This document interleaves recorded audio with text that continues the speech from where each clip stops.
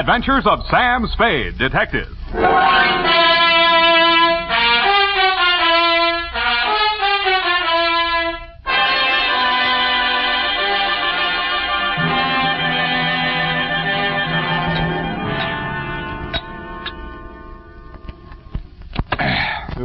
Thelma Darling.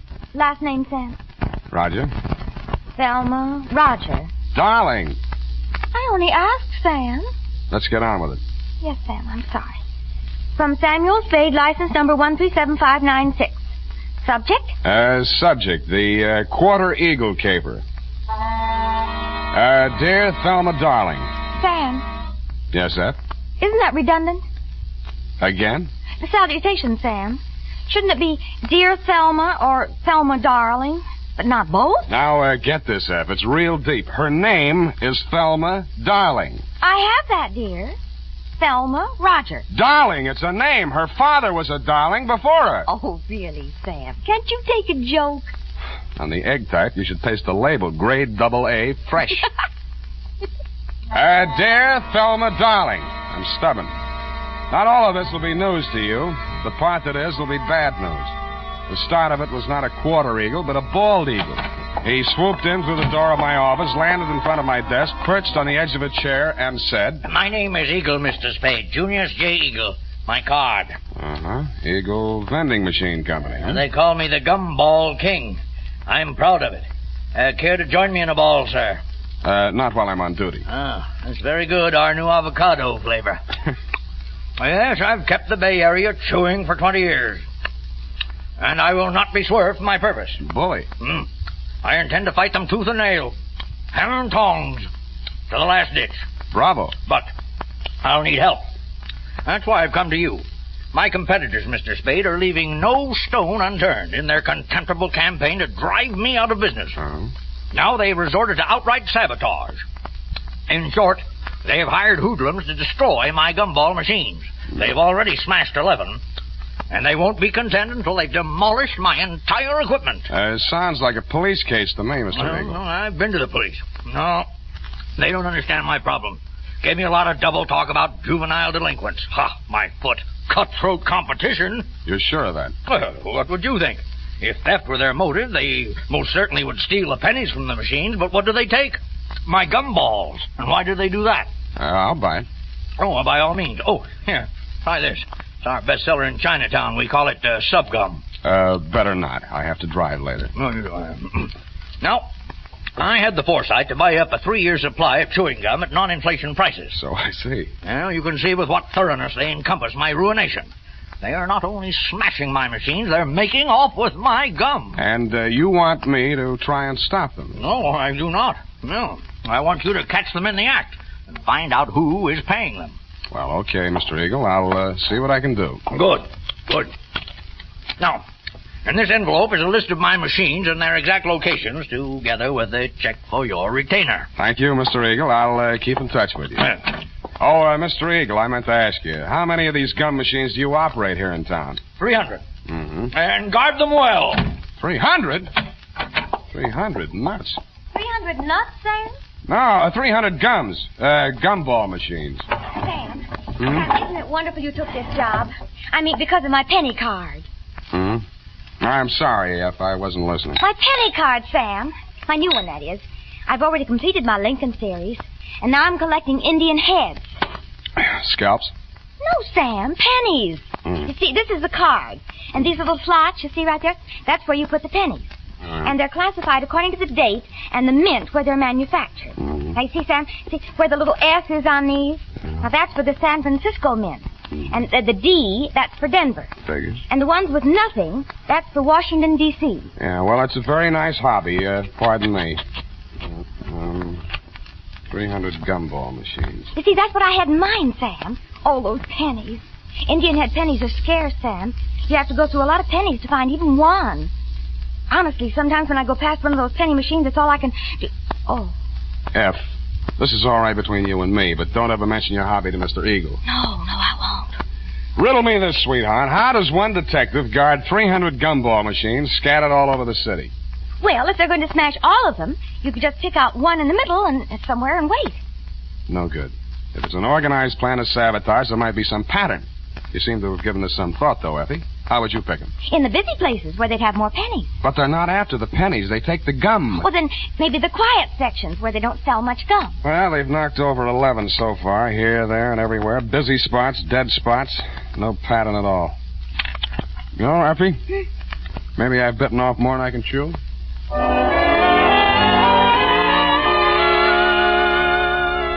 I wasn't sold on Mr. Eagle's theory that the caper was organized sabotage, but I decided to test it out anyway. I learned the operation did follow a pattern, unless it was coincidence that the 11 machines knocked over the previous night were the same 11 machines that had been refilled that afternoon.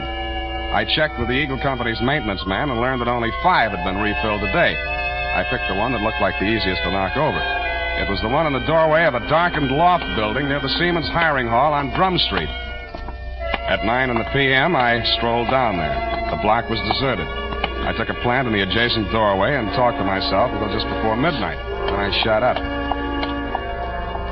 My heart skipped a beat as she passed under the light. Red hair. My secretary? Then I noticed how she was dressed.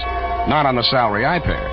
She paused before the gum machine, opened a large handbag, stripped off her long black gloves, dropped them in her purse, and took out a small Boy Scout-type hatchet.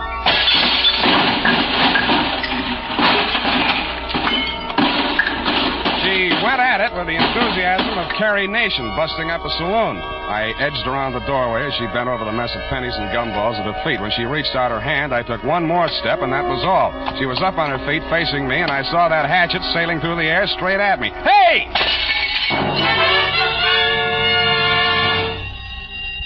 Now see what you've done. Yeah, I'm sorry. I won't let it happen again, I hope. Well, don't just stand there. Let's get out of here. That noise, it'll bring the police down on us. Yeah, you're right. No, not that way. The alley.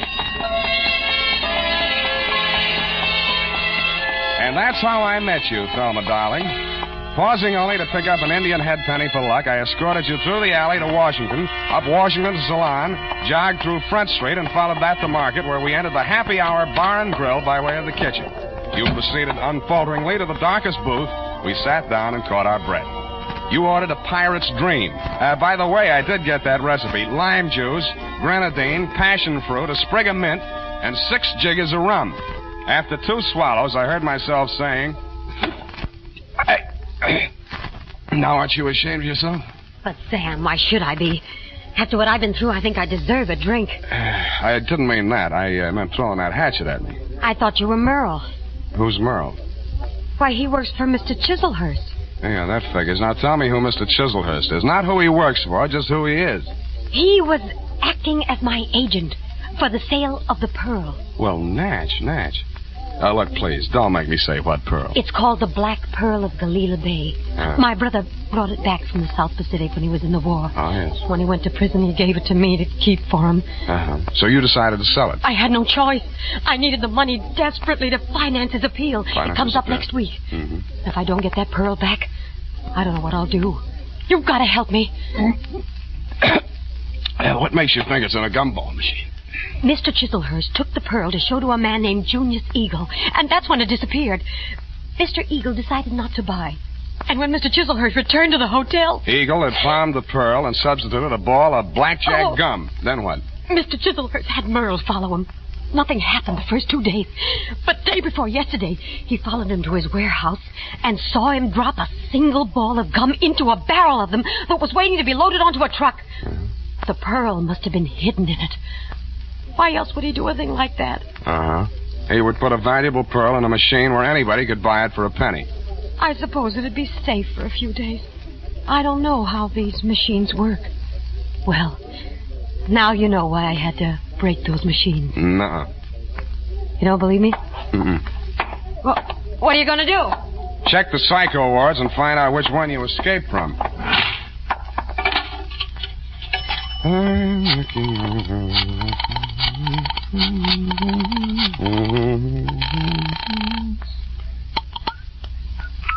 Hello? Mr. Eagle? Speaking. Spade. Oh, yeah, I just got in. I've been out making my monthly collection. Mm-hmm. Hey, I want to talk to you. You're falling down on my job. Another of my machines. Yeah, I know. Drum Street. I nailed the hoodlum. Ah. Who's he working for? Let me ask you one. Did a man named Chislehurst ever try to sell you a black pearl? Hello, you still on the line? You stopped chewing. Yes. I think you better come over to my house. Right away. Hello. Hello. Nuts.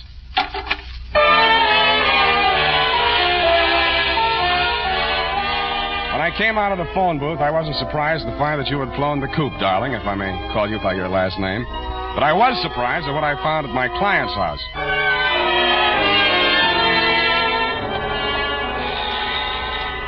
I rang the front doorbell and waited. Nothing happened. Then, through the glass door, I saw a man rush out on the landing at the top of the stairs. He half ran, half stumbled down the long flight to the entrance hall, yanked open the door, and tried to shove past me. I grabbed him. Get out of my way. Wait a minute. Let go. I got to get a doctor. You're bleeding. No, not me. I've got to get a doctor. Why don't you phone? They ripped the wires out. Now let go, or it'll be your fault if he dies. I memorized his mug, lifted his wallet as we unclinched, and let him go. On the way upstairs, I checked his ID cards. Higgins, Morris-L, employer, Eagle Vending Machine Company, occupation, maintenance supervisor. On the floor of a room at the top of the stairs was quite a sight. The floor of the room was covered almost completely with pennies. In the middle of it, sprawled forward like a miser who had been attacked while counting his hoard, was Junius J. Eagle. The wound in the back of his neck could have been caused by a small hatchet. There was a bookkeeper's account sheet open across the desk, and scrawled across the neat rows of figures there were 3 words: Spade, Quarter, and Eagle.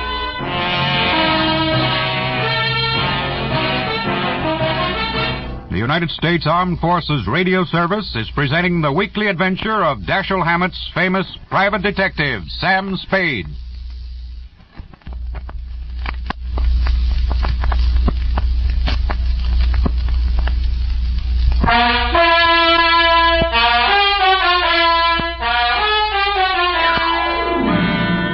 And now, back to the Quarter Eagle Caper. Tonight's adventure with Sam Spade.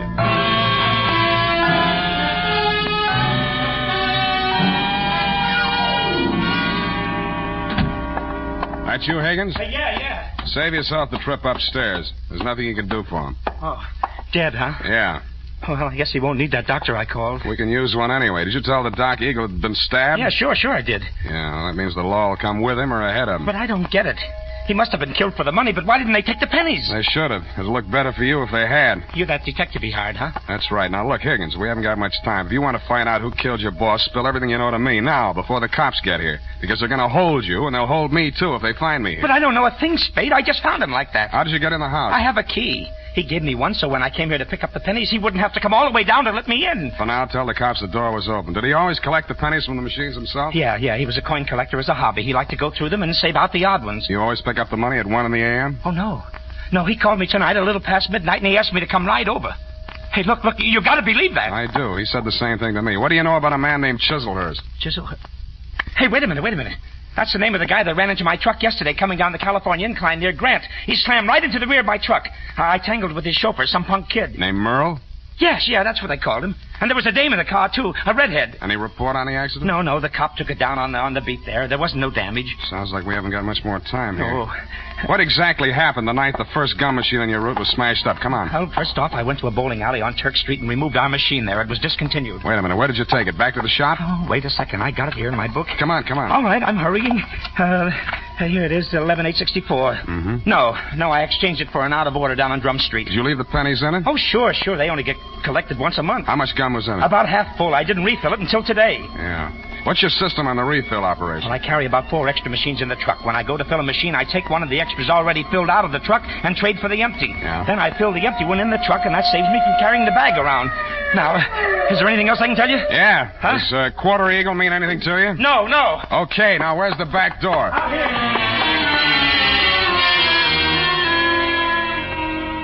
That Quarter Eagle. What was it? Was it a wrestling hole like the Half Nelson? I thought of asking Effie, but I was afraid she'd know. I was sure that if I could find Chislehurst, I could get all the answers at once. That collision between his car and the rear end of Higgins' truck was a good lead in more ways than one. It meant that at least part of your story, darling, was true. But you neglected to tell me that you, Chislehurst, and Merle had been tailing Higgins' appointed rounds of the gumball machine. I checked the police report on the accident. The car was registered in Great Britain. The report said transient, no local address, and so to bed. I dreamed it was next Thanksgiving, and I was eating a roast of quarter eagle. Then it turned into crow.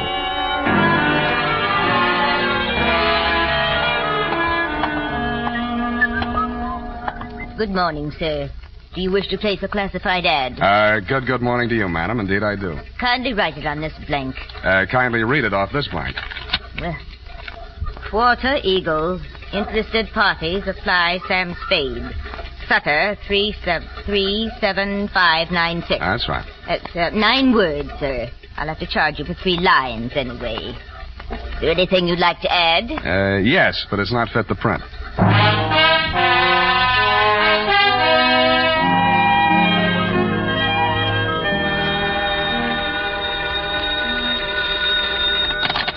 Barney's Beanery. Mr. Spade? Yeah. You got it for sale, the Quarter Eagle? Who's speaking? I am speaking. Sergei Zacharias. Zacharias. You are numismatist? No, this is Mr. Spade himself. Look, I'd like to talk to you personally. Where can I reach you? Oh, I am by my shop, 2 doors from BLVD Coffee Shop on O'Farrell Street. Okay, Mr. Zacharias, I'll be right over.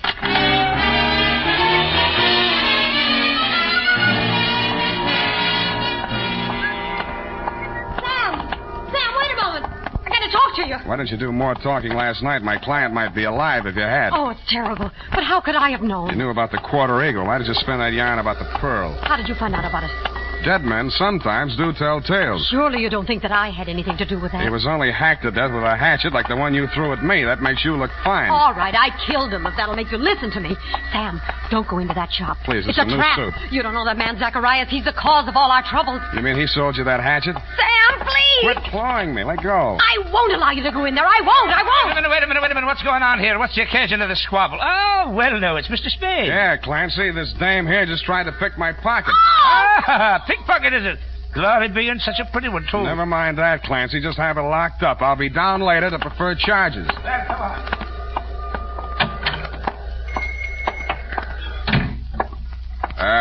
Hello?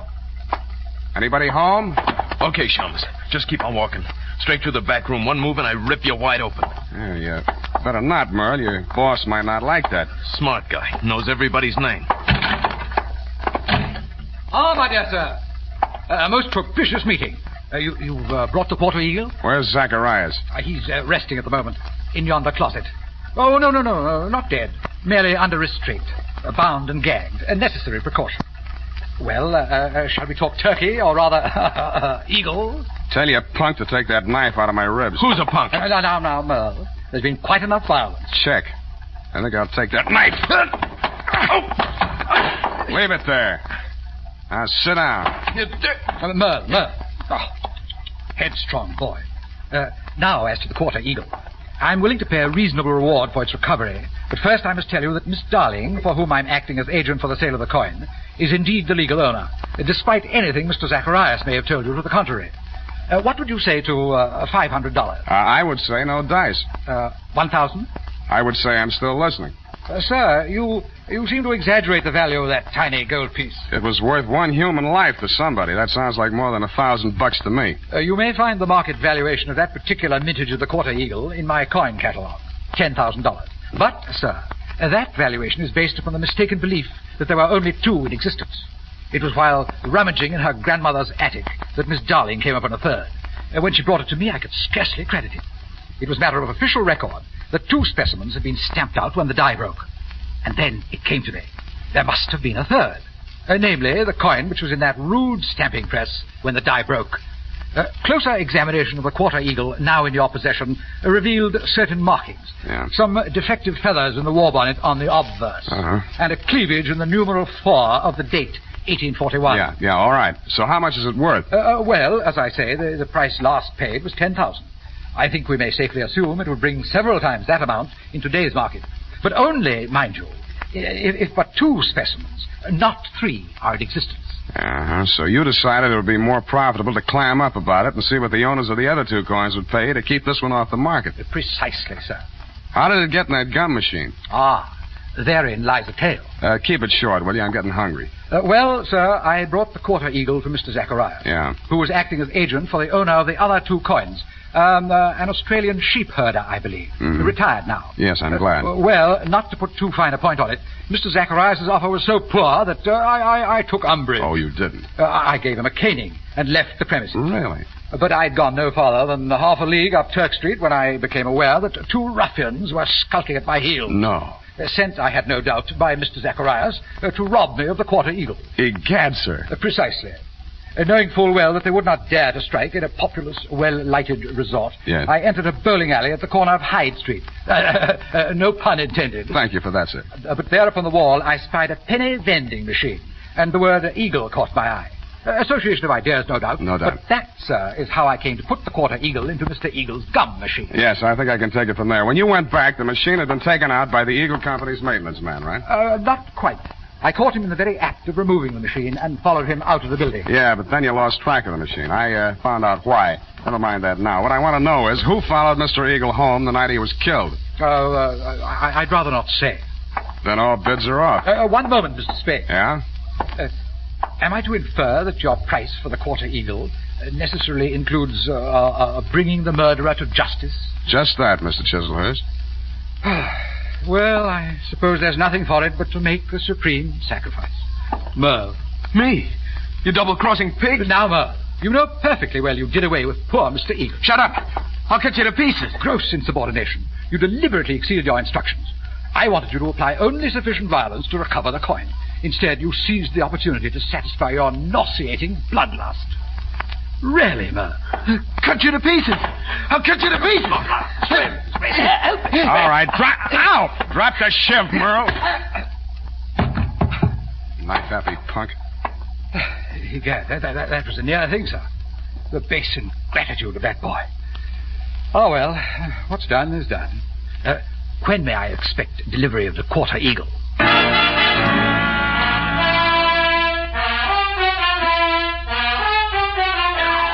I didn't answer him. To cover my embarrassment, I gagged him, manacled him to Merle, and delivered the package marked 1 murderer, 1 accessory to the dumbfounded minions of the law. And that, Thelma, darling, I regret to inform you, is still the crop. After I'd sprung you from the pokey, I got hold of Higgins, and we went through every coin out of every Eagle gumball machine in the city of San Francisco. It couldn't happen, but it did. Your quarter eagle is, shall we say, no place. Period. End of report. Sam, I'm disappointed in you. Well, so am I, sweetheart. But I'll forgive you if you found even 1 Indian head penny from my penny card. Yeah, just 1 from that machine on Drum Street. Oh, Sam. There you are, sweetheart. Oh, thank you. And it's an old one. And no older than I feel. Go type that up.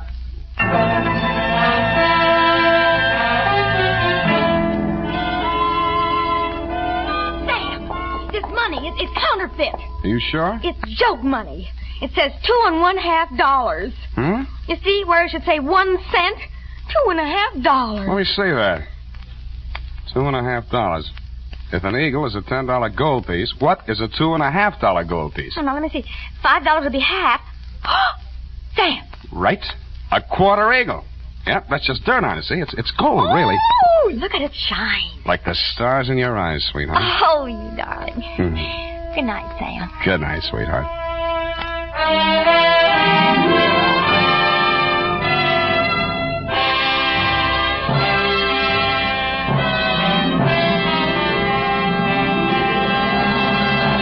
The Adventures of Sam Spade, Dashiell Hammett's famous private detective, are produced and directed by William Spear.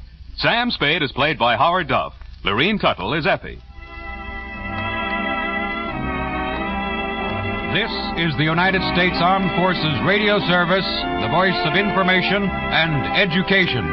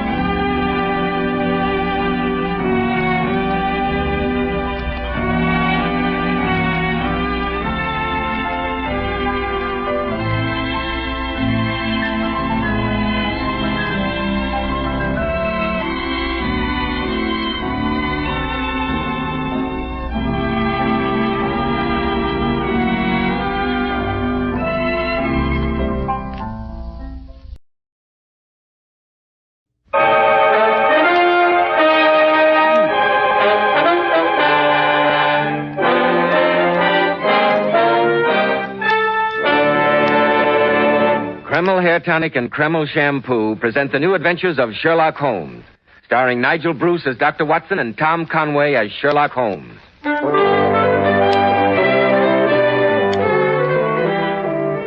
Now, once again, we find ourselves in Dr. Watson's comfortable book-lined study. A blazing log crackles cheerily on the hearth. A cordial smile of welcome beams on the good doctor's friendly countenance. Well, good evening, Mr. Bell. Sit down, sit down. Thank you. It isn't often you find such a perfect combination as this. Cozy room, cheerful fire, comfortable armchair.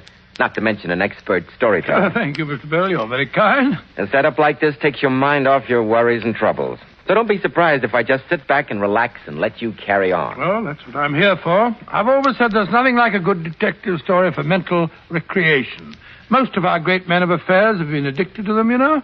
Presidents, prime ministers, scientists, and businessmen. And the Sherlock Holmes adventures still head the list of all detective stories. What's it going to be tonight? Well, tonight, as I said last week, I'm going to tell you about the greatest shock that Sherlock Holmes ever gave me. The greatest shock? It must have been some voltage. You'll find that out, Mr. Bell, as soon as you had your little talk with our listeners. Good. Men, well-groomed hair helps so much in giving a man that prosperous, clean-cut appearance. And I'm sure you'll be interested to hear why Kreml Hair Tonic is preferred among America's top-flight executives by men at the top. Kreml never plasters the hair down with sticky goo, which makes your hair and scalp feel so dirty. It never gives hair that old-fashioned, greasy, patent leather look. You see, Kreml is a very highly specialized hair tonic. It contains a unique and utterly different combination of hair grooming ingredients that's never been duplicated in any other hair tonic. That's why Kreml keeps unruly hair so neatly in place longer, with such a handsome, healthy-looking luster. What I especially like about Kreml is that after you use it, you can run your hand back over your hair and your hair never feels sticky or dirty. No greasy film comes off on your hand or your hatband. Yet Kreml keeps hair in perfect order from morning till night, looking so healthy and handsome. Kreml, Kreml Hair Tonic. Now, Dr. Watson, how about the greatest shock Sherlock Holmes ever gave you? Well, it was in the second year of my married life.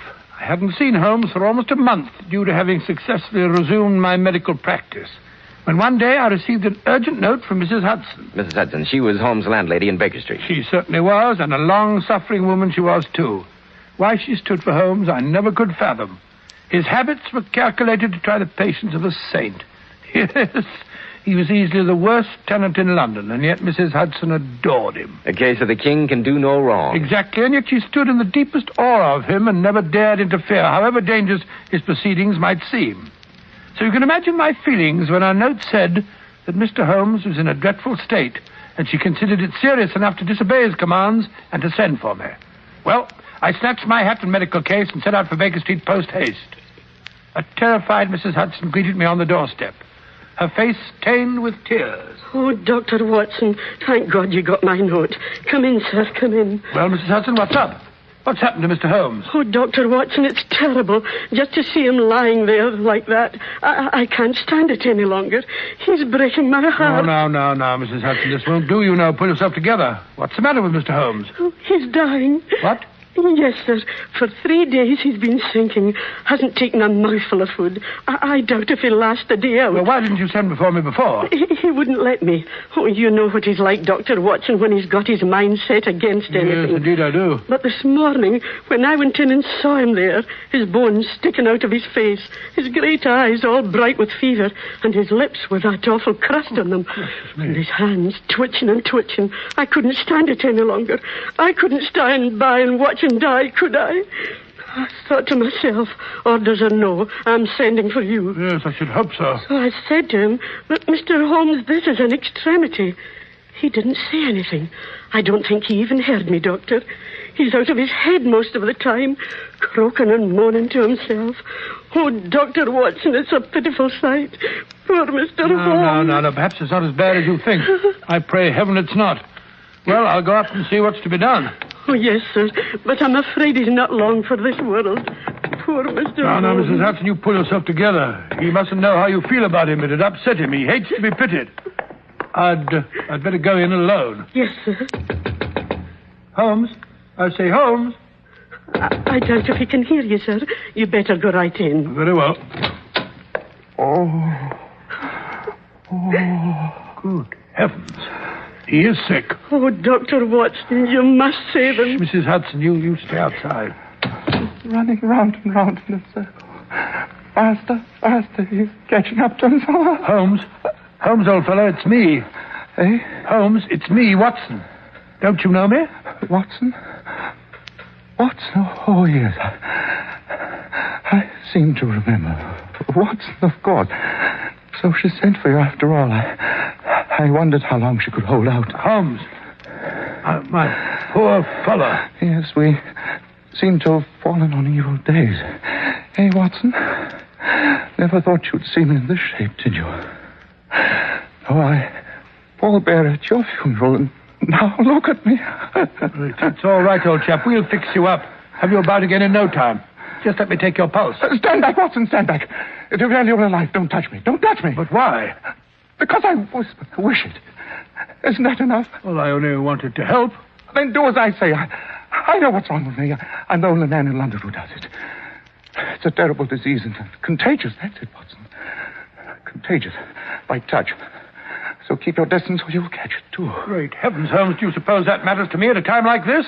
It wouldn't affect me in the case of a stranger. Do you imagine it'd prevent me from doing my duty to my best friend? Stand back, Watson. It's out of your power. You can do nothing. You stand where you are. I'll talk. You mustn't excite me. It might be fatal. Very well. If I must, but what is this sickness? A colic disease from Sumatra. Only a few men understand it. I contracted it down along the docks from the Oriental sailors. I've been doing some recent research down there. It had a medico-criminal aspect. Very interesting, Watson. Very interesting. Asiatic diseases, Asiatic crude, strange pathological possibilities. But water doesn't run uphill. It's funny, hey, Watson.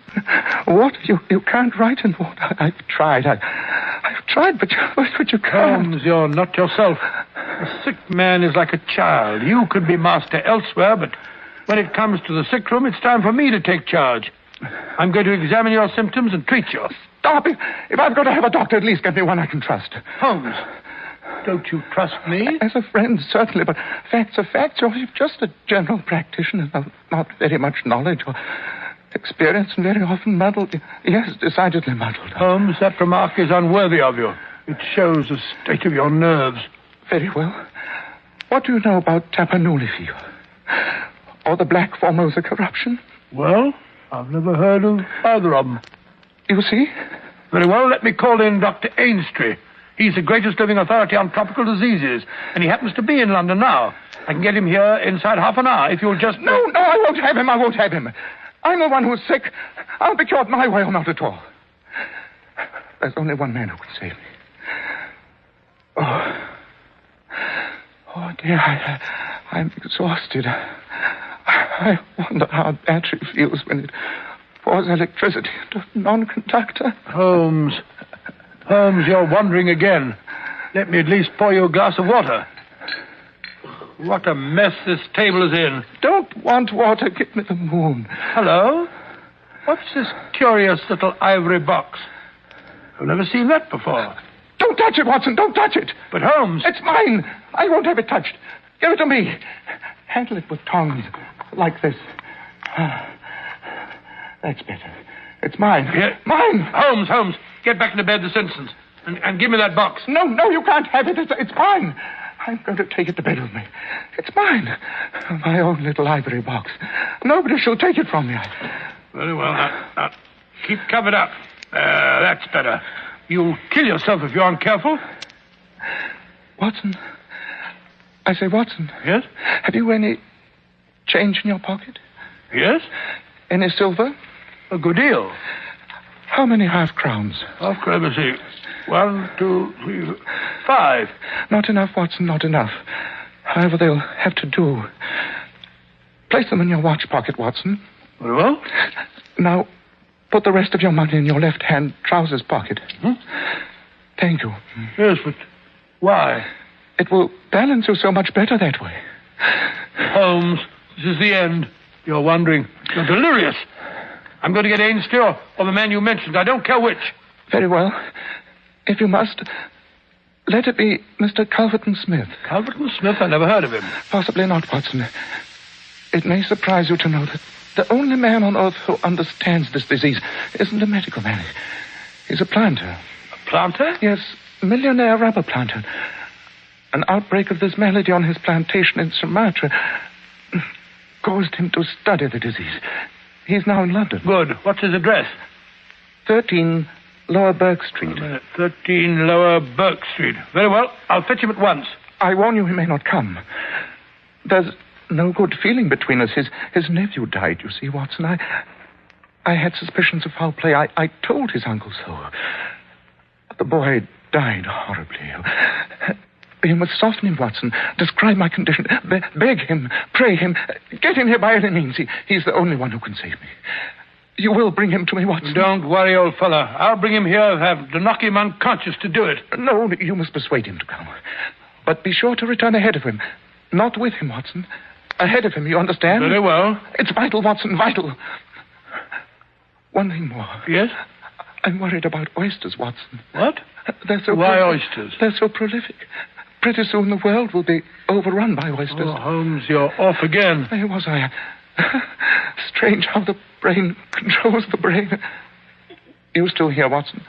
I thought you'd gone long ago. Well, I'm going at once. I'll be back in no time. If you want anything, ring for Mrs. Hudson. First, the ocean will be overrun with them. Millions of them, millions of oysters. Oh, Dr. Watson, how is he? Here's Mr. Lestrade of Scotland Yard. He dropped in to inquire about Mr. Holmes. Hello, Dr. Watson. How do things stand? How's the old boy? He's a very sick man, I'm afraid, Lestrade. Yes, I heard some rumor to that effect. Lestrade, you're a cold-blooded fish. Possibly. But I think I'll stay around until you return. How about a dish of tea in the back parlor? Hey, Mrs. Hudson. Oh, you. Speaking of tea at a time like this, I'm ashamed of you. With Mr. Holmes lying upstairs, practically on his deathbed. All right, I'll bring you a cup. But I hope it chokes you, that I do.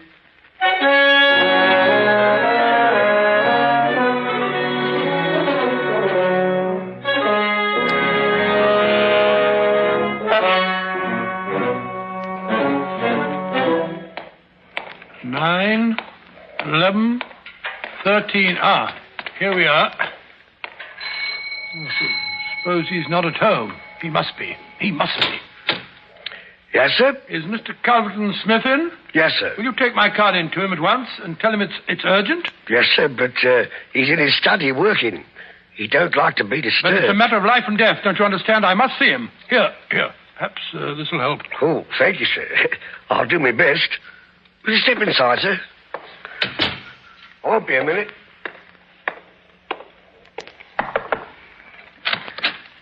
A gentleman to see you, Mr. Smith, sir. Says it's urgent. Who is he? What does he want? Here's his card, sir. Watson? Dr. Watson? I don't know him. How often have I told you, Staples, I'm not to be disturbed when I'm working in my study? But he says he must see you. It's a matter of life and death, he says. Tell him to go to blazes. I'm not at home. I won't see him. Tomorrow morning. Oh, but you must, sir. It can't wait. I won't leave until I've told you the whole... What's this? What's the meaning of this intrusion? I said tomorrow, didn't I? I'm sorry, Mr. Smith, but I must see you now. It's about Sherlock Holmes. Sherlock Holmes? Sherlock Holmes, did you say? Yes, I've just come from him. Well, what about Holmes? He's desperately ill, dying. That's why I've come to you. Holmes dying? Oh, dear. I'm sorry to hear it. I only know him through some business dealings, of course, but I have a great respect for his talents and his character. You see, he is an amateur of crime, as I am of disease. For him, the villain. For me, the microbe. Yes, I believe my offenders are even more deadly than his. Mr. Smith, it was because of your special knowledge of Eastern diseases that Sherlock Holmes has sent for you. Eastern diseases? Eastern diseases, dear me. Don't tell me that he's contracted some Oriental disease. Yes, Mr. Smith. He's been making some professional inquiries on the docks, working among the Oriental sailors. Oh, so that's it. Oh, dear. I trust the matter is not as grave as you suppose. How long has he been ill? About 3 days. Delirious? Yes, from time to time. Oh, dear me, this does sound serious. Yes, it would be inhuman not to go to his aid, wouldn't it? The case is certainly exceptional. I'll come with you at once, Dr. Watson. With me? Well, you see that... well, I'm afraid I can't return with you, sir. I have some other appointments, patients that I must see. I'll see you later. Oh, yes, sir. I quite understand. I'll go alone. Oh, yes, that would be better in any case. We must avoid too much excitement, too many people. Yes, Dr. Watson, you can rely on my being with Mr. Holmes within half an hour.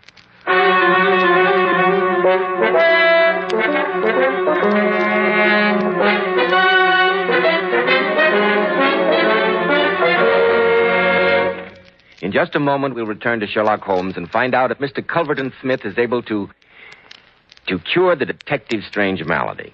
But first, more and more men today are beginning to realize they should take better care of the hair they've got. Remember, if you want your hair to look healthy and handsome, you need a hygienic scalp. So why settle for just any hairdressing when you can enjoy the extra advantages of Kreml Hair Tonic?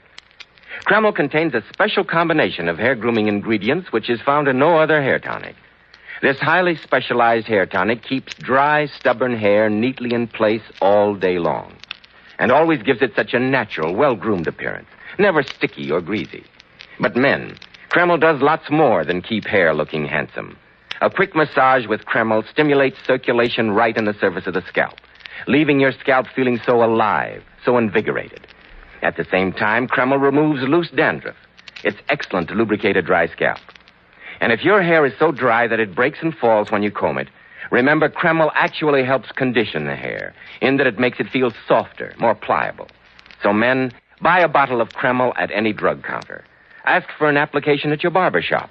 Use Kreml to keep your scalp more hygienic, your hair always looking its very best. Kreml. Kreml Hair Tonic.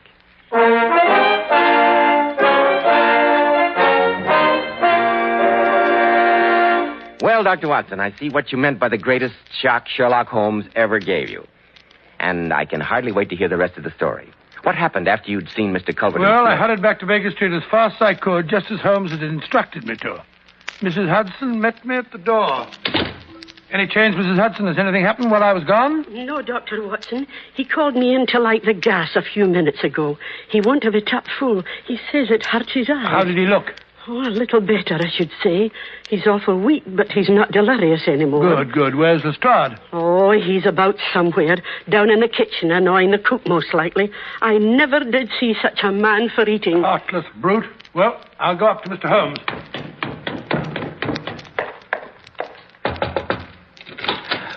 Here I am, Holmes. Did you see him? Yes, he's coming. Admirable, Watson. Admirable. I knew I could count on you. What did you tell him? I told him about the sailors in the East End and that you were delirious. Quite right. Yes. You can now disappear from the scene. What? I'll do no such thing. I'm going to wait and hear his opinion. So you shall, Watson, so you shall, but not where he can see you. There's no hiding place in the room except the space behind the head of my bed. Suppose you crawl in there. Crawl in there? Watson, I'm a sick man. I must be human. It's got to be behind the bed or not at all. I don't want you discussing the case over my dead, my inert body. You can hear what he says perfectly from your hiding place. Oh, there he is now. What's it to be, Watson? Behind the bed or out of the room? Oh, very well, if you insist. I'll wedge myself in there. There's not much room in here. Quick, Watson, quick if you love me. Oh, it's a tight fit. I can't move a muscle. Good. Don't speak. Don't move. Whatever happens, don't budge. Just listen. Listen to every word. Don't move. Don't move. It's a gentleman by the name of Smith, Mr. Holmes. He says you sent for him. It's all right. I understand the case. You can leave us. Yes, sir. So there you are, my fine fellow. Pretty bad fix, eh? Holmes. Holmes, can you hear me? It's me, Smith. You? I hardly dared hope you'd come. I should think not. But here I am. Coals of fire, Holmes, huh? Coals of fire. Very good. Very noble of you. You're the only man who can save me. You realize that, eh? Do you know what is the matter with you?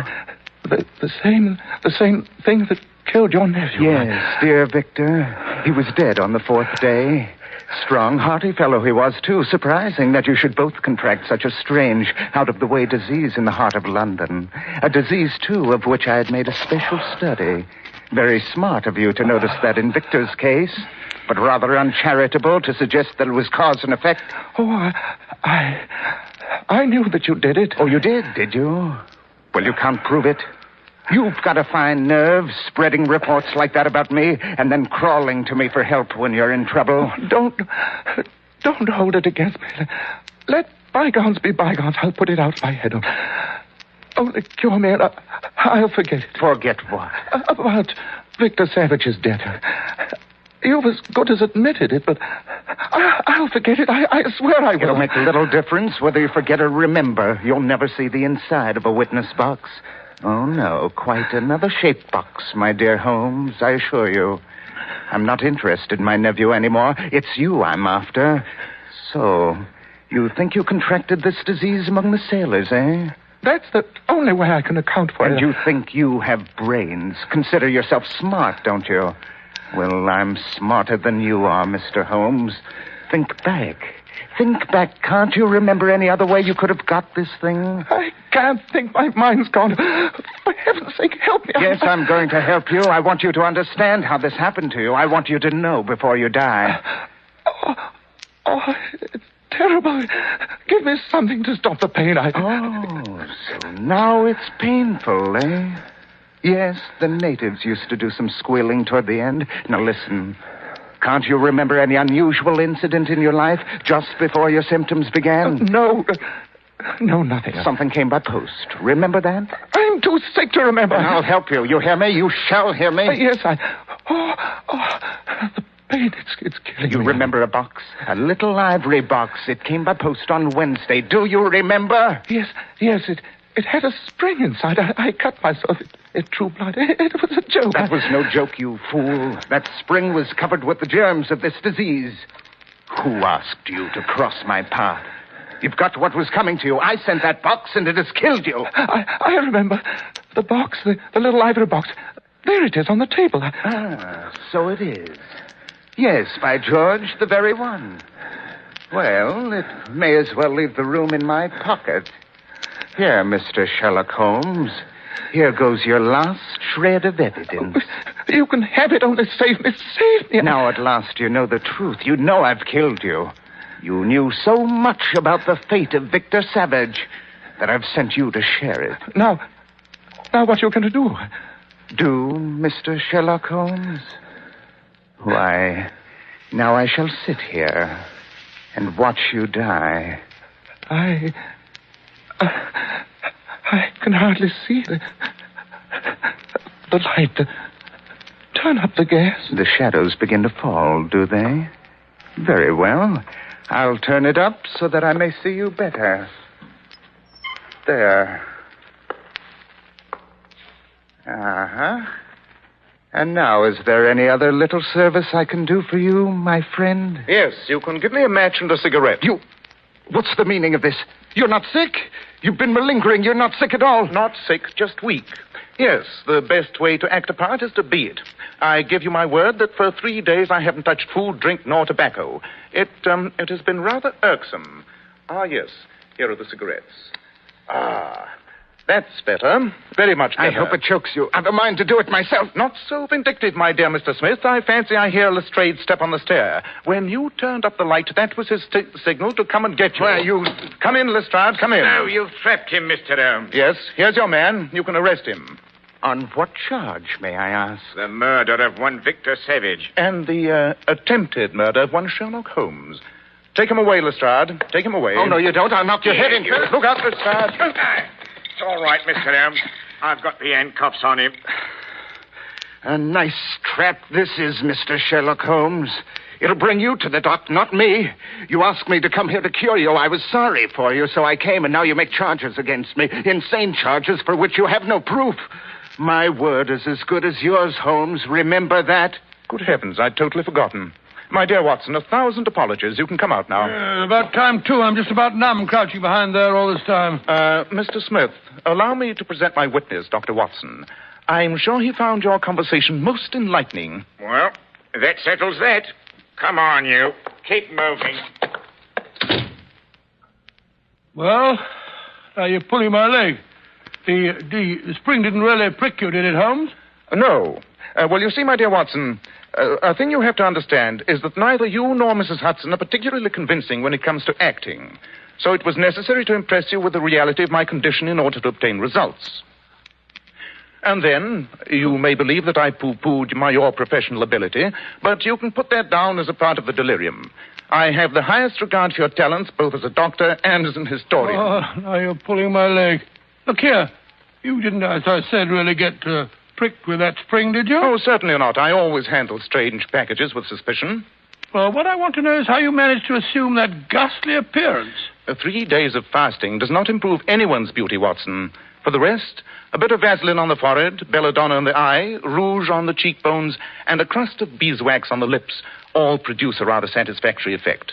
Only, I couldn't afford to let you get too good a look at it. Or take your pulse and temperature. Quite. And now, if you will tell Mrs. Hudson that her invalid has recovered sufficiently to desire a large steak with plenty of fried onions. I've been promising it to myself for hours.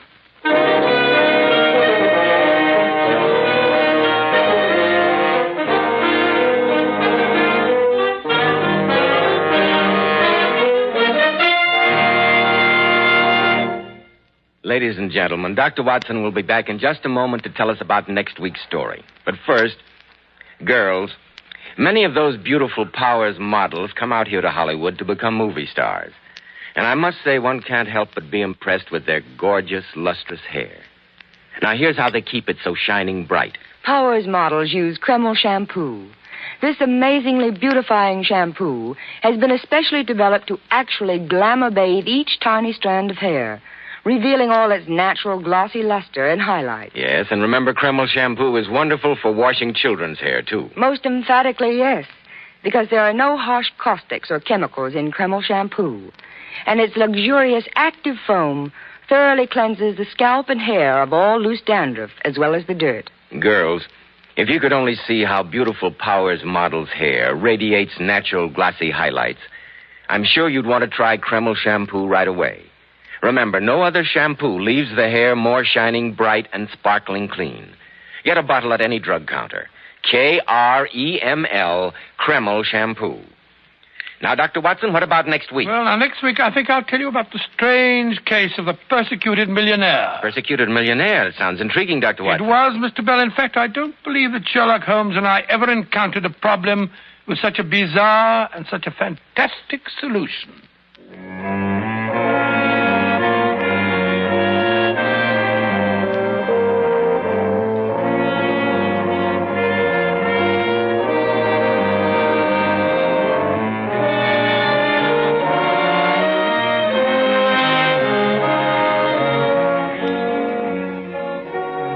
Tonight's Sherlock Holmes adventure was dramatized from Sir Arthur Conan Doyle's story, The Dying Detective.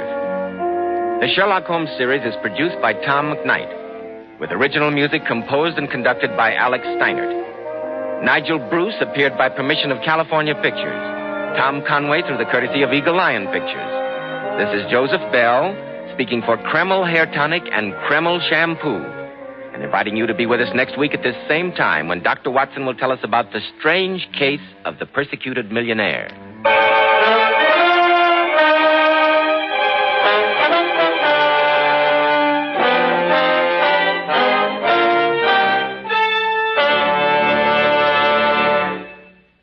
This is ABC, the American...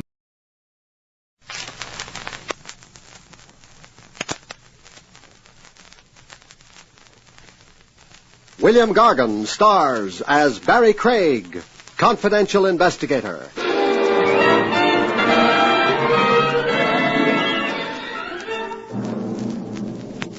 Distemper is a human failing, but don't ever try blowing the lid of your coffin. You'll only frustrate yourself.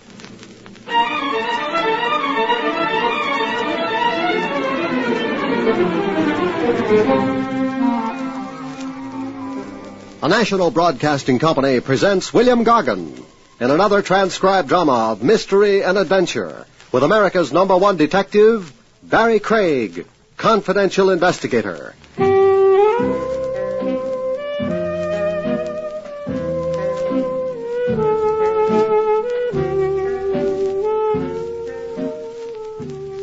Barrie Craig speaking. A long-legged blonde follows you to the ends of the earth. Don't always feel flattered, friend. She might only be tailing you.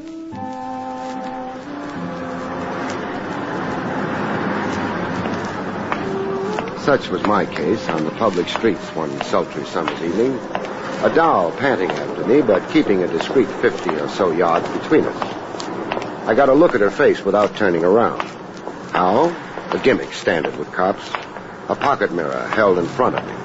My pursuer was good-looking, with twin dimples in her cheeks and an aristocratic hook to her eyebrows. I let her follow me into a cocktail lounge. Inside, I watched her fidget at the far end of the mahogany bar for a couple of minutes. When the sweat began to spoil her makeup, I joined her. Hello. Look, you're wrong if you... If I confuse you with a pickup, I don't. Well, then... Cry wolf if I'm wrong, but I get the impression we've been inseparable for hours. Inseparable? I left my office at 3:45. I've been east, north, south, and west, and now it's 5:15. In all that time, the shadow I threw was you. Well? No, you're right. I'm sorry, I couldn't help but follow you. I'm your dream man? I meant nothing personal. Oh, that deflates me. If I can explain. Do. At 3:45 outside your office building, I didn't dare come up. Why not? I discovered that I myself was being followed. Oh? You were strongly recommended to me. As a confidential investigator, I could trust implicitly. To whom do I owe that bouquet? Never mind. I followed you, hoping we could eventually talk somewhere without being observed. Like this. What makes you think we're alone with each other now? What makes... You mean the person following me? I do mean. I haven't seen him for the last hour. Shadows don't generally quit, any more than you did. Now, look around. He's not in here. Describe it. Oh. Unusually small man with an enormous head, totally bald. He wore an odd candy-striped suit. You're describing a freak. He did look freakish, yes. Tell me, lady, how do you, feel generally? I'm quite sane, believe me. Which brings us to your problem. Well, it's more precisely my husband's problem. Well, introduce yourself. Vera Baxter. My husband is J.C. Baxter. You say that like J.C. Baxter is a muck-a-muck. My husband is someone substantial. Rich, upper class, a figure in the business world? All of those things, yes. He hasn't been himself for months. He's morose, secretive. He can't eat, he can't sleep. I believe my husband is submitting to blackmail. Does J.C. know you're aware of his situation? No, he doesn't know. He's always been violent on the subject of his own privacy, his own private affairs. Mr. Craig, I'm frightened for him. And for myself. Then you want me to pinpoint what it is that has your husband in the toils? Yes, watch him. Follow him if need be. See who the persons are who telephone and molest him And? If humanly possible, help my husband out of his predicament. Don't you maybe mean if morally possible? A fellow yielding to blackmail, he's generally a little dirty himself. I played tail on the monkey to J.C. Baxter for 36 hours, on foot and by automobile. J.C. leading the parade in an expensive custom job hardtop. And me rattling behind him in a jalopy no self-respecting junkie would even buy for salvage. I knew the trip wasn't just a waste of gas by the route J.C. was taking. All back roads and the fringe areas where the city began to look like the Sahara Desert. I watched him slow up, crossing a small bridge. I could guess what J.C. was up to on the bridge even before I saw the parcel go sailing over the bridge rail. I let him speed off before I stopped. A familiar payoff pattern. Money thrown into a specified area. A blackmailer wanted dough, but didn't want to be identified taking it.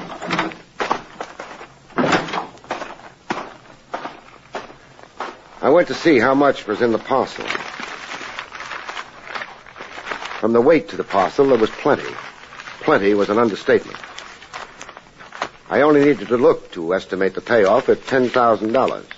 No bill bigger than a 20. I restored the parcel. The anonymous caller would find it in the bushes below the bridge. He'd find the dough, and he'd also find me.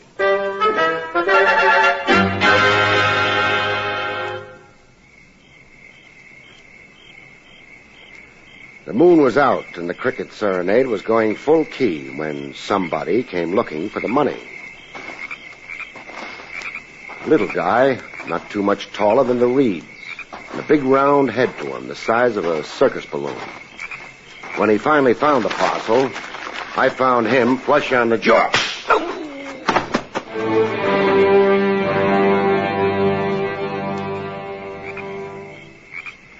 He came to with his balloon head noticeably deflated.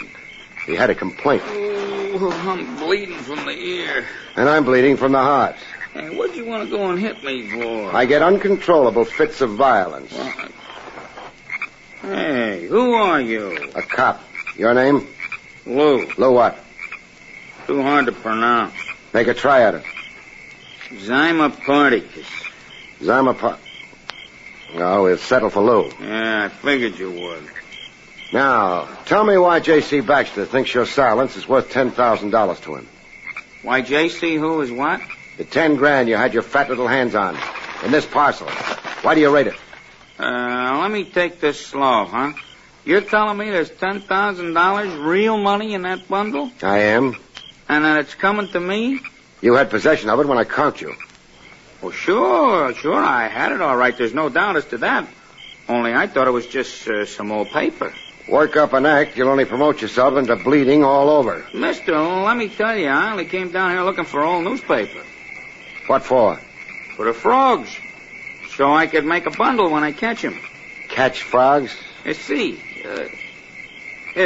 over there by the pond? So? Frogs. When the moon is full like now, there's millions of frogs. Here, see this flashlight I got on me? What about it? Well, I sneak over to the bank there, and I shine the flashlight right in their eye. It hypnotizes the frogs. All I have to do is pick them up and wrap them. Now, what do you want with frogs?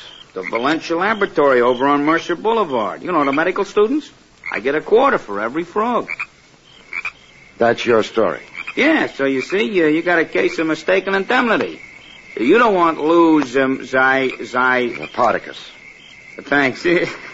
My own name had me. Yeah, we can fix that. How's that? Shorten it. Shorten it to a number. Let's go. Irregardless, I'm pinched, huh? Irregardless. Come on. The frogs won't miss you.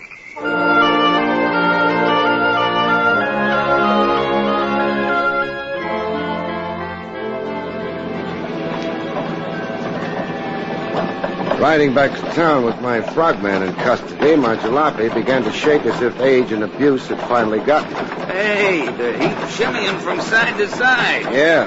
The wheels are wobbling front and rear. Like, old age. Like all the bolts have worked loose. Hey, come on, stop before we turn over. You said arrest me. You didn't say kill me.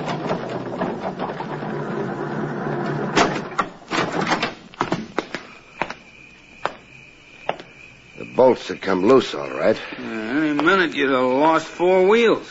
Yeah, but not from natural causes, Buster. Not? Human hands did this, while I was down in the reeds pollywogging with you. Or, hey, why would somebody The want... answer to that's in the car now approaching. You want to bet?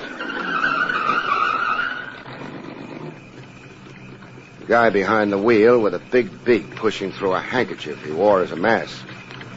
The play was his. Who wanted to argue with a gun? Hey, you there, Shorty. Me? Yeah, you. Climb into my boat. Me switch cars? You're rescued.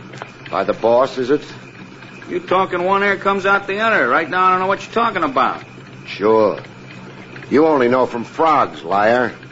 So long now. Now you, big stuff. That presumably is me. Give me your lip, I'll plug you. I'm speechless. All right, hand over the parcel. Parcel? Oh, yeah, the parcel. Here. Toss it the back window. Okay, you've got it. The contents are intact? Check with your stew. I'm asking you. I held out a dime. You want it? No, you keep it as a tip. That incline over there, you see it? Yeah, I see it. Well, start climbing it. What for? Exercise. Be glad I'm leaving you in shape to climb. Watch me go. He watched me go, and then I watched him go. No rear license plate I could read. He had black tape over it. I was up against pretty resourceful competition. That much was very plain.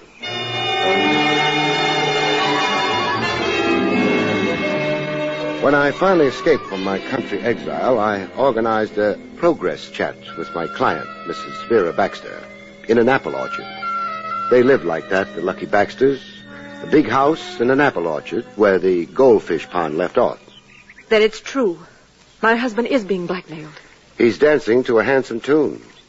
10,000 so far, I can vouch for him. It's my nightmare realized. The leg man in the situation is a midget with a watermelon for a dome. The man I saw following me. The same, undoubtedly. The gent ordering him around is self-conscious about his kisser. Covers it up with a handkerchief. But I caught one facial detail. His nose. It's a pelican beak. That mean anything? No, nothing. I've never seen anyone my husband's in negotiation with. Just what I told you. Just letters, whispering telephone calls, and mysterious conferences in the garage. Yes, that's right. Mrs. Baxter. Yes, Mr. Craig? I'm stymied. I've only got one next approach. What? Your husband, J.C. himself. Grab the dog by the tail. I've got to talk directly at him. Oh, no, please. Oh, without involving you. He won't know you brought me into it. What will you say? One artful dodge or another. I've got a lot of experience at being non-committal. Well? All right, if you think you must. I have to get back to the house now. I'll wait 10 minutes and then ring the doorbell.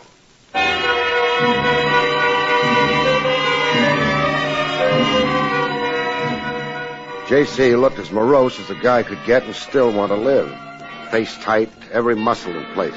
Very close to the screaming meanies. I find your visit a little fantastic, Mr. Craig. In my business, the fantastic is everyday stuff. But to single me out, why? How is what you really want to ask. How I found my way to you. I'll only tell you what I have so far. Let your imagination fill in the rest. You're paying hush money. You threw 10,000 over the rail at Ramapo Bridge. Now, confide in me. I'll mind my own business, and I'll thank you to mind yours. For your own sake, Baxter, any rap is worth facing up to, when the alternative is giving in to blackmail. Blackmailers keep coming back again and again. You won't have a dime left or a shred of self-respect. My advice is, open up and get done with it. I dared what you suggest. I wouldn't have a shred of reputation. You lick your wounds, take your lumps, and start all over again. Life's a long time. You can fall down and get up. Now, who's blackmailing you and why? I have nothing to say to you. Okay, then. I'll go. I'm in a puzzle to stay, Baxter. I can be delayed, but I can't be stopped. I'll be back with the answers one day. Bet on it, Baxter. Oh, wait. Now, you're smart to get it off your chest. This is in strict confidence. Sorry, I can't make blind promises. I was abroad 3 months ago. I became involved with a young lady tourist. Oh, platonically, mind you, nothing compromising. We were only companions. Go on. There were talks. I was lonely. There were dinners and walks on the promenade. Visits to museums, the tulip fields in Amsterdam. Just a harmless diversion. But the young lady tourist made more of it, huh? She distorted our situation. I've been receiving letters here at home, demands for heart balm, redress. Her broken heart. I'd misrepresented my status. I'd not told her I was already married. No foundation to any of her claims? All lies, a blatant fakery. I was only an escort, a friend. Why are you paying blackmail? To prevent scandal, to forestall any needless hurt to Vera, my wife. You feel that vulnerable to pay tribute to a lie? My social and business situation is sensitive. My colleagues, all of them, blue noses, very provincial. For the merest breath of notoriety. And also my wife is a woman of certain delicacy of spirit. A perverse sense of pride and propriety. I could never make her understand. Vera would turn against me. You see my trap. I see it all right, only I'm not so sure I believe it. You don't believe me? A man your size in the world, Baxter, top dog, a high social level, a howling business success. You don't figure to be stupid enough to yield to a blackmail built on a tissue of lies. No, I don't think I believe you. That's very arbitrary of you. Whatever's got you playing obliging sucker is motivated by something a lot more potent than an old-fashioned badger game. Now, this girl, what's her name? I'll not disclose that to you. And you won't either disclose what she's really got on you. She and company, that is. I've already told you all there is to tell. You fed me a line of bunk. I'm sure you can find your way out. Yeah, out and right back in. Watch for me. I'll be back to tell you some of the things you've left unsaid. Goodbye now. In due time, I got to identify Baxter's young lady tourist. It wasn't too tough. I accomplished same at the customs desk of the International Airport. The passenger list of the plane Baxter had returned from abroad in 3 months before. Only one of the passengers qualified for the description of young lady tourist. Paula Wiley, age 23, residence Manhattan, New York, 216 Marlborough Heights. I found Paula at home and about to decamp, dressed to go out, and 2 suitcases at the door. Who did you say you were? Barrie Craig, my credentials. Police? Private investigator. I bring you greetings from J.C. Baxter. Oh, you're not going to deny knowing J.C. How is Mr. Baxter? Oh, he's got an ulcer growing in all directions. Where were you going? Away. The Adirondacks. I have a summer job. Nice ad lib. I suppose I should resent your talking. Oh, but you can't. Guilt's all over you like prickly sores. I'll give you a choice. Choice? Talk to me here, or let's do it at the Tombs. The chairs are more comfortable here. What am I being accused of? Blackmailing J.C. Baxter. He complained to you? How else would I be here? Why, the dirty, underhanded... Now, try to live up to your ladylike looks. What did Baxter tell you? All kinds of things. It's still inconceivable to me that he'd dare. Dare send me after you? Yes. You did say he engaged you. Well, call him up and ask him. Confirm it. Be smart, baby. Hang Baxter with his own noose. What's Baxter trying to scare you out of? I'm not sure you're not handing me a line. Come on. Oh, take the gamble. You're gambling anyhow. Blackmail has its risks. I take you on good faith. You won't get rich. I'm resigned to being poor. Baxter. I was with him in Amsterdam, Holland, the Diamond Center. We were picnicking and taking color pictures of the tulip fields. But Baxter was there for another purpose. Buying up diamonds. Industrial diamonds. He didn't know that I knew what he was doing. You looked beautiful and dumb. You can guess the rest. Baxter never declared the diamonds at customs. He smuggled them into the United States. Yes. And that's the real blackmail gimmick. Yes. Now, the 2 gentlemen sharing your gold mine, who are they? Why must you know that? Well, I like to know all the company I keep. Ben Stacy. He's a sort of boyfriend. He handled all the contacts with Baxter. I never personally appeared in the situation. Well, where does Stacy hang his hat? Down the block, the Baker Apartments. And who is the little fellow with the pumpkin head? Lou. Stacy uses Lou for odd jobs. And other times? Lou works in the Imperial Bowling Alley. He's a pin boy. Oh, wait a minute. Here. For you. Money. $500. There'll be more for you another time. Oh, the things I could do with $500. You're not going to refuse it. Take it, I'd lose my license, let alone my self-respect. Oh, then you're a cop after all. You're disillusioned? No, I half expected an outcome like this.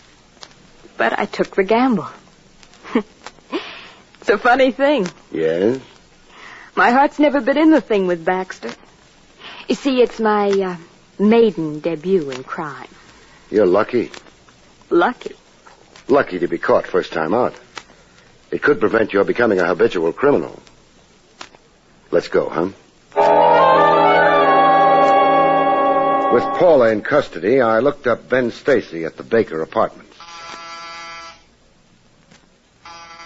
No answer to the door buzzer.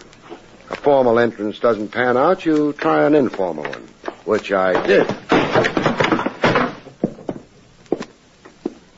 I found Ben Stacy receiving at home. He was in. He'd just been playing possum. Dead possum, that is. On the floor, flat on his back, face up and his eyes blind. The manner of death required no guesswork.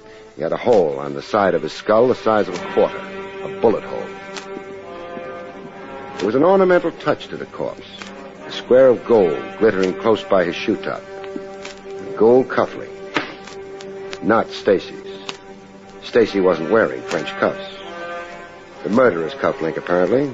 It lay there like it had been lost in the struggle between killer and victim. It took less than 60 seconds to find the $10,000 Stacy had relieved me of on the highway. It lay on a bureau top, exposed to the casual eye. I had 2 brief calls to make, out of respect to the dead. The morgue and homicide. In the tombs, Paula wept for the dead. I got Stacy into this. It's my fault he's dead. You cry like he meant something to you. I was, in a way, in love with him. Did you maybe, in a way, kill him? Kill? What possible reason? Eliminate a partner. It happens, doll, among the best of thieves. You were going away when I caught you. Get out of here. You get out of here.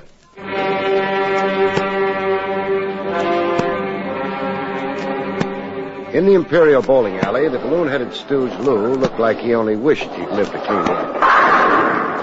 I can't leave here till 6 p.m., mister. They're short of pin boys. Very sad. So come around and see me then, huh? So a mourning band on your sleeve, Lou. Huh? Hey, somebody died? Yeah. Your once-in-a-while boss. Stacy? Stacy. What you want to go and tell me for? You'd rather I hadn't? No, I won't be able to keep my mind on the pins. Better that way. Now you can concentrate on your troubles. Troubles?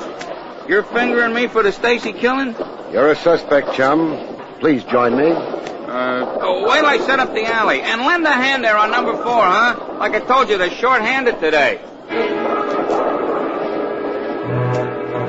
In a more fragrant setting, by the shade of ye old apple tree, Mrs. Vera Baxter clutched her heart. Murder? Murder it is. You've really got a domestic nightmare now. Oh, no, you can't let your suspicions... I can't exclude your husband as a suspect. He had a pretty impressive motive against Stacy. But he's incapable. He's a gentleman. An ungentle crook. A crook? Smuggler, I should have said. But the characterization of your mister doesn't really surprise you. No. No, it doesn't surprise now. Last night in my husband's study, I pried open a drawer. What did you find? Diamonds. A bag full of diamonds. Diamonds he bought in Amsterdam and smuggled across. Your husband had a little racket going for himself. It's incredible to think that he'd stoop to... profit? The truth out in the open, that's what you hired me for. Yes, the truth. I don't know how to live in fear. I now show you a gold cufflink, this one. Can you identify it? Well? I'm not sure. Your eyes tell me you are sure. No good trying to evade, Mrs. Baxter. It's a link to a set I gave my husband. I had them specially designed at our jeweler's. I feel faint. Yeah, who wouldn't feel? What does the cufflink mean, Mr. Craig? I can't say positively, but it could mean the chair for J.C. Baxter. Oh, no.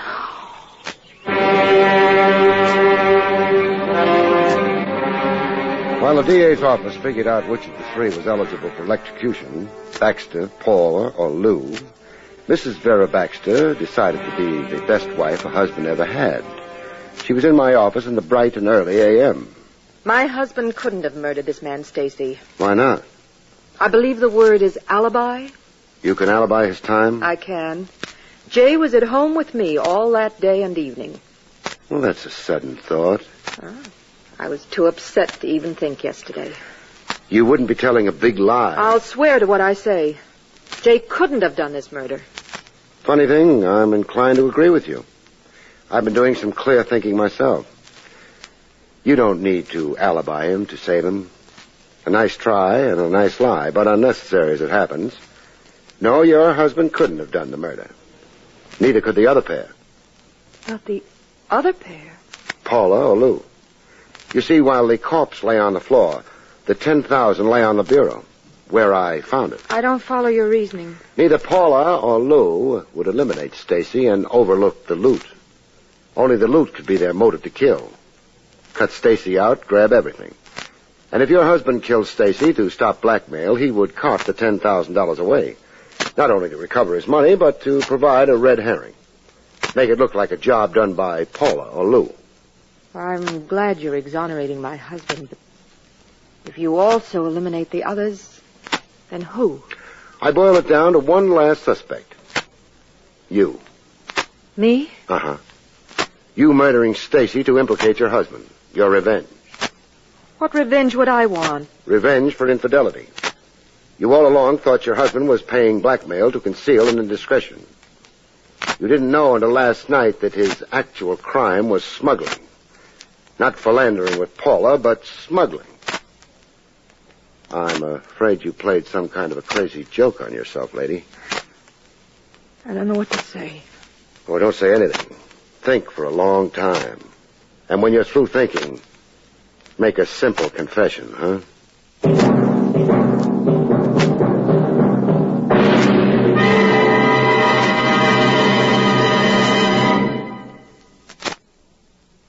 You have been listening to William Gargan in another exciting transcribed mystery drama from the adventures of Barrie Craig, confidential investigator. Tonight's story, Murder by Error, was written by John Robert.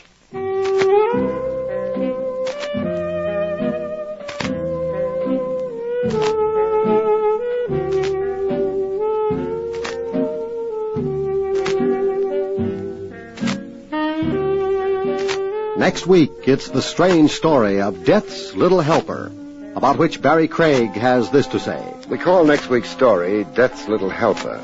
It deals with a beautiful girl and a couple of highly unbeautiful corpses, and winds up when a killer realizes that death doesn't need any help. Good night, folks. See you next week.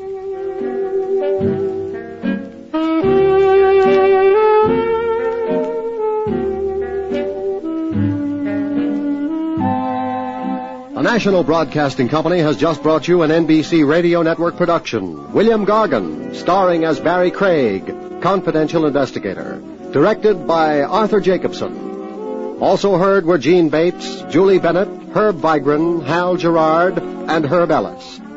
Eddie King speaking.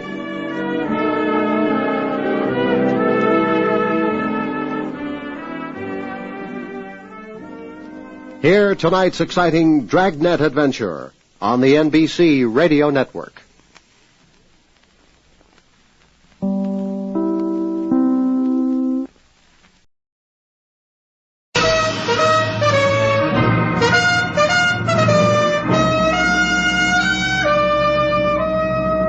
Bold Venture.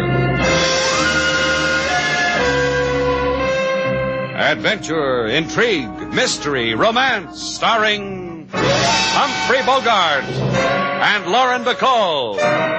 Together in the sultry setting of tropical Havana and the mysterious islands of the Caribbean. Bold Venture.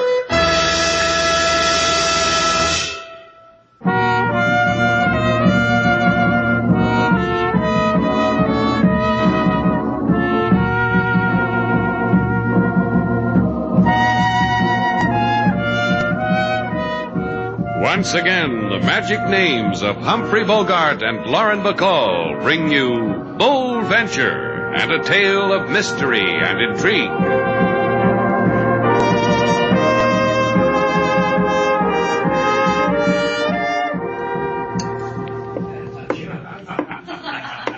Is your name Slate Shannon? That's right. And this is Miss Duval. I'm very happy. Then I'm happy, too. Hello. My name is Cameron. I have a plantation outside of San Tomas. Sugar. Sugar? For the time being, just call me Sailor. What can we do for you, Mr. Cameron? I've never come to a man and begged before in my life. Well, then you've come to the wrong man. You don't have to beg anything from me. It's about a girl. A young girl. Wild, impetuous, and spoiled. No thanks. Mr. Shannon already has one. Sailor, why don't you go and put a new point in our desk pen? Where am I going to get a new point? Post office is closed. Please. It's about my daughter. It's about Kathy. Kathy and the Blue Moon. Oh, yes. There's a gambling ship in the bay called the Blue Moon. Look, if you're a man in trouble, I'll listen to you. If all you want to do is hire someone to spank your daughter for gambling, get yourself somebody else. Because nobody else can do what I want you to do. You haven't told Slate yet what it is. Maybe he won't. Do you mind if I make my own decision, Sailor? Go ahead, Mr. Cameron. Kathy's involved with a man named Norton. Oh, yes, I've heard of him. He owns the Blue Moon. How did your daughter get mixed up with a guy like that? I don't know. All I know is that since she's met him, she's changed. She's a stranger to me. She's on that boat all the time. I have an easy solution. Why don't you just tell Mr. Norton to buy your daughter from the boat? I've tried that. He laughed in my face. He told me... Hold it a minute. Sailor, there's a guy over there at the cigar counter. Take care of him. Well, go ahead, Sailor. I'll remember every word Mr. Cameron says and tell you later. All right, Cameron? Well, Norton knows something about Kathy I don't. I know my daughter. It's more than just a lust for gambling. Please, will you help me, Shannon? Go there, talk to Kathy. Convince her that she need never go back to that ship again. Please, I'll give you anything. Put your wallet back. Your daughter's in trouble with Norton. I'll try to straighten her out. You don't understand, Shannon. I'm a rich man. When I bring Kathy back, you'll give me a box of lump sugar?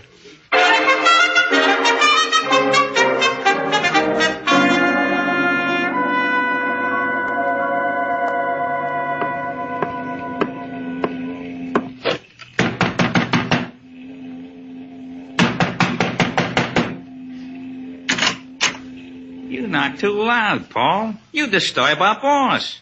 Tell Greg I want to see him. Our boss sleeps. His brain goes all the time. He needs rest. Wake him up, Mickey. I've got something for him. I don't wake up boss till he asks me. Wake me up, Mickey. Who wants me? It's your croupier, Paul. The wheel junkie says he's got something. He can keep it to himself till you get your share of sleep, boss. Let him in. Our boss says for me to let you in. I'll let. You have something for me, Paul? Well, give it to me, but make it tender because I just woke up. I was in Shannon's place a little while ago. And you had fun. Rub my neck, Mickey. There's a crick in it. Yeah, thanks, boss. Oh, that's good. That's very good. There was someone else there. Kathy Cameron's father. Now the other side, Mickey. He's sick with worry about his daughter. Wants Shannon to take her away from you. You three must have made a jolly group. They were so wrapped up in it, Shannon, his girl, Cameron, they thought all I wanted was to buy a pack of cigarettes. You're a good boy, Paul. The thing of many talents. Shannon's coming out here to the boat. I thought you'd need to know. Paul's a good boy, isn't he, Mickey? I'm better for you, boss. He can't do the things for you I can do. He can't... Of course he can't, Mickey. Nobody can. That's why I keep you around, isn't it? See? That's why he keeps me around. That's why... Sure, Mickey. So they want to take Kathy away from me.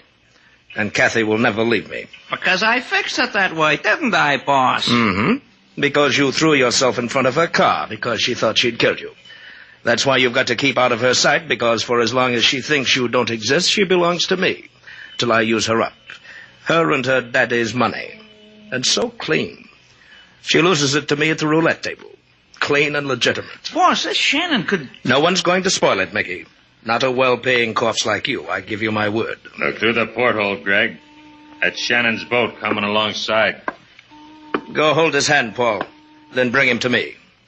I want to tell him how he can't part two sweethearts like Kathy and me.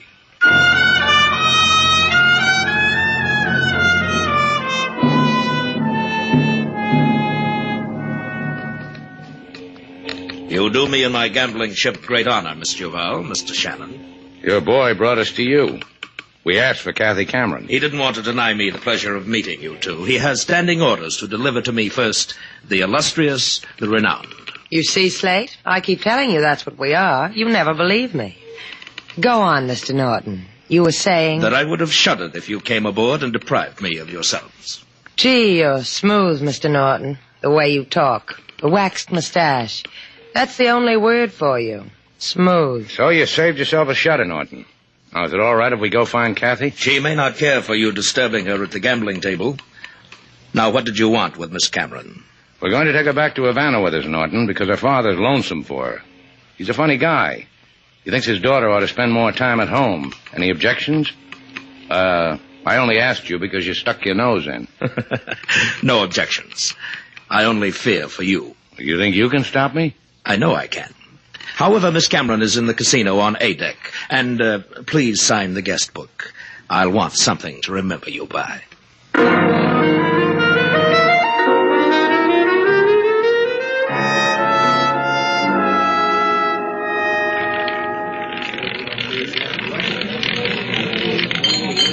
Number 12 on the black. Black pays, well paid. Miss Cameron? What? Mind if we talk to you? Place your bets, ladies and gentlemen. Place your bets. Mind if we talk to you? Go away. I can't do that, Miss Cameron. Why don't you two try the poop deck? It's a good place to jump from. Jump from? Oh, your preposition is dangling, Kathy. Your father must have picked the wrong finishing school for you. My father? Oh, you made me miss my bet. Sailor. I know. You want me to kibitz that hot game of old maid over there. Come on, Kathy. Let's get some air, you and I. Oh, you're hurting my arm. It's a device I use to make myself clear. Come on. I made a suggestion to you before concerning the poop deck. Or if that doesn't suit you, why don't you try it from this rail? You're just a kid, Kathy. You've got to grow up a little more before that kind of talk becomes you. Oh, you think I'm a kid? 19, 20? Kids that old and women over 40 use lipstick the way you do. Another suggestion. A girl 19 is better for you. Want to know why? I'll put my arms around you and show you. Hey, take it easy. And hold you. Okay, Norton. Yeah! Did you notice, Miss Cameron? I only had to do it once, right in back of the neck. Get him out of here. I think I'll give him back to Miss Duval. Don't you think I'm considerate?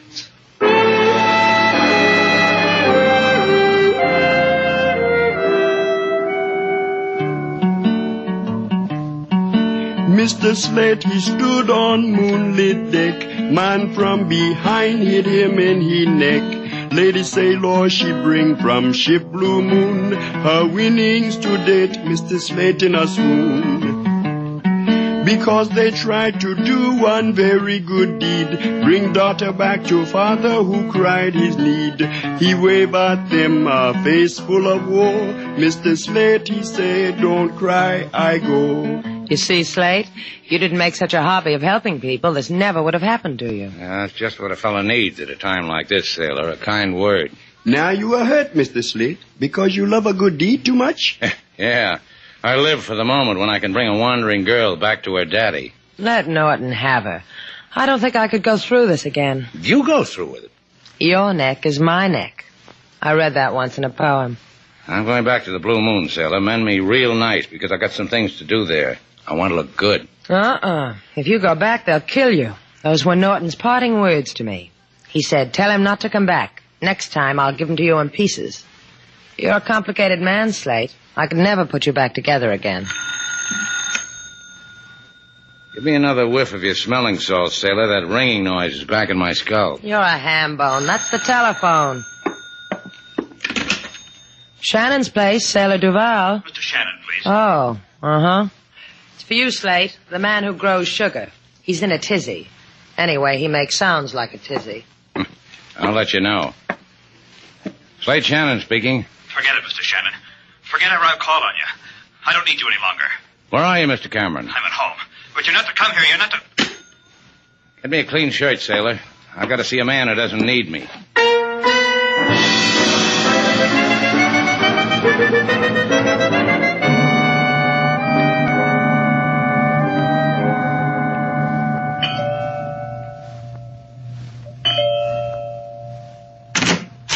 Shannon, I told you... What's this all about, Cameron? Did anyone follow you here? I didn't bother to look. Let's go inside. If they followed you... Inside.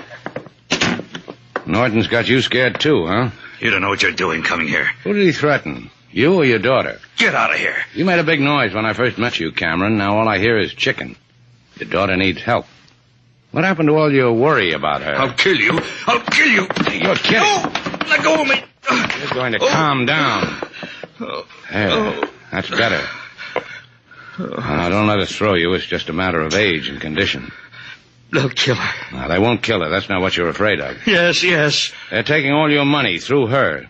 Killing you would be a safer investment. That way, they'd get the money a lot faster. I don't want to die. Well, neither do I. You started something with me. Now it's got to be finished.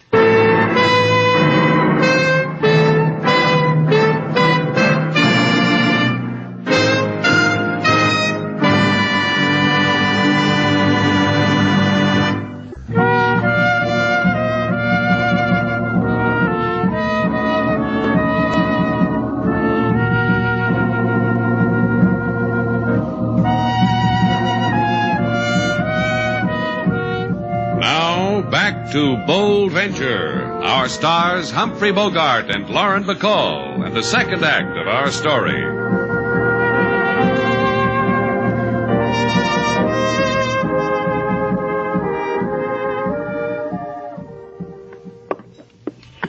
I give you 2 words, Slate. You're crazy. Yeah, I get psychotic when I'm beat over the head. Now, look, it's 3 o'clock in the morning. Go get some sleep. I've gotten better prizes than you in the bottom of a Cracker Jack box. Why don't you do what I tell you? Look, if you tried to handle the Bold Venture now, you'd drive her into the rocks. In your condition, Who's got a condition? The man said he'd kill you if you came out to the Blue Moon again. He said that... Aren't you going to help me aboard our boat? All right. Sometimes I wonder why I even bother. I had a spaniel once who had better manners than you. Talk to me, Slate. Out of the way.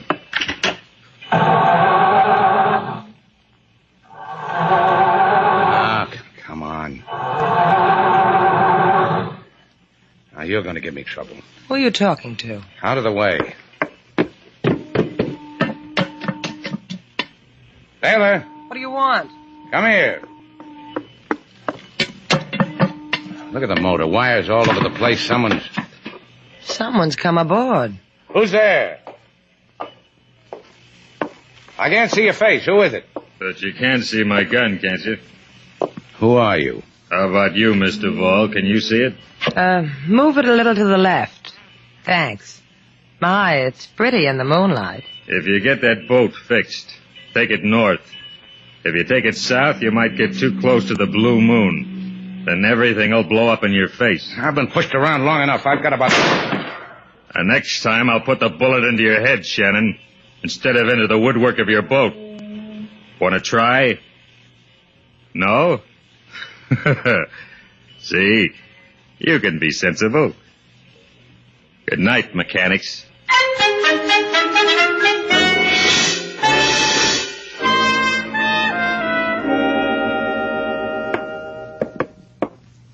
You do yourself nicely on my money, Paul. Your apartment, charming. The decor, excellent taste. And now that I've performed the amenities, you have something for me? It'll take Shannon a long time to fix his boat. And you convinced him not to annoy us anymore? It's hard to tell with a man like Shannon. Yes, you're ever so right. And it's up to you, my dear Kathy. If Shannon should discover you're a murderess, a hit-and-run killer, they'd take you away from me. And that would make you desolate, wouldn't it? You wanted me to do something? Just tell me. Don't claw at me like a fat cat. Emotions have their way with you, don't they, my dear? All right. Call Shannon's place. Ask for Miss Duval. Tell her to come here because you need her so desperately. In 10 minutes. You do need her, Kathy. So you won't waste your precious life away in prison.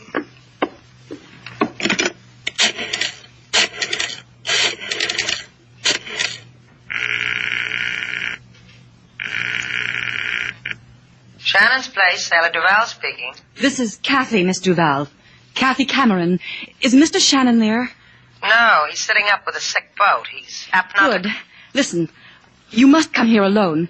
16 Paseo Gomez, apartment 12. In 10 minutes, if it matters to you whether I live. Well, that's the other side of town. How do I get there this time of night? There are no cabs.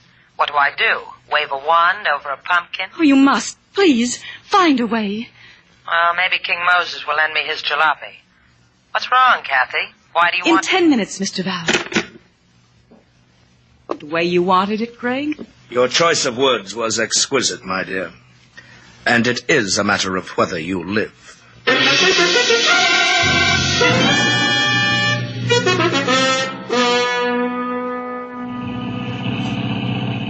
Dum da dum dum da da. Hey, watch out, you crazy fool!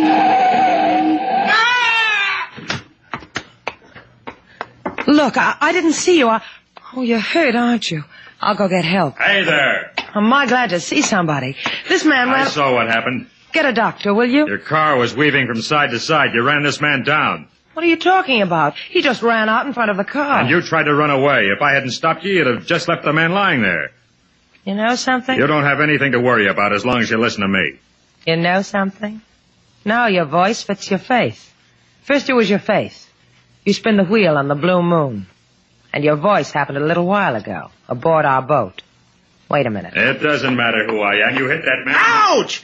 Hey, you out of your mind, lady? Did I pinch you too hard? You're supposed to be dead.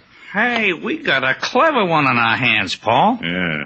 She's done being clever. Throw her in the car, Mickey. The boss will tell you where to throw her after that.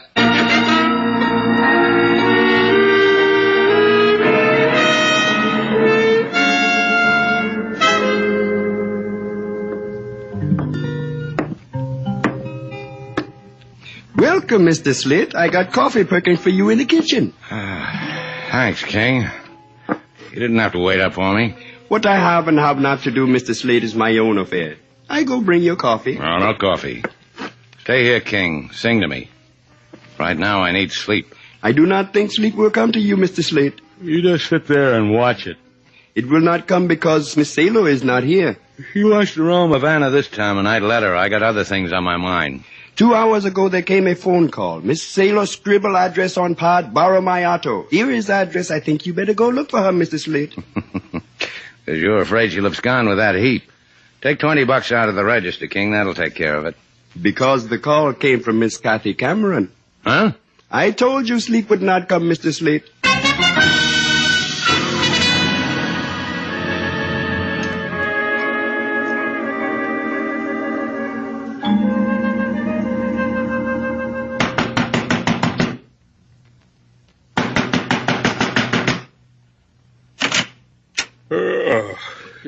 You banging on the right door, mister? Yeah. Banging on the right head. Oh! Now we'll drag you inside. Come on, up on your feet. Get with it, Buster. Start talking. What's the matter with you? Up. This is where we were 10 seconds ago. Start talking. Not gonna get you anyplace, Shannon. You know my name. Huh? That's for taking the liberty. What did you do with Sailor? Blue Moon. She's there. How come she's there? You're going to answer me, Buster, because you happen to be fresh off the Blue Moon. You're the guy who spins the roulette wheel. I tried to frame her. Didn't work. How? Make like hit and run. Blackmail. Little guy, Mickey, used to make a living at it. Run in front of the car, make out he's hurt. People get scared. Pay off. Sailor was too smart. Didn't bite. Same gambit you pulled on Kathy Cameron, huh? Get out of it, Shannon. You know, for a guy who spins a roulette wheel all day, how come you keep one in your apartment? Hobby. Uh-huh. Hobby. And you'll enjoy this. I read where a croupier in Monte Carlo practiced and practiced. He got good. He could put that ball in the black slot or the red slot almost every time he wanted. You're buying grief. He couldn't do it every time, but his average was great. All right. Like you and Norton are doing to Kathy Cameron. Blackmailing her on a hit-and-run caper. She pays off by playing the wheel, loses money every night. Knows it's rigged against her and can't do anything about it. Stealing money legal. Uh-huh. Because I woke you from a deep sleep. Oh! I give it back to you.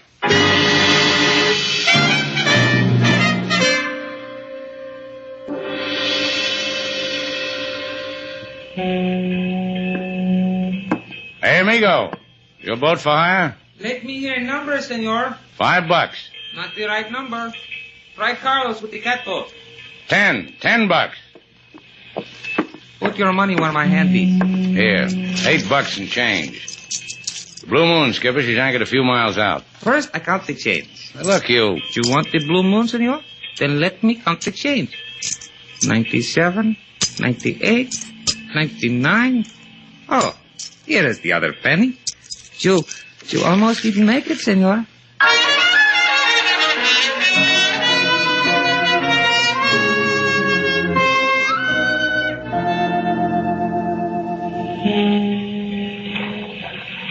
You want I should wait for you, senor? Yeah, wait. I give you a hand up the side. Now, there's rope hanging down from the side. Just hold the end of it. I'm going up hand over hand.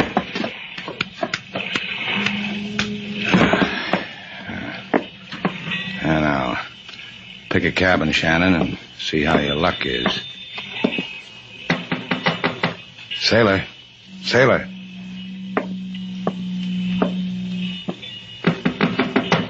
Sailor. Hey, it's the middle of the night. Yeah, isn't it, though? I'll get back to you. Sailor, Is that you, Slade? let me in. I can't. The door's locked. Got a hairpin? What's the matter? Night wind playing hard with your hairdo? Slip it under the door. All right, here.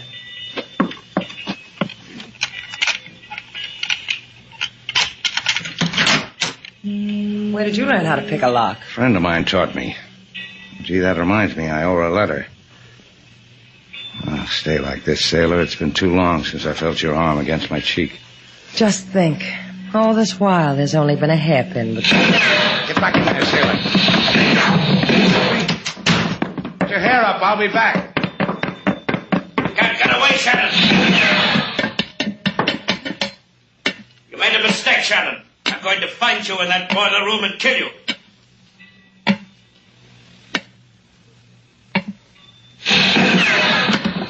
I see you, Shannon. Well, I've got to hand it to you, Shannon. You tried. Too bad you had to die on a coal pile. You almost did. Come on down to the coal pile with me. I'll brain you. Start with this. I can still hear you.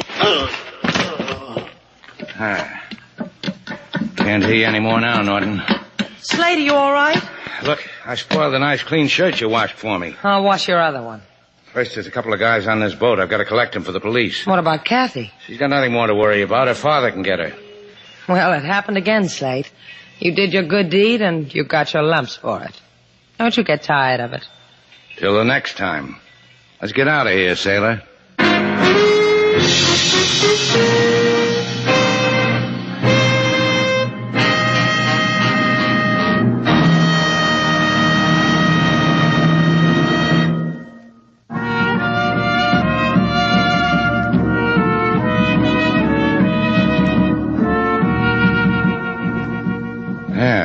She's all fixed, sailor. The last wire's in place. The Bold Venture's going to run like a dream. Fine. Where are we going? I didn't say we were going anyplace. I just said the Bold Venture'd run like a dream. You want to hear it? If it makes you happy. All right. Wait till you hear that motor purr.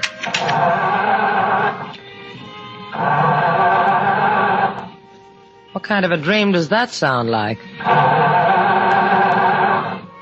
I had it running a minute ago. Let me try.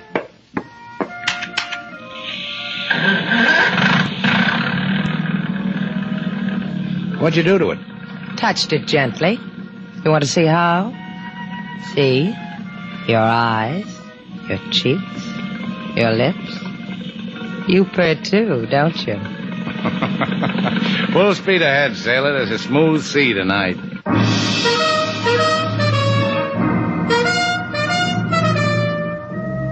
And so our two stars, Humphrey Bogart and Lauren Bacall, have brought to a close our latest Bold Venture story.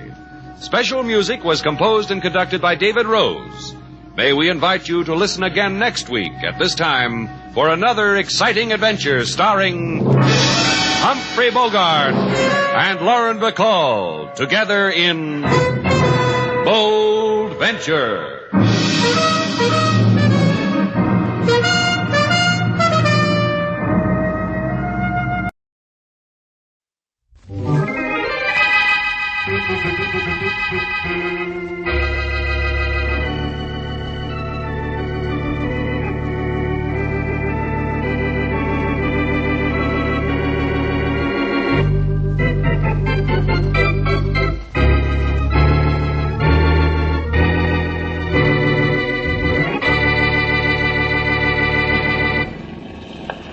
Hey, Bill, when I get rich, you know what I'm going to do? What? I'm going to buy a motorboat just like this. That's what I'm going to do. You're a piker, Joe. When I get rich, I'm going to buy a lake like this. If you're a good guy, maybe I'll let you use my lake for your motorboat. Still no sign of that party you're trying to find yet? Yeah, not yet. Say, what's the story on this thing we're on? They didn't tell me anything at headquarters except to meet you up here and take orders from you. Well, we got a tip from some citizen that he saw something dumped in the lake. So we got to find it. And, hey, I think we did. Huh? And look over there. That's it, all right, Joe. Nice work. Here, I'll kill the engines. Any idea who it is? Some mug, probably. Got in bad with his boss or his mob and was invited to take a bath the hard way. Here, lean over with me. Help me drag him aboard. Right. It's a fine job for two cops. Oh, well, it's better than directing traffic. I'll grab his legs. Get a grip on his coat. Right. You ready? Check. All right, here goes. There you go. All right. That's it. Rest it on the deck, Bill. That's the idea. That's that. Hey, recognize the guy, Joe? No, he's no local hood, I can tell you that.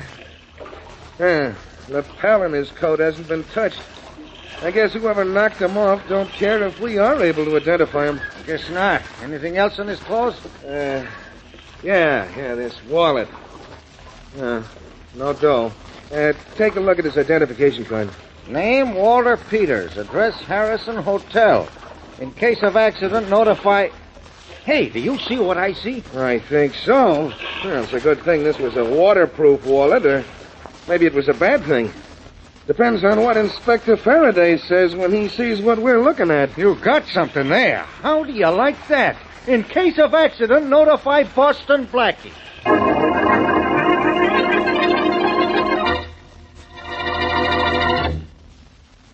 And now meet Dick Calmer as Boston Blackie. Enemy to those who make him an enemy. Friend to those who have no friend.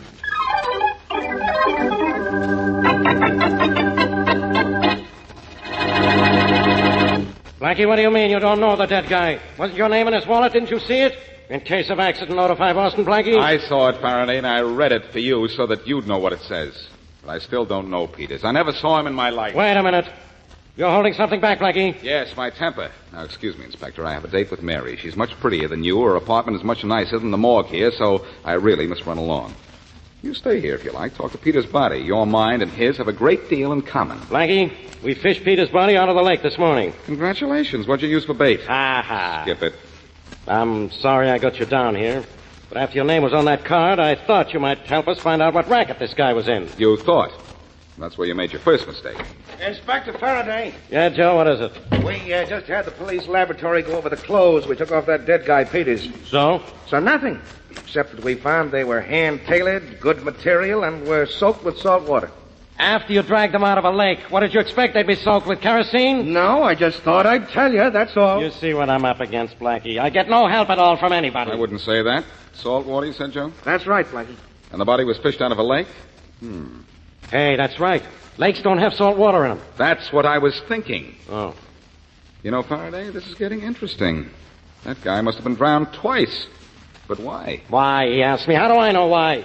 I don't even know why he was drowned once.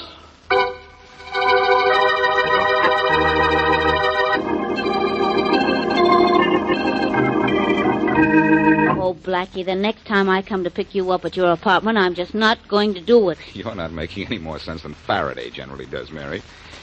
The next time you come to pick me up, you're not going to... What kind of talk is that?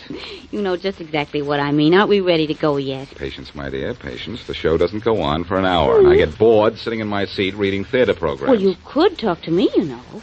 Well, isn't that what I'm doing now? It's so much more comfortable here. You know, I have... Now, I know why I wanted to leave here, Blackie.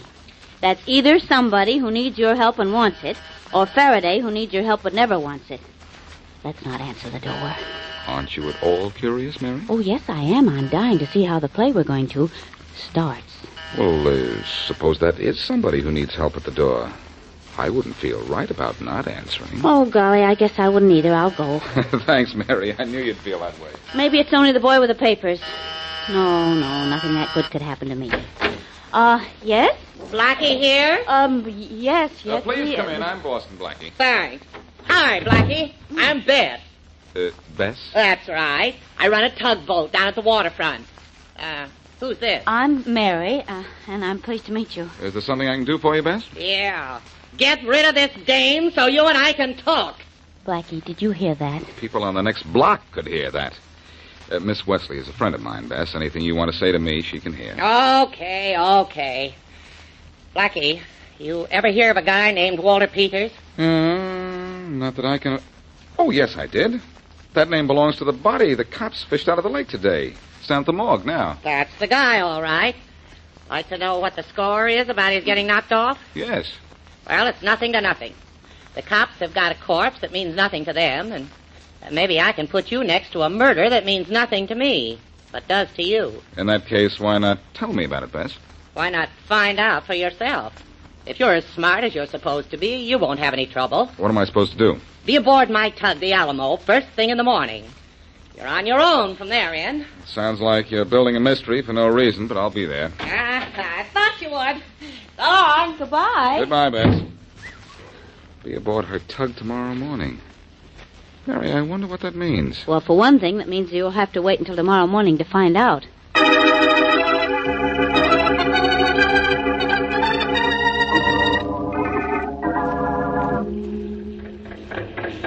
You didn't mind leaving that Mary Wesley friend of yours on shore, did you, Blackie? I wouldn't say that exactly, Bess, but Mary isn't much of a sailor, and she didn't mind.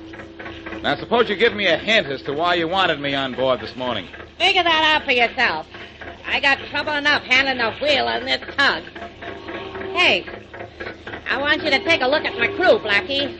A one-man crew. Hey, Daddy! Yeah, Bess? Come on, take a minute, will you? Hold everything, I'll be up. You want me to take a look at your crew, and Danny's your crew, right, Bess? You don't know how, right? Well, Bess, what is it? What's up? Say, who's this guy? Never mind. Just a paying passenger, that's who he is. I'm heading for my supplies this afternoon. How's the coal? We could use some. That's what I thought. Just wanted to make sure.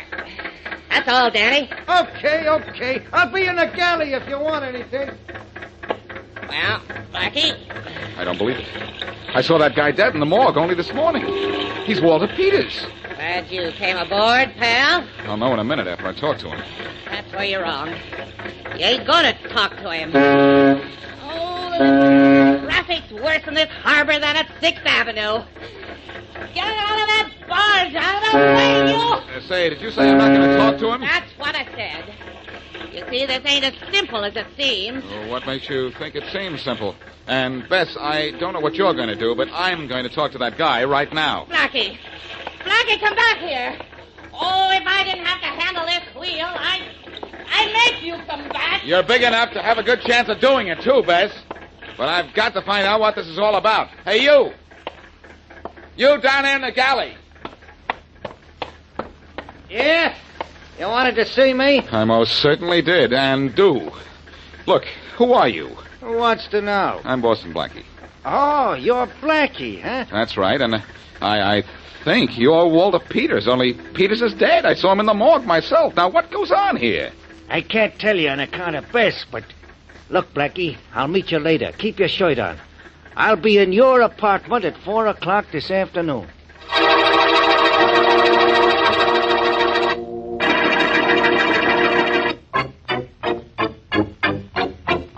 Blackie, either get out of my office or start walking up and down. You're getting me dizzy. What's your excuse when I'm not here? Now, listen, You listen. I'm getting a call from the FBI any second. They think they've got a lead on who Walter Peters was. What I want to tell you is that Walter Peters wasn't anything. He is. I saw him an hour ago on a tug. Walking up and down is making you dizzy, too. Faraday, I tell you, I saw him on a tugboat. I talked to him. He wouldn't crack on the tug, but he said that he'd meet me in my apartment at 4 o'clock. If Walter Peters comes up to your apartment at 4 o'clock, there'll be 4 guys carrying him.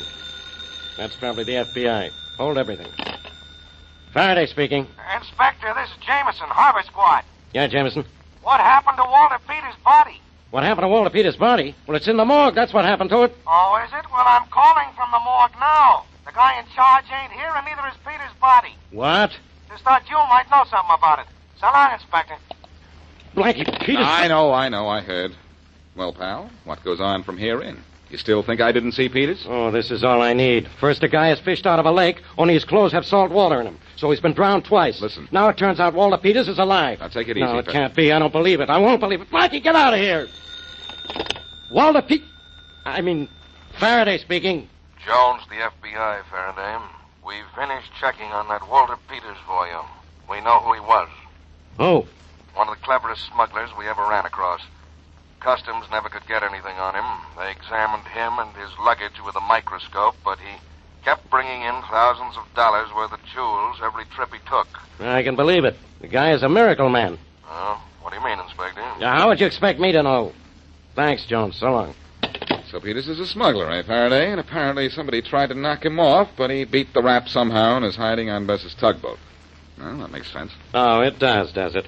Nothing makes sense on this case, including you. Blackie, how come your name was on Peters' identification card? Are we back to that in case of accident notify Boston Blackie thing again? We sure are. Maybe you were working with this Peters. Maybe you were in this smuggling thing. He crossed you, you knocked him off. Oh. He had your name on his card so that we'd have a lead to his killer. And you're telling me all this bunk about talking to a dead man just to throw me off. Faraday? I know, it's ridiculous. But it shows I'm thinking. Blackie, what could have happened to the morgue keeper and Peters' body? I haven't the slightest idea, unless Peters wasn't dead, and I did talk to him on board Bess's tug. How are we going to find out? That's what bothers me. I guess we're going to have to wait until 4 o'clock this afternoon when that guy I met on the tug is due at my apartment. Well, before that, maybe I can do something about it, though. Yeah? What? I've got an idea that tug will be able to pull me out of this situation.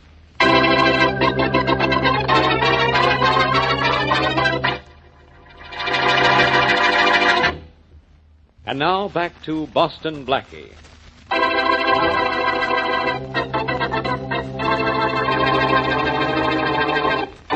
The body of Walter Peters, smuggler, is fished out of a lake by police.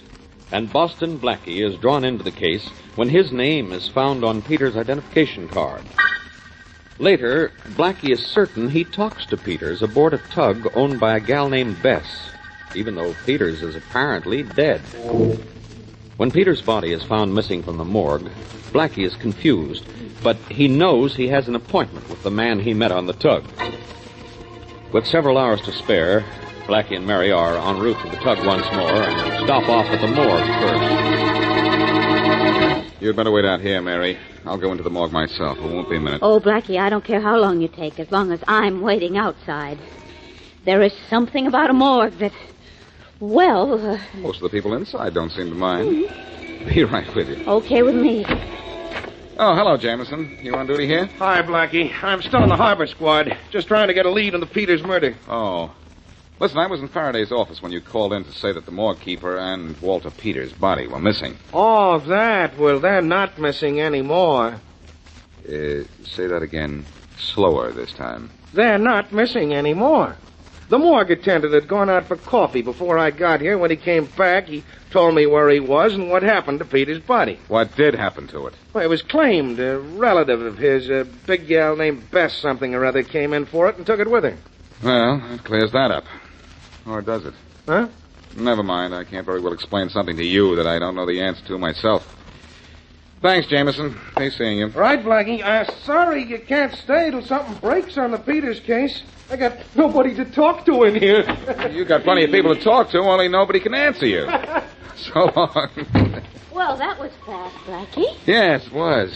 I'm glad I stopped by. I've got some information, even if I don't know what it means. Let's see, if it's 2 o'clock now, I have until 4 to keep my appointment. We're going down to the waterfront, Mary. Are we? What for, to get a lead on the Peters case? That's right. If Peters is really dead, I want to know who killed him. If he's alive, I want to know what's going on. And I have an idea one person can give me all that information. A girl named Bess.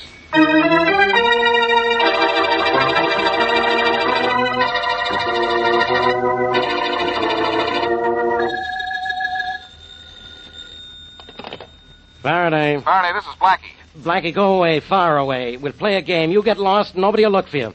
Blackie, don't bother me. Kid, if you think you've been bothered before, listen to this. Bess is missing. Bess? The gal I told you about. The one that owns that tug. Not only is she missing, but the tug is gone, too. Neither of them are here in my office. Why bother me? She's the key to this whole case, Faraday. I'm down at the waterfront now. Nobody has seen her or the tug since this morning. Now, I want you to call out the harbor squad and try to find out what happened to her. But she's the gal who called for Peter's body at the morgue, isn't she? That's right.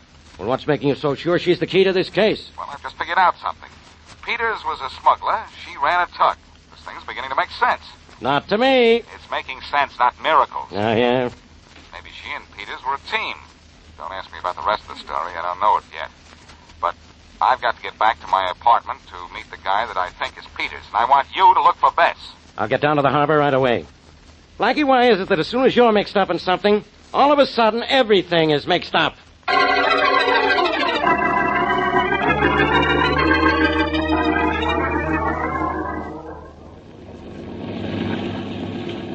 Bill, Joe? Yes, Inspector? Make sure you don't overlook a thing. Even if you think it's only a log, you see, yell and we'll stop this launch. Right, Inspector Faraday. That tug is still afloat anywhere. We'll find it. I don't care if we find the tug. I want to find that gal, Bess. What time is it? 3:30. In half an hour, Blackie's got a date with a guy he thinks is Peters. If it turns out to be Peters, you'll be searching for another body. Mine. This thing is getting me a little wacky, too, Inspector. I don't Hey, Inspector! There's a body in the water, swimming, on the port side. Where's that, Bill? That's the left, Inspector. Oh, you don't have to tell me. Hey, that's right. There is somebody in the water. It's a dame. Head over that way, Joe. I'm heading toward her. She's alive. That's something. Careful, Joe. Don't run her down. Don't worry. Whoa, she's a big gal. Better lean over the side with me, Bill. Come Yeah. on, Joe. You help us, too. Come on. Okay, Inspector. Okay, now. Reach down, help her up. She looks all in. Hey, lady, let's have your hand. That's it. Get ready to grab her other hand, Bill. Okay. Joe and I'll pull. Okay. Ready? Right, Inspector. There you go. She's really all in, and no kidding, Inspector. So am I. Put her on the deck. There, that's the idea. She must be conscious, or she couldn't have been swimming. I'm conscious. All right. You Faraday? Yeah? I'm Beth. I got a tugboat. I used to have a tugboat. Working out of the harbor. A guy wrecked it. Tried to drown me. We'll get him, Bess. You just lie here and relax. Bill, get some hot coffee and blankets. Right, Inspector. So somebody tried to drown you, huh, Bess? Probably somebody who wanted to stop you from telling us who killed Walter Peters. Who was it tried to knock you off, Bess? Who was it? Yeah. It was Walter Peters.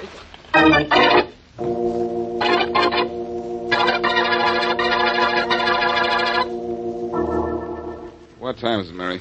20 after 4. Hasn't changed more than a minute since the last time you asked me, Blackie. Oh, I'm sorry. Yeah, 20 after 4. That guy isn't going to show, no question about that. We're on everybody's hate parade today, aren't we? Faraday hasn't even called back. Well, maybe his harbor police haven't found any trace of Bess's tugboat, and he hasn't got anything to tell me about. Faraday's a good cop.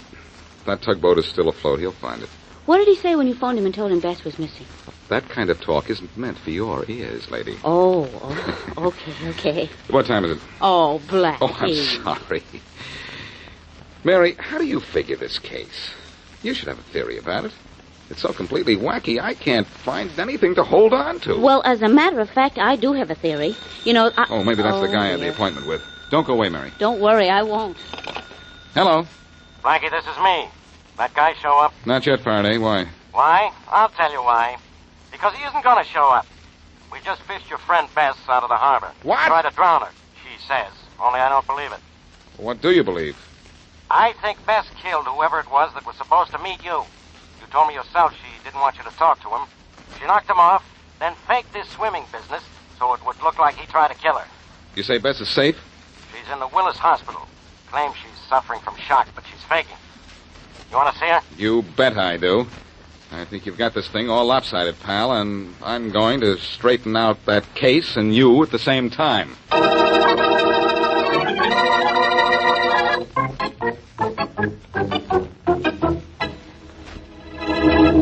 This is the room, Blackie. Bess is in there. Thanks, pal. You're a pal. Come on in. Yeah. Hello, Bess. Hi, Blackie. Glad you're here. I'm glad somebody is. Blackie, this dame is trying to tell me that Walter Peters tried to drown her just now. Doesn't she know we know he's dead? Wait a minute, Faraday. Danny Peters is dead. Walter Peters tried to kill me. Now, that's really wonderful. As if I understood what you were saying. I can tell you, Faraday. Danny and Walter Peters were twins, right, Bess? That's right. They had a smuggling racket going. Danny Peters would get his luggage examined at the customs, get it okayed, disappear for a moment, and Walter Peters would take his place going through the gate, his luggage all fixed up with counterfeit seals. Good figuring, Blackie. That's how it was done. Walter would walk out with a load of smuggled stuff, and Danny would hide on board the ship until night, when I'd come and take him off in my tug. Okay, that explains their racket. But whose body did we find in the lake? Danny Peters' body. Walter killed him and put his own wallet in Danny's pocket so it'd be found. They had a quarrel. Walter hid out on my tugboat, and I was afraid to say anything to anybody because he threatened to kill me, too. So it was Walter I talked to on board your tug? That's right. Oh, I just wanted you to see him, not talk to him. I knew you'd find a way of putting this thing together once you got a look at Walter, Blackie. Only you talked to him. He knew what I was up to, and so he tried to drown me. Where is he now? Probably at a little joint near the harbor. Nellie's place. Nellie's place, eh? That's all I want to know.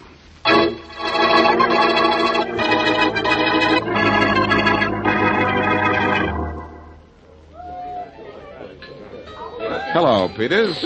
Oh, it's you, Blackie.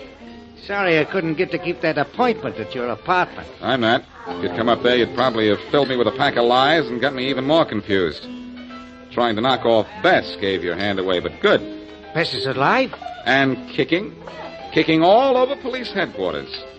My friend Faraday wanted to send some cops down to pick you up, but after all the trouble you gave me, I figured I'm entitled to the fun of bringing you in. You call it fun, eh? What do you call this? I call that a sucker punch, leading with your right. Here, lad, learn a lesson. And here's a little homework to practice on.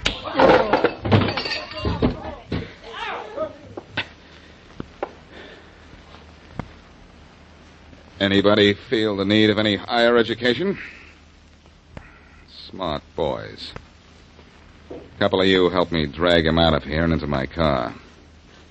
Mr. Peters seems to have petered out.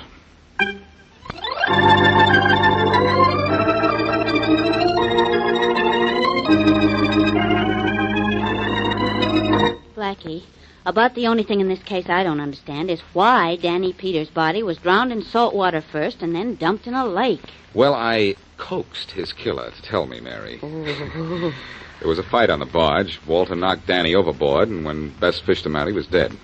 Walter wanted that body as far from the harbor as possible, so he carted it to the lake and tossed it in. Oh, well, there's one more thing I just thought of. How come your name was on the identification card found on that body? Well, that was to make sure that Faraday was called in on the case so that when the body was found, headquarters in the city would list Walter Peters as dead. Walter knew that my name would bring Faraday on the run. That's why he put the name on his identification card and put it in his brother's pocket. All of a sudden, I think of more questions. Here's one more. Why did Bess claim the body of the dead man from the morgue? Well, Walter made her do it, I guess. He was getting a little panicky and didn't want that body around for fear that there was something on it that might lead to him. He hadn't realized the salt water clue we found right away would tip us off that something was screwy. Now, are there any more questions? No more questions. That's good. Say, I was just thinking of something. You know, this business of brother killing brother goes all the way back to the Bible. Yes, I know it does. Cain and Abel. That's right. And Walter Peters tried to emulate Cain and get away with killing his brother. Only he wasn't able. Oh, Blackie.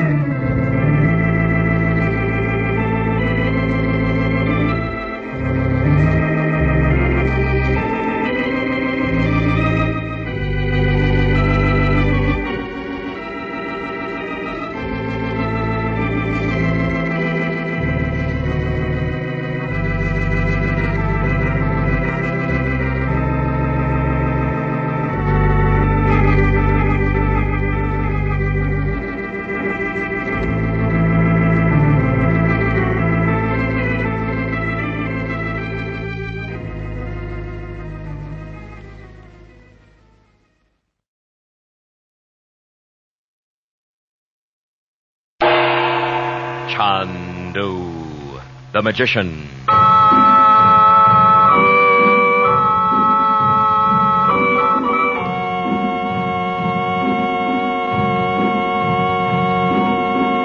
Good evening, ladies and gentlemen. The makers of White King Soap present for your enjoyment CHANDU, the magician.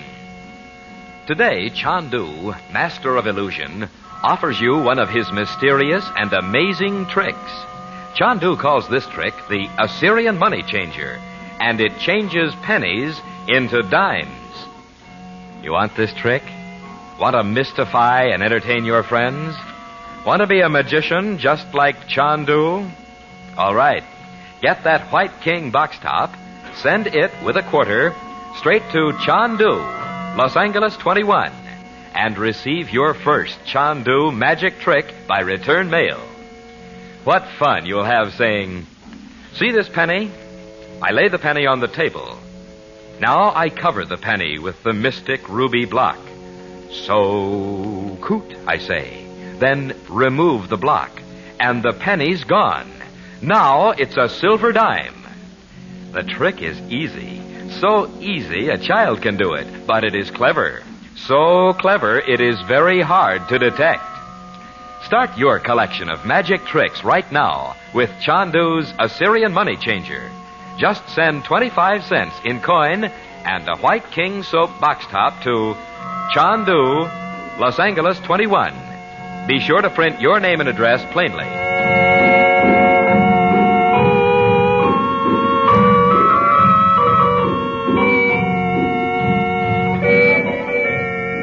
Despite the death of the sinister Roxor, the secret inner council, of which Frank Chandler is a member, has learned that Roxor's plan to rule the world is still going relentlessly on. Under Jan Metzos, its foreign minister, already a small Balkan country has been taken over as a gateway to the east. But Chandler knows Metzos is under orders from beyond the border, and he has come to the Balkans to unmask Metzos' chief and defeat the deadly plan. Now Chandler has discovered the presence of Vicente Gomez, an unsavory intelligence agent, and plans to baffle the plotters by sending Gomez away with the gypsy tribe. Meanwhile, looking into the crystal, Chandler and Dorothy see Jan Metzos and Dmitri plotting the death of young Nicholas, formerly the Crown Prince. But Chandler does not know that Dmitri, a master of black magic, plans to cast a dark enchantment on the regents one by one, and that Bob has already fallen under the spell.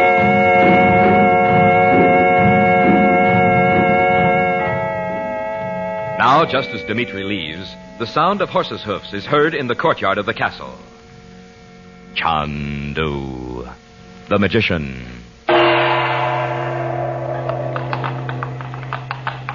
Betty and Bob. Good heavens, who's that with them? Why, it's Lupu. Hello there. Oh, Dimitri, I'm sorry you're going just when we get home. Yeah. We'll see you later, though. Boy, are we drowned. Come in quick. Well, I'm glad to see you, Lupu. Almost I thought I would not find you, Chandu. Mother, did you think we were lost? We rode up the hill in a gypsy wagon. Yeah. We thought Lupu was chasing us all over Lubova. Didn't you know him? You saw him that night in the cafe in Paris with the gypsy girl. But the rain was coming down in buckets, Uncle Frank, and it was so dark, and he just kept following us around corners. Oh, never mind now, dear. You and Bob go up and get some dry clothes on. You're soaked. Okay. Was Dmitri sore because you wouldn't let me go riding with him the other day? He didn't say anything about it. Oh, I wish we'd been here. I know you don't like him, Mother, but I think he's fascinating. He told me Betty, that... go and change your clothes, dear. You too, Bob. I'm going, Mother. I'll find you something put on, Lupu, while your clothes dry. Oh, you think a gypsy must change his clothes because rain falls on his head? I will sit by the fire, Chandu. Oh, but this room's always cold, in spite of the fire. This castle is cold with black secrets and with fear. What? Ramani knows. Ali. I am sorry I frightened them, Pani. I thought the young ones were running away from the rain, not from me. And I did not know how to find you, Chandu. When I saw them, Well, didn't you get my letter in Paris? I sent it to the cafe. Nay, it did not come. Or someone else took it. It may be. Marco Pravati was often there. But you had told me to come here, so I came. Over the Ramani Road. Frank, it was Marco we saw that night. So you know him, the black-hearted devil. He went all the way to my sister's home in California to steal some papers from her husband. Jerusalema. If I had known that, I would have taken them from him at the point of my knife. But he didn't get them, Lupu. They weren't there. But my husband recognized him, and Marco disappeared. Dobra. I will kill him when I see him again. No, Lupu. We'll talk about Marco later. Tell me, have you another horse with you? No, Chanduan, no, a fine horse.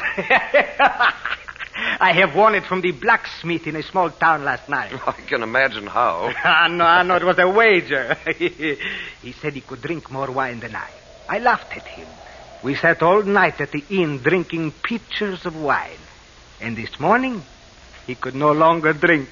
So now I have his horse. It is yours, Chandu. Well, thank you, but I don't want it for myself. Ale, Chandu? I want you to take a man along with you and your tribe. And keep him away until you come back in the spring. You have discovered the man with the scar on his hand. No, not yet. This man's come here to work for Dmitri. So may his bones turn to water and his tongue to hornets. I'll be satisfied to see him just out of the way. Now, let's get some of your clothes out of the wagon for him. Oh, Frank, don't take Lupu out in the rain again. He's just getting dry. Needs, Pani. Where is this man, Chandu? In a small room at the back of the castle. Tied up and gagged, just in case. Come along, Lupu.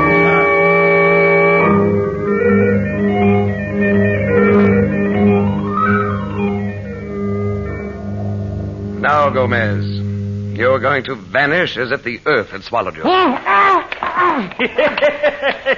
You will be more strong after the winter in gypsy camps, Gomez. Here, give me the jacket, Lupu. You see, Gomez, a fine, bright jacket. Beautiful green trousers. Even boots. Yeah, that's it, Lupu. Tell me, Do you know how to ride, Gomez? I take it you don't. Well, you'll learn. Open the door, LeFou. Metzos and Dimitri will never know what happened to you, Gomez. Tostaci, Rado. Tostaci. I am sorry to ask you to carry this great piece. Gomez! What a gypsy. Tell your people not to lose sight of him for a moment. Proceed. He will not be seen in this country again. But you come back here as soon as you can. I'll need you. I will come soon, Chandu. Good. However this thing ends, we've won the first round. Good luck, LeFou. Nashli Ranu.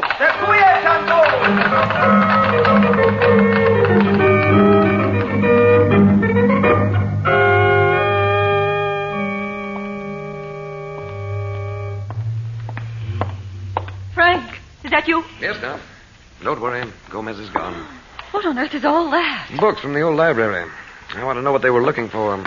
Who? Well, the man Betty saw in the attic, for one.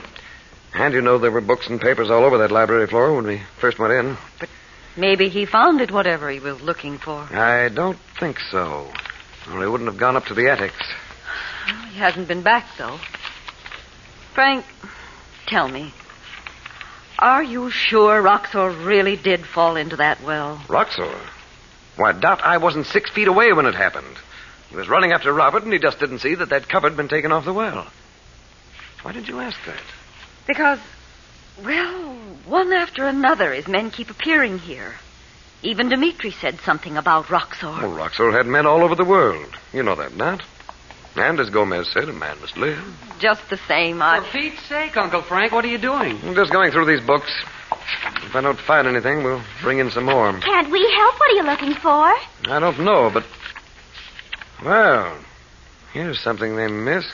American currency. Yes, and it's been here a long time. It's the old size. How much is it? About $500. Left for a man who never came to get it. Uncle Frank, isn't that what that man was looking for in the attic? He was looking for something more important than money. I'll recognize it when I see it. You look so strange, Frank. And there's something about this money. A feeling of mortal terror. As if a man had sat in that room and looked into the eyes of death. Holy Moses. I'm sorry. If half of what Gomez told me about this castle is true, it's not surprising that money's associated with death here. You looked as if you were seeing even worse things. Oh, Uncle Frank, look. Here's a book with a picture of this castle right in the front. Look. Let's see. The castle now called Sistova. Erected on the site of an ancient pagan temple by Ivan the First. Oh, don't read it, Frank. Put it down. Mom, why do you care what was here before? This castle's 600 or 700 years old. I don't want to hear about it. Please, Frank. All right, Dad. I'll look at it later. Well, let's see some of the others. Well, here's one called A Brief Balkan History. That ought to be harmless enough. Hey, it won't open. Oh, Bob, who ever heard of Well, shake it, Bob. Huh? Hey, it rattles. Oh, it's a box. Let me have it. Oh, isn't this fun? Maybe it's something that was put in there hundreds of years ago, and we'll be the first people to see it. Can you get it open? Yes, I can slide my knife along under the cover.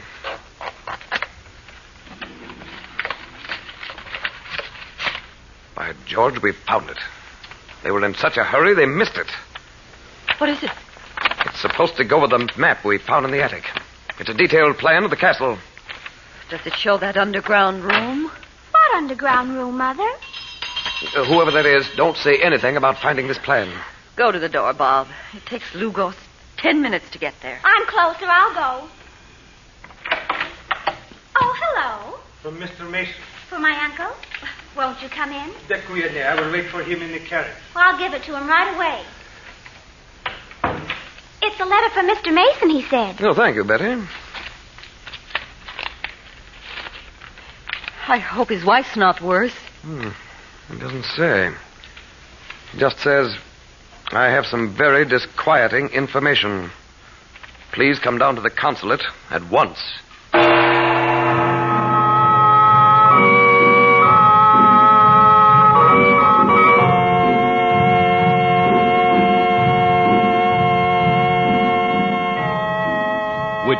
like to be a magician? Would you like to mystify your friends with magic tricks? CHANDU the magician has a magic trick for you. CHANDU calls it the Assyrian money changer. It changes pennies into dimes. And we'll send it to you for just 25 cents and a White King box top. This trick is fascinating. Listen. You lay a penny on the table. Cover the penny with the mystic ruby block. So coot, you say. Then remove the block. Now the penny's gone, and instead you see a bright, shining silver dime. Wonderful, isn't it? And it's so simple, you can do it not once, but again and again and again. Your friends will never catch on. Now, to get CHANDU's Assyrian money changer, just mail 25 cents in coin and the top from a box of White King soap to CHANDU, Los Angeles 21, California. That's CHANDU, Los Angeles 21. And remember, nothing washes like soap. There is no soap like White King. You'll love White King.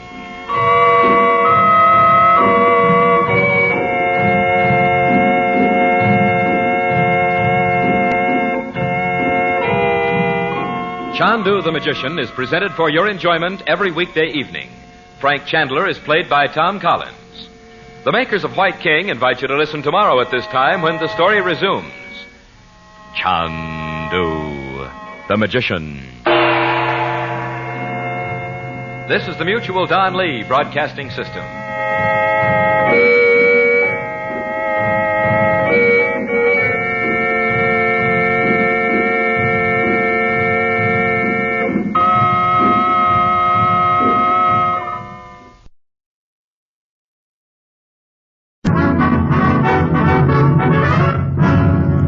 The Damon Runyon Theater.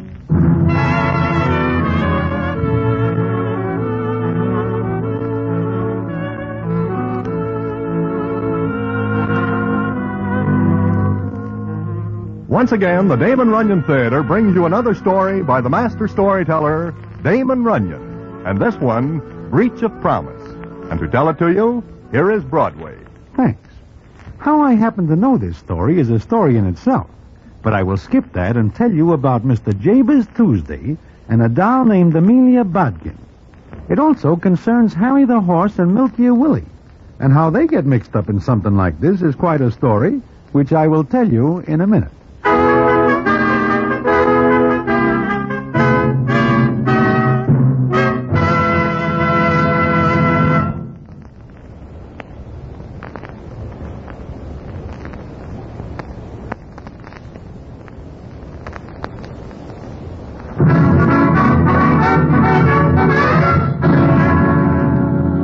And now, back to the Damon Runyon Theater and the famous story, Breach of Promise.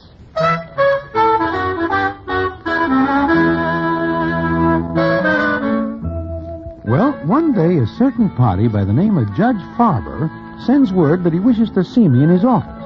Of course, he is no more a judge than I am, and he is never a judge, and he is 100 to 1 in my line against ever being a judge.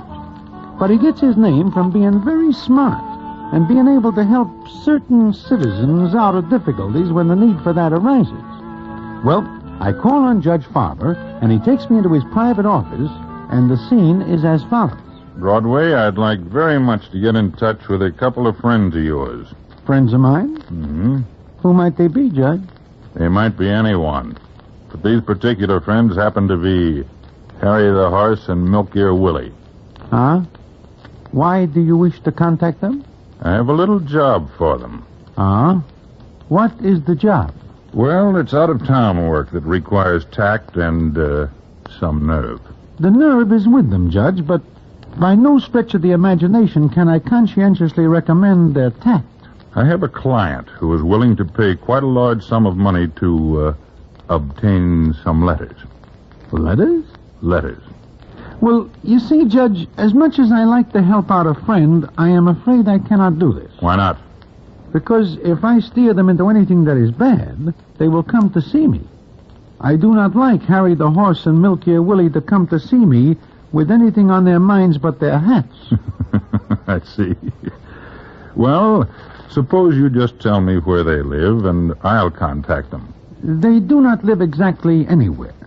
But there is a certain spot in Clinton Street where information might be picked up. Mm-hmm. Thank you, Broadway. Thank you very much. If I can ever return the favor, please let me know. Judge, I hope I am never in a spot where I need a favor like the ones you are able to return.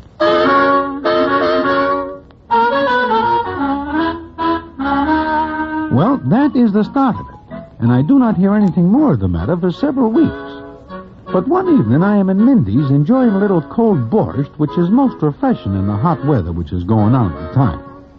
I say I am enjoying it, but not for long, because all of a sudden there is a blast of air, and the scene is as follows. Broadway? Broadway, our pal. Harry, Milk here. What is the matter? You swallow something? My tongue, I think.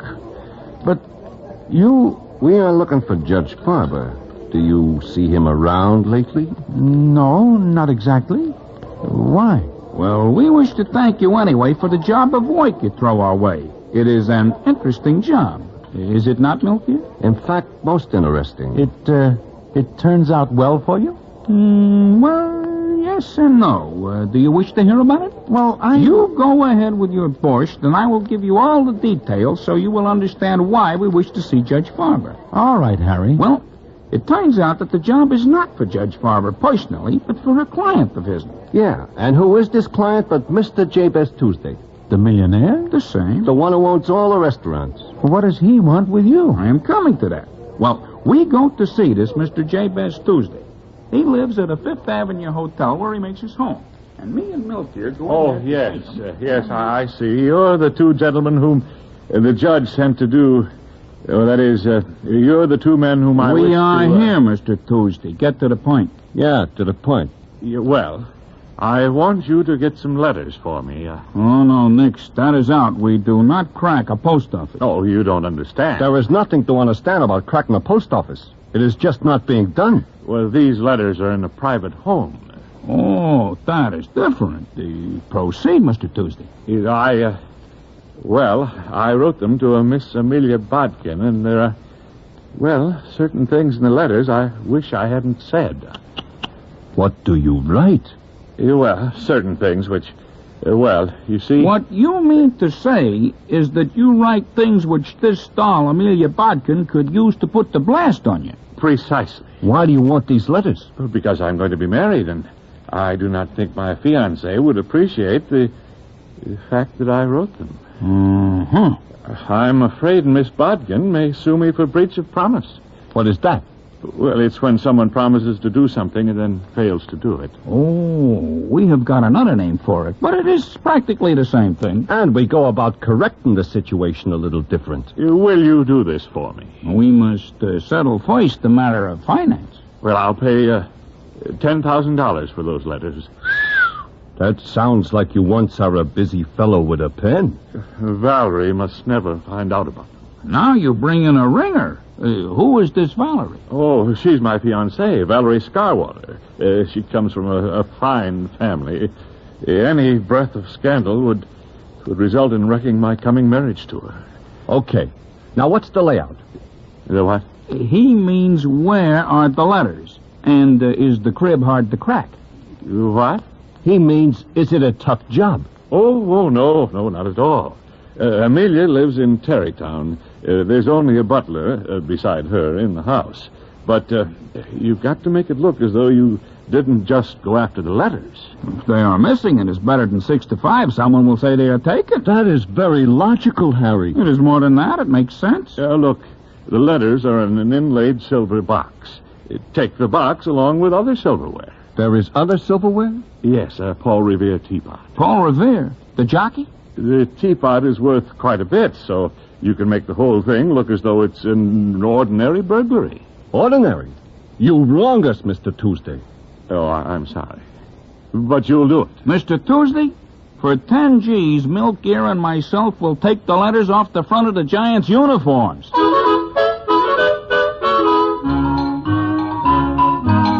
Well, that is the start of the story that Harry and Milky are telling. But it is by no means the end. In fact, what starts out as a nice, ordinary deal ends up quite complicated. Anyway, Harry and Milky borrow a car from a friend, and they drive out to Tarrytown. They are approaching the home of Miss Amelia Bodkin, and the scene is as follows. Milky. What, Harry? What is this you tell me about being able to drive a car like a racing driver? What's the matter? I am not doing all right. It would be better if you kept more on the road. I am looking for the house. I will look. You will watch the road. Try to stay with it a little more. It's pretty out here, ain't it? Do not look at the scenery at night. Hey, look. There's a house up ahead. Uh-huh. We will case the place first. Then we will see about making an entrance. This is a pipe. Just the old doll and a butler. Yeah. Milky, why are you driving on the left side of the road? I am left-handed when I am a kid. I guess I never get over the habit. Take it easy now. And turn in there where the gate post is. Then we stop the car and case the place from there. Sure. Milky, you will slow up. We are not yet to the gate post. Milky, you must not stop the car all at once. Ease into it. Harry, if you wish to drive, I will move over, and you may do so. Easy. Hey, look out!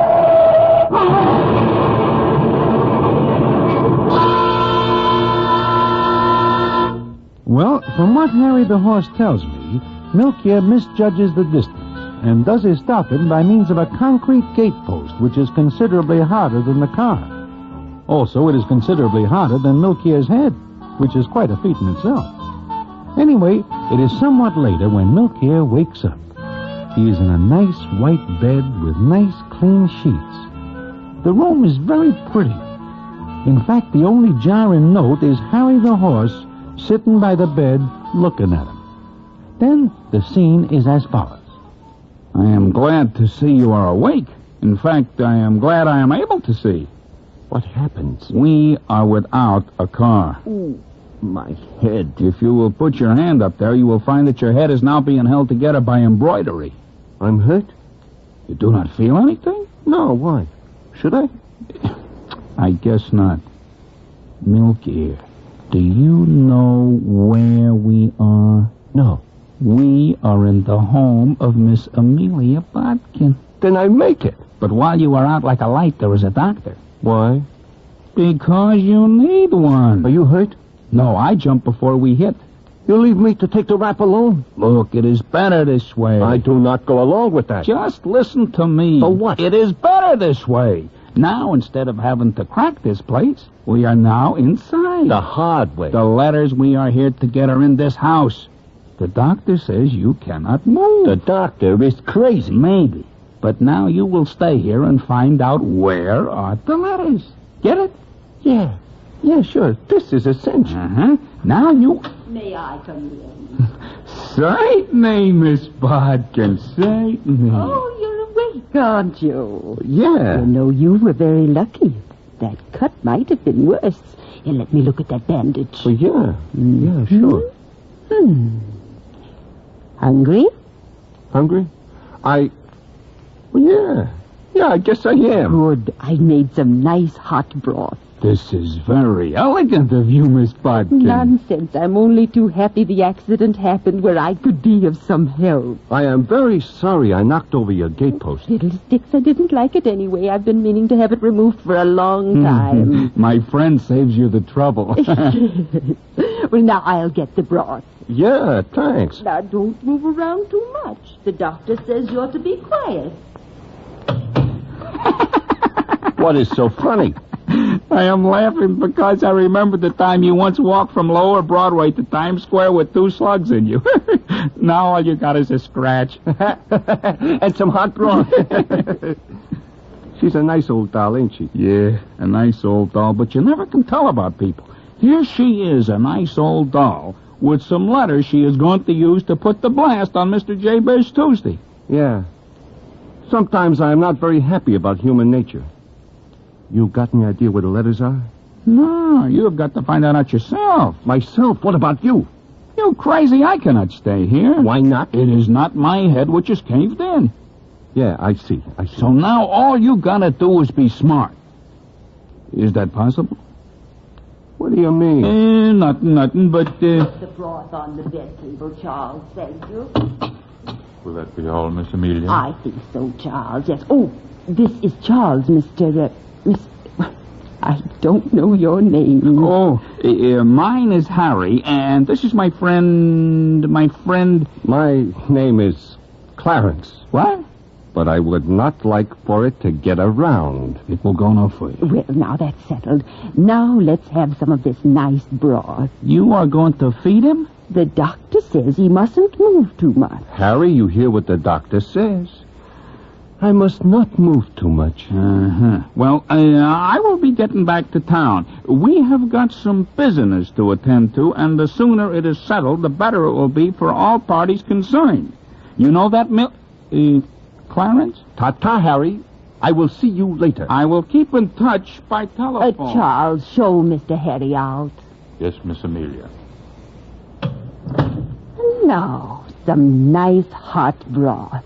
This is a very nice thing you do, Miss Amelia. Careful, it's the only thing I can do for a fellow human being. Oh, careful, It might be too hot. You, cooked this up yourself? Yes. Don't you like it? It is good. In fact, it is by far the best soup I ever eat. Why, thank you. Oh, it's so seldom that I get to make anything for anyone but Charles and myself that I... You are going to say something, Miss Amelia? I'm almost ashamed of what I was going to say. But go ahead. Say it. You are among friends. Well, it's just that your accident... I mean, it happened here... Do you like homemade apple pie, Mr. Clarence? I do not think I ever eat any. No, come to think of it, I do not. Then you will. And roast beef, Yorkshire pudding, brown potatoes, and I have a whole cellar full of canned fruits just waiting to be put into pie. Look, Miss Amelia, maybe it is better if you do not go to so much trouble for somebody you do not even know. But I want to. It gets rather lonesome here. And you seem so nice. Yeah? I seem nice? Now, this isn't getting you some nourishment. Come. Eat the rest of the broth.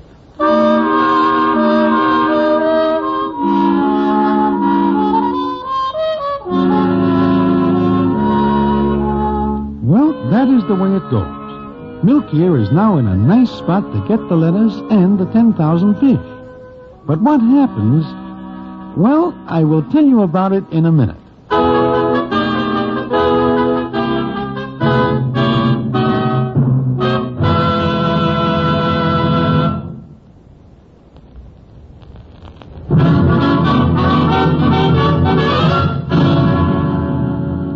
And now back to the Damon Runyon Theater and the famous story, Breach of Promise.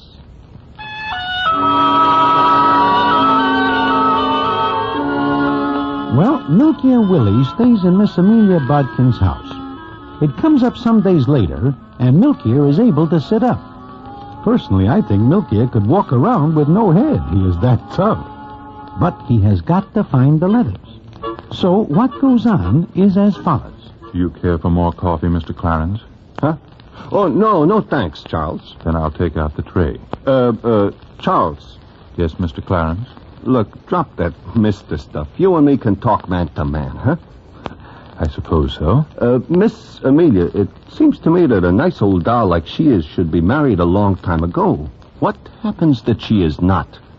I think because she is in love with someone. Is that not the usual reason for marriage? You don't understand. The man she loves is Mr. Jabez Tuesday. You've heard of him, haven't you? Yeah, in a roundabout way. Well, they met a long time ago. Then he invested some money in a business. It was her money. He never pays it back? Oh, yes. With interest. But it just seemed that he became too busy. He came here less often. Now we see him only about once every 5 or 6 months. Uh-huh. Does Miss Amelia have any proof that they are once in love? Proof? Well, yeah, you know, a guy writes letters, stuff like that. Oh, yes, she has letters. Uh-huh. Funny about dolls, they keep things like that. That's the reason I asked. You know, dolls are soft that way. Yes. They are. She probably keeps the letters all tied up in a blue ribbon, huh? No, they're in that silver box right over there on the window table. Ah.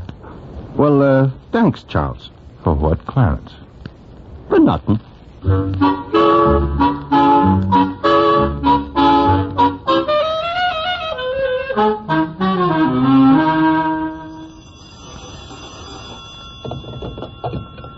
Yeah? Milk here? This is Harry. Yeah. What is happening? I know where the letters are. Okay. Put the snatch on him and get out of there. Sure, tonight. I borrow another car. We will pick you up. Okay. It is a cinch, huh? Yeah, a cinch. Okay, see you later.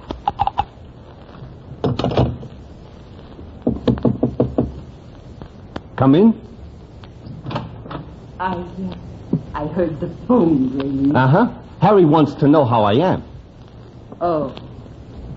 I thought the phone might be for me, but I hope I didn't disturb you. No, not at all. I really came in for something. Yeah? I came in for this box. The box? Yes, there's something in it. Oh, it looks like it is a valuable box. Oh, it's very old, but what's in the box is worth $1 million. $1 million? Maybe more like 10,000. What? Nothing. Mr. Clarence, would you think me a foolish old woman if I talked to you about something? Like, for instance, about what? These are letters. Yeah, I see. I've kept them for years. Now I'm going to burn them. Huh? What for? You say they're worth $1 million? Not anymore. They were as long as I thought he'd come back. You are not really going to burn them? Yes. They don't mean anything now. He's going to marry someone. But look, if these letters... Oh, I mean, they're love letters, huh? Yes, they are. But then why burn them? Maybe you could sell them. Oh, no, that's silly. Not the way I look at it. Here's one. I've read it 1,000 times. He wrote it to me after we'd had a quarrel. A silly, stupid little quarrel about another girl. Yeah? What to get back to the selling, I would like... blonde hair. Oh, she was very pretty, much prettier than I. I was jealous, and he and I had a fight.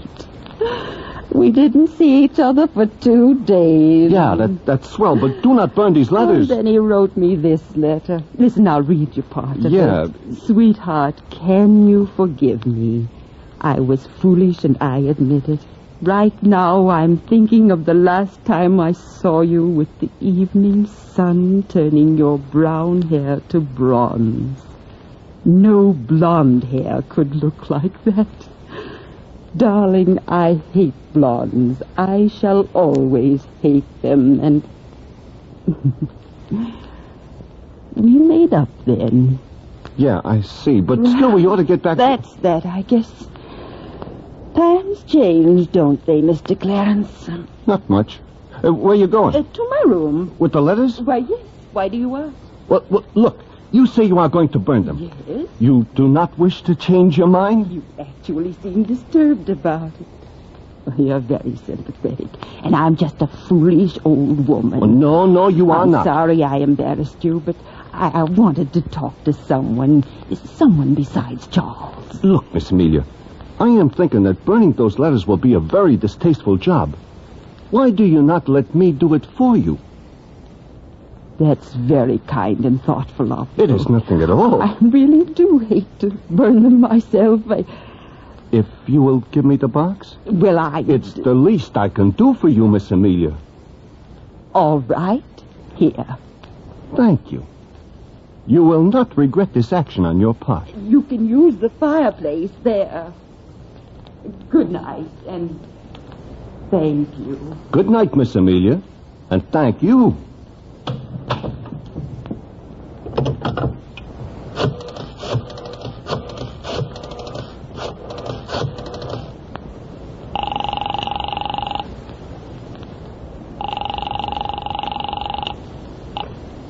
Yeah? Harry, this is Milker. What's the matter? Nothing. I just want to tell you that this is going to be tougher than I think. What are you talking about? You say you know where the letters are? Yeah, but strictly speaking, they are not now in the same place. Look, it is all very well for you to be in such a soft spot, but do not forget that there are 10 G's awaiting us. You will please remember. I remember, but there is something else that comes up. Do not pick me up tonight. In fact, do not pick me up until I give you the word. Goodbye.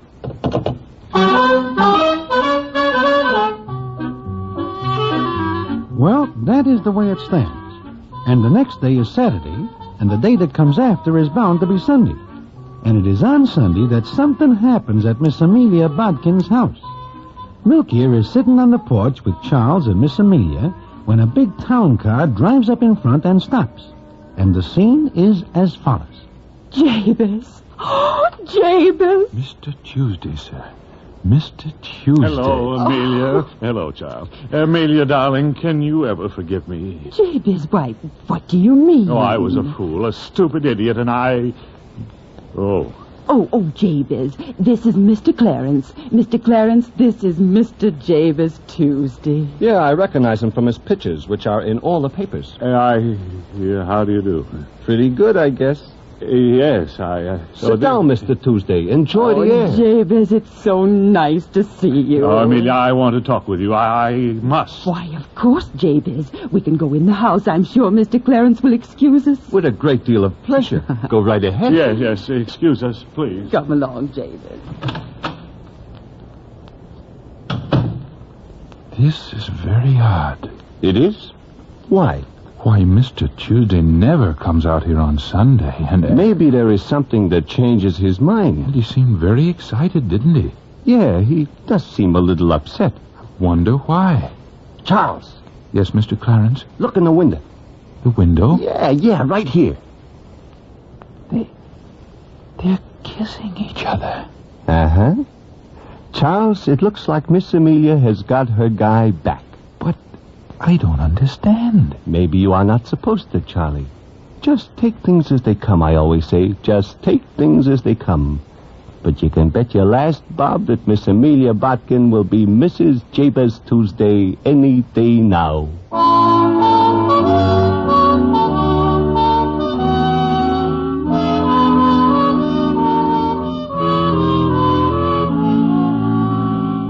So it seems that Mr. Jabez Tuesday and Miss Amelia Bodkin get together. But there are still a few things that need a little clearing up. And they get cleared up when I hear the rest of the story, which I will tell to you in a minute.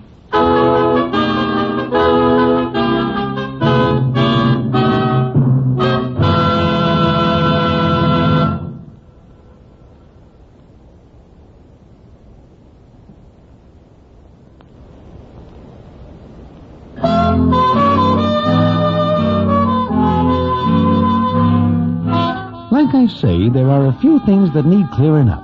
And the clearing up comes that night in Mindy's. Harry is just finishing telling me what happens before, and the scene is as follows. So, that is that.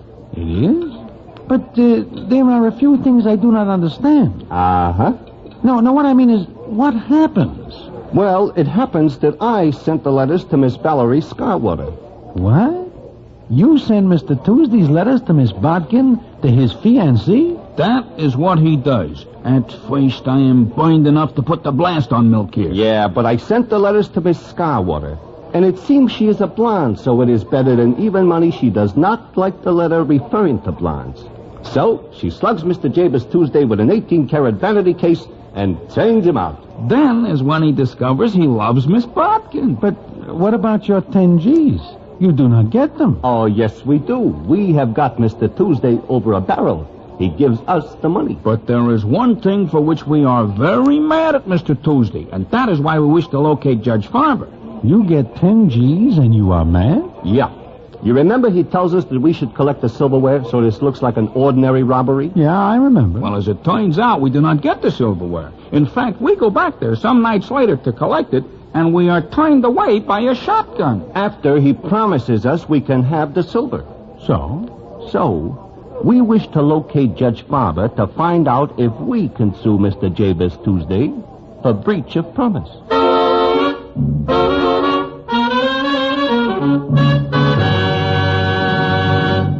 And so ends the famous story, Breach of Promise. For another great Damon Runyon story, listen in again next week to the Damon Runyon Theater.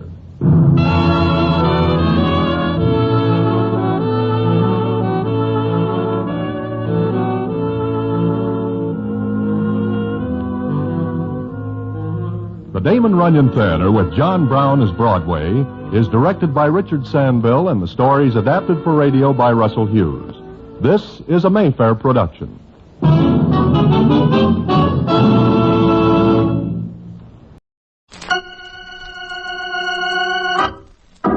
Tonight, the makers of Anacin, for the fast, prolonged relief of headache pain, bring you another thrilling adventure of Ellery Queen, the celebrated gentleman detective. Ellery Queen invites you to match wits with him as he relates another story of a crime he alone unraveled. Before revealing the solution, he gives you a chance to solve the mystery. Anicin's guest armchair detective, who is here with us in the studio, is Jose Ferrer. And now, here's your Anacin host, Ellery Queen. Thank you, Don Hancock, and good evening, ladies and gentlemen. Tonight's case is about one of the toughest kid gangs I have ever met. I call it The Adventure of the Green Gorillas.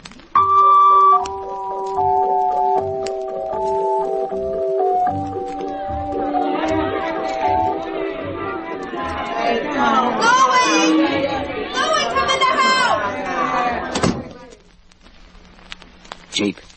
The coast clear? Yeah, Nux. Big guy in his flop, Nux? His lights on, Shimmy. Let's go.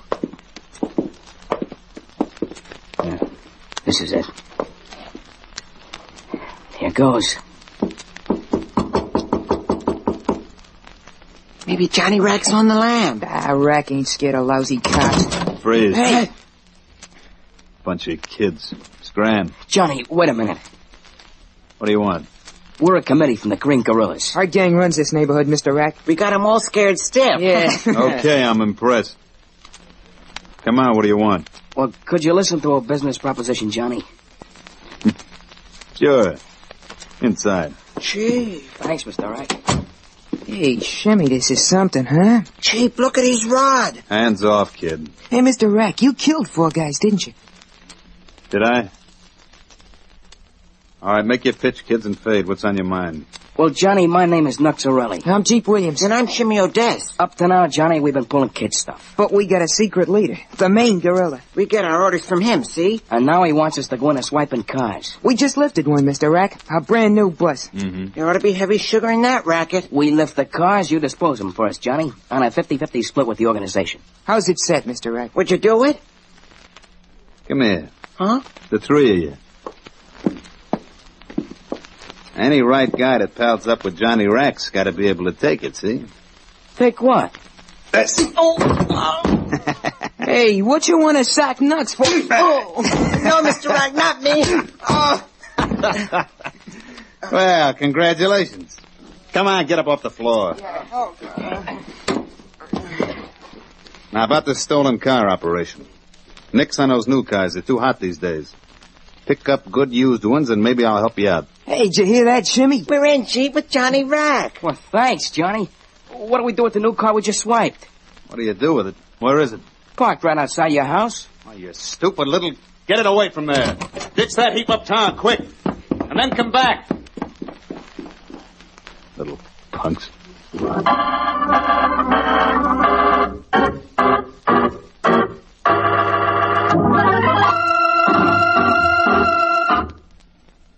So you're Bobby Brown. Oh, yes, sir. Why, Inspector, he's just a child. I'm 16. Yeah, Bob is small for his age, Miss Porter. He's an orphan. Supports himself selling papers. Lives at the Y. Knows Groove Street inside out. And he's plenty tough. Huh, Bobby? I can handle myself, Sarge. That sounds okay to me, Ellery. Bob, juvenile delinquency is on the rise. Gangs of street kids are mugging, breaking into stores, stealing cars. They've even got guns. We're especially worried about the Green Gorillas, Bob. Yeah, I know him, Inspector. And if they ain't straightened out now, they'll wind up like that Groove Street hero of theirs, Johnny Rack. Who's Johnny Rack? A gangster? Yes, Nicky. A cheap rat who's about 2 jumps ahead of the chair. In fact, lately, Rack's been showing some interest in this Green Gorilla gang. I didn't know that, Billy. Dad, that makes the assignment dangerous. I'll be okay, Mr. Queen. I want this job. You want it? Why, Bobby? I got my reasons. Maybe Bob's father dying in the chair for killing a cop during the robbery has something to do with it, huh, kid? Just give me a shot at it. You know what we want you to do, Bob? Join the Green Gorillas and find out who's giving them their orders. The secret head of the gang. That's it. Grab their leader and they'll fold. We've got to. They're headed for a lot of trouble. Oh, there must be some other way to find out. Nicky, there isn't a member of that gang older than 15. Now, this has to be an inside job. And only a kid from the streets can get in. I'll be okay. All right, Bob. Now, look. I'll stick as close to you as I can. But the first time you feel the heat's on and I'm not within call, don't go to the Y. Don't go to any of the places you usually go. Come to my apartment. Understand, Bob? Yes, sir. I had a duplicate key made today, in case you come when nobody's home. Carry it with you at all times, Bob. Here, take it. All right, sir. Getting you into the guerrillas won't be hard if you follow orders. Well, what's my orders? Well, Bob, tonight you're going to be on Grue Street committing a crime. Committing a crime? That's right, Nicky. Bob's going to roll a drunk. Who, Mr. Queen? Me.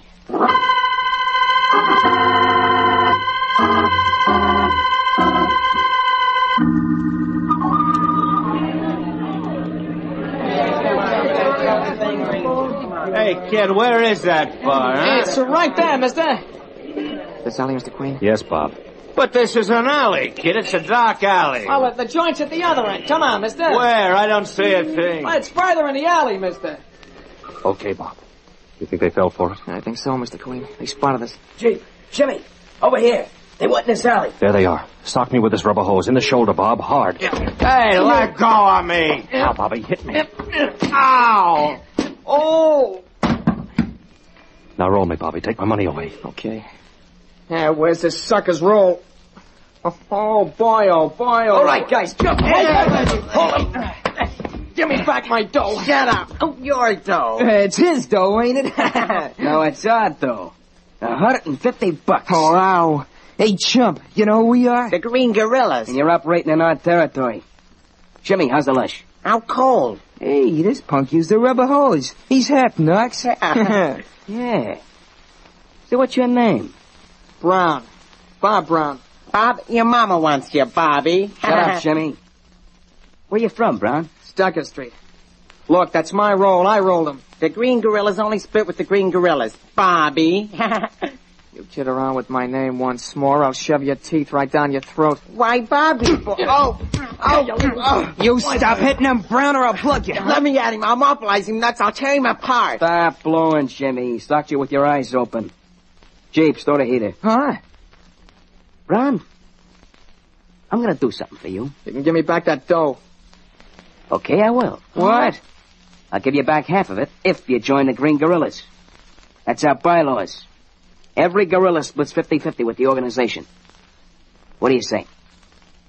If I play lone wolf, I get it all. Like tonight?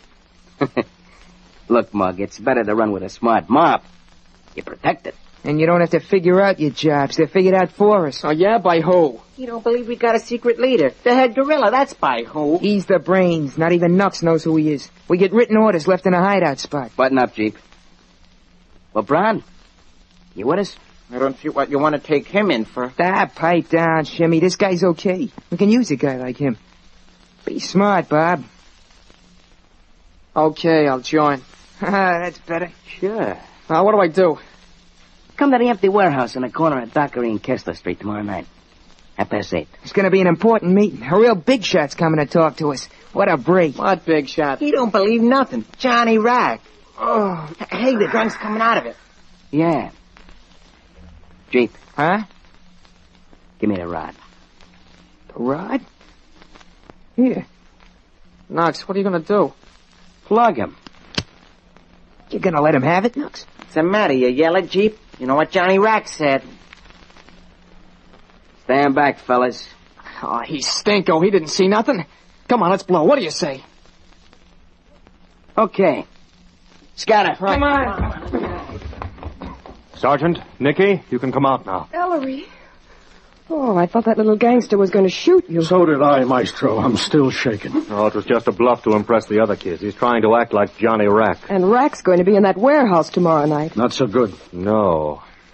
Oh, gosh, I hope nothing happens to Bobby Brown. And there, ladies and gentlemen, you have the beginning of our mystery. And now, back to our story. It's the following night in an abandoned warehouse on the east side. What are they doing in there now, Ellery? They're still swearing in new members. Here, Nicky, look through this peephole. Need to get that amplifier working. Yeah, I'm trying, Inspector. Well, where's Johnny Rack, Ellery? They're just boys in there. Apparently their hero hasn't arrived yet. Sergeant, fix that amplifier. They're going to swear in Bobby Brown. Yeah, I think I got it. There it is. All right, gorillas. That's friend Nux, aged 15. We gotta vote on one more candidate. This guy here. Take a good look at him, boys. Hiya, fellas. That's my Bobby. Shut up, Billy. What's his name, Nut? What did he ever do? He's Bob Brown from Stucker Street. Whoa. Last night he rolled a drunk $150 worth. 150. Yeah. He can handle himself, too. Shimmy Odess can tell you. Hi, Shimmy. I slapped me when I wasn't looking. Okay, we vote.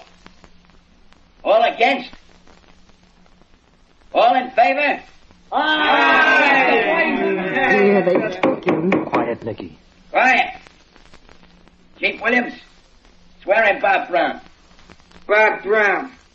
Roll up your right sleeve. Ellery, that boy Jeep has a knife. It's part of their mumbo-jumbo. Brown, you gotta swear in your own blood. Like this. Oh, hey. Oh, the little brutes. Dip your finger in it, Brown. Now, say after me. I swear to follow the orders of our secret leader. I swear to follow the orders of our secret leader. I will never snitch on another gorilla. I will never snitch on another gorilla. The penalty for rats is death. The penalty for rats is death. Everybody! The penalty for rats is death. Bob, you're in. Camera all set, Billy. Yes, he's over the hump. There shouldn't be any danger now. You little punch. It's Johnny Rack. Give him a hand, fellas. Oh, that's their hero. No ovation. Look at Rack eat it up. Okay. Something's wrong. Look at Rack's face. Ellery. So you think you're a smart mob? What's the matter, Johnny? Nux, you're just plain stupid. You gotta use your noggin in this racket. What do you think you're doing, playing posse? You done something wrong, Mr. Rack? Yeah. You just took a stoolie into your gang. Henry, Dad. A stoolie? For the cops, Johnny? He ain't stooling for the YMCA. Yeah. Billy, get set. Necessary fire. Gotcha, Inspector. Wait. Quiet! We swore in 4 guys tonight, Johnny. Which one's the canary? Yeah, Mr. Rack, tell us who it is. Yeah. This kid calls himself Bob Brown. I know it. Hey, Brown, huh? Jimmy, grab him. Do something. They'll hurt him. Inspector, we better show. Keep covering him, Billy. Just a bit longer. This may smoke out that secret leader Hold over it, there. Jimmy. Johnny, where'd you get your information? Why, you little punk, I said it. Ain't that enough? We all know you're a right guy, Johnny. A big shot. Yeah, sure. But we don't want to make a mistake. This is an important thing. Could you give us some proof? Okay. You, Stoolie. Empty your pockets. Come on, Brown, do it. Empty his pockets. Don't tell me. Is there a key in this stuff, Nux? The key? The key? Yeah, Johnny. Here's a key. Ask him what door it fits. Ellery, the key you gave Bobby in headquarters. Brown, what's this key? Nux, it's just a key, that's all. Yeah, just a key. The key to the apartment of Ellery Queen. Queen, that's Hey, wait. We gotta go ahead with our meeting, fellas. We can't keep Johnny Rack waiting. It's okay, Nux. Dutch, Patsy. Yeah. Take this rat Brown in a secret hideout. Keep him there. We'll meet you there after the meeting. And give him what's coming to him. Come on. That's a big secret hideout. Maybe that's where they're boys. Yeah. Maestro, why'd you tear the apparatus out of the wall? Take it all with you, Billy. Get it out of here. Inspector, those 2 boys are hustling Bobby out. We'll tell him to the hideout. Bobby'll be okay. Come on, Billy. I bet we pick up their leader, Inspector. Nicky, go with Dad and Billy. What about you, Ellery? I'm staying here. Go on, Nicky. But Ellery... Nicky, I'm going to show up that cheap gangster rat in front of those kids. What? Now get going. You're going out there to face him alone? Ellery, you haven't even got a gun. I mustn't have a gun, Nicky. That's the whole point. Now beat it. You mustn't be found here. Ellery, you fool. Well, here goes.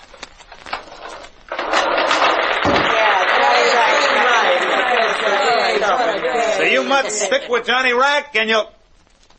Wind up in the hot seat, Rack. With you. Jump him!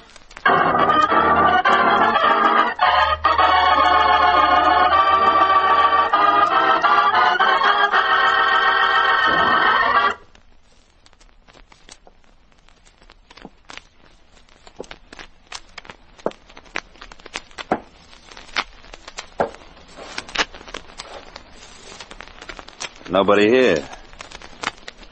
You're alone, Queen. I don't get it. He's got no cops with him. He ain't even healed. How do you figure it, Johnny? Yeah. I don't know. But there's one thing sure. He's here, he's alone, he's got no rod. So let's have some fun, huh, guys? Yeah, this is gonna be. All right, Queen. Down on your knees. Don't be silly. Huh? You don't seem to get it, sucker. This is a real rod I'm pointing at you with real bullets. Now get down. Hand me that gun. Hand you my rod? Tell you what I'll do with you. Take it away from me. Rack, I will. What? Stay where you are, Queen. Don't move. Don't move. Look at him, boys. The great Johnny Rack. He's shaking.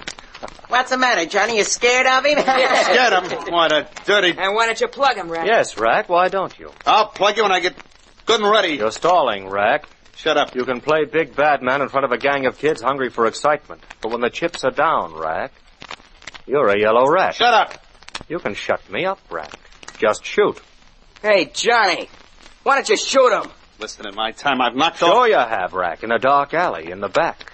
That's how rats always kill. But you won't shoot me here, Rack. You have over 20 witnesses. Sure. I'm no sucker. Then you're not going to shoot me, huh? Rack, give me that gun. Hand it over. I'll take another step. Then I'll have to take it away from you. Stay back. Take a look at your hero now, fellas. Anyone would think I had the gun. Dirty lousy. And now I have. Here, Nuts. Hold this piece of junk for me. Me? Yeah, Mr. Queen. Now, Rack, let's see how good you are without a gun. Hey, look here. I'll kill you for that, Queen. I'll kill you. Well, come on. Up on your pants, Rack. Johnny, you're wide open. Hey, look at him. He's doing good. Well, get up. You were going to kill me. On your feet, Rack. Or have you had enough? Yeah. I had enough. Gee, look at him. Hold it, boys. There's your tough gangster. Look at him. Pretty? That's where you guys are heading. There's something about crime that makes a rat out of a man. There's something about fighting crime that makes a man even out of a rat. There isn't a cop on the force, any rookie, who couldn't and wouldn't have done just what I did. Think it over. Hey, Maestro. Bobby, come on. Sonny, all right. Hey, Sarge, look what Mr. Queen done to Johnny Rack. Get up on your feet, you two-bit punk. Lay off me, will you? Yep. Hey, what's this piece of paper just fell out of his pocket? Let me have that, Sergeant. So, you were acting a big shot even when you told these boys about Bobby Brown, eh, Rack? What do you mean, Ellery? Here's how he knew Bobby was working with me, Dad. This note. Johnny Rack. Tip-off Nux O'Reilly. A guy named Bobby Brown is being taken into the Green Gorillas tonight. He's a stoolie working for Ellery Queen. He's got a key to Queen's apartment in his pocket. Signed, the Chief Gorilla. Rack, where'd you get this note? Where'd you get it? We shoved under my door this afternoon. You got nothing on me. You're wrong, Rack. We found enough hot car records in those kids' secret hideout to pin a 20-year rap on your hide. And also on these young hoodlums, Ellery. Dad, I have a hunch we may not have to press charges against these boys. I think they're seeing things a bit differently. Right, Nux, Jeep, Shimmy, all of you? You sure opened our eyes, Mr. Queen. The only thing is... That secret leader of yours, Nux, the Chief Gorilla, is that it? Yeah, Mr. Queen, we don't know who he is. He'll take revenge on us, Mr. Queen, if we even... But he won't, Shimmy, because I'm going to produce him for you right now.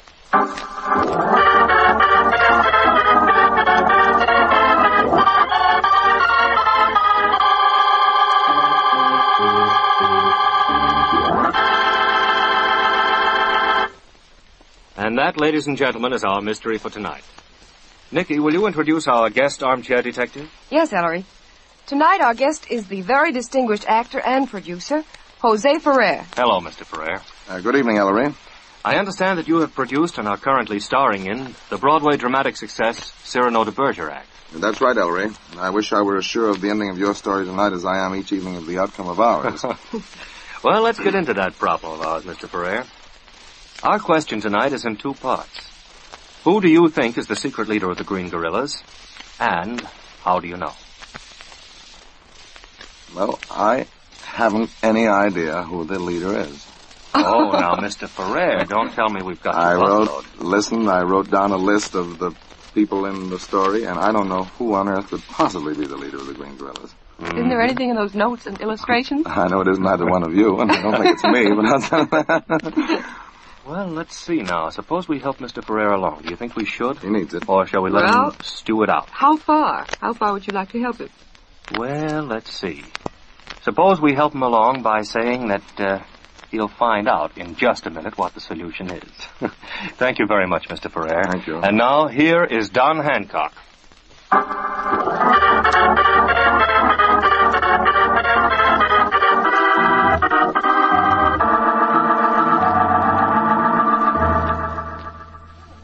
Come on, Maestro, let's hear it now. What do you say? All right, if you'll give me a chance. And we just found a note in Rack's pocket from the chief guerrilla, the secret leader of you kids. He revealed the fact that Bobby Brown was an undercover agent for me. How did this secret leader know that? That is funny. Yeah, maybe he saw through that lush rolling act you and Bobby put on last night, Maestro. Or saw Bobby coming out of police headquarters yesterday. Possible, granted. But this secret leader knew even more than that. He knew that Bobby was carrying a certain key. He said so in his note. Well, it's a cinch it's some kid in this gang. Maybe he accidentally saw the key, Ellery. I'll grant that possibility too, Dad. But the secret leader knew still more, according to his note. He knew that key Bobby was carrying was a key to Ellery Queen's apartment. How did he know that? How could he have known that? It's a duplicate key I had made. A duplicate key is made of unmarked brass or some other alloy. You can't possibly identify it as Ellery Queen's key or John Jones's key just by looking at it. Dad, how did you know that was my key? Why, you said so, Ellery, in my office at headquarters. In other words, I identified it. Now, who was present in your office at headquarters when I identified that key as the key to the Queen apartment? Why, you, me, Veely, Nicky, and Bobby. Mm-hmm. And Bobby. Bobby?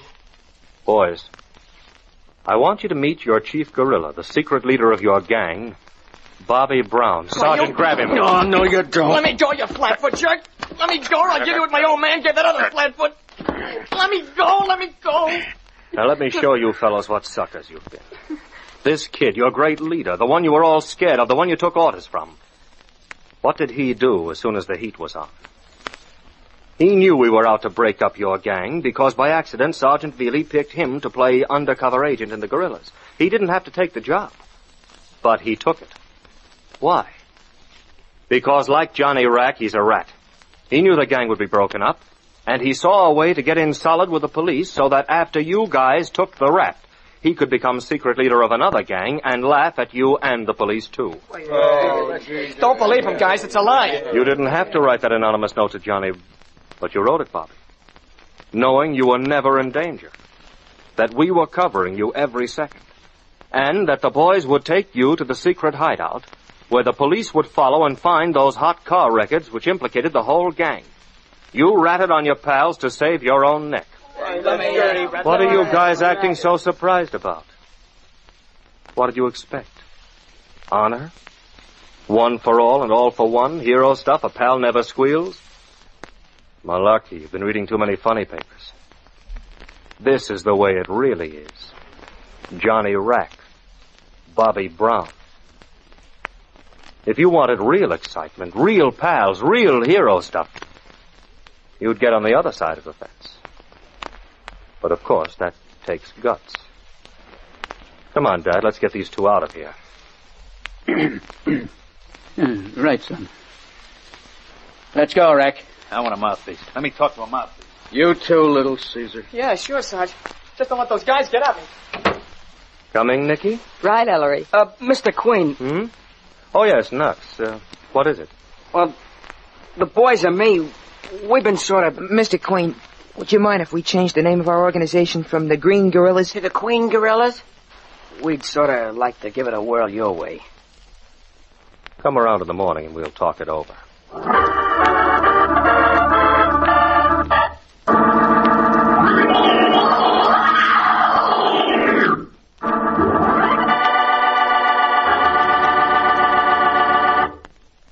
And there, ladies and gentlemen, you have the solution to our mystery. Thanks again, Jose Ferrer, for being our guest armchair detective this evening. And, as mementos of your visit with us, Anderson is proud to present to you this beautiful Gruen very thin wristwatch, this autographed copy of my new anthology, The Queen's Awards, 1946, and a subscription to Ellery Queen's Mystery Magazine. Now, Ellery, what about next week? Well, next week, Don, Nicky and I run down to Florida for a short vacation from crime. But of course we run headlong into a case filled with a lot of thrills and a lot of laughs. I call it The Adventure of the Big Brain.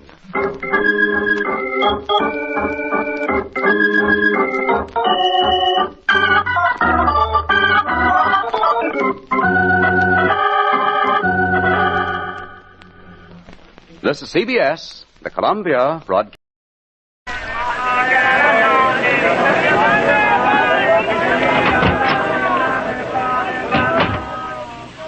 Good morning, Mr. Hampton. Good morning. Mr. Ramgo is expecting you. I know, sir. Will you please come this way? Nice and cool in here out of the street? Yes, it is very cool in here. Mr. Ramgo is in his office. Mr. Hampton to see you, sir. Good morning, Mr. Hampton. This is a great pleasure. Good morning, Mr. Ramgo. I had heard that you were in Bombay. The news gets around, eh? When it concerns an eminent lover of precious stones such as yourself, naturally we hear of it. Very nicely put.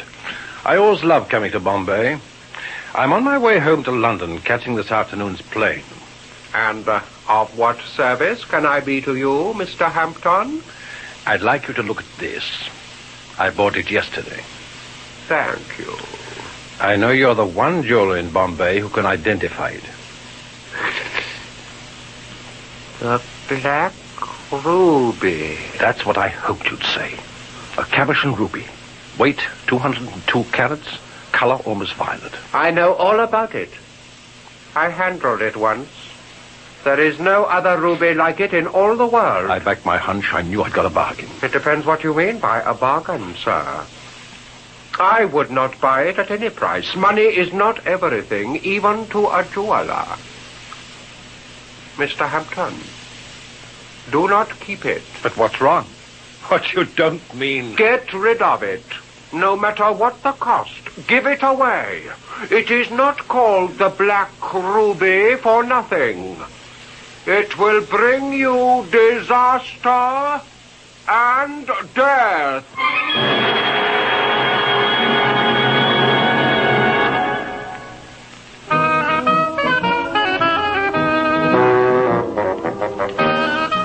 BBC presents A Case for Dr. Morell, another adventure by Ernest Dudley, with Cecil Parker as the famous Dr. Morell and Sheila Sim as his secretary, Miss Frail. The Black Ruby.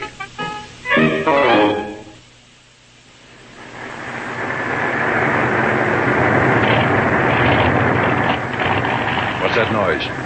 Sounds as if something's gone wrong. One of the engines. What? I can't see anything out of this window. Well, I've flown enough to know something's up. Ladies and gentlemen, this is Captain Rawlinson speaking to you. I have to report that we have an emergency. One of the engines has just cut out. Now a second has let us down. I knew it was something. What the devil's going to happen, eh? Well, we'll soon know. We also have what we term a runaway propeller, and we have come too far over the Indian Ocean to turn back. So I intend to ditch. I hope there are no sharks down there. I can't swim. I can't swim. There is no cause for alarm. A ship is below us. We are in radio contact with her, and she is aware of our plight. Please put on your life jacket, fasten your safety belt, and follow the instructions of the stewardess. Don't panic, and good luck.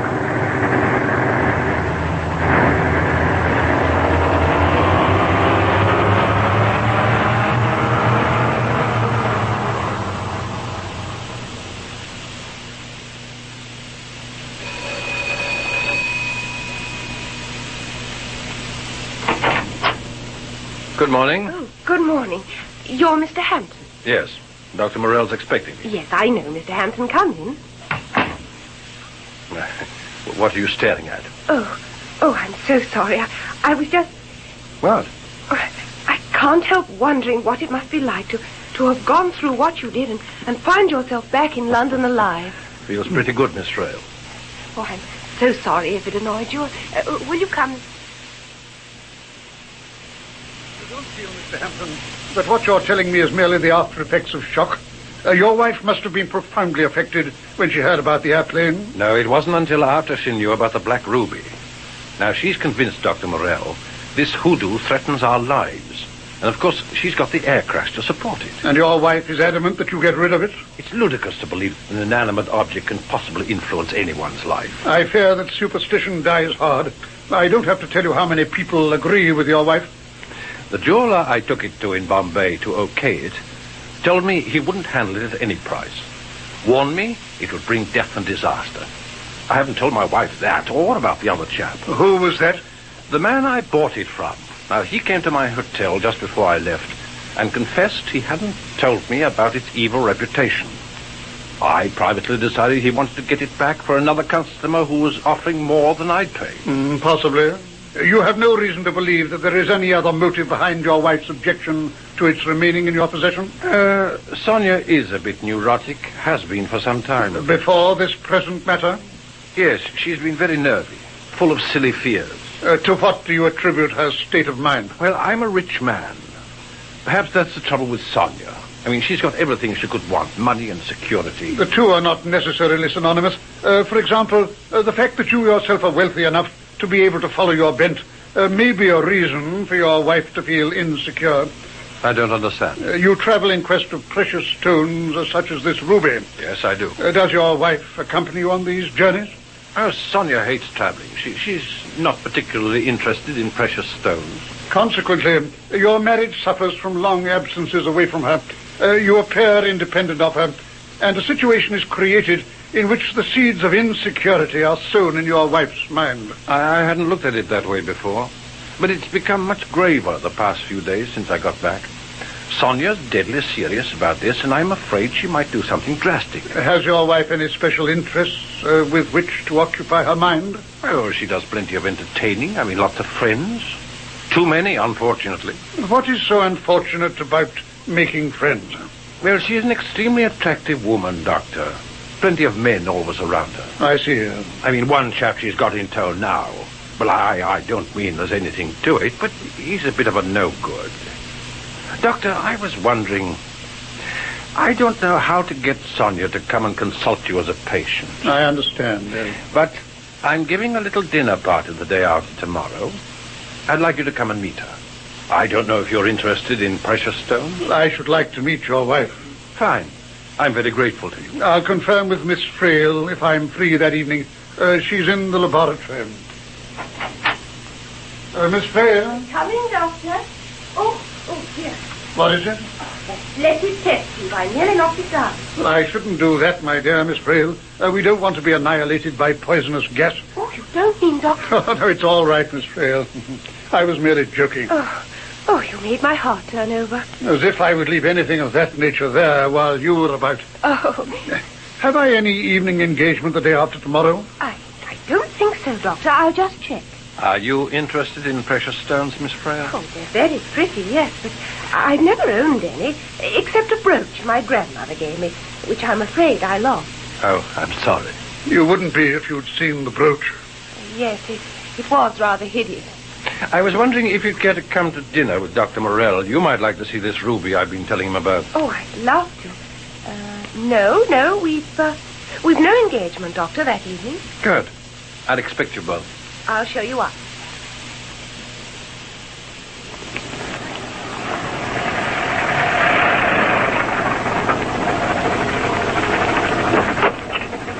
There you are, driver. Thank you, sir.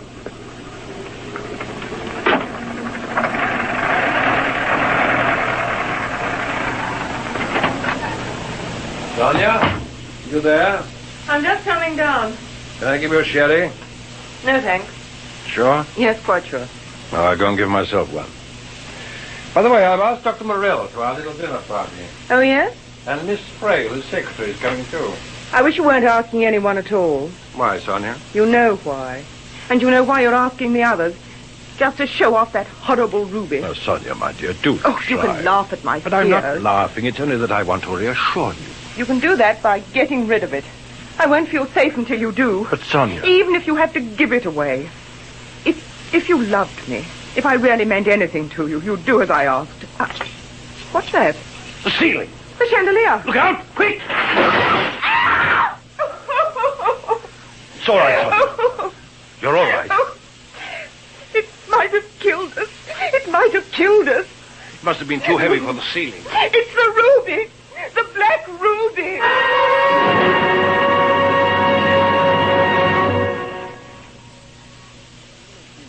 So lovely, Sonia. Aubrey, dear. You always say that to me. Well, I always mean it. That's what's so marvelous about you. It doesn't matter if I see you for lunch or if we go racing or... Oh, well, or like you are now. In that heavenly dress, you always look wonderful. I'm glad you liked my dress. It's the first time out. I hope you didn't mind my nipping in before the others arrived. It was a chance to see you alone. No, of course not. Will you have some more sherry? Yes, thanks. What's this about this Dr. Morell coming? Oh, I suppose Guy thinks I need a psychiatrist. You know, this fuss I'm making about his ruby. Doesn't trust your wifely intuition. Oh, let's not talk about it. I know something terrible's going to happen, but it's no good. I want to talk about it, Sonia. I want to try and help you. But if Guy won't get rid of it, what can you do? Well, I don't know exactly, but at least you know I'm sympathetic. You're awfully kind, Aubrey. How can I help it? You know I'd do anything for you. You shouldn't talk like that. I can't bear to think of you worrying, Sonia. Supposing something did happen, I agree with you. This thing may have some ghastly hoodoo on it. Surely the chandelier yesterday wasn't... that was terrible. We might easily have been killed. If I were your husband, I wouldn't hesitate... Hello, Aubrey. Hello, Guy. The others haven't arrived yet, Sonia, my dear? No. I was a little early, I'm afraid. My watch was fast. Got a drink, I see. Yes, thank you. What wouldn't you hesitate about if you were Sonia's husband? Huh? Weren't you saying something when I came in? Yes, I was telling him about the chandelier crashing down. Yes, it sounds a darn near thing. It was horrible. But I can't attribute it to anything supernatural. I mean, if that's what Sonia's trying to make you believe. You seem pretty sure of that. Do you believe in the evil eye? I don't know that I believe in it. I like to keep an open mind. Well, as I've tried to explain to Sonia, the blessed chandelier might have fallen at any time. The fool who put it up screwed it into the laughing plaster instead of beams it should have. Oh, that sounds like Bill and Helen. Oh, hello, Sonia. Hello. Hello, Guy. Nice to see you, Helen. Hello, Bill. Hello, Helen, darling. How nice of you to come. Hello, Bill. Oh, good evening, Sonia. Oh, hello, Guy. Good evening, Aubrey. Hello there. Hello, Helen. Why, it's dear Aubrey. Well, I hope it won't be too stodgy an evening for you. Stodgy? What's stodgy about a whacking great ruby? When are we going to see it, Guy? Well, I'm going to keep you in suspense for a bit. Must we see it at all? Sherry for you, Helen? Oh, thank you, Guy. You use the cocktail, won't you, Bill? Oh, thanks. What's the matter, Helen, darling? It's nothing. What is it? Nothing, really. I wasn't sure that we ought to have come in. Do shut up, Bill. I'm perfectly all Knock right. back some sherry. Come on, it'll do you good. Here's Miss Frail and Dr. Morell. Good evening, Mr. Hampton. Now, let me introduce everybody. Now, this is my wife. How good of you both to come. How do you do? How do you do? Mr. and Mrs. Reynolds, Dr. Morell, Miss Frail. Good evening. How do you do? Good evening. Good evening. And this is Mr. Aubrey Green. Oh, hello there.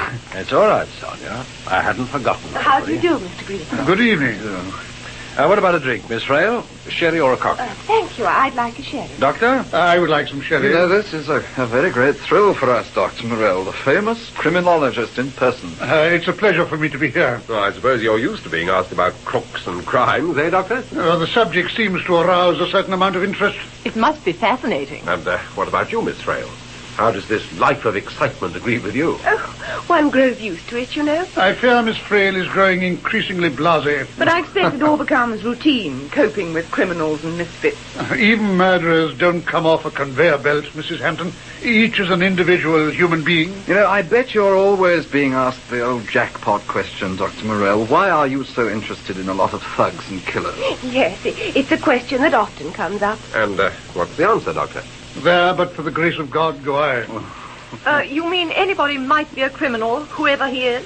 according to the way he's brought up. In other words, environment makes the murderer. Precisely. Well, shall we go in and have dinner? Jolly good idea. I'm starving. Well, come along then, everybody. Brandy, Guy. Glad you like it. Oh. What's the matter, Aubrey? Were you hoping he'd ask you to have some more? Yes, I was rather. Oh, don't be silly, Guy. Of course you can have some more. Of course, my dear Aubrey. Thank you. How about you, Dr. Morell? No, thank you. Would you like some more coffee, Miss Frail? Yes, just a little, please. Bill, another spot of brandy? Oh, I'm fine, thanks. I'd like some more coffee. Here you are, Helen. Oh, thanks. I say, isn't it about time the big moment arrived? Ah, yes, the ruby. Oh, I'm longing to see it. Are you Miss Frail? It sounds fabulous. Guy, you're not really going to show it around? At least there's no enormous chandelier hanging over our head. Please, I wish you wouldn't. Oh, he must now, Sonia. That'd be like asking us here under false pretenses. Don't you agree, Dr. Morell? I should be interested to see it. Dr. Morell, you say it's a lot of nonsense that it can affect the lives of my husband or me. On the contrary, I would say that it has obviously made a great impact upon you. Well, it would certainly affect my bank manager's view of me if I owned the thing. Funny, but I've never been mad about jewelry. I don't know why. Oh, very convenient for your boyfriend, Miss Frail. To you, Dr. Morell, I suppose I'm being foolish and hysterical, believing that merely by its presence here, the ruby can cause something dreadful to happen. There have been many jewels which have supposedly exerted a baleful influence over their owners, rubies particularly, perhaps because of their blood-like color, and they originate from the mysterious... The Orloff ruby, for instance, and the Great Mogul. Despite these legends that have grown up about them, however, examination of the facts fails to support the notion that either good or evil follow in their wake. Obviously, they attract violence because of their value, and to possess them, people have gone to extreme lengths, even murder. Oh, so it's not the ruby, it's those who want it who caused the trouble, eh? But what about that dreadful plane crash? If Guy hadn't had the ruby on him, it would never have happened. And the chandelier yesterday. The accidents you mentioned both have logical explanations. Well, let's look at this wicked old jewel anyway. Come on, Guy, I'll take a chance. Yes, looking at it can't do any harm, surely. I think you're mad. Sonia, please. Oh, do show it us, old chap. Right. Here it is. Have you had it in your pocket all the time? Yes, in this little case. So that's why you spilled the soup. Open the case, Guy. There you are. Oh, sir. It's absolutely marvelous. Wonderful. It's such a fantastic color. Almost, well, more violet than red. That's why it's called the black ruby, because it's so dark. One reason, yes. It's because of its black history. Because of the death and tragedy it's brought. May I hold it, Mr. Hampton? Of course. Look, I'll take it out of its case. Thanks. Don't drop it, Miss Frail. Oh, of course I won't, Doctor. Oh, it's just like having something alive there in one's hand, almost as if it's breathing. Breathing fire, eh, Dr. Morell? Very impressive. After you, Miss Frail. It's the only chance I'll ever get of holding so much money in the hollow of my hand. There you are, Mr. Green. Thank you. Oh, yes, it certainly is out of this world. What's its weight, Guy? 202 carats. How old would it be? It's been in one Maharaja's family for 300 years. Have you still got it, Aubrey? Helen would like to see it, wouldn't you, Helen? Helen, what's wrong? What's the matter, Mrs. Reynolds? She's faint. Helen, darling. Yeah, Dr. Morell, quick. If somebody would open the window... It's got a bit stuffy in here, yes. I'll open it. Oh, that's better. Lovely cool air. Is she all right, Doctor? There's nothing to worry about. She's coming round. What happened? Oh, it's all right, darling. Not to worry, my dear. You're among friends now. I suddenly felt everything went black. Just a slight fainting attack. I've never done anything like this before. I thought you weren't looking so good before we came. Feeling better? I just think I'd like to rest. Yes. I'll take you home. Yes, please. I'm so sorry, Sonia. Do forgive me, Guy. Well, of course. So sorry it happened. I'll get a taxi right away. There's plenty on the corner. Would you like me to come along with you, Bill? Oh, I don't think it's necessary. No trouble at all, just in case you need a hand. Can you stand up all right, Mrs. Reynolds? Yes. Hang on to me. I'll go and see if Guy's got a taxi. Is there anything I should give her, Doctor? Just rest. I'm sure she'll be perfectly recovered by morning. I feel all right. Really, I do. Taxi's here, Bill. Oh, thank you, Aubrey. Oh, come on, darling. The taxi's here. Well, good night, Doctor. Good night, Miss Frail. Good night. Good night. I'm sure Mrs. Reynolds will soon be better. Oh, good night, Sonia.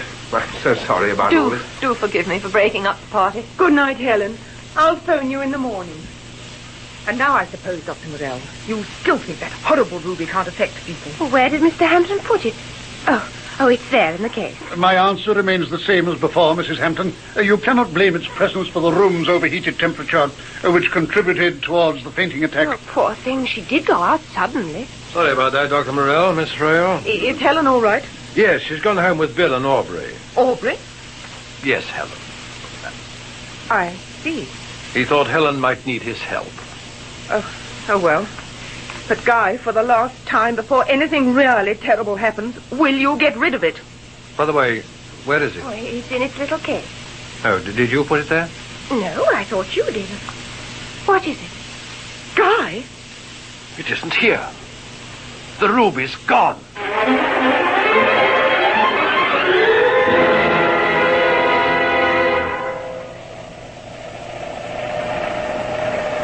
Oh, this is it, Doctor. The Reynolds house.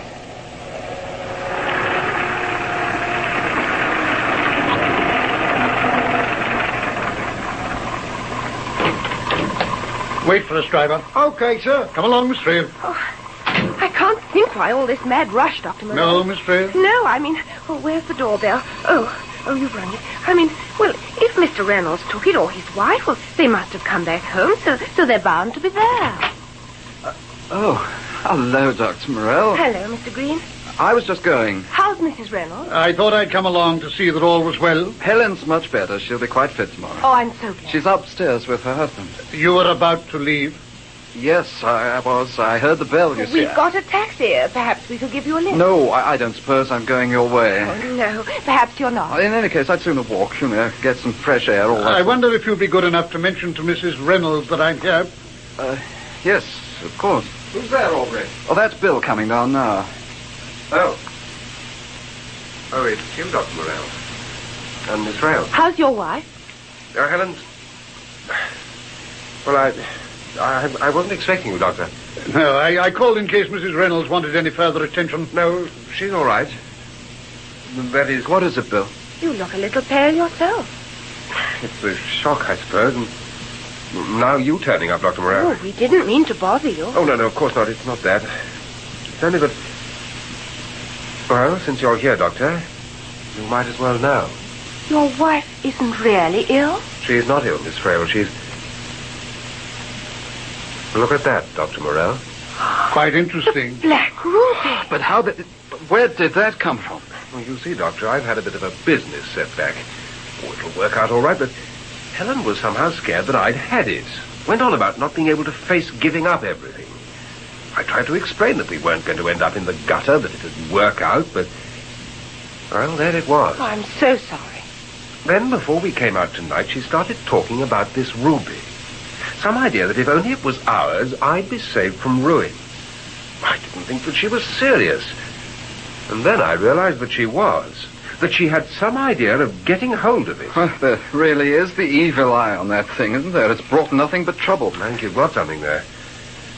Here, Dr. Morrell, you'd better take it. Thank you. Oh, Doctor, don't touch it. I am convinced, Miss Frail, that I'm impervious to its baleful powers. I don't think it'll burn a hole in my pocket. Oh, dear. She must have slipped it into the pocket of her dress, and then... You mean she pretended to pass out as a cover-up? Oh, I suppose so. Well, she certainly acted the part very well. I wouldn't have dreamed she was faking it. I know. It isn't like her at all. Her faint wasn't pretense, but perfectly genuine. I should have thought that was apparent enough. I'm sure of it, poor thing. Well, perhaps it was the strain after she'd realized what she'd done. It could be. And what makes it worse, Doctor, is that when I found it, she pretended that she didn't know about it, that it must have got there by mistake, or what? That I had stolen it. And it was the shock of its discovery and her belief that you were responsible which caused her to faint? Yes, I suppose so. Of course, it's ludicrous. I wasn't even sitting next to her. Oh, no, you were sitting next to me. Where is your wife? Oh, she's gone to bed. She won't speak to me until I've returned the ruby to Guy Hampton and admitted that I took it. And you propose doing that? Well, what else would you expect me to do? Even if she'd admitted taking it herself. That reveals a very commendable side to your nature. But your self-sacrifice is hardly necessary. What do you mean? Merely that by your action, you would be shielding the wrong person. Wrong person? It wasn't your wife who took the ruby. Wasn't Helen? Well, then who? Who, Dr. Morrell?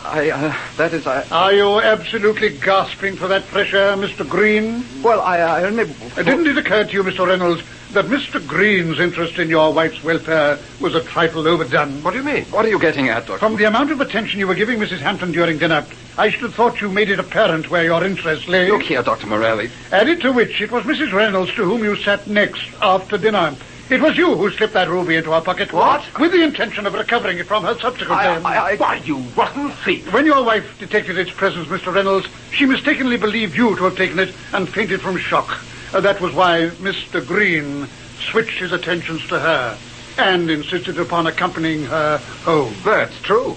You've never shown any interest in Helen before. It's always Sonia that you've chased. Well, the idea of leaving her just to help me see my wife home's utterly phony. Well, I suppose I'd better act the gentleman and admit it. You're bang on the target, Dr. Morell. I did take it. Oh, how awful. Why, I'm sorry. I'm a bit broke, that's all. It was just a sudden impulse. A crazy idea. I can't say how deeply I regret it. You'd have let Helen take the blame. Oh, that was just bad luck. I meant to get it away from her in the taxi. What a swine you are. So, what are you going to do about it, Dr. Morell? That remains a matter for Mr. Hampton to decide. Meanwhile, I'll leave him to your tender mercies, Mr. Reynolds, whilst I return the ruby. I'll take care of him, all right. Come along, Miss Phyl. Yes, Dr. Rankin.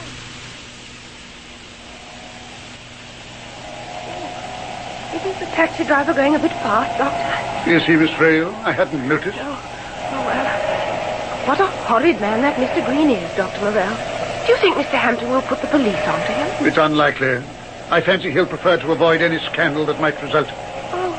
Oh, really? Does this taxi have to take the corners on two wheels? After all, we've got the precious ruby now. If it makes you nervous, Miss Phyl, you might ask the driver to slacken speed a trifle. Yes, I think I will. Doctor, that car!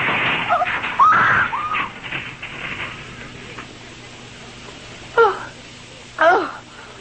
Are you uninjured, Miss Phyl? Yes, Doctor, I think so. Are you? You all right in here? Well, it isn't your fault if we are. That car, the way it come round that corner. I expect it couldn't be helped, driver. The ruby, Dr. Morell. It's the black ruby. I'm sure I'm very sorry. What are you talking about? Oh, don't you see? The hoodoo. Really, Miss Phyl? The evil eye. It's working. Oh, please, let's get it back to Mr. Hampton quick, before both of us are killed or something dreadful. Do calm yourself. It's the black ruby. Disaster and death. That's what it brings to anyone who has it. Disaster and death. How long into my study, Dr. Morell? You've been very quick. Oh, not quick enough, Mr. Hampton, I can tell you. Oh, what do you mean? Here, sit down, Miss Phyl. You look a bit shaken. Oh, not quick enough to get that horrible ruby back to you. What do you mean, you've got it? Of course Dr. Morell's got it. He's brought it back with him. And it's marvelous, Doctor. Who taken it? As I suspected, when I observed that young man become suddenly solicitous towards Mrs. Reynolds. Aubrey Green. Yes, I noticed him change his interest to Helen. By the rotten crook. Wait till I tell Sonia this. She's gone to bed. She's pretty upset. I understand. Oh, Doctor, do please give it to him. Very well. It's frail. What is it? What's wrong, Doctor? I somehow fancy you'll have a further item of news with which to acquaint your wife. Look. Oh, the ruby. Smashed to pieces. It must have happened in the taxi crash. Taxi crash? Yes, our taxi hit a car, or a car hit us. Oh, I'm sorry. I was thrown against the door. Well, it's all to do with the ruby. But that's just it. It can't be the black ruby at all. What? A genuine ruby's terribly hard to break. Precisely. That chap in Bombay I got it from. When he came round to my hotel after I'd seen the jeweler, he must have switched the real black ruby with a fake. No doubt that is what occurred. It isn't the black ruby after all. So there was no hoodoo, no evil eye on it. The air crash, the chandelier. The taxi. Nothing to do with it. Perhaps this will at any rate convince your wife that the only injury anyone can suffer from the evil eye or hoodoo powers is that which they bring upon themselves for believing in such foolish superstition.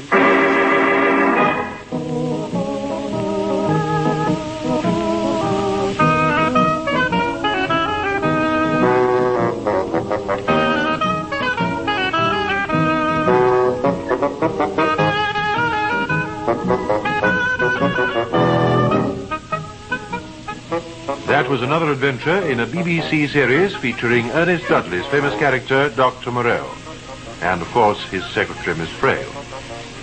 The artists taking part were Dr. Morell, Cecil Parker, Miss Frail, Sheila Sim, Guy Hampton, Norman Wooland, Sonia Hampton, Virginia Winter, Helen Reynolds, Louise Gainsborough, Bill Reynolds, Richard Bebb, Aubrey Green, Desmond Carrington, an airline captain and other parts, John Baker.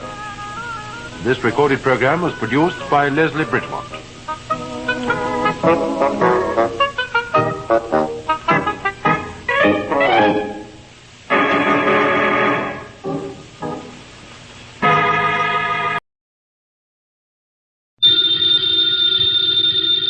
Ladies and gentlemen, the ringing of that phone bell means mystery, adventure.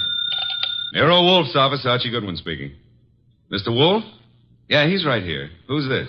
Archie, hang up. Don't ask questions. You have a what? Archie, it's past your bedtime. Well, I'm afraid, Mr. Wolfe, it's past his bedtime. Your bedtime. It's a client, boss. That's what I was afraid of. Foolish. Hello? Hello? Well, why do you look so bewildered? He's coming right over. He says he's got a date with murder.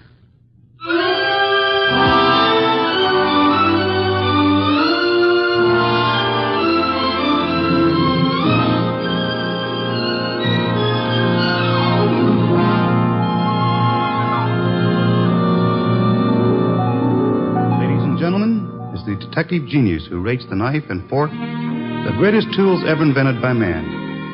The ponderous, brilliant, and unpredictable Nero Wolfe. Created by Rex Stout and brought to you in a new series of adventures over this NBC network in the person of Mr. Sidney Greenstreet.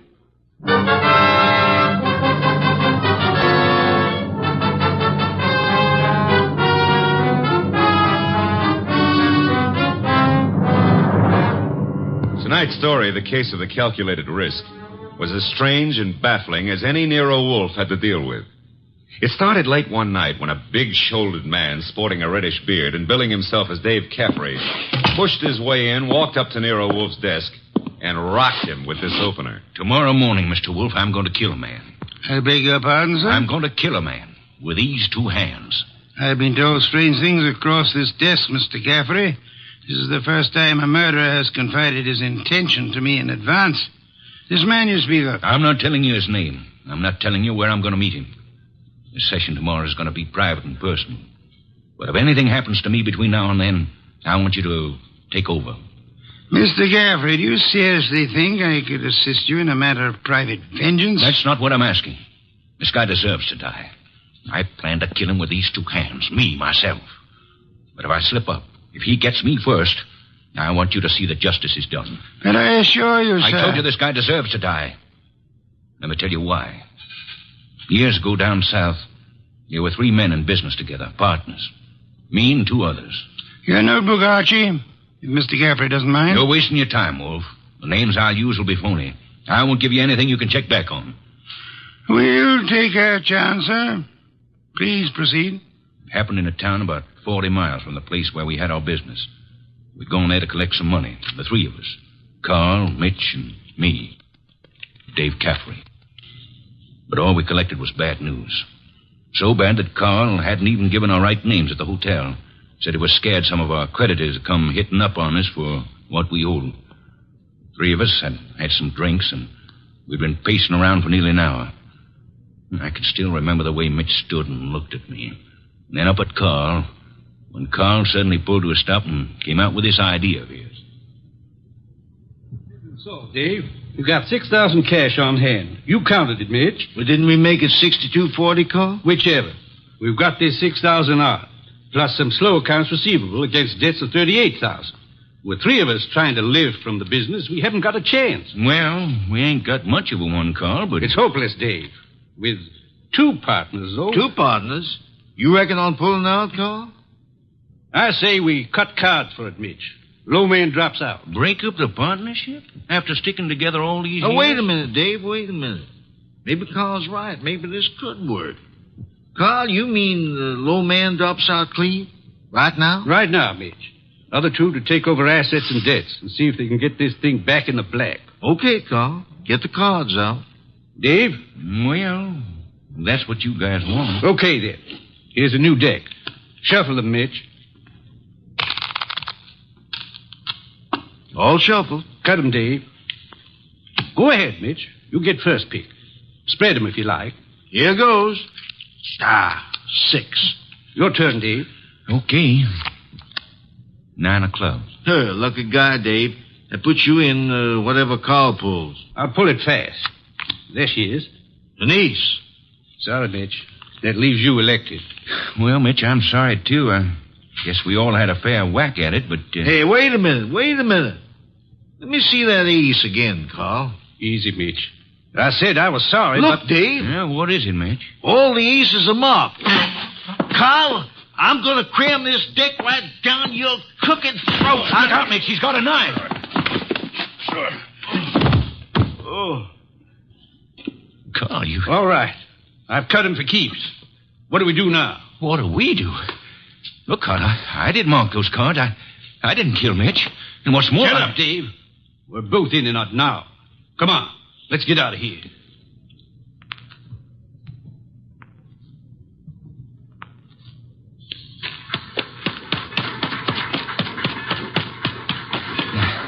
Now what, Carl? Look, Dave, this is where we split up. 2 men together, easy to trace. You head one way, I go the other. Yeah, but the dough, I got no money. Here, I'll split up the 6,000. This is your head. Here, stick the envelope in your pocket. Now, grab that freight. Get set. I'll catch the next one going the other way. Get going, Dave!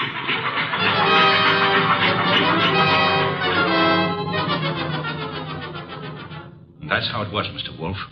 It all happened so fast that I...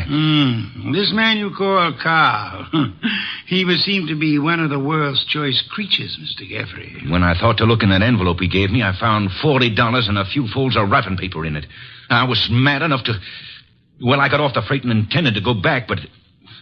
Then I picked up a paper. And read all about the murder of your friend Mitch with the statement that Carl had accused you of the crime and that the police believed him in view of your escape. That's it. Classical, but not at all original. Well, I was young then and stupid.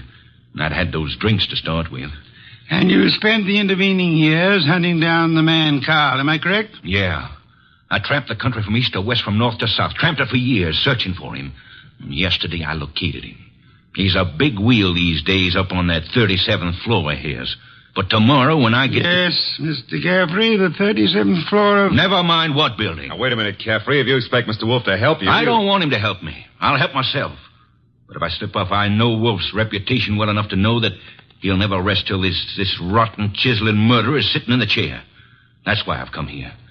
Just to provide a backstop in case my dear friend of long ago manages to get the best of me. How will we know? You see this envelope? Read what it says. Nero Wolfe, 601 West 35th Street, New York. Delivered to him in case of my death. That's right. And this envelope is $500. Nearly all I've got in the world. Along with it, the full details on that knifing. Real names, dates. The proof you'll need in case I don't finish it up. Go on. Tonight, Mr. Wolfe, I'm going to give this envelope to the manager of the hotel where I'm stopping. I'm calling on, well, Carl. Tomorrow at noon, right after his secretary goes to lunch. If I'm not back in my hotel at 1 o'clock tomorrow afternoon, the hotel manager will deliver this envelope to you. Is that clear? Perfectly. But you don't think I'm going to allow you to go through with this wire plan, do you? You can't stop me. And don't have Goodwin follow me. I'd lose him in 2 blocks. Good night. Shall I try to tail him, boss? It's no use, Archie. Get Inspector Kramer on the phone at once. I want the police to help us head off this murder.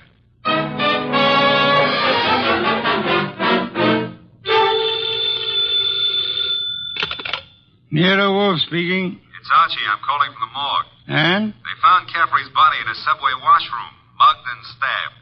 Wallet gone, pockets cleaned out, no envelope. Just 2 hours ago he was here. No envelope, eh? Gone.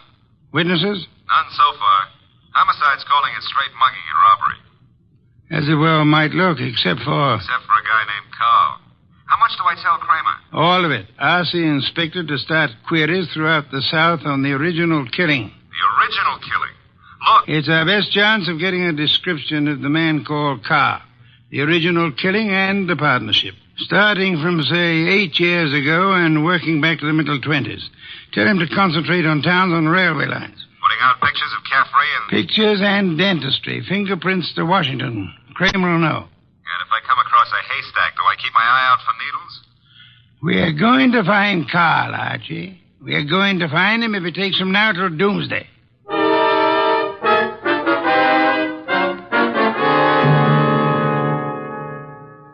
Mr. Wolfe, let's face it, we're licked. Licked, Archie? 3 days now. We found Caffrey's hotel here in New York. No traceable phone calls. Not a witness has turned up on that subway washroom party. And Kramer says he's getting nowhere with those answers from the Southland. The original story is bound to come slowly, Archie. We are asking a check on the unsolved killings of a dozen states over a 20-year period. Then what now? You start trudging, Archie. Trudging? Through office buildings, through 37th floors of many office buildings. You keep trudging till we find him. Oh, now, wait a minute, Mr. Wolfe. This is a big city, remember? I might have to go through hundreds of buildings. This morning, Archie, the Municipal Reference Library informed me that there are exactly 34 buildings of 37 floors or higher in Manhattan. Now, when you rule out the United Nations building, hotels, Okay. Maybe not so many 37th floors, but lots of offices per floor. Maybe 40 or 50. Call it 30 times 40, and you've still got 1,200 to start with. And you don't know what kind of business. You don't know what Carl's real name is. You don't even know what he looks like. There could be 4,000 men like him. 4,000 affluent men, Archie? Yeah, well, all right. Caffrey said he was in the chips, though. You know, for a guy who'd been bumming around, that could mean anything from 10 grand a year up. Say, wait a minute. That cuts your field to 1,000. 1,000 tall men? Tall? I've been over those notes. Caffrey didn't say he was tall. As plainly as you could ask. Caffrey was almost your height, but he said Mitch stood and looked at me. And then he looked up at Carl. Up, Archie. That makes Carl your height or taller. Yeah. Well, maybe Caffrey and Mitch were sitting down, and Carl was, Caffrey told us the three were standing at the time. Check your notes. I've studied them. Okay. Maybe that does cut it down some. Yeah, it's still a lot of citizens that start checking for a southern accent. Don't rely on accent, Archie. Carl has had many years to lose any accent he might have had. Yeah, that's true. And so we narrow it, Archie. A man almost surely tall. A man not using the name he was born with. A man with an unexplained gap in his past. I ought to be able to reach right out and tap him. You go skeptical again, Archie? Well, it's still a pretty big haystack.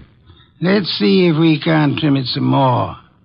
On these building lists I've been going over, I've ruled out for now the members of professions requiring lengthy formal training. Medical men, lawyers, scientists of most kinds. Yeah, that's chopping it down, I'll admit that. I'll have further eliminations as we get into it.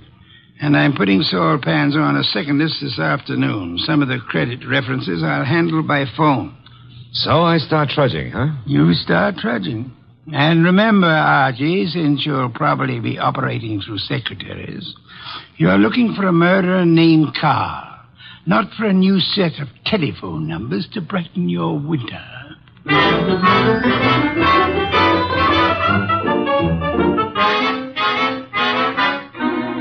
Tall?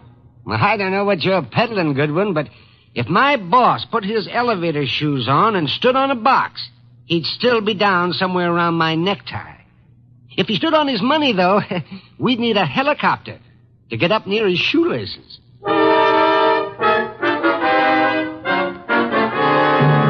Oh, Miss Tunis, do you mind if I sit down? Why, of course not, Mr. Goodwin. Oh, thanks.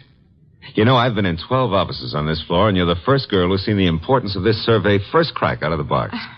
Well, I'm sort of new here, and I try to pay attention. Oh, you're not just beautiful. You've got a head on you. Is Mr. McLean in? Well, he's at lunch right now. Lunch? Oh, that reminds me. Know any good restaurants up this way? Well, I was just going to the downstairs drugstore myself, but I wouldn't say Well, that... come on. Put your bonnet on and let's skip the drugstore. This meal is on the Executive Resources Survey.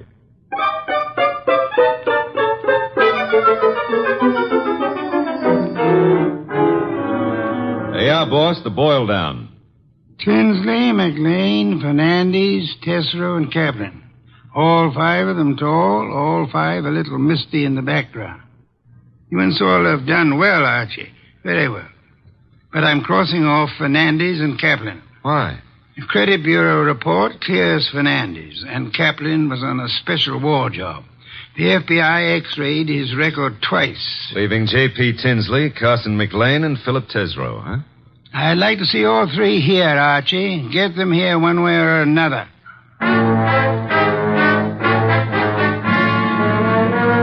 And so you do admit that Tinsley isn't your real name? Mr. Wolfe, are you a blackmailer or what? I'm a licensed private investigator, sir.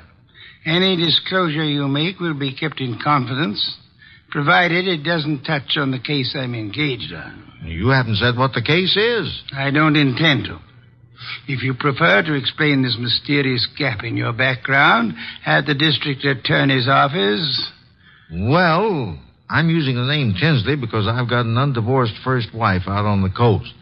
We broke up 20 years ago, but she said she'd see to it that I never married again.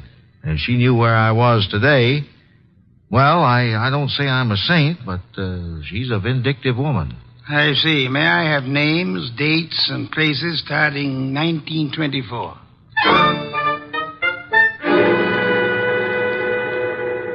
I can't quite understand your interest, Mr. Wolfe.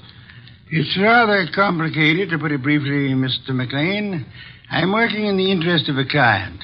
Our people have found this puzzling gap in your background, and I'd appreciate such clarification as you may be able to supply. But I told you, Mr. Goodwin, I was raised and educated in the Orient. Until 32, I was in business with my father in China.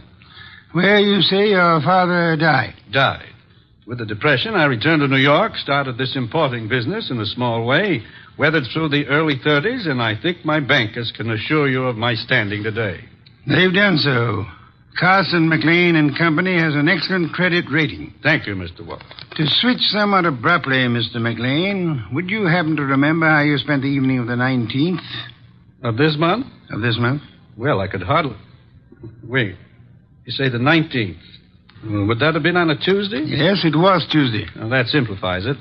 I'm nearly always at the office on Tuesday nights dictating the revisions in our weekly wholesalers lists. Let me see. Yes, I was there on the 19th. Had a tray sent in. Miss Tunis and I worked till just after midnight. Miss Helen Tunis, the secretary Mr. Goodwin spoke of. She's been with me for 2 or 3 months. Miss Tunis can confirm this dictation on the night of the 19th? Of course. And Mr. Wolfe, your manner is so persuasive that I'd scarcely realize you're asking some extraordinary searching questions. May I ask why in the world... If you'll indulge me, Mr. McLean, my prying is nearly concluded. You say you were in China until 1932.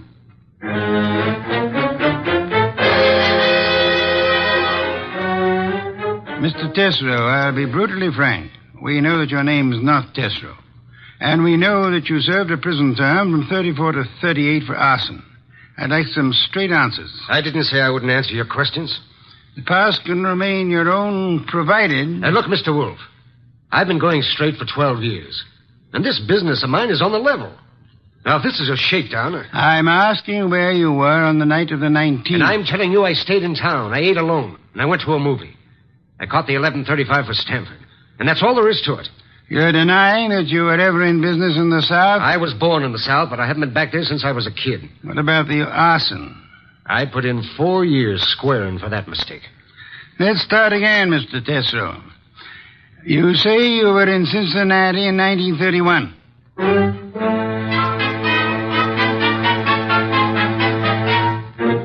Okay, Mr. Wolfe, 3 candidates and we're still on the 1-yard line. Our 1-yard line. Tesreau, McLean, Tinsley. No, rule out McLean. He gave references enough for those years in China. And with Helen Tunis, he's got the one firm alibi we've laid on to. Caffrey was killed before midnight. With conditions as they are in the Far East, Archie, it'll be weeks before cables came back on McLean's claims. Claims? You figure the whole Chinese background's a fake? I want you to see Miss Tunis again, Archie.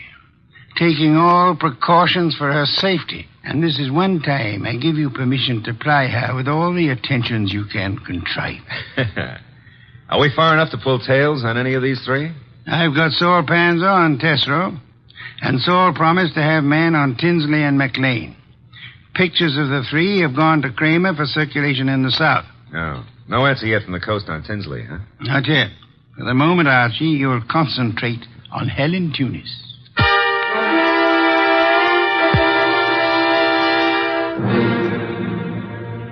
Helen, I've got to see you tonight. I'd love to, Archie. Now, look, but... Helen, I phoned you to come out in the corridor this way because I didn't want McLean to know we're talking. Do you still say you got that new mink coat on your own money? Mr. Goodwin, I don't know what right you Helen, have if you to... get 5 guys to buy you stuff, it's your business. Mr. McLean said his wife might be sent detectives around. You can go right back to your old Mrs. McLean and tell her that I... Easy, Helen, easy. He was dictating to me. You know, baby, the harder you lie, the prettier you look. But if this is a fake alibi, and if you keep propping it up, you're going to find yourself in trouble. Bad trouble. Now, how about it? Do I see you at your apartment tonight, or would you rather come down with me to Nero Wolfe's right now? Archie, All right. I can't go with you now, and I've got a dinner date with my aunt tonight that I can't break, but I'll try to be back at my apartment by 11.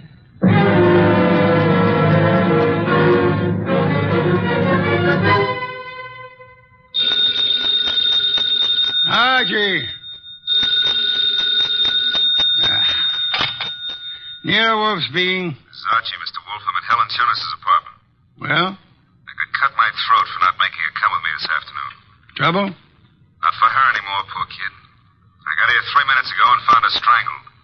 Couldn't have happened more than half an hour ago.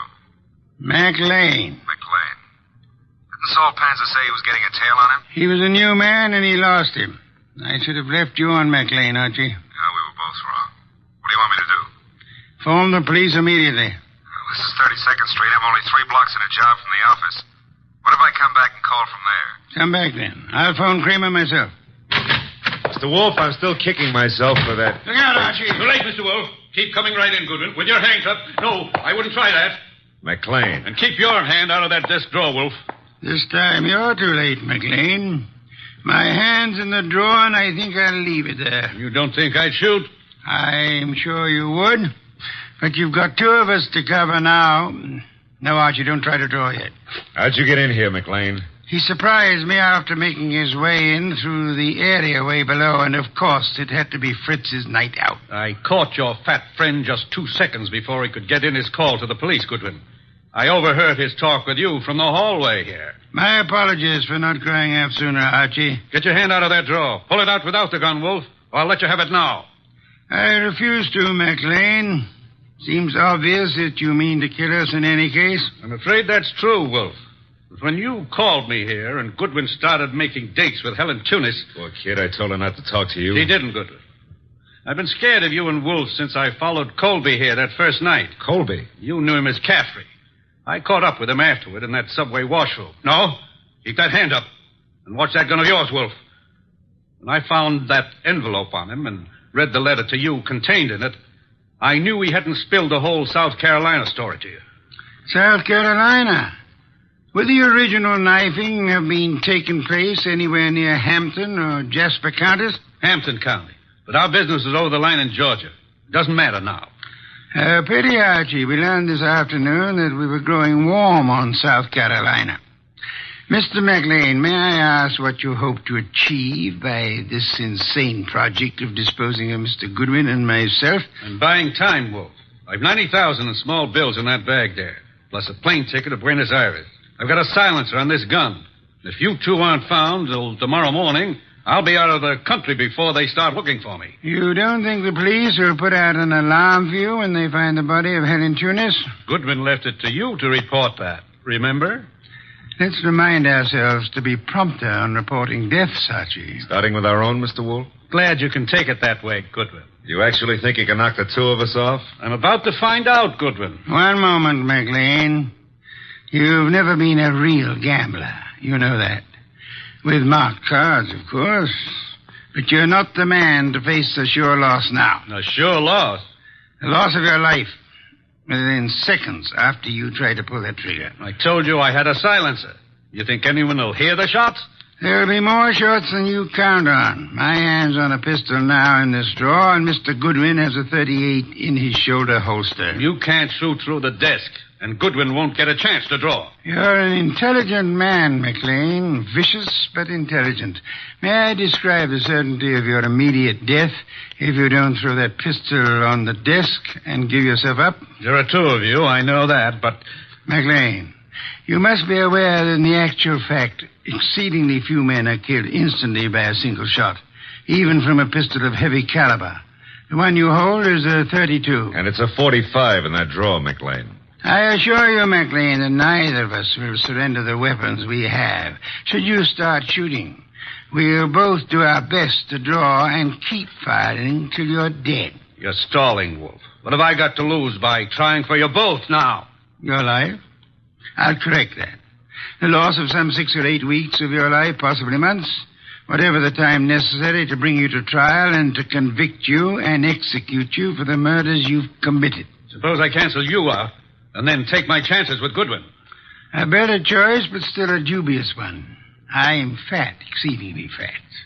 And for perhaps the first time in my life, I'm thoroughly grateful for that.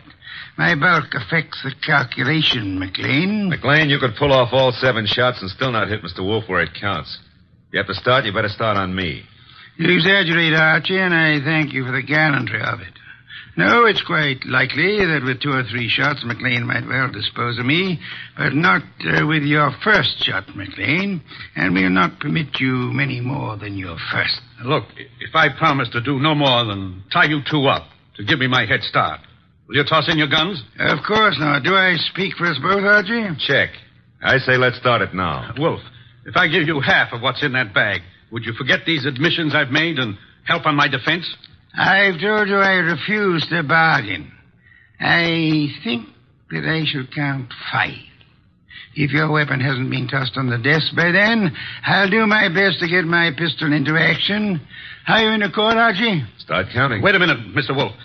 1. If I trade half that bag for no shooting and 1 hour's start, no tying up, just your promise that... 2. All the bag for a half-hour start, 90,000. 3. Are you ready, Archie? All set, sir. Except if you're the one who walks out of this, call up every number in my little red book, huh?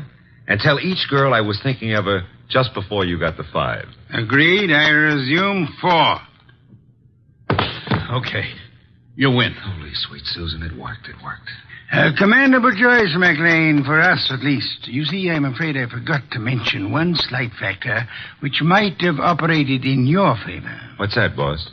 I must confess, Archie, that my .45 is in the upstairs den where I took it to oil it last night.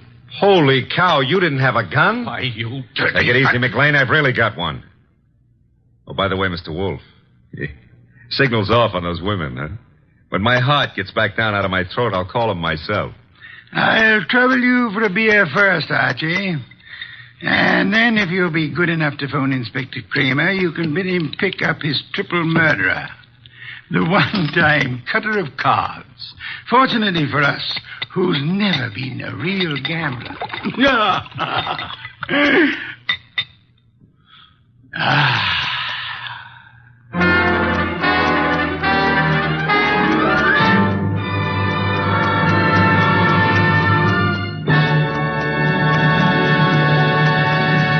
You have been listening to The New Adventures of Nero Wolfe, starring Sidney Greenstreet.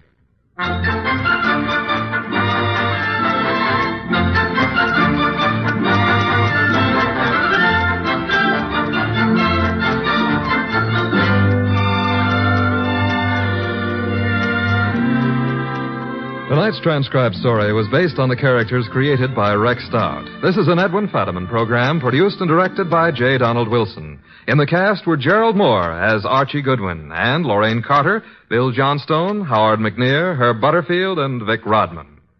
Next week at this same time, Nero Wolfe and Archie will bring you The Case of the Phantom Fingers. Don Stanley speaking. 3 chimes mean good times on NBC.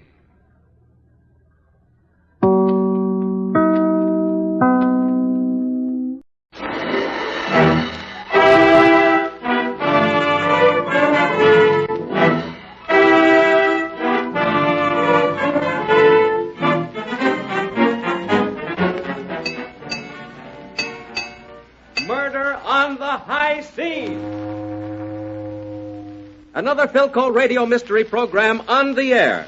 Another chance for you to win your share of $50,000 in cash prizes. Have you entered the Philco radio mystery contest yet? Do it now. Everybody's excited about this great contest of skill that rewards the winners with $50,000 in cash prizes.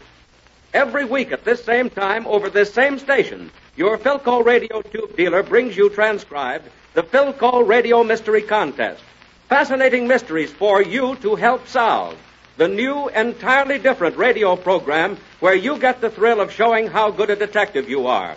Remember, in order for you to stand the same chance of winning a share in the $50,000 cash prizes as everybody else, you must have Philco Radio Mystery Book number 2. Get your free copy right away from your Philco Radio Tube dealer. Nothing to buy, just ask for your copy. This big book tells you all the details about the $50,000 cash prize Philco Mystery Contest. It's filled with facts and diagrams. It will help you win. Now let's have some mystery. If you already have your book, be sure it's open to pages 4 and 5. Follow the action on the diagram as you listen to the broadcast of Philco Radio Mystery number 5. Death Boards the Sea Serpent. Philco and her friend Tom Taylor have gone fishing way out in Great Salt Bay. A few moments before our story begins, they've sighted a cabin cruiser some distance away, drifting about aimlessly with its engine running. And since no one has answered their repeated calls, Phil and Tom have gone over to the cruiser in their fast sea skiff. As the scene opens, Tom has just succeeded in boarding the boat and making his skiff fast to the cruiser's stern. Ahoy in there. Anybody aboard? Here, Tom. Help me aboard. All right. There we are. Thanks. I'll cut the engine. You go forward and drop the anchor. Aye, aye, Captain. Good heavens, Tom. What is it? Come back here. Okay. Look at this woman. She's unconscious. Hey, nasty gash in her head. I'd better run down into the cabin and get some water and a towel. Yes, hurry, Tom. Well, there must be somebody else around. The table down here all set for 4. There must be a sleeping cabin further forward. Better investigate. Oh, gently now. You've hurt your head. Jack. Where's Jack? Where's my husband? Here you are now. Sit on this seat. There. That's it. Hurry, Tom. Coming. Oh, see, you brought her, too. I found a woman asleep in the forward cabin. She's coming right up. Jane, dear, what's happened? Oh, Alice, where's Jack? I don't know. I've been asleep. What happened? Someone hit me on the head. Hit you? Oh, why, Jane, that's ridiculous. Well, I tell you, someone hit me. Do you feel better now? Yes, a little, thank you. Who are you people? What are you doing on the Sea Serpent? This is Jack Wilson's boat. My name is Phyllis Poe, and this is my friend Tom Taylor. We saw your cruiser drifting, and when no one answered our calls, we came aboard. May I ask your name? You may. I'm Alice Jocelyn. Jane Wilson here says she was hit on the head. I'm worried about Jack. That's Mr. Wilson, my husband, Miss Cole. Alice, is the dory back there? No, it's gone. I suppose Jack and Ed went fishing in it. And Ed is Ed Jocelyn, your husband, is that correct? That's right. Oh, I'm worried about those two men. Something awful must have happened. Since Mrs. Wilson believes someone hit her, I want to ask a few questions, if I may. Well, we'll be glad to answer any question you may ask, Miss Cole. Won't you sit down, all of you? Sit here, Phil. No, thanks. I'll sit on this little steering seat here by the wheel. Oh, goodness. What's the trouble? Oh, there's an exposed nail in the steering seat. I've torn my new slacks. Well, you certainly have. If I were you, I'd sit down again until you find a needle and thread. Sit here, I'll stand. Oh, thanks. Now, Mrs. Jocelyn, you said you'd been asleep. That's right. Your friend Mr. Taylor woke me when he came down into the guest cabin. Have you any idea how long you'd been sleeping? Well, what time is it now? Almost 1. And I must have been sleeping about 1 hour. Were you bothered by any unusual noises? No, I slept the entire time. I didn't hear a thing. I sleep very soundly. You call this Jack Wilson's boat. I take it that you and your husband are guests? Yes. Alice and Ed Jocelyn are old friends of ours. I see. Now, Mrs. Wilson, please tell me what you were doing before you were struck. Well, Ed Jocelyn and I were in the after cockpit. Ed was getting his tackle ready to go fishing with Jack and the dory. My husband, Jack, was on the forward deck getting his fishing tackle ready. I don't know where you were, Alice, but you said you were down in the guest cabin asleep. That's right, Jane. Well, about 12:30, I went below to give some last-minute instructions about luncheon. I thought I heard Alice call Ed from up on the forward deck, but I couldn't be sure because Noggy had the radio on so loud. To whom did you give instructions about luncheon? To Noggy. Who is Noggy? The Wilson's Japanese steward. Of course, Jane, that explains everything. It was Noggy that hit you. You had trouble with him last night, you know, about our dinner. Yes, perhaps it was Noggy. Well, anyway, I gave instructions to Noggy, and then I came back up here. Just as I was stepping out to the after cockpit, I was struck on the head. Where is Noggy now? Better go look for him, Tom. Right away. Oh, Alice, I'm so worried about Jack. And Ed, too. I'm sure something has happened to them. Oh, Jane, they often go out fishing in the dory when they're going to do any chumming. But they never go out of sight of the cruiser. Oh, and besides, they never go away and leave the engine running. Oh, I know something awful has happened. I know it. I just know. Mrs. Wilson, why don't you go into the cabin and lie down? But thank you. I will. You'd better stay here and help Alice watch for the men. Call me if you see them coming. I will, Mrs. Wilson. Poor Jane, she's so excitable. Yes, she is. I think she'd better be taken into port for medical attention. Can you handle the cruiser, Mrs. Jocelyn? Oh, good heavens, no. I wouldn't know one of these levers from another. Besides Ed and Jack, and Noggy is the only other one who can run this boat. All right, come along now. We're not going to hurt you, but... Sir, Noggy no have done anything? Why, it's Noggy. Where did you find him? In the rope locker up under the forward deck. He was hiding in there. Yes, sir. You bet. Noggy hide. Just a minute, Noggy. Why did you hide in the rope locker? I come out, say luncheon, sir, if please, and see Missy Wilson out flat, blood all overhead. Noggy very much scared. Go and hide in locker till Honorable Sir come pull him out. Tell me, Noggy, while you were preparing luncheon, did you hear any unusual sounds? Any noise at all out here on deck? No. Philco radio, she play too loud. It play all time while I get lunch. Noggy like keep radio loud. Make everything more happy. You certainly were playing it loud, Noggy. What do you mean, Mrs. Jocelyn? He had it turned on full volume. I dare say he had a purpose in keeping it so loud. Noggy, why did you hit Mrs. Wilson? I no hit nobody. What you mean, Mr. Jocelyn? Let's not be hasty, Mrs. Jocelyn. After all, we don't know that Noggy did hit Mrs. Wilson. Well, if you're going to defend that steward, I'm not going to stay here another minute. You'll find me in the guest cabin. Don't mind Mrs. Jocelyn when she fly off handle. She very nice sometimes. Apparently this isn't one of her times. Noggy, you said you ran forward to the rope locker. Did you see or meet anyone on your way? Oh, no, nobody. I don't want to embarrass you, Phil, but perhaps Noggy can bring you a needle and thread. Oh, sure. Noggy have plenty needle, plenty thread for sewing. Oh, I didn't realize it was as bad as that. Noggy, I tore my slacks on that nail there in the steering seat. Oh, Noggy forget the hammer nail in. Yesterday, Missy Jocelyn get big tear, too. She run big boat while men out in little boat fishing. Oh, Noggy, how's forgetting the needle and thread, huh? Oi! Sea serpents! Say, here comes the Coast Guard. Who is it? Is it Ed? I don't know yet, Mrs. Jocelyn. Oh, Alice, maybe they have bad news about Jack. Oh! This line, will you? Right. Let her come. That's it. I got it. I'm coming aboard. Okay, jump over. Oh, they're towing our dory. Oh, where's my husband? What's happened? Just a minute, lady. We're coming to that. Captain Brent, Coast Guard.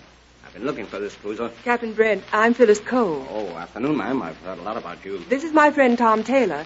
These ladies are Mrs. Wilson and Mrs. Jocelyn. Jocelyn, eh? Boy, send Mr. Jocelyn over. Right, Captain. Alice, something terrible has happened. What do you mean, Ed? Where's Jack? Okay, Mr. Jocelyn. I'll tell them your story. We were fishing. Jack upset the dory. Ed. 1 minute, Is Jane. Jack... 1 minute. I righted the boat and dove for him, but it was no use. Captain Brent picked me up, and then we found Jack's body floating on the water. Tom, you'd better take Mrs. Wilson inside. Noggy will help too, sir. Oh, you stay here, Noggy. I can do it. Poor Jane. Her husband drowned. Oh, why, it's horrible. He wasn't drowned, Mrs. Jocelyn. He was murdered. Murdered? Yes. He was dead before he was dumped into the water. His skull was bashed in with a bottle. We found pieces of glass in the wound. My guess that Mr. Jocelyn did the job. Then rode him out and dumped him. No use of my lying, Captain Brent. You're right. I did it. Oh, Ed. All right, come along, Jocelyn. We're taking you ashore. One moment, Captain Brent. Yes, Miss Cole? Mr. Jocelyn didn't kill Mr. Wilson. Mrs. Jocelyn is the one you want. Well, that's preposterous. I've given my confession. Yes, Mr. Jocelyn. But your wife Alice has already given hers, although she hasn't meant to. Oh, Ed, help me. I'll do all I can, Alice, darling. All I can. Don't you want to tell the whole truth now, Mrs. Jocelyn? Yes. Yes. This is the truth. Jack Wilson and I were sitting on the forward deck. He was mending his fishing tackle. Jane Wilson and Ed were in the after cockpit. Ed was getting his tackle ready to go fishing in the dory. Go on. For the past year, I'd been borrowing money from Jack Wilson and hadn't been able to pay it back. This morning, he threatened to tell my husband about it. Jack and I argued, and then I lost my temper. There was a bottle lying on the deck, and without knowing what I was doing, I hit him. Oh, I didn't mean to kill him. Honestly, I didn't.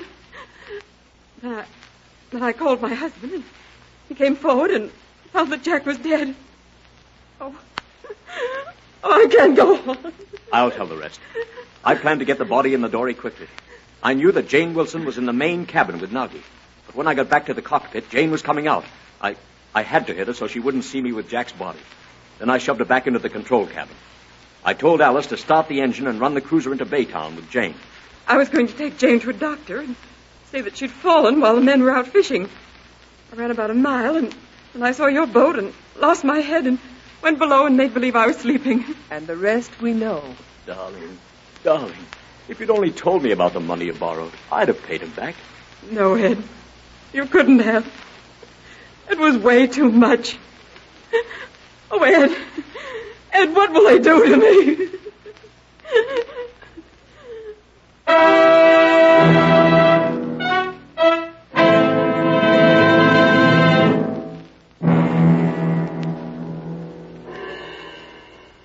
Did you know it was Alice Jocelyn all the time?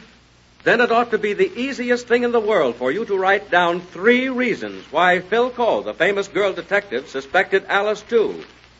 It certainly pays to listen carefully to every one of the Phil Cole radio mystery programs. $50,000 in cash prizes in this easy, spectacular contest. Huge weekly prizes, mammoth grand prizes, just for answering the contest questions asked in Phil Cole Radio Mystery Book number 2. Of course, you have your copy. If you haven't, get it now from your Philco Radio Tube dealer. It's free, nothing to buy, and you must have this book to enter the contest. It contains the official entry blanks on which you must write your answers. Listen to Philco Radio Mysteries every week at this same time over this same station. Don't miss one of them. Don't miss any detail of any program either. Have Philco radio tubes in your set so that reception will be clear and good. Names of the major winners in this week's contest will be broadcast as soon as possible on a following Philco mystery program. Next week, another chance to win your share of the $50,000 cash prizes in this mammoth radio contest. Next week, another Philco mystery program. Next week at this same time over this station, hear Phil Cole, the girl detective, solve the Double X mystery.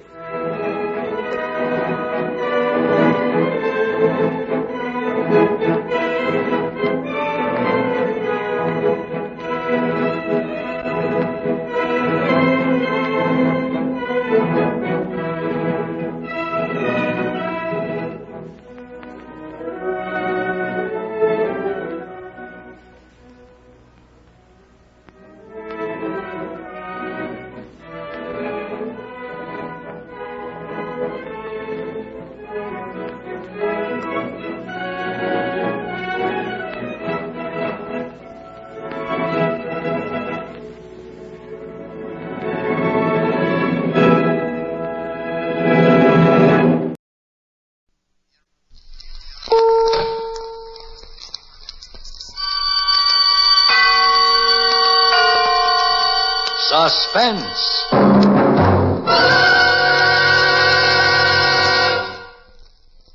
In hotels, restaurants, and homes of distinction, wherever hospitality is a gracious art, the best serve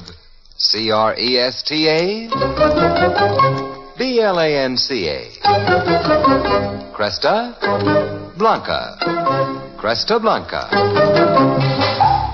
Yes, the famous name of Cresta Blanca is a symbol of good taste wherever distinguished people gather. When you serve superb Cresta Blanca California wines, you pay guests the truest compliment a host can offer. Distinguish your dinner table by serving Cresta Blanca Burgundy or Cresta Blanca Sauterne, yours to enjoy for gracious dining. Shenley's Cresta Blanca Wine Company, Livermore, California.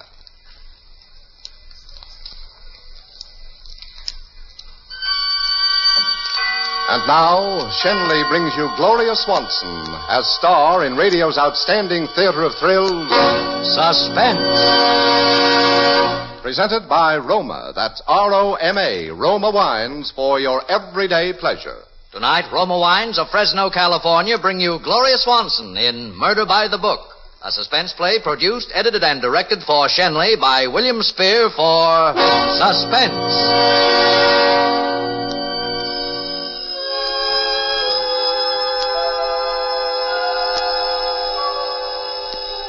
I must have been asleep. At first I thought it was one of those dreams, and then I realized the phone was really ringing. I seemed to remember. It had rung before and I hadn't answered it. But maybe it had been only this once, ringing a long time, because just as I got there, it stopped. Hello? Hello? I suppose I had had one of my spells. I never could remember very well just after them. But I know I'd been working or trying to. It was my latest, and I thought it would be my best. It was about a woman who kills her husband. But I'd had all kinds of trouble with the end. Everything was all right up until the explanation, how she did it. I knew, of course, but somehow I just couldn't write it. It wouldn't gel. It had been going on like that for weeks. Then today, I must have had another spell. I've been having them ever since the accident. Ever since Ned was drowned. They'd begin with a headache. It would get worse and worse, and I'd lie down. And when I'd wake up, I wouldn't remember for a while. Sometimes when I woke up, I wouldn't even be in the same place. Instead of lying on the couch or on my bed, I'd be sitting up in a chair or at my typewriter. Once I even found myself sitting in the car out in the garage. It was a strain of everything, of course. That's why I'd started going to Dr. Winter. And now it seemed as though my poor nerves were fated for one shock after another. Because now Dr. Winter was dead. You see, he'd been murdered.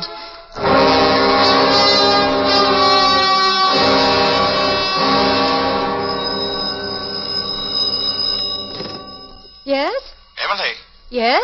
This is Harry Bailey. Where have you been? Why, I've been right here, Harry. Well, why don't you answer your phone? I've been trying to get you all afternoon. I must have been asleep. Oh. How's the book coming? Not very well, I'm afraid, Harry. Still stale, eh? Oh, I guess so. I'm awfully sorry, Harry. I know I promised it to you weeks ago, but... Oh, forget it. Those things happen. Listen, Emily, I've got a great little proposition for you. It'll make you some money, it'll get your mind off the book for a while, and it'll be worth $1 million worth of publicity for us. Oh, what's the catch? Well, I was talking to young Hayes. He practically runs the old man's newspaper chain for him now, you know. And he wants you to cover the Winter case for the whole syndicate. Oh. Now, wait a minute before you make any snap judgments. In all the time I've been your publisher, I've never given you a bum steer yet, have I? But, Harry, I'm not a reporter. That's just it. You write it from your point of view, the way it looks to the country's foremost woman detective story writer. The clues, the evidence, how it all fits together. Truth is stranger than fiction and so on. You see what I mean? Well, I don't know. You see, I was a patient of his, Harry. All right, all the better. Famous man murdered in small resort town. Just so happens, famous woman mystery writer lived in same small town. Even was a murdered man's patient. Knows everybody with their first names and so forth and so on. Emily, this will put your name in headlines in every city in the country. I know. That's the trouble. You see, what will Cora say? Why? What's it to Cora? Well, I'll grant you she may have had a slightly exaggerated idea of his importance, but after all, she was his man Friday for the past year. And now to have her own mother, stepmother anyway, writing it all up in the papers and making capital out of it. Oh, don't be silly, Emily. Somebody's got to write it, and you'll do it with sympathy and honesty and understanding. That's the greatest thing that could happen as far as getting a fair break in the papers is concerned. And it's a chance in a lifetime for you, Emily, no kidding. Oh, I'd like to. As I say, all right, Harry, I'll do it. Atta girl. Listen, I'll have Hayes drop the contracts right away. Anything you say, Harry. Swell. I'll be in touch. Night now. Good night, Harry. Hello, Mother. Oh, hello, darling. Who is that? Harry Bailey. He wants me to cover the winter case for the Hayes Syndicate. He what? I told him I would. Oh, Mother. Oh, Mother, how could you? Why not, Cora? Because it's bad enough that he's dead without dragging it through the papers all over again. But it will be in the papers anyway, darling. And as Harry says, at least I can give it sympathy and understanding. Sympathy and understanding. Why, Cora. Please, Mother. Please don't do it. Stay out of it. We'll only get more heartaches out of it, that's all. Why, Cora.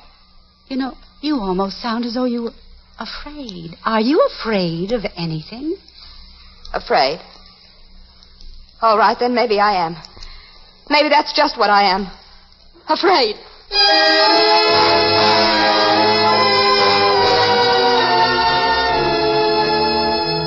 I had never really understood Cora. She was Ned's child, not mine. I was only her stepmother. Not that we weren't the best of friends, but she'd always been a little strange, more like her mother, I imagine. And then the shock of losing Ned and this on top of it. There were times when she seemed almost in a daze. Well, it's hard to blame her.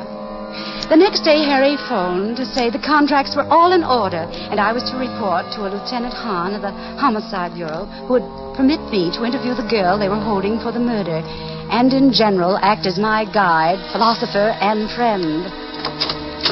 But upon appearing at his office, I found the gentleman with his hat on his head and his feet on his desk, who didn't bother to remove either, and merely stared at me.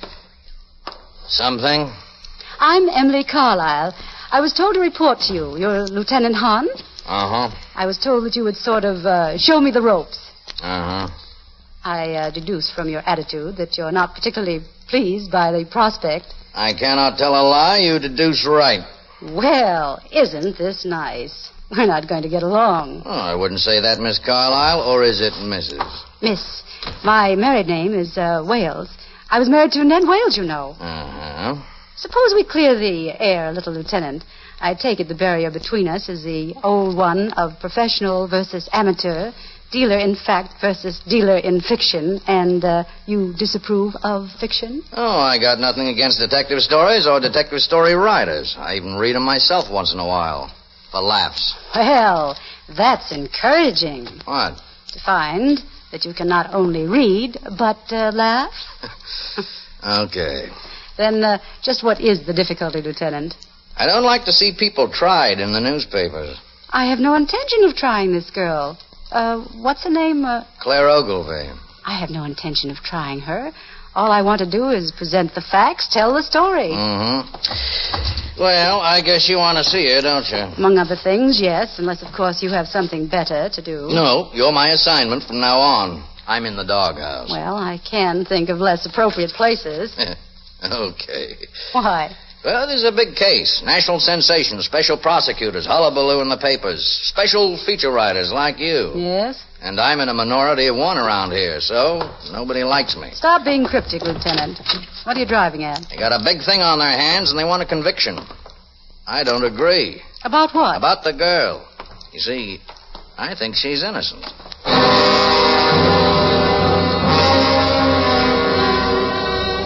That was interesting. The girl was even more interesting.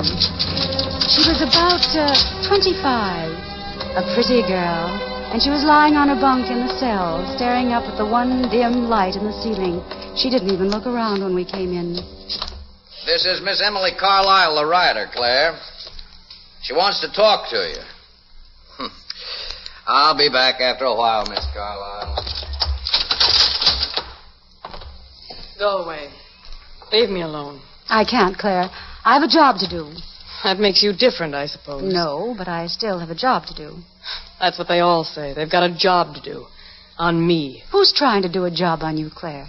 Oh, a lot of smart people who make their living at it, like you. You mean that they're trying to say that you killed him and you didn't? I loved him, you fool. Why would I kill him? Why would I kill him? Why did you confess to killing him? He was dead, wasn't he? What difference did it make? That's what they wanted me to say, so what difference did it make? Then you didn't kill him? All right, I killed him. That's what you want me to say, too. All right, I killed him. I don't want you to say anything, dear. I just want to know what happened. He was killed, murdered. That's what happened. They say you quarreled with him. I dug my nails into him. I wanted to hurt him. There was blood on my dress, and so I burned it, and they found that. And then when I'd heard what happened, I ran away, and they found me. Oh, they've got everything fixed just fine. They had a job to do, that's all, and they did it. And the sooner they get it over with, the better. And then everybody will be happy. Maybe even me. Oh, why did you quarrel with him? Have you ever been in love with some man, and then one fine day you found out you were just the last of a long list of other women? Have you? Have you? Yes. As a matter of fact, I have. Oh, well, then you know why I quarreled with him. Yes. All right, then, and I'll tell you something else, too. I didn't kill him, but now I wish I had. You hear me? I wish I had.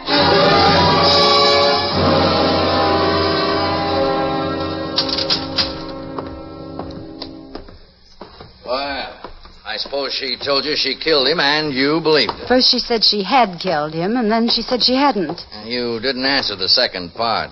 She indicated you have certain evidence. Okay, come in here. Now, the DA's got the original sample, but the picture should give you a rough idea. What's that? Piece of a dress that was found under the bed. They matched it to the dress she burned, more or less. And, what's the plaster thing? Cast of tire marks. Don't you read Dick Tracy? Oh, I've used plaster casts of tire marks myself in my books, but, they look a little vague. They are. You know something, Lieutenant? I'm inclined to agree with you.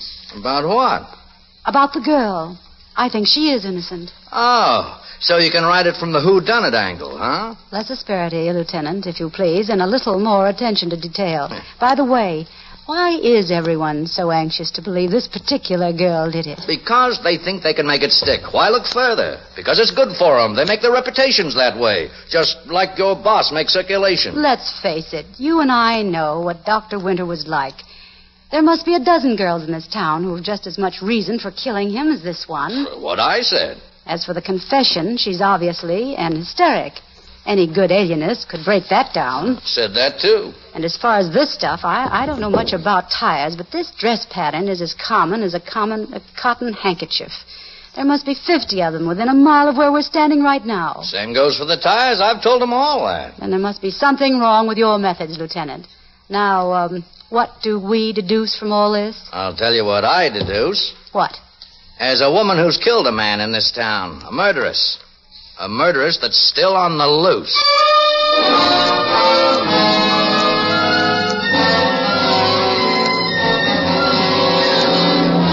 For Suspense, Roma Wines are bringing you Gloria Swanson in Murder by the Book.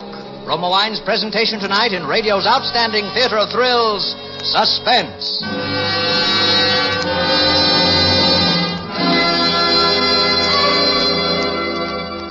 Suspense, radio's outstanding theater of thrills, is presented by Roma. That's R-O-M-A, Roma Wines. Those better-tasting wines from the world's largest reserves of fine wines. Vacation time is in full swing, and that means more time for baseball, tennis, golf, fishing, gardening. Whatever form of recreation you choose, here's a delightful way to cool off and refresh yourself. Just serve a tall, cool Roma wine and soda. Half-filled glasses with robust Roma California Burgundy, delicate Roma Sauterne, or any Roma wine.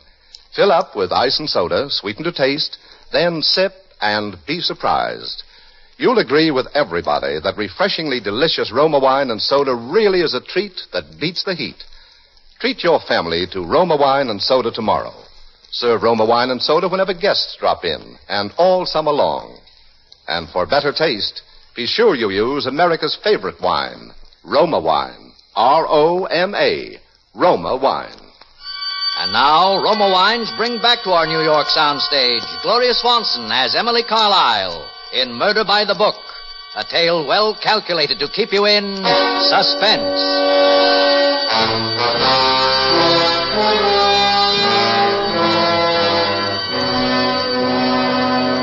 At first, I was quite excited about the whole thing, about covering a murder case, I mean. It was good for me. It took my mind off myself, the book I should have been finishing and couldn't.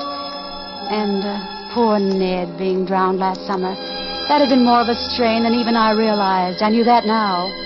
Not that I wasn't terribly fond of Ned, but we hadn't been as close as we once were. But it had been a shock. That's why I'd been going to Dr. Winter myself. He'd as much as told me that the spells I had were a direct result of what happened to Ned. Oh, it shows you how tiny and yet how strange our little world can be here. Here I was, writing up the case of Dr. Winter's murder for the newspapers.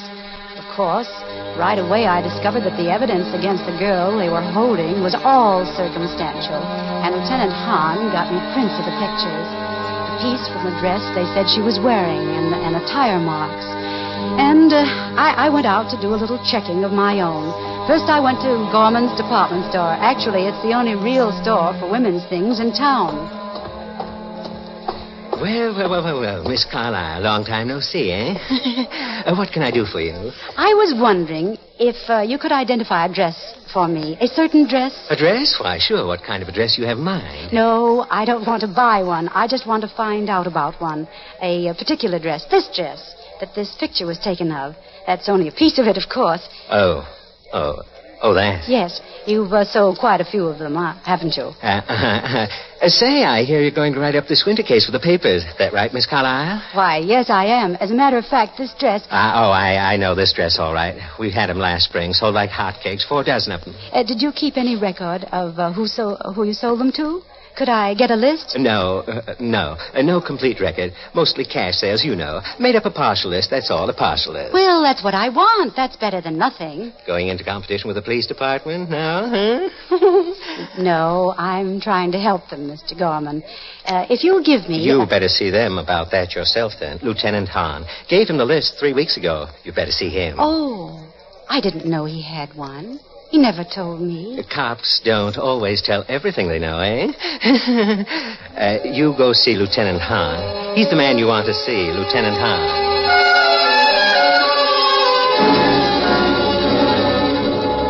I felt a little silly. Why hadn't he told me? But then, of course, I had never asked him. My next stop was Morton's big service station on the corner of North and Main. They did practically all the tire business in town. How do, Miss Carlyle? Fill it up? Why, yes, I guess so. Oh, but I wanted to ask you something. Sure, Miss Carlyle. What is it? Well, you see this thing? It's the imprint of an auto tire, and I wanted... Oh, from the winter case, huh? The cops was already in here. I heard you was working on the case, Miss Carlyle. In a way. And I was trying to find out about this tire, Well, that tire, ma'am, that's a 616 Goodstone. It's pretty new, too. You can see from this middle tread here, you see. I don't see how anybody could prove much by this here. Do you sell many of these? What did you call them? 616 Goodstone. Oh, yeah, plenty. That's what I mean.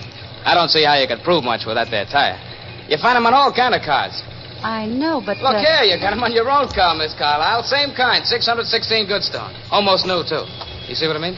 Oh, yes. Yeah, I see. Yeah, plenty of them kind of tires around. Hey, you want that tank of gas now, Miss Carlyle? No, thank you.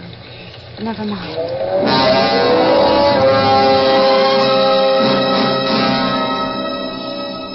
It's funny how you never notice things like tires if you're a woman anyway. They'd always handle things like that, and then afterwards Cora had done it. Cora. And of course, as the boy had said, there were hundreds of tires like it. Hundreds. Cora wasn't home yet, and I wandered around the house and tried to think, but I didn't get very far. I was afraid one of my headaches was coming on. I decided to try and write my first article.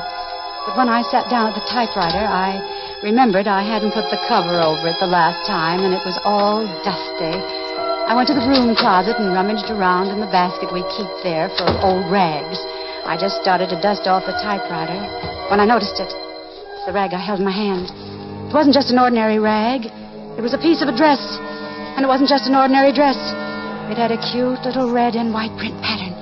Kind of a dress the police said was worn by the woman who had murdered Dr. Winter.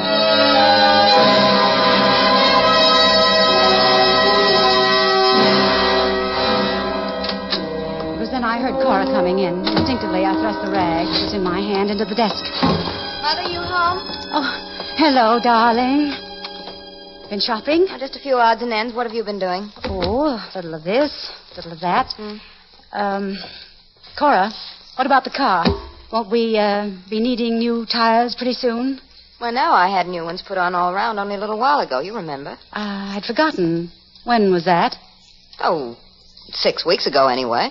Then it was before? Before what? The murder. Will you stop it? Do you have to go through with this thing, Mother? I think it's better for me to write it than some stranger, don't you? If you wish. But it's so different from what happens in stories. For instance, I can't even remember what we were doing the night it happened. Can you? We were home. Are you sure? Don't you remember? Isn't it silly? You had one of your headaches. I was in my room. You were in yours. Then I was asleep all evening. I suppose you were. But you don't know. You weren't with me. What a pity. I'll start supper. Oh, Cora. Yes? Whatever happened to that old print dress? It was yours, I think. What print dress? You know, with a red and white flowered print. You did have one like that, didn't you? I haven't seen it for quite a while. But it couldn't have just disappeared. The last time I saw it, you had it, and then I don't know what happened to it. I had it? Don't you remember? No. Would this be it, Cora? Oh. So this has all been a cross-examination, has it? There were certain things I had to know, Cora. Well, I won't stand for it, do you hear? You can do anything you like about yourself, but I won't let you drag me into it. I won't. You were in love with him, too, weren't you, Cora? Yes. Yes. Now are you satisfied? Yes, I was in love with him. I was in love with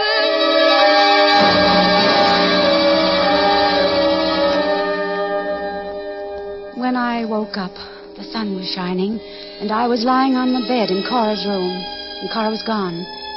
I made some coffee, and then I went down to see Lieutenant Hahn. What's the matter, Miss Carlyle? You look sort of played out. I had rather a restless night. I've been thinking about this thing, Lieutenant. I've been thinking about it a lot. Been doing a little checking up, I hear. Yes, Lieutenant. Why didn't you tell me you had that list about the dresses? Was it because you knew that someone in my house had bought one of those dresses? You're speaking of your stepdaughter, Cora Wales. Yes. We did know it, of course, but we knew the same thing about a couple of dozen other women. It didn't make much difference. Oh. Got any new ideas? Look, Lieutenant, I've been writing a new book, or trying to, about a murder. A woman who kills her husband. I didn't know how to finish it. But now, look, it's all sort of mixed up in my mind, but you know the old theory about a murderer will always return to the scene of the crime? I don't get it. I know. Put it this way. If someone killed because the person they killed knew something, they'd have to kill anyone else who knew that same thing now, wouldn't they? You still going on the theory the Ogilvy girl's innocent? I know she's innocent. You know? Well, that's pretty strong talk, Miss Carlyle. Well, call it woman's intuition. Call it whatever you like. I just know that there's someone... Look, Miss Carlyle, maybe I had you wrong yesterday. I can see you're not kidding about this thing. Not that I pretend to know what you're talking about, but if you've really got something, you better tell Papa. No, I can't. You say you think somebody's going to come back to the scene of the crime. I don't know. I don't know what I think. I just know that... Look, Miss Carlyle, I don't like it. You're upset and you're frightened. No. I want to help you. No, I have to do this my own way. Do what?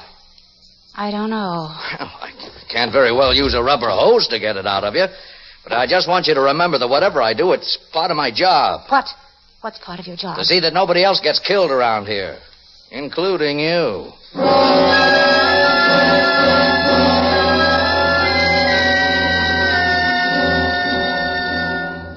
I could feel the headache coming on as I left his office. I almost ran to my car. All I could think of was that I had to get home before it happened. But it was coming over me awfully fast, faster than it ever had before. The house was empty. I threw myself on the couch and pressed my hands over my eyes. The pain was horrible. And then suddenly I had the feeling that I wasn't alone. That someone was standing there, standing over me. Someone I couldn't see. Someone who was crushing my brain, squeezing my temples in a kind of terrible, invisible vice. Someone who was trying to kill me.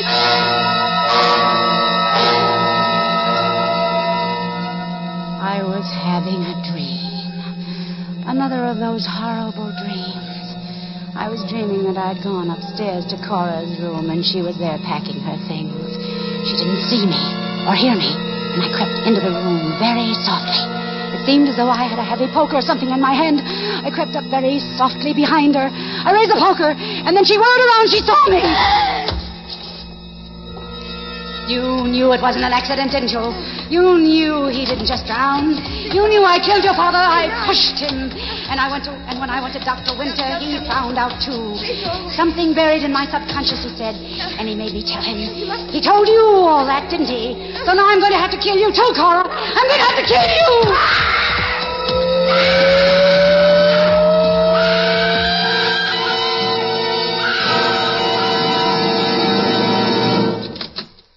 All right, Miss Carlyle, all right. You better come along now.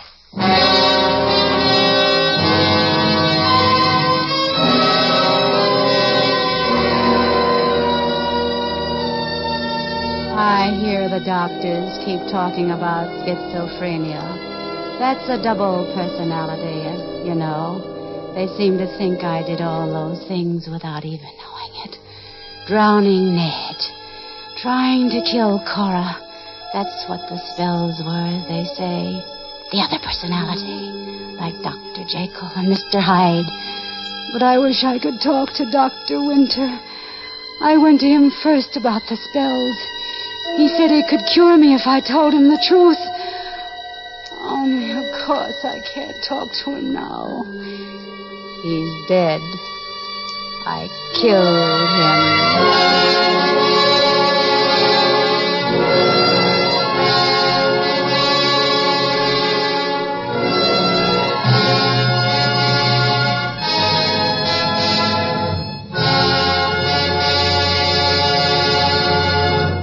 In just a moment, we will hear from Gloria Swanson, tonight's star of Suspense.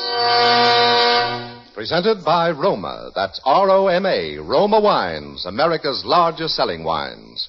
Yes, more Americans enjoy Roma than any other wines. That's because Roma wines taste better. Taste better because Roma selects and presses only the choicest California grapes. Then these natural juices are guided unhurriedly by Roma master vintners and winemaking resources unmatched in America to full taste richness. These Roma wines are placed with mellow Roma wines of years before. And from these, the world's greatest wine reserves, Roma later selects for your pleasure.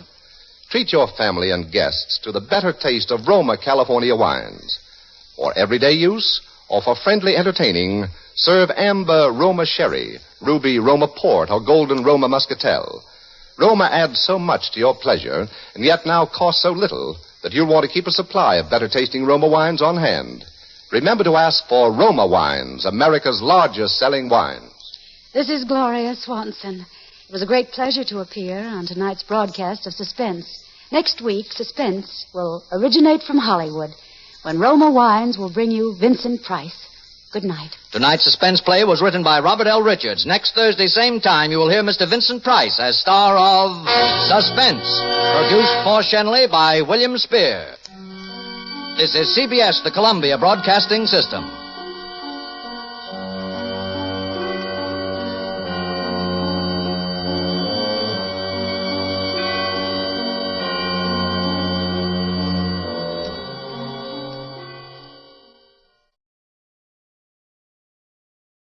From Hollywood, it's time now for Johnny Dollar. Tom Wilkins at Global Casualty, Johnny. Oh, hi, Tom. How you doing? Lousy. Right now I've got one big headache, $100,000 headache. Try an ice bag and go back to bed. A bag of ice would cure me, all right, but not the kind of ice you're thinking of. Hmm? $100,000 worth of uncut diamonds, Johnny. They've been stolen, and we wrote the policy on them. 100,000. That's a fat lot of rocks, Tom. And a fat fee if you can recover them for us. You interested? Oh, that's the understatement of the week.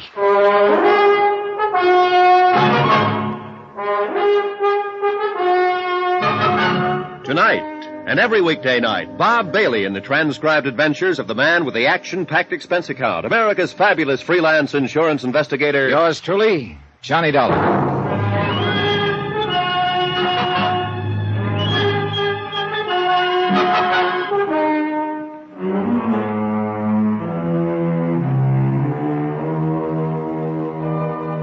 Expense account submitted by Special Investigator Johnny Dollar to the Home Office, Global Casualty, Hartford, Connecticut. Following is an account of expenditures during my investigation of the picture postcard matter.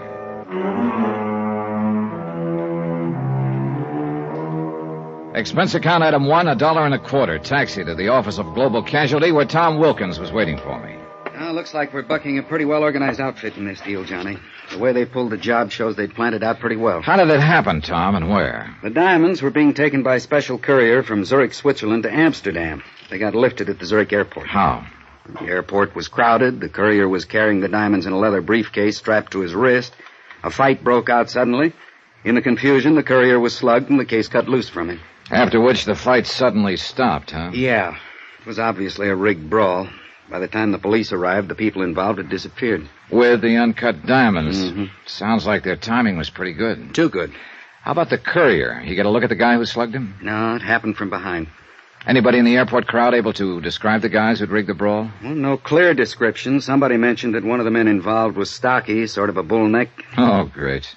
Probably only a couple of million people answering that description. True. Zurich police turn up anything? Not a thing.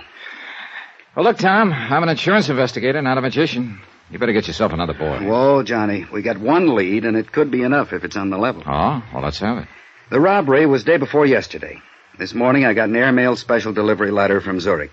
Here, take a look. Regarding the recent diamond matter, I have information which may enable you to recover them. For a reward. So I see. And he wants to talk to somebody about it. Yeah. And I nominate you. It's signed Sebastian. Any idea who he is? None at all. As you see, I was to reply to General Delivery in Zurich. I did. Told him you were the one. How do I find him? Well, read on. You're to register at the Polo Hotel in Zurich. He or she will contact you there. You think it's on the level? I don't know. Could be a phony. Somebody trying to ace in and promote a fast buck. It's happened before. Sure, and this could be another one. But right now, it's the only lead we've got. We got to take a chance and go along with it. I can't say I care for the postscript here. Extreme caution necessary. Leads me to think there's one thing you'd better be real sure about, Johnny. What's that? That you don't get contacted by the wrong guy.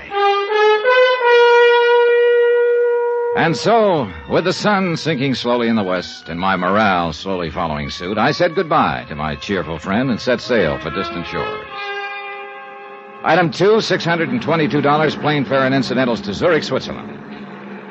It was a quiet, uneventful flight, and I had a lot of time to think. But I didn't much like what I was thinking.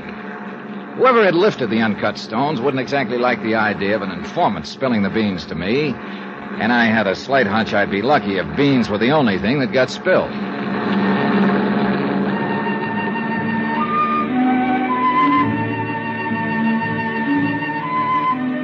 My plane landed at Zurich in the late afternoon.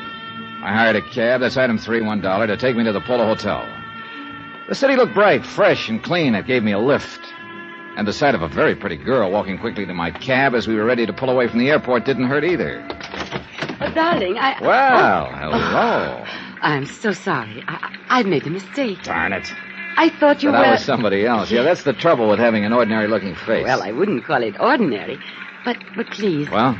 Please, I wonder, could I share your cab into the city? Oh, by all means. I guess my friend was not on that plane after all. Oh, that's rough. Okay, driver. Well, this is very good of you. Well, I'm a real prince when you get to know me, Miss... Schaefer. Ilsa Schaefer. Johnny Dollar. And speaking of getting to know me... Driver, please, pull up. Well, hey, how come? Oh, I am so sorry, Mr. Dollar. I just remembered something I have to do. We were just beginning to get acquainted. I know. A pity, isn't it? Well, look, wait, don't... But perhaps this will make up for it. Well, offhand, I can't think of a better start. Now, if you'll only... Goodbye. Hey, Ilsa, wait! Well, if this is the customary Swiss hospitality, driver, sign me up. Then I realized that Ilsa had forgotten her purse. I had the driver cruise around a few minutes, but we didn't see her anywhere. So I dropped her purse off at the lost and found office of the taxicab company, then went on to the Polo Hotel. It was in the newer quarter of Zurich, on the lower slopes of the Zurichberg. I went inside and started for the desk in the lobby, but I didn't quite make it. Turn here, please. Sorry, I'm heading for the desk. I said turn here, please. You know, I can't say I care for the way you keep nudging me in the ribs. That wouldn't be a gun, would it? Yes, it would. Now, if you will please come with me. Okay, mister. Where to? To the side entrance. I'll say one thing. I sure didn't expect all the reception committees. The first one I like much better. Skip it, will you? Outside. That car over there. Hey, look, isn't it about time you told me what this is all about? There's no use pretending you do not know. The diamonds. Oh. You think I've got them, maybe? I do not think. I'm sure of it. Well, this may come as a nasty surprise to you, mister, but I have no time to waste. She entered your cab with a purse. She? And Ilsa? And left without it. And she was, shall we say, very friendly to you. Oh, that I remember. And I have no complaints, believe me, but she didn't give me any diamonds. I warn you. They weren't in her purse either. They checked the contents at Lost and Found. Get into the car. Hey, look, this routine won't get you anywhere. Into the car. Hey, take it easy, friend. You're trying to poke a hole in my ribs. Okay, relax. Take it into the car. I jerked the door open suddenly and I knocked him off balance. I swung at him, but he ducked and lunged at me. I went sprawling into the street in front of an oncoming car. One of the fenders hit me a glancing blow, and I bounced against the curb. By the time I could get to my feet again, my friend with a gun had disappeared, and so had his car. I wasn't hurt, but it took several minutes to convince the very scared cab driver who'd accidentally hit me. He should be scared. Expense account item 4, $12.75. Telephone call to Tom Wilkins at Global Casualty Bank in the States. I'm glad you called, Johnny. Any luck so far? No luck, but sure a lot of action. Well, what do you mean? Well, first off, an attractive little doll shares my cab for a few blocks, plants a kiss on me, and scrambles out, leaving her purse behind. What? Then a strong arm collars me and tells me the girl must have passed the diamonds to me in the cab. Oh, but that doesn't make sense. Well, anyway, that's what happened so far, plus my almost getting run over in the process. Look, Johnny, I knew this wouldn't be an easy assignment, but... Yeah, I know. Yeah. Don't worry, Tom. I'm still all in one piece. But I'm beginning to realize what Sebastian meant in his letter about extreme caution being necessary. Has anyone contacted you yet? No, only the aforementioned pair. No sign of this Sebastian, whoever he or she is. Well, I still don't understand Neither do I. Either the boys who stole the diamonds have lost them, or there's another outfit trying to get their hands on them. In which case, I'm right in the middle. Johnny, Sebastian's still our only lead. You gotta give him plenty of chance to contact you. Yeah, I know. Will do. But be careful. Look, I'm with you, believe me.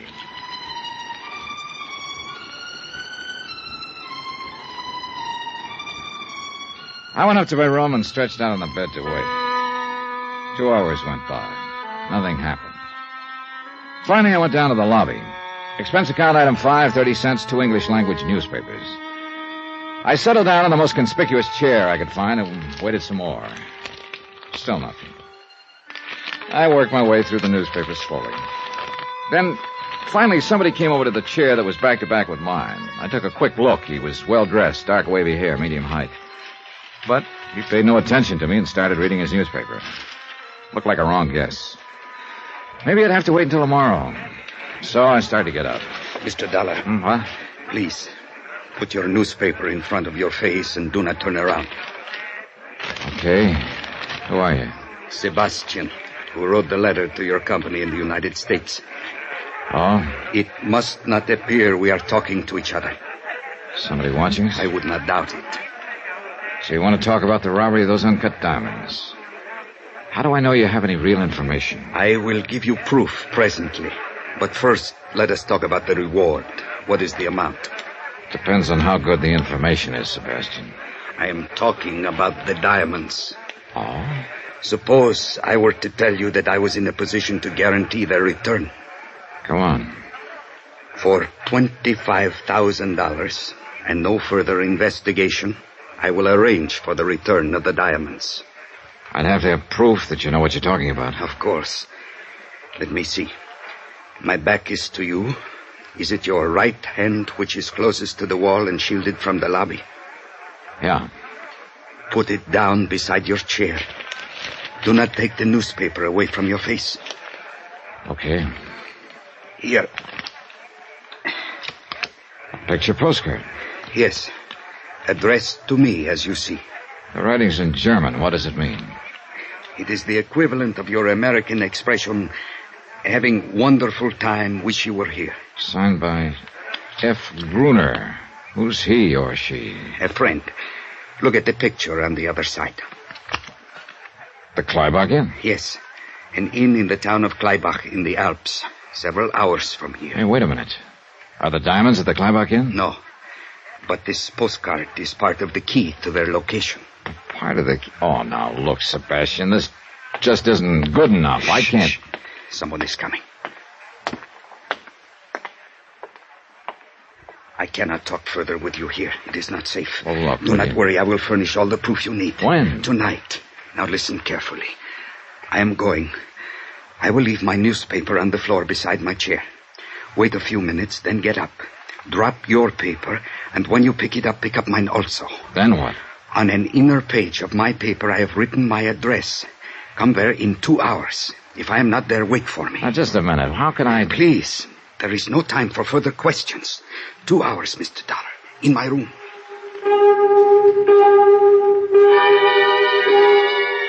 Two hours later, I went to the address he'd given me. A small apartment in another part of the city.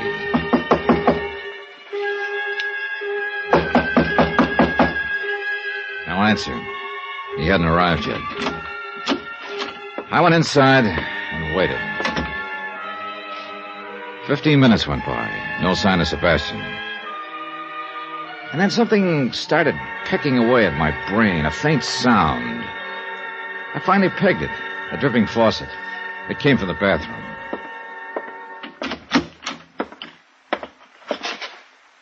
The bathtub was full. In it, floating face down, was Sebastian.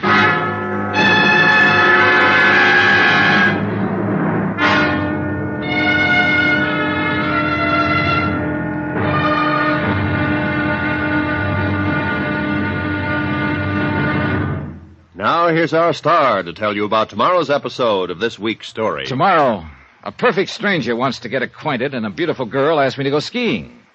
Trouble is, either or both of them could be trying to kill me. Join us, won't you? Yours truly, Johnny Dollar.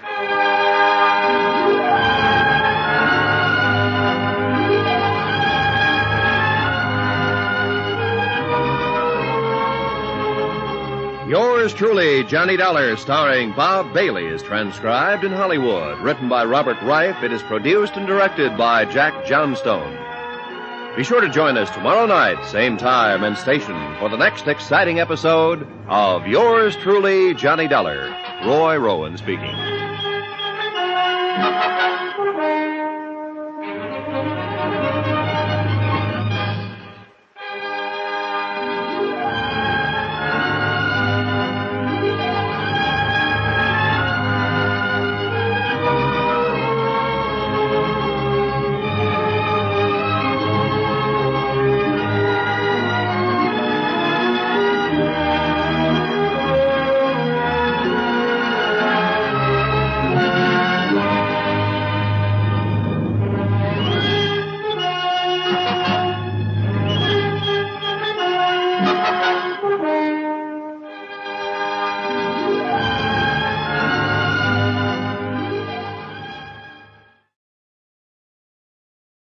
From Hollywood, it's time now for... Johnny Dollar. Inspector Herniger of the Zurich Police, Herr Dollar. Oh, yeah, Inspector. I talked to one of your men last night. Yeah, when you report the murder of this man called Sebastian. Yeah, any line on this killer? Not as yet. We are somewhat at a loss as to motive. That I think I can supply. So? Sebastian apparently had information about the robbery of some uncut diamonds here in Zurich. So? Yeah, and he was willing to sell his information. But somebody called off the sale permanently. So find the man who lifted the stones, and we'll have Sebastian's killer. Perhaps. You don't sound convinced. It appears quite possible, Herr Dollar, that Sebastian was killed by a woman.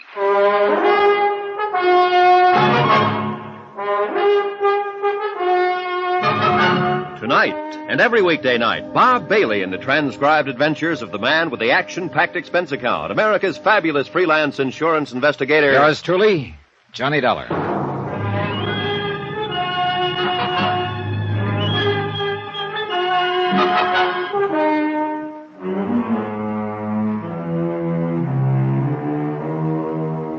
Expense account submitted by Special Investigator Johnny Dollar to the Home Office, Global Casualty, Hartford, Connecticut. Assignment, the picture postcard matter. Location, Zurich, Switzerland. Expense account continued.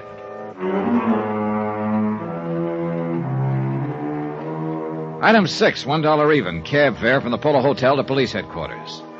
Inspector Herniger was a big man who moved and talked slowly. But one look at his very cold, slate-gray eyes told you his brain was moving a lot faster. Herr Dollar, I believe you told my lieutenant last evening that you were an insurance investigator. That's right, Inspector. And that you are in Zurich to investigate loss of 100,000 American dollars in diamonds at the airport a few days ago. Right. Well, perhaps you had better supply me with such background as you may have. Gladly. The robbery itself, of course, you know about. A fight broke out at the airport. We know that it was, as you say, rigged to create confusion. Yeah, and in the confusion, the courier who was carrying the stones was slugged. His briefcase was cut away from his wrist. Whereupon the assailants quickly melted away into the crowd. The exactness of their timing suggests that they were well organized and had planned the robbery in some detail. The next day, the company I'm representing got a letter from this man, Sebastian. He claimed to have information on the robbery and would help us recover the stones for a price. And you were sent to contact this Sebastian? Yeah. Or rather, I was sent here so that Sebastian could contact me. And did he? He did. But as it turned out, he practically had to stand in line. I am afraid I do not follow you. Well, first off, a very attractive young lady popped into my cab as I was leaving the airport for the hotel, asked to share the cab. Oh? 2 blocks later, she had the driver stop, planted a kiss on me, and jumped out. Indeed. You Americans seem to work fast, Herr Dollar. Yeah, I'm afraid I can't chalk up the incident to my personal charm, Inspector. She left her purse in the cab, and I gather the idea was to make somebody else think she'd passed the diamonds to me. And who would this somebody else be? A guy who jumped me in the lobby of the Pola Hotel. He was pretty convinced I had the stones. And how would the dead man Sebastian fit in? Well, it's my hunch. Sebastian was a member of the outfit who stole them in the first place. He could have been trying to play both ends against the middle. How do you arrive at that conclusion? Well, look, we know there were several members of the group. Okay, so they're bound to take a big loss when they fence the diamonds. They'd be lucky to get half the value, which would be $50,000. True. Split 3 or 4 ways, that would cut the shares down considerably. But if Sebastian could engineer the return of the stones and collect a $25,000 reward for it, he'd be way ahead of the game. And Sebastian was secretly negotiating with you? Yeah, behind a newspaper in the hotel lobby. He wanted me to meet him in his room later so we could talk. I went there. I found him in the bathtub dead. And he had given you no specific information as to the location of the diamonds? Only this, Inspector. A picture postcard? Uh-huh. The Kleibach Inn. He told me Kleibach was a small resort village up in the Alps. I know the place. The card is addressed to Sebastian and signed by F. Gruner. He said Gruner was a friend of his. Perhaps the diamonds are at the Kleibach Inn? He said no, that this card was only part of the key to finding them. And he gave you no indication as to what the rest of the key to their location was? No, none at all. I gathered that's what we were going to talk about in his room later. But somebody else apparently had different ideas. Yeah. Say, look, you said over the phone that Sebastian's killer could have been a woman. Well, he was struck on the head from behind, but only hard enough to stun him. His death was due to drowning in the bathtub. Many times in our experience, women have chosen such a method. The woman, then, could be Ilse. Yeah. Or perhaps one of Sebastian's gang who learned of his plans. Very annoying, Herr Dollar. Many possibilities. But nothing tangible. Well, I'm heading for that place on the postcard, Inspector. The Kleibach Inn? Yeah. At this point, part of a key is better than none.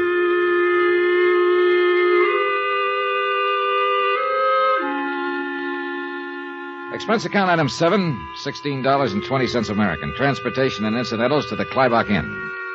The postcard didn't do justice to the place. The village nestled in a little meadow below some towering peaks. Oh, above it was the inn, a chalet-type building that looked out over the valley. And it was a peaceful scene. A few cows in the meadow with jangling bells. A lot of snow on the peaks. A sky of startlingly clear blue and a few wisps of clouds nudging the peaks. Inside, the inn looked spacious and comfortable, with a friendly fire crackling in the huge fireplace, and a friendly-looking fellow behind the desk. Welcome to the Kleibach Inn. Well, thanks. Please sign here. Okay. Thank you, Herr Dollar, is it? Yeah. You the manager? Yeah, I am Otto Friedrich, your host. Well, maybe you could help me, Otto. I am at your service. All right. Take a look at this postcard. Oh, what's the matter? That is not so good picture of the inn.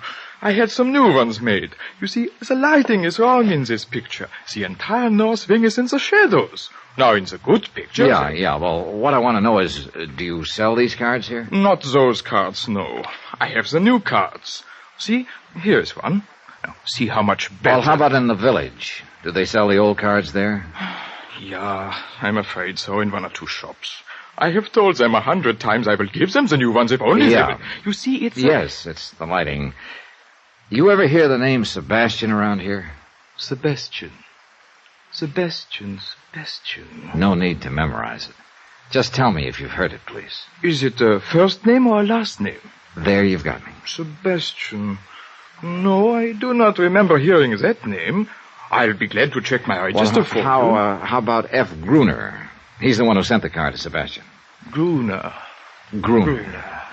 Perhaps I heard the name in the village somewhere. I will see what I can find out. Okay, thanks. In the meantime, I hope you'll be comfortable here and enjoy your visit. Ski equipment is at your disposal. Thanks. But I'll enjoy my visit a lot more if I can find F. Gruner.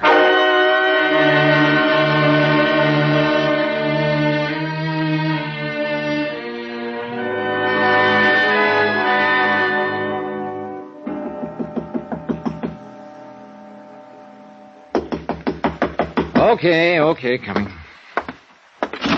Yeah? Oh, I say, I'm looking for a chap named Dollar who's supposed to be occupying this room. I'm Johnny Dollar. You? Are you certain? Reasonably. What? Oh, what a pity. Well, I'm sorry, old man, but there's not very much I can do about it. Oh, I didn't mean that. I say you must forgive me. Must I? Well, you see, I used to know a chap in London named Dollar. Delightful fellow, really. Incidentally, I'm Geoffrey Harris. We had ripping times together. How jolly for you. Yeah, and when I heard that a chap named Dollar had registered here at the inn, well, naturally, I thought it must be old Bunny. Bunny? Yes, old Bunny Dollar. Oh, Bunny was just a nickname, you see. Well, that's reassuring, Harris. You know, there is a bit of a resemblance. You wouldn't mind a chance be his brother or cousin, would you? No. Well, after all, Dollar's a bit of an odd name, and I thought... No, I'm sorry. If you'll excuse me, I'm on my way downstairs. Oh, splendid. Well, so am I. Oh? It's quite a coincidence, Is it? Well, running to you in this way, I mean, you're absolutely sure that you don't know Bunny Dollar? This I can guarantee. Oh, what a pity. He's really worlds of fun. Oh, yes, I could imagine. But what do you know? What's that? Oh, nothing. I just spotted an old friend over at the bar. See you later, Harris. Oh, I see. So I can see your point, old man. Well, hello, Ilsa. It is Ilsa Schaefer, isn't it? Why, you're the one. Yeah, that's right. Johnny Dollar, the one you shared a cab with back in Zurich. Yes, of course. What a coincidence. Isn't it? Incidentally, Johnny, I want to thank you for turning my purse in. It was foolish of me to leave it in your cab. Just an oversight, huh? Well, yes, of course. I mean, you didn't by any chance leave it in the cab on purpose, huh? Well, of course not. Why would I do a thing like that? Oh, maybe so somebody else would think you passed something along to me in that cab, besides a kiss. That kiss. I suppose I shouldn't have been so impulsive. Oh, I didn't object to that. But I did object to a muzzle man jumping me and acting like you had given me something. Oh? What was I supposed to have given you? You don't have any idea? No, honestly, I don't. Okay, we'll let that ride for the time being. Mind if I ask what you're doing here at the Klabach Inn? Oh, this is a favorite spot of mine. I like to ski. Oh? You don't seem convinced. I really am quite a good skier, Johnny. Are you? As a matter of fact, I plan to go skiing in the morning. Would you like to come with me? Well, now, that might be pretty interesting. Just a minute. I'll go check with Otto, see if I can borrow some skis. Be right back. All right, Johnny. Herr Dollar. And how are you enjoying your stay so far? Just fine, Otto, fine. Look, about that girl over at the bar. Fräulein Schaefer. Oh, a most attractive young lady, no? A most attractive young lady, yes.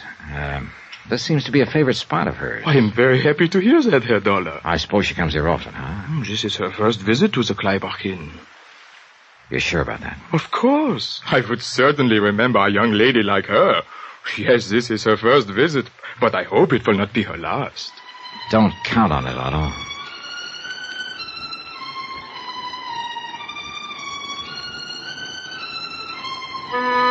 So Elsa was lying about coming here often. That could mean she'd lied about a few other things, too, like leaving her purse in my cab accidentally. She might have been trying to make it look like she'd passed the stolen diamonds on to me and thus take the heat off herself and whoever she was working with. I remembered what Inspector Honecker had told me, that Sebastian's killer could be a woman. I went back to the bar. Did you arrange for the skis? Yeah, I guess I'm all set. Good. Tomorrow morning, then. All right, where? Well, I had in mind the North Slope, but perhaps you would not like that. Why not? Some people consider it too dangerous. Oh, I don't think I should worry about the danger, do you? Mm-hmm. After all, Elsa, I'll be in the best of hands. Thank you. I'm sure you'll take good care of me. I will certainly try to, Johnny.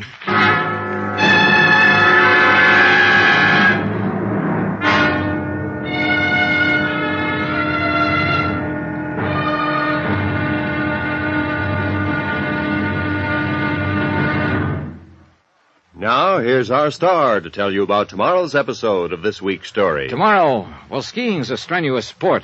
So is hunting. Put them together, and it's liable to kill you. Join us, won't you?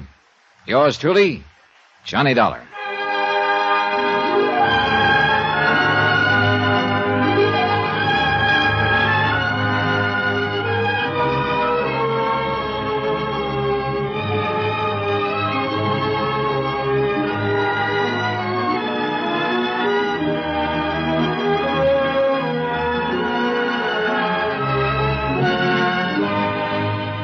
Yours truly, Johnny Dollar, starring Bob Bailey, is transcribed in Hollywood. Written by Robert Reif. It is produced and directed by Jack Johnstone. Be sure to join us tomorrow night, same time and station, for the next exciting episode of Yours truly, Johnny Dollar. Roy Rowan speaking.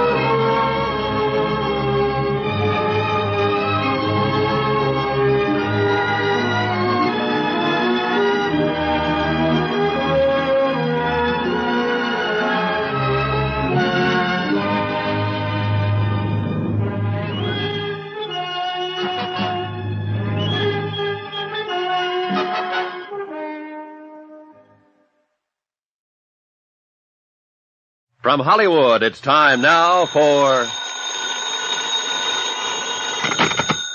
Johnny Dollar. This is Otto, the innkeeper. I have a telephone call for you from Police Inspector Honecker in Zurich. I will put him on. Go ahead. Hi, Inspector. Any line on Sebastian's killer? Not yet, Herr Dollar. That also means no line on the stolen diamonds, huh? I do not know. You recall the picture postcard Sebastian gave you before his death? The picture of the Kleibach Inn? Sure. He said it was part of a key to the location of the diamonds. That's why I came up here to the inn. But I haven't found any sign of them. We have been watching Sebastian's apartment. This morning, the second part of the key arrived in his mailbox. Another postcard? Yes. I am sending it on to you. See what you can make of it. Looks like we're in the middle of a game of some kind. Have you been able to locate the missing murder suspect, Ilse Schaefer? I've not only located her, in 5 minutes I'm going skiing with her. What? Herr Dollar, do you think that is wise for you? It's one way of finding out if she ties in. I just hope it doesn't turn out to be the hard way.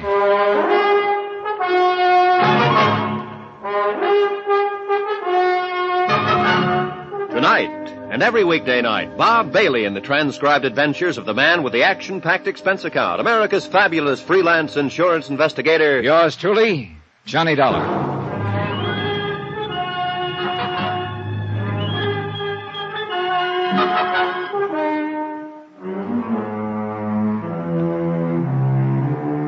Expense account submitted by Special Investigator Johnny Dollar to the Home Office, Global Casualty in Hartford, Connecticut.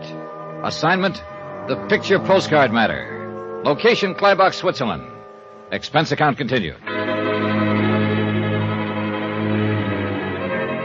Item 7, $3 American, rental on ski equipment. Ilse Schaefer told me she'd come to Kleibach to go skiing, and I wanted to make sure that was her reason. There'd been too many coincidences about her to suit me. First, the way she'd popped into my cab in Zurich, then popped out 2 blocks later, leaving her purse behind. Right after that, I'd been jumped by a strong arm who was sure Ilse had passed the stolen diamonds to me. And now she turns up suddenly at the Kleibach Inn. I spotted her waiting for me at the ski lift. Come on, Johnny. You're late. In her skiing outfit, she could have passed for Miss Switzerland. But one nasty little thought kept coming into my brain, kept marring the picture. She could also be Sebastian's killer. We rode the lift up to the top, then took off along the ridges. She skied like she was born to it. Easy, smooth, and gracefully. It had been 4 years since I'd last been on skis, and as I struggled to keep up with her, I must have looked like a rusty snowplow. We worked our way out on the crest of one of the ridges. Let's stop here a moment. Well, that suits me fine. You winded? This is not exactly sea level. You'll get used to it. You see, I really can ski, Johnny. Oh, that's an understatement. Do you have a cigarette? Yeah, sure. Here.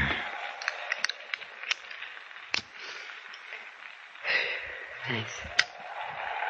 Isn't it beautiful up here, Johnny? Yeah. You see that little dot way down there?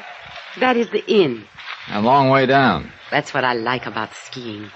Everything is so remote, so far below. When you're up here, all that down there, it just doesn't exist anymore. It's always there when you get back, though. You are too practical, Johnny. But you know, it's fun being with you. Thanks. I still can't get over it. What? Well, the coincidence that I should share your cab in Zurich and then run into you again at the Kleibach Inn. But I am glad. Aren't you? Can't say that I... Johnny! Hey, must have come from that other ridge behind the rocks. Closer. We're sitting ducks on this ridge. Quick! Down the left side of it. There is a shortcut. Let's go. Keep low, Elsa. Who could be shooting at us? We'll figure that out when we get out of range. He's still right with us. We'll be out of sight in a moment. Could be a moment too late. There. We are past the shoulder. Yeah. Slope's pretty steep here. This is the quickest way. The shoulder of the ridge will keep us out of sight. Maybe. What do you mean? We get going much faster and we're going to take off. Hey, ahead of us, a cliff. Johnny, stop! What do you think I'm trying to do? Johnny, watch out! Can't. Oh, brother.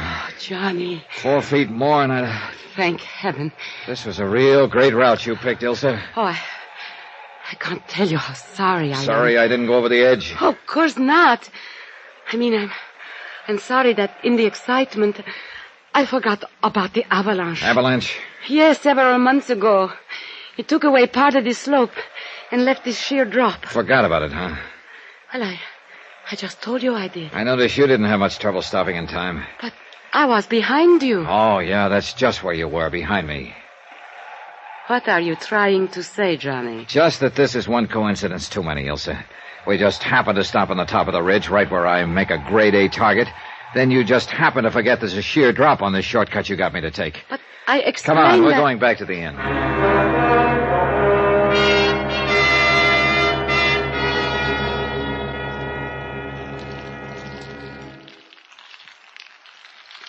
The fire feels good, doesn't it? Johnny, what is it? What's the matter? All those things you said up on the ridge. I'm waiting, Elsa. Waiting for what? For you to open up and tell me what this is all about and how you fit into the deal. Deal? Oh, cut it out, will you? You didn't just happen to share my cab back in Zurich. The whole thing was rigged so it would look like you passed those stolen diamonds along to me. Stolen? Johnny, I don't know anything about stolen diamonds. I suppose you also don't know anything about a man named Sebastian. Oh, yes, I know Sebastian. What has he got to do Or about his murder? Murder? Oh, no. Oh, yes. Why, I can't believe it. Sebastian dead. Yeah, and you've already admitted you knew Sebastian. Now let's have the rest of the story, straight. Oh, well, Sebastian was a friend of mine. Friend? Nothing more. He had asked me to share your cab at the airport and to leave my purse in it. Why did he want you to do that? I don't know. He said he was in some kind of trouble and needed help. He said if I would do that, it would help him. Ilsa, you'll have to do better than that.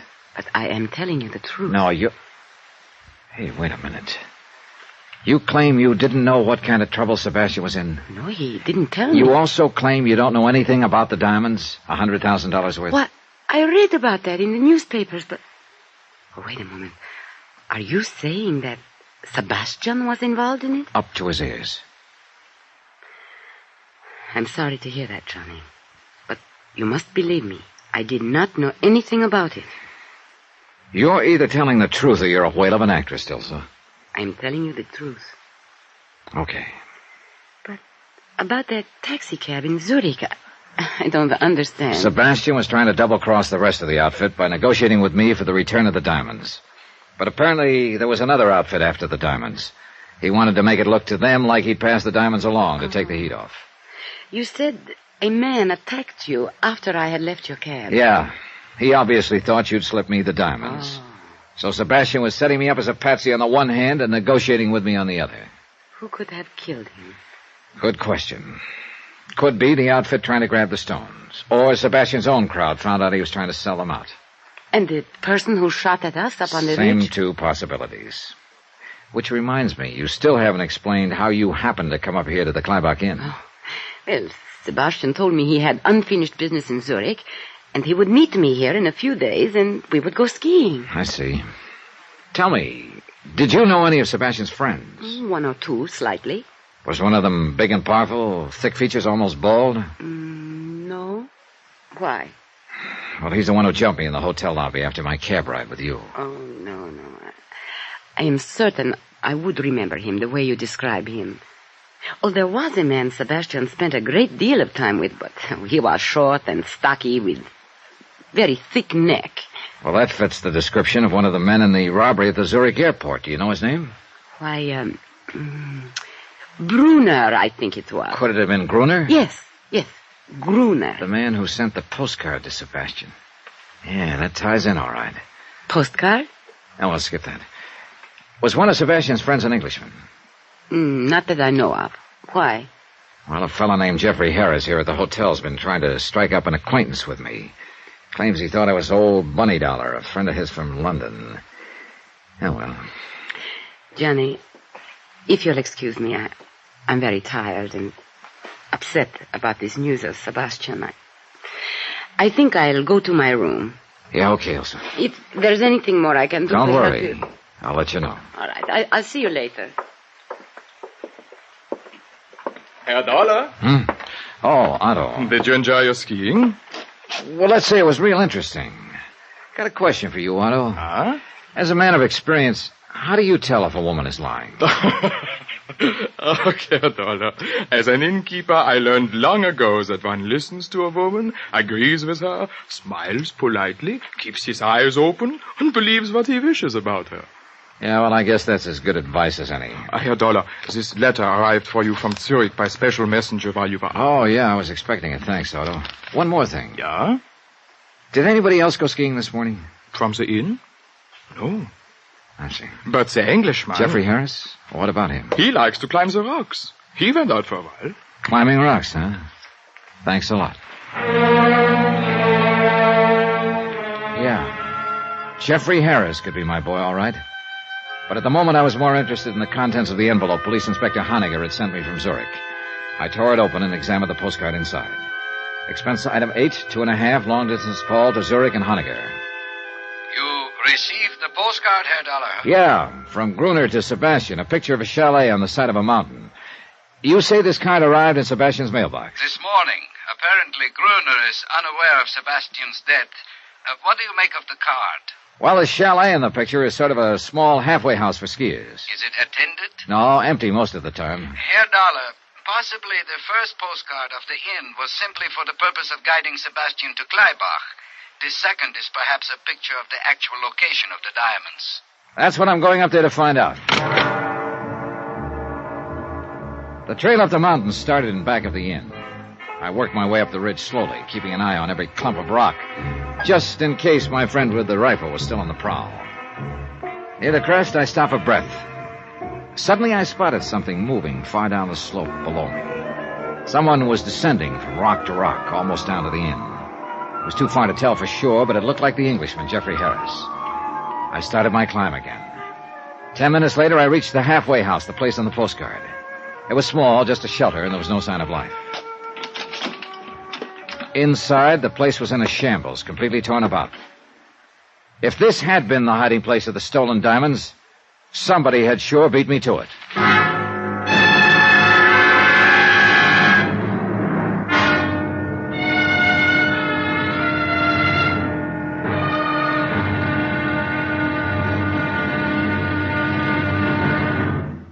Now, here's our star to tell you about tomorrow's episode of this week's story. Tomorrow, a third part of the key turns up in the form of a corpse. Join us, won't you?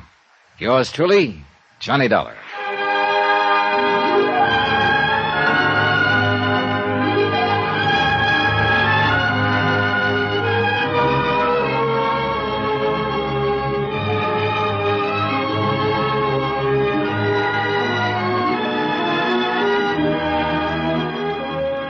Yours truly, Johnny Dollar, starring Bob Bailey, is transcribed in Hollywood. Written by Robert Reif, it is produced and directed by Jack Johnstone. Be sure to join us tomorrow night, same time and station, for the next exciting episode of Yours truly, Johnny Dollar. Roy Rowan speaking.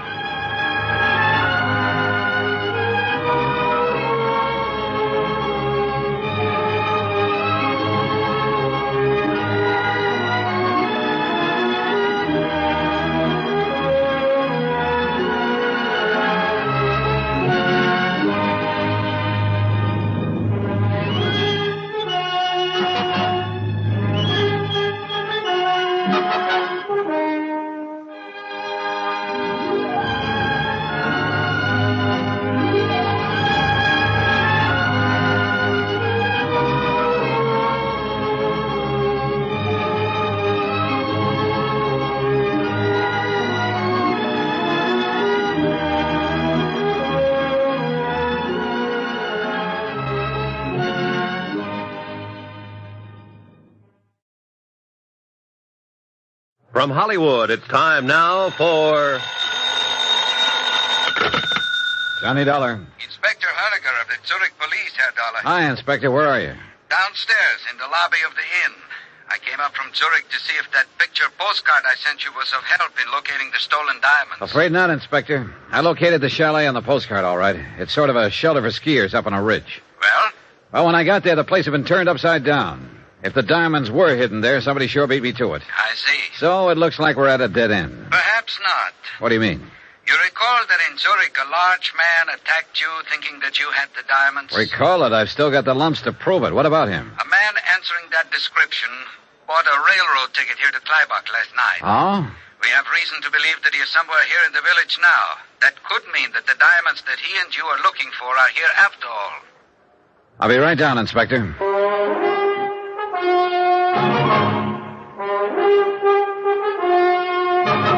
Tonight and every weekday night, Bob Bailey in the transcribed adventures of the man with the action-packed expense account, America's fabulous freelance insurance investigator. Yours truly, Johnny Dollar.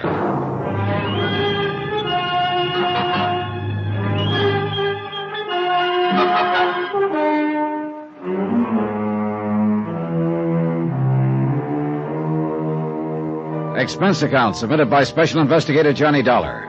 To the Home Office, Global Casualty in Hartford, Connecticut. Assignment, the picture postcard matter. Location, Kleibach, Switzerland. Expense account continued.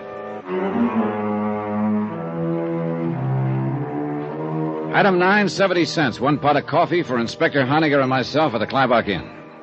Ah, most perplexing case, Herr Dollar. A skillfully timed robbery of the uncut diamonds at the Zurich airport last week, and then these puzzling postcards supposedly giving the location of the diamonds. Yeah, they've got to be the key, Inspector. If we can only figure them out. Look, We know now that Sebastian was in on the robbery and was trying to negotiate secretly for the return of the stones. Yeah, and he told you before he was murdered that the postcard he gave you was a part of the key to the location of the diamonds. That's right. It was signed by a man named Gruner. And according to Ilse Schaefer, Gruner was a friend of Sebastian's. Her description of Gruner matches one of the men in the robbery at the airport. And what of this young lady, Ilse Schaefer? What do you make of her? Well, that's a good question, Inspector. I wish I knew the answer. I hope she's in the clear. Hope? Oh, I see. All right, so I'm normal. Yeah, she is a very attractive young lady. But there is also the chance that she is involved, that she killed Sebastian. I know. She could be involved, or she could be innocent. It's a 50-50 proposition, I guess. Pay your money and take your choice. More coffee, Inspector? Please. Thank you.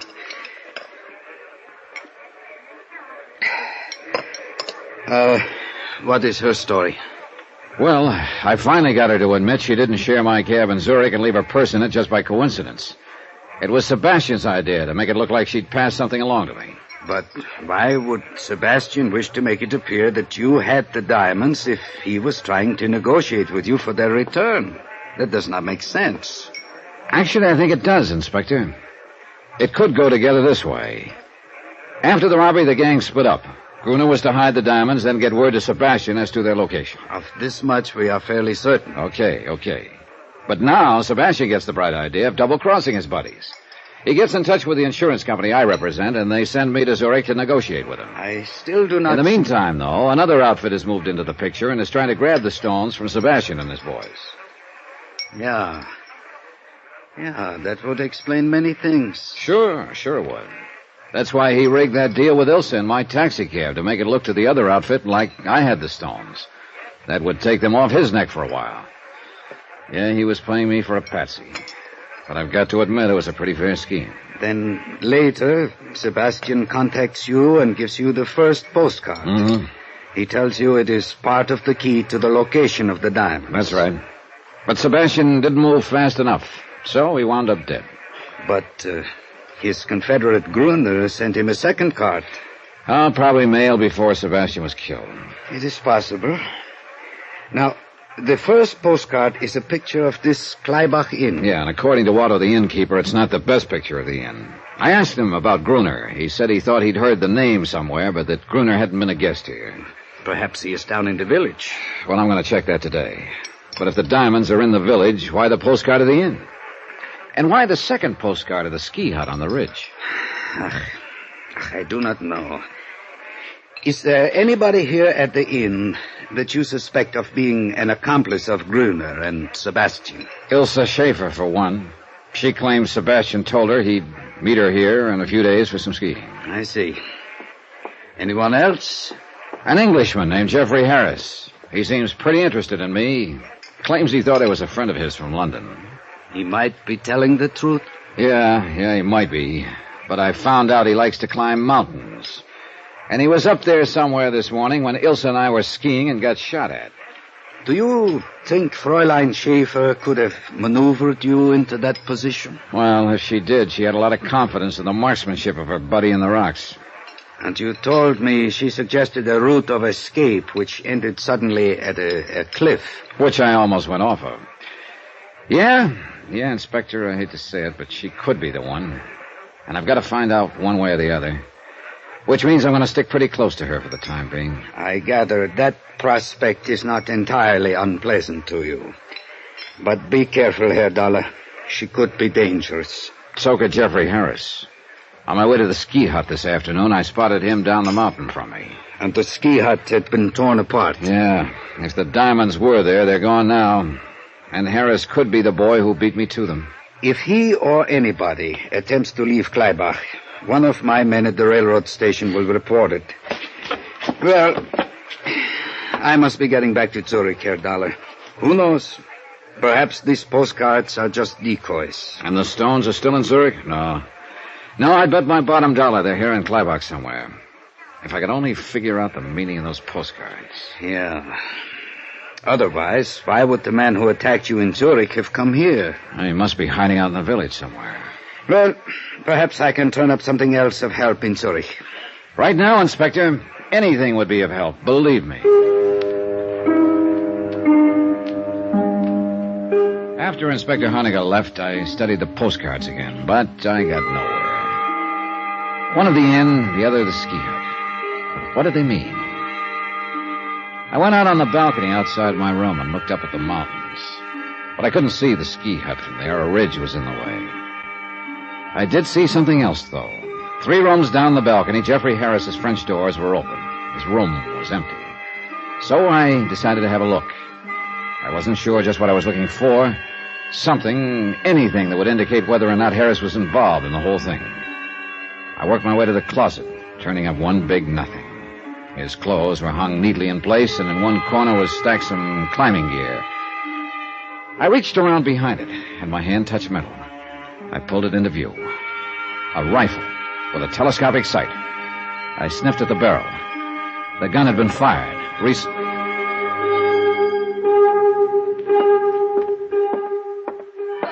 Good evening, Herr Dollar. Hello, Otto. Look, have you seen Jeffrey Harris lately? The Englishman? Not since late afternoon. All day long he was out climbing the mountain. Yeah, I know. He no sooner got back than he went out again. Before dinner. And it was a good dinner tonight, too. Any idea where he went? None. Could be in the village. Look, tell me something. When he arrived here at your inn, did he have a gun case in his luggage? He had a lot of climbing equipment, but I did not notice a gun case. Well, he could have taken it apart and packed it in his suitcase. Why do you ask, Herr Dollar? Oh, skip it. I'll see you later, Otto. Johnny. Oh, hello, Elsa. I've been looking for you. Yeah? Have you been able to find out who are shooting at us up on the ridge this morning? I'm not sure yet. You still do not trust me, do you? I don't know, Elsa.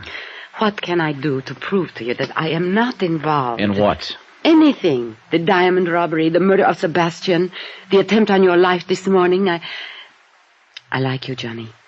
I don't want you thinking such things about me. Look, let's talk about it later on.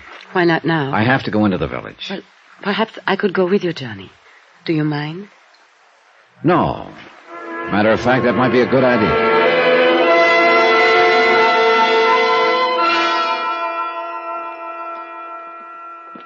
Nice in the village tonight, isn't it? Yeah, it is. Quiet, too. You seem to be looking for something, Johnny. For someone, Elsa. Who? The Englishman, Jeffrey Harris. Oh? You told me you'd never seen him before you came here to Kleibach. That is right. Then he wasn't a friend of Sebastian's. Well, not as far as I know. Well, an hour ago in Harris's room, I found a rifle with a telescopic sight. You mean that Harris is the one who shot at you this morning? Otto, the innkeeper, told me Harris went mountain climbing today. I saw him on his way down late this afternoon. But he isn't at the inn now. You think he's down here in the village? Maybe. That's why. What's the matter? Hold it, Elsa. Well. Looks like maybe the village isn't so quiet after all. What do you mean? I think somebody's following us. What? Come on, now, start walking it. Yeah. Where? Across the street and back a ways in the shadows. Oh, what are you going to do, Johnny? Figure out a way. Wait a minute. That alley up ahead. We'll turn into it. Oh, Johnny. Don't turn your head, Elsa. Okay, into the alley now. Good. He can't see us here. Who do you think it is? I don't know. Gruner, Jeffrey Harris, even the guy who jumped me back in Zurich thinking I had the diamonds. Keep going. You think he'll come into this alley? That's what I'm hoping. All right, now here we are. The doorway here. It'll do very nicely. Look, Elsie, you keep going down the alley, cut across to the next street, and go back to the inn. But what are you going to do? Wait for him. Go on now, go on. No, Johnny. Look, you do as I want to stay with you. Don't be silly. It could get a little rough around here all of a sudden. Johnny. There's nothing you can do here, Elsa, so do what I tell you. Now get moving. Now. She looked at me a moment, then went down the alley and out of sight. A couple of minutes went by. Nothing. Then I heard steps. He was approaching the alley, whoever he was. Now he was at the entrance. I pressed back into the doorway. A few more feet. Oh, wait a minute. He decided not to bite. I edged out of the doorway and back to the mouth of the alley. Then I stuck my head around the corner. Nobody. He must have ducked into a building or down the street. It sounded like Ilse from the next street. I cut through the alley. Then I spotted a couple of people in front of a small hotel down the street. They were jabbering excitedly. There was a man crumpled up on the ground. Ilse saw me and ran over. Johnny. Oh, Johnny. What's the matter, Ilse? He fell out of the upstairs window, almost in front of me. Who is it? It's Sebastian's friend, Gruner. Gruner. The guy who'd been writing postcards to Sebastian. Gruner. The only man in the world who knew where the diamonds were hidden. My one lead. Dead.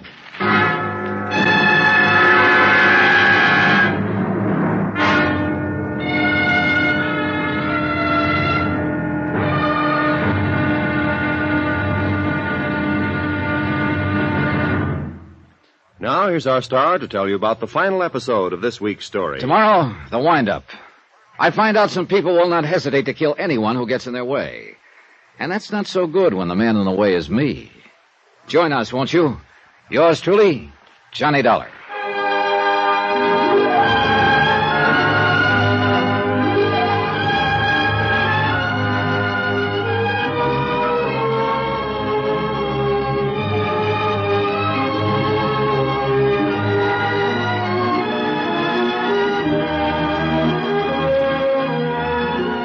Truly, Johnny Dollar, starring Bob Bailey, is transcribed in Hollywood.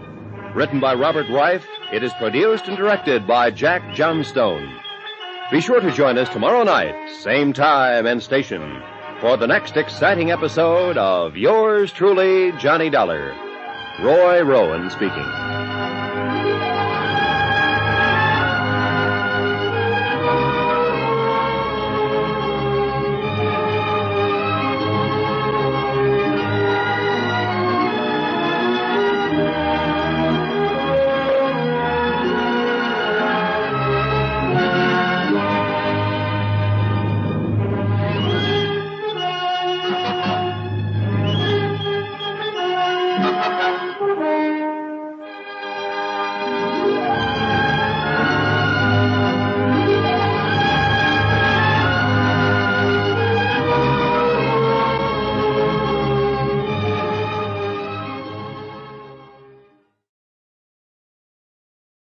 From Hollywood, it's time now for...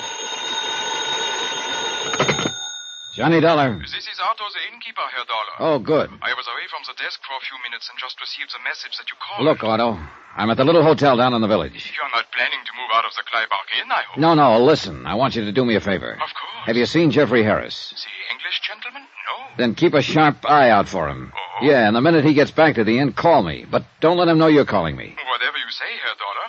But is something wrong? Plenty. This man named Gruner I've been looking for. You have found him? I've found him, all right. Dead. What? And it looks like his killer is here at this hotel.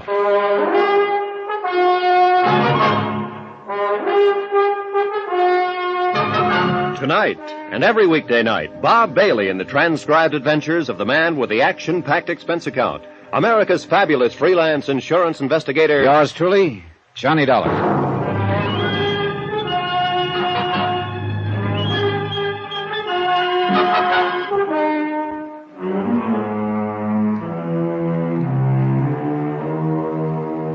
Expense account submitted by Special Investigator Johnny Dollar, location Kleibach, Switzerland.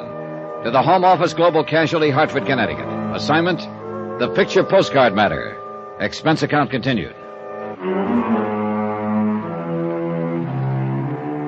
The murder of Gruner meant that I had lost the one solid lead I had on the whole case. Unless, of course, I could round up whoever put him away. Item 10, $1 to the desk clerk for watching the rear entrance of the hotel in case the killer should try to get out that way. Well, what are you going to do, Johnny? Go upstairs and take a look. I'm coming with you. No, stay here. I won't. I'm coming with you. All right, I don't have time to argue. Now tell me again just what happened, Ilse. You realized we were being followed along the street. You decided to wait in that alley, and I was to cut through to this street and go back to the inn. Yeah. Go on. Well, when I got to the street, I heard a man cry out. Then I saw Gruner fall from an upstairs window. He was dead. He fell from a corner room? Yes. Well, that'd be this door over here. Okay. Get back against the wall, Elsa. All right. Be careful, Johnny. Yeah.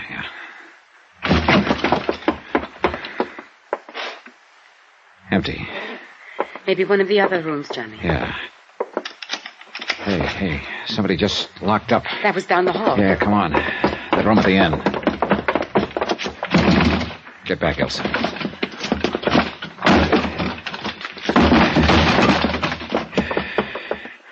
Gone.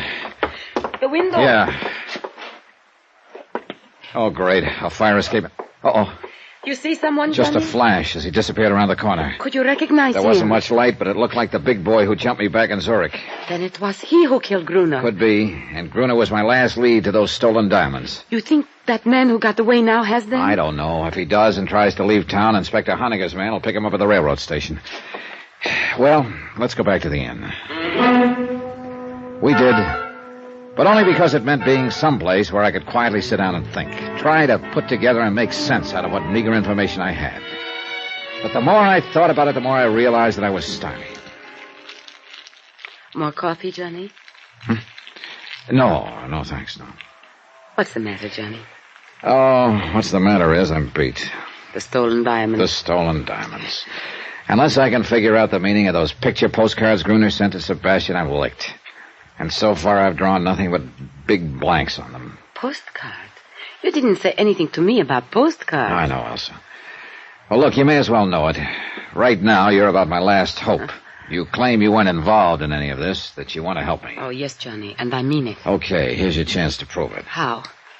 Take a look at these postcards. They're all addressed to your dead pal, Sebastian. Sent to him by Gruner. That's right. A picture of the Clyback Inn here, and a picture of the ski hut on the ridge. Do they mean anything to you? Well, we are staying here at the inn, and I have seen the ski hut on the ridge. Beyond that, nothing. You sure? Yes. What is it all about, Johnny? The postcards, I mean. Sebastian and Gruner were together in the diamond robbery back in Zurich. Then they split up. Gruner hid the diamonds and sent these postcards to Sebastian. They're supposed to be the key to the location of the diamonds. And now both Sebastian and Gruner are dead. Which means that if I can't figure out this key, I'll probably never recover those stones. You told me this morning you thought there were others after the diamonds. Yeah, and they probably knocked off Sebastian and Gruner trying to get them. These postcards, the inn and the ski hut. Have you searched this inn? As well as I could. And the ski hut? When I got there, the place had been ransacked. Somebody beat me to it. I saw Jeffrey Harris in the vicinity on my way up to the hut. The Englishman? Yeah. He could be my boy. Maybe whoever knocked off Gruner in the village was working for him. Maybe Mr. Harris already has the diamonds then. I hope to find out, if and when he comes back here to the inn. I somehow doubt that he's found them, though. They went after Gruner after the ski hut was ransacked. And that would indicate they are still looking for them. Yes. The inn and the ski hut. Wait, Johnny. Perhaps the diamonds are somewhere on a line between the two places. I thought of that, but it doesn't work. You can't see the ski hut from here at the inn. A ridge cuts it off. And where on a line between the two? They're about 5 miles apart. I wonder if... Hold it, Elsa. What is it? Jeffrey Harris, just coming in. See you later, Elsa. Well, it's the dollar chap. Yeah, that's right, Harris. The dollar chap. Enjoying your stay at Clyback, old man? Well, let's say it's been interesting. Delightful place, really. I'm a bit of a mountain climber, you know. Yeah, I know. Oh, you do? Oh, I didn't think my reputation had spread that much. Oh, I'm really just an amateur, but it's great fun. You did some climbing today, I believe. Yes, matter of fact, I did. Splendid face of rock up there. It gave me quite a workout. And you were down in the village this evening? Oh, yes. I say, old chap, you seem to be rather an inquisitive sort. Why all the questions, huh?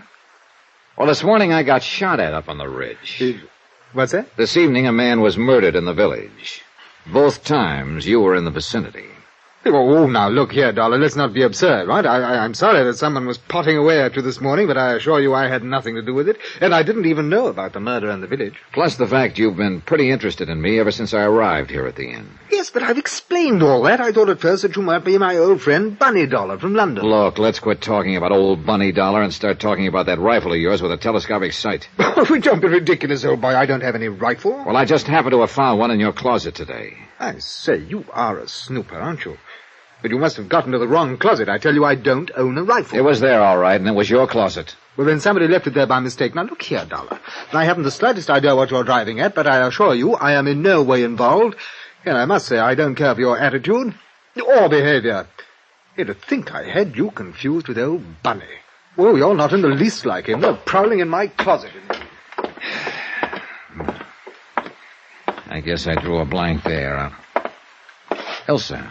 Where did she... Herr Dollar? Oh, Otto. Where did Elsa go? Why, I do not know. She was sitting there a few minutes ago. Perhaps she went up to her room. Yeah. Herr Dollar, this man you were looking for, Gruner. I'm not looking for him anymore, Otto. Like I told you over the phone, he got himself killed in the village this evening. I know. And that is what made me think you might be interested in this. Oh, hey, another postcard. Where'd you get it? It arrived today. It was addressed to the man called Sebastian in care of my inn. That means Gruner didn't know Sebastian was dead. Hey, this could be the missing part of the key. Key? A picture of the village square. Does that mean something to you, Herr Dollar? I'm sure it means something, all right. But I'm not sure what. I went to my room and put the 3 postcards side by side. The inn, the ski hut on the ridge, and the village square. The trouble was I couldn't be sure this was all there was to the key. Maybe Gruner had planned to send more cards, but he wouldn't be sending any now. Yeah, from any point of view, I was getting nowhere. Then I stopped cold. Point of view. I looked at the cards again.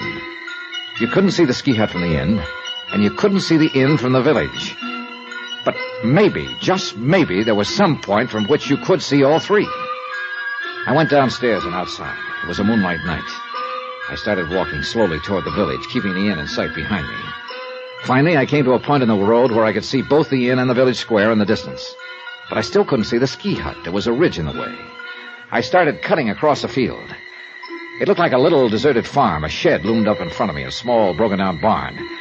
And then, just as I got to the barn, the ski hut on the ridge came into view. I stopped and checked. Yeah, I could see the inn, the village square, and the ski hut. And this was the one point from which the scenes on all 3 postcards were visible. This had to be it. I went inside. The barn was empty except for some straw in one corner. I ran my hands through it, and I pulled out a leather case. The moonlight streaming through the broken roof told me I'd finally found the uncut diamonds. Wait a minute. Somebody outside. I froze against the wall in the shadow. He came in. I let him get close. Then I dove at him. I gave him a couple to the midsection and he crumpled. I dragged him to his feet. No, let's go off. Well, my old friend who jumped me back in Zurich. Who are you? Come on. No, don't. No, I am Anton. Your outfit was trying to get the diamonds away from Sebastian's boys, huh? Yes. When you jumped me in Zurich, you thought I had them. Then you followed me here to Kleibach. And you killed Gruner trying to make him talk. Okay, who are you working for? Spell it. No, nobody. I am working alone. Don't give me that. You haven't the brains to mastermind a deal like this. Now, who's the boss? I can't tell you. Open up, Anton. Start talking. That is enough, Herr Dollar. What? Otto. Stand very still. Well, so the little innkeeper is Anton's boss. You stupid fool, Anton. Yeah, well, what could I do, Otto? I didn't know he had me approaching. One blunder after another. But I think I get it now, Otto. It was you who shot at me up at the ridge this morning. Then you planted the rifle in the Englishman's room. I realized after I had missed that perhaps it was just as well, Dollar. Sure. You realized I might be able to help you. You couldn't figure out the location of the stones, although you had one of the postcards. But you knew I had the other 2 and might be able to figure out the 3 of them. Why not? So you gave me the 3rd card, hoping I'd lead you to the diamonds. Which you very obligingly did. Give me the diamonds, Dollar. I will take them. Stand back, Anton. What? But Otto... Sure. You don't think he's really going to split with you, do you, Anton? What do you mean? Otto... Stay where you are, Anton. You have served your purpose. After all I have done for you. What? You stand back! Anton started for Otto, who took his eyes off for a second. That's what I was waiting for. I dove at him just as his gun went off. Anton crumpled, and after a fist in his face, Otto did likewise. I knelt down and picked up his gun.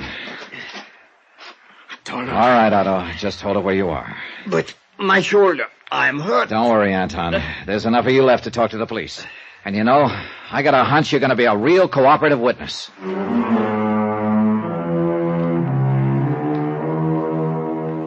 Expense account, 14th and final item, $678.50, transportation and incidentals home. Total expenses, $1,723 even. Remarks?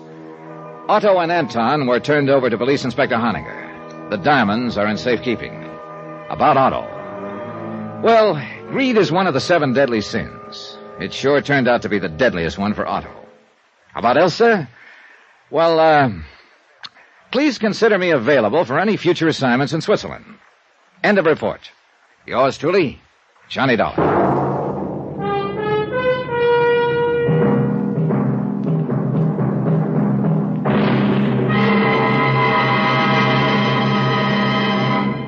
Now, here's our star to tell you about next week's story.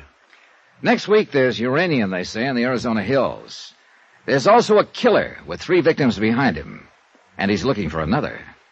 Join us, won't you? Yours truly, Johnny Dollar. Yours truly, Johnny Dollar, starring Bob Bailey, is transcribed in Hollywood. Written by Robert Reif, it is produced and directed by Jack Johnstone. Heard in our cast were Lucille Meredith, Victor Perrin, Forrest Lewis, Stan Jones, and Ben Wright. Musical supervision by Amerigo Marino. Be sure to join us on Monday night, same time and station, for another exciting story of yours truly, Johnny Dollar. Roy Rowan speaking.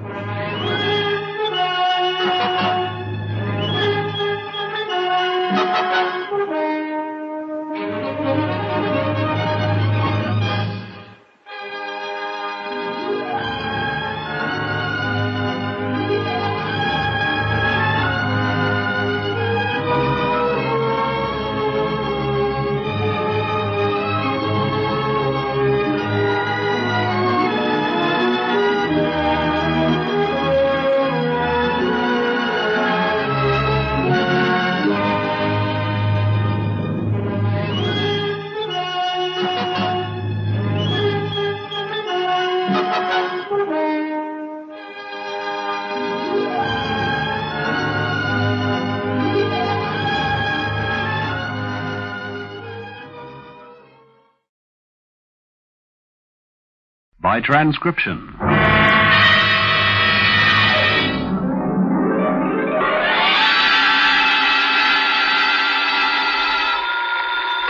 Sam Spade Detective Agency. Phonetum est.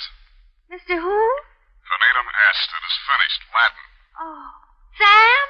What's left of me, sweetheart? Well, where are you? What happened? Who did it? Here, everything, and what? What?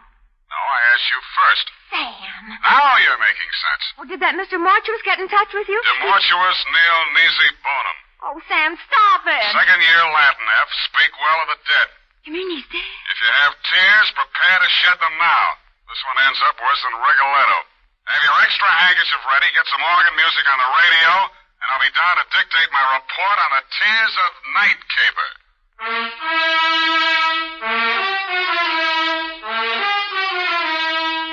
Dashiell Hammett, America's leading detective fiction writer and creator of Sam Spade, the hard-boiled private eye, and William Spear, radio's outstanding producer-director of mystery and crime drama, join their talents to make your hair stand on end with the adventures of Sam Spade.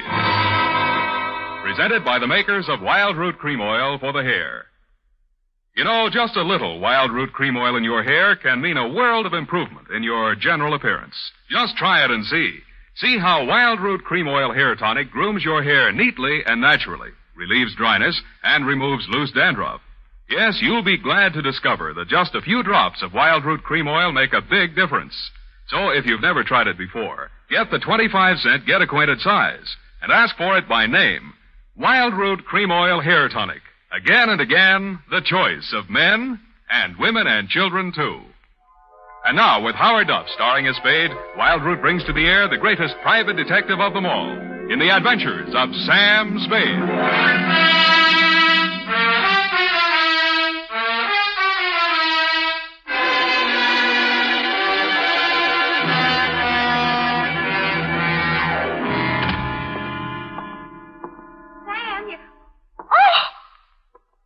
Your face!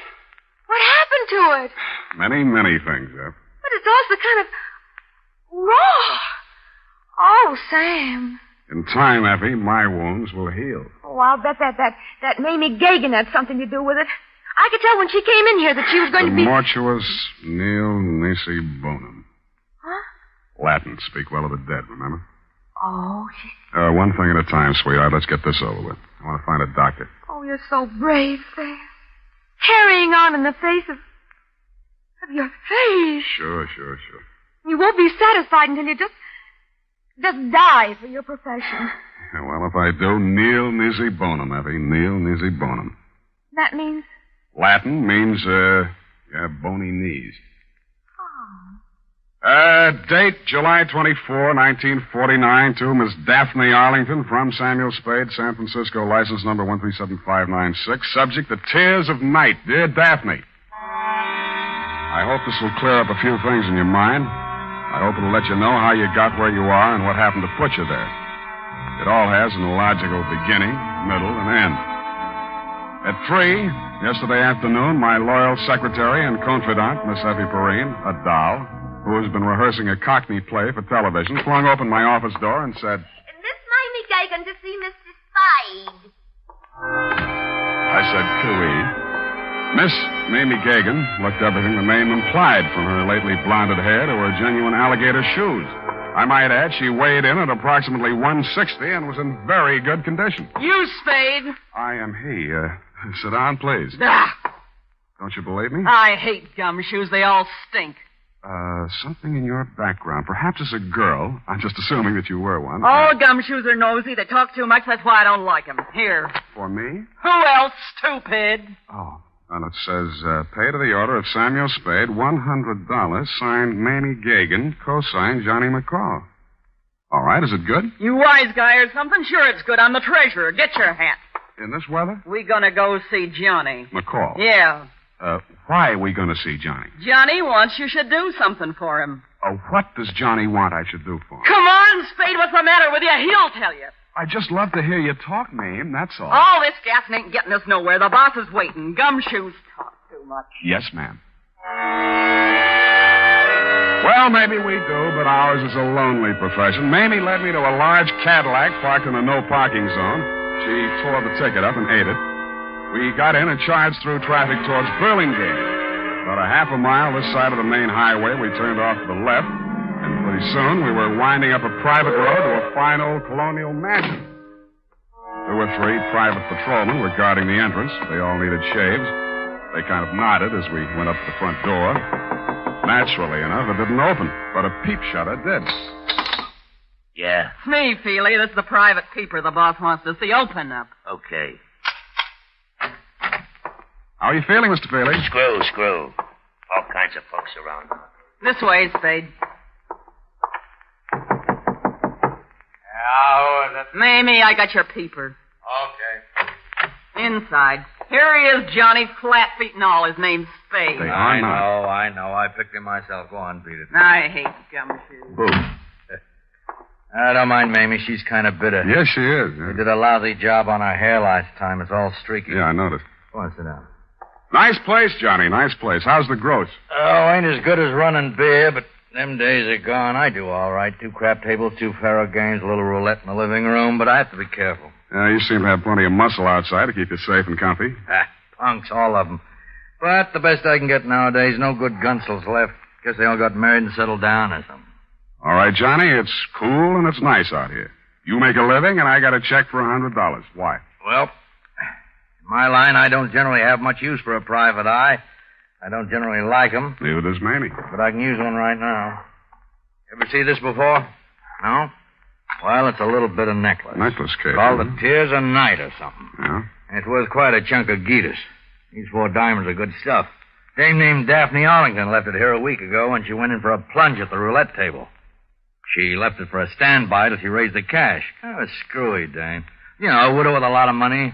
Boyfriend named Lenny Eppich. He paints or something. Well, she sent me a check today for the 5 G's she lost, and I just want you to take this thing back to her.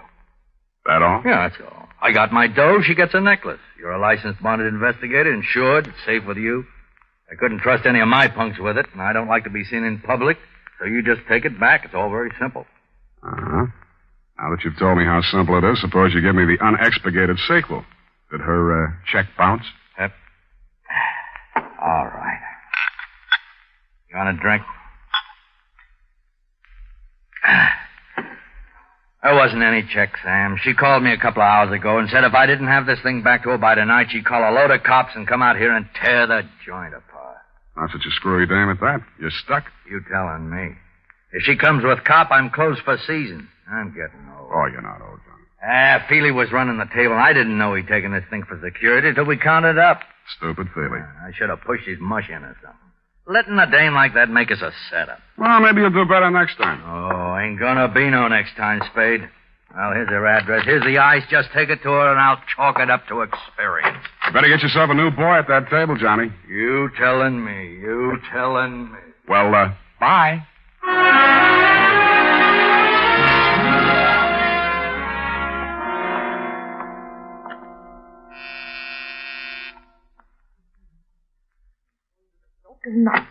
Lenny, I thought you'd never get here. The performance begins at 8:30, and you know how the traffic is, and if we're going to have a bite to eat... You aren't Lenny. Where's Lenny? I don't know, Miss Arlington. I'm supposed to deliver some jewelry. Jewelry? That would be mortuous. Mortuous. Mortuous. Yes, but I... What are you looking at? Your throat. Really? Well, really, Mr. Spade, Sam Spade. Well, really, Mr. Spade.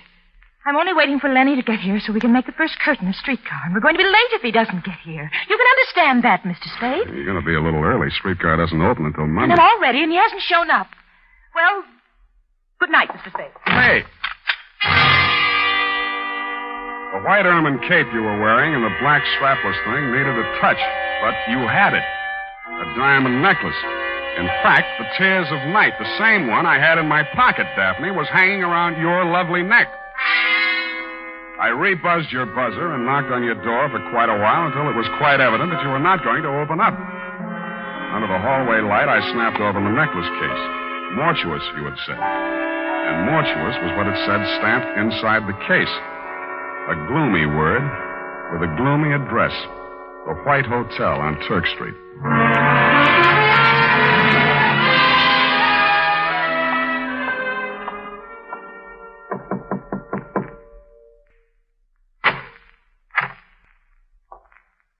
Hannibal Mortuous.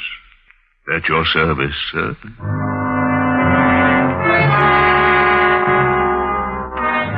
If ever a man had the look of death, it was this one who had its name. He was older than old, cadaverous, and in his skull-like head his eyes were white. He was wearing a flannel nightshirt. You find me a bit indisposed, Mr. Spade. The clerk at the desk said it was a matter of jewelry. Therefore, Hannibal Mortuous is at your service. Now then, sir, what is so urgent? I came to ask you about a diamond necklace. I found your name stamped on the inside here. House of Mortuous, most respected name in diamonds, as well as all the lapidary arts. Most respected. Fine jewels and the name Mortuous is synonymous the world over. I am the last of 4 sons. But continue, Mr. Spade. Well, I just want you to take a look at this. Uh-huh.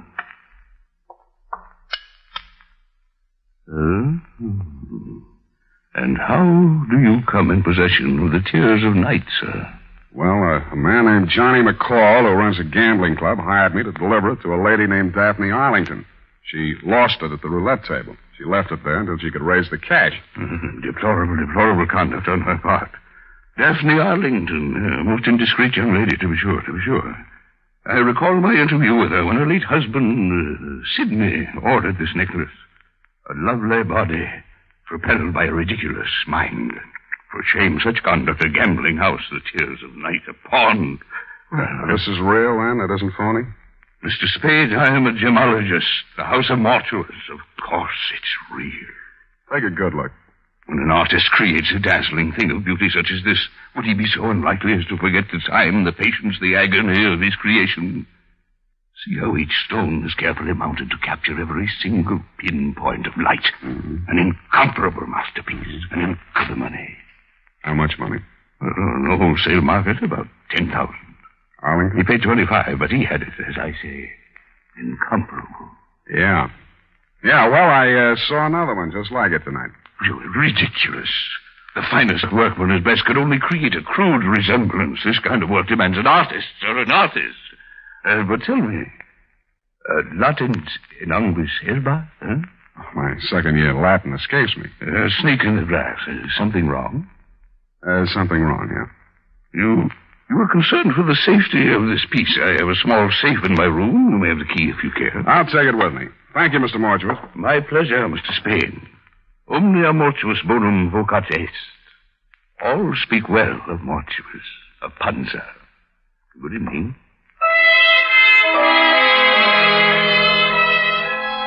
In the dismal lobby of the White Hotel, I asked the night clerk for some wrapping paper and 20 cents worth of stamps.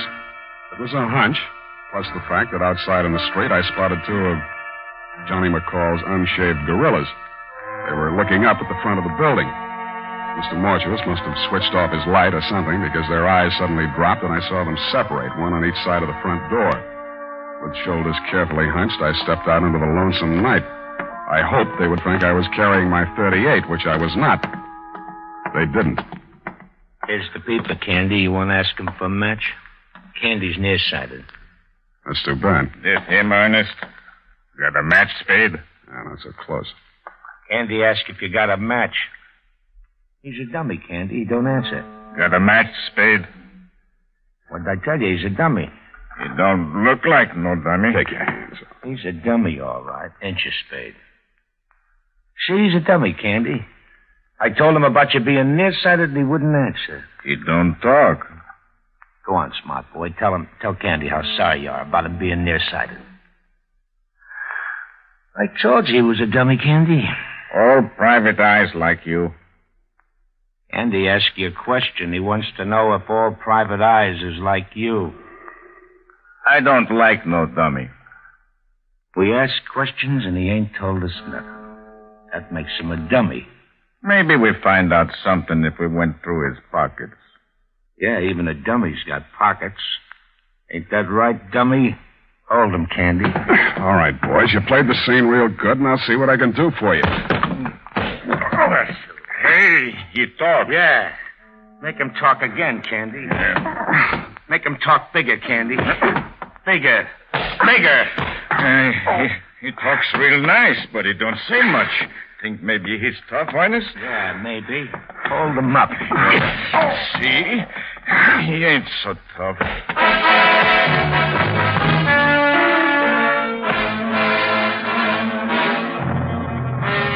I wasn't. And I didn't feel like talking on that quiet little street where the only noise was my face pounding on their fists. I didn't have the necklace anymore, but they had to find out the hard way. The hard way for me.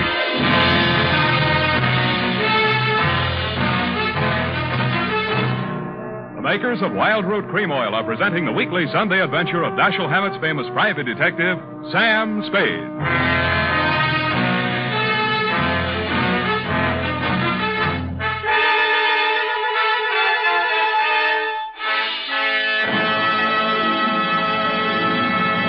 Now, here's important news on good grooming. If you want the well-groomed look that helps you get ahead, socially and on the job, listen. Recently, thousands of people from coast to coast who bought Wild Root Cream Oil for the first time were asked, how does Wild Root Cream Oil compare with the hair tonic you previously used? The results were amazing. Better than 4 out of 5 who replied said they preferred Wild Root Cream Oil. Remember, non-alcoholic Wild Root Cream Oil contains lanolin. It grooms the hair naturally, relieves dryness, and removes loose, ugly dandruff. So if you want your hair to be more attractive than ever before, get the generous new 25-cent size of Wild Root Cream Oil, America's leading hair tonic, on sale at all drug and toilet goods counters. It's also available in larger economy bottles and the handy new tube. By the way, smart girls use Wild Root Cream Oil, too, and mothers say it's grand for training children's hair. Get Wild Root Cream Oil. Again and again, the choice of men and women and children, too.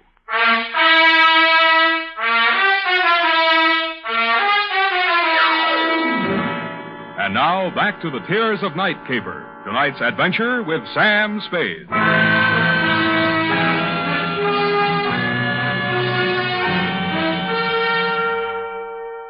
I remember trying to wake up a couple of times. I was dreaming that we were driving along in a giant Cadillac. Big Mamie was sitting on my lap.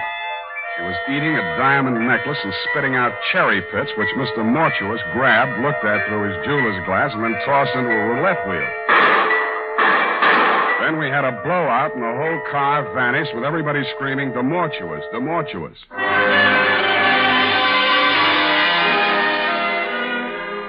Somewhere around 7 in the a.m., I began to get a feeling.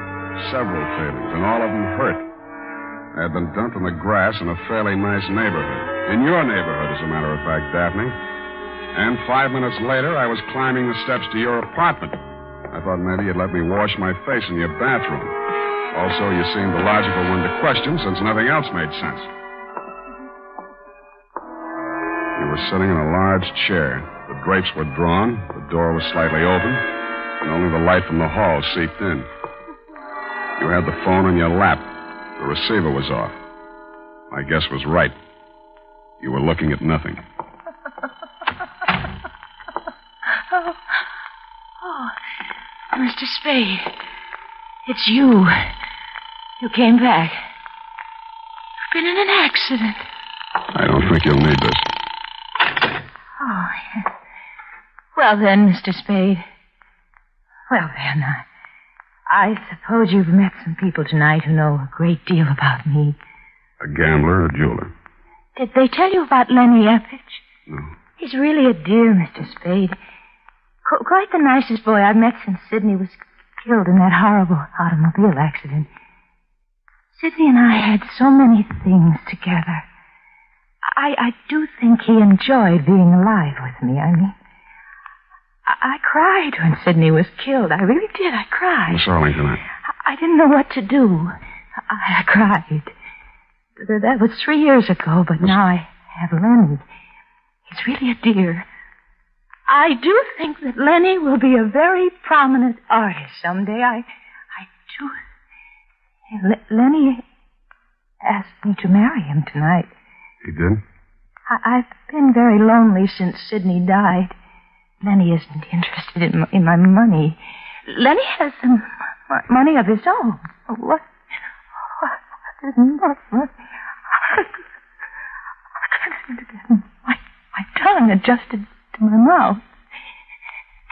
Did that ever happen to you, Mr. Spade? Sometimes, yes. Perhaps I should see a correctionist. I'm glad you came by again. I didn't know you were a detective the first time. Who told you? Why, Mr. McCall. I really can't understand money. Please, Miss Arlington. I know it must be strange to you, but look at them. But some people live for it, and some people die. Please, Miss Arlington, we can't get anything done. Look, they do look so funny. So very funny. I've seen them count money. So much money. And I really believe that is all they live for. Oh, look.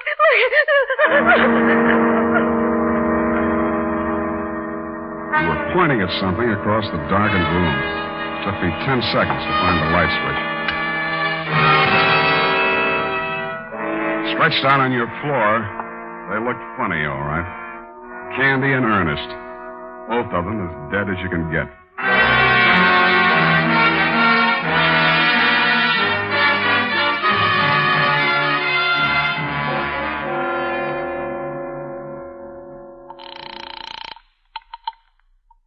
Hello, darling.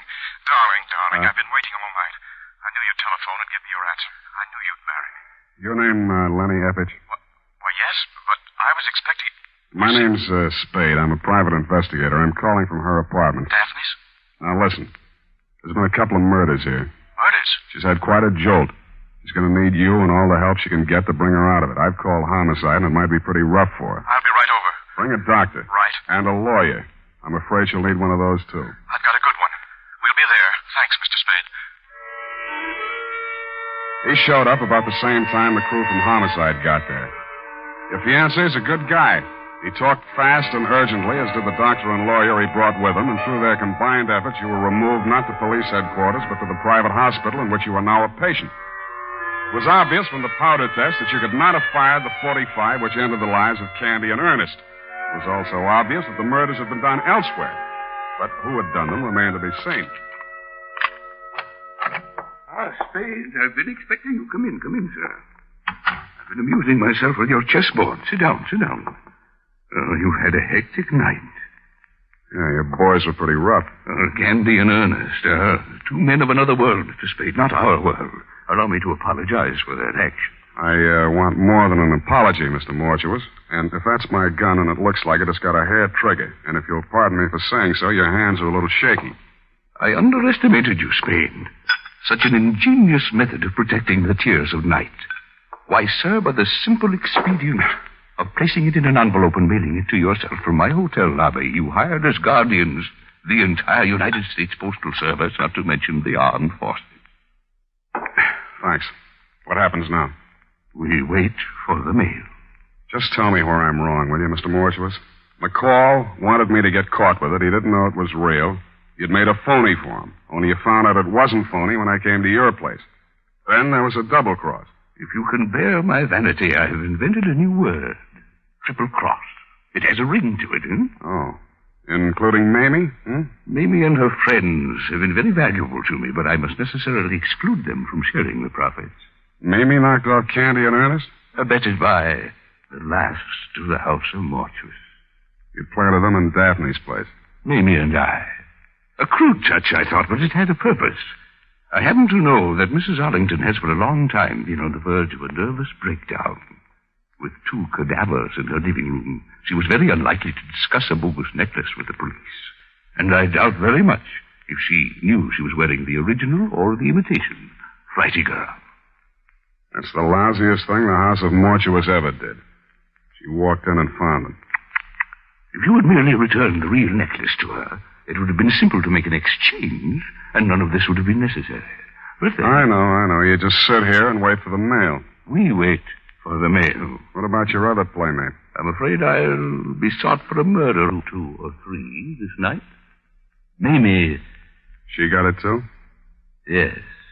Where are the police going to find her? Oh, in my hotel room, which I departed hastily once the room clerk had informed me of your ingenious method for protecting the necklace. I shot her there. You work cheap. Cheap, sir? I don't understand. A $10,000 necklace? It's not quite a king's ransom, you know. The tears of night are worth 5 times that. I'm afraid I misinformed you as to their value. I didn't want you to become suspicious. You are a really horrible, terrifying old man. I suppose you think you'll get away with it. I don't intend to get away with it. An old man, yes, but I intend to spend my remaining years... They'll pick you up before you get to the airport. I doubt that. I shall turn the tears of night into cash. And with a well-laden purse, I shall guarantee to elude the police over half the world. In 2 years, perhaps 3, they'll get me. But I'll have spent the money, and...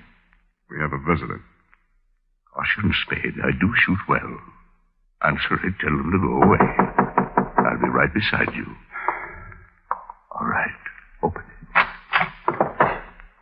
One side, Spade, I got a gun. Obvious. Mamie. I thought I'd find you here waiting for the mail. You dirty. You didn't do such a good job on me. Caution, my dear. I have a gun, too. Everybody but me. I can last long enough to let you have it. Not so good, my dear. Your loss of blood has made you groggy. Still good enough. Well. It was almost a photo finish. He kind of leaned into the wall with a pained and amazed look on his face, and he seemed to try to walk. Mr. Spade. Mr. Spade, sir, I believe I've been shot. I'll need a little assistance. I can't seem to hold my feet, sir. I can't seem to hold my feet. It was an awkward plan at best. Remortius nil nisi bonum, Spade. Or if your second-year Latin escapes your memory, speak well the day.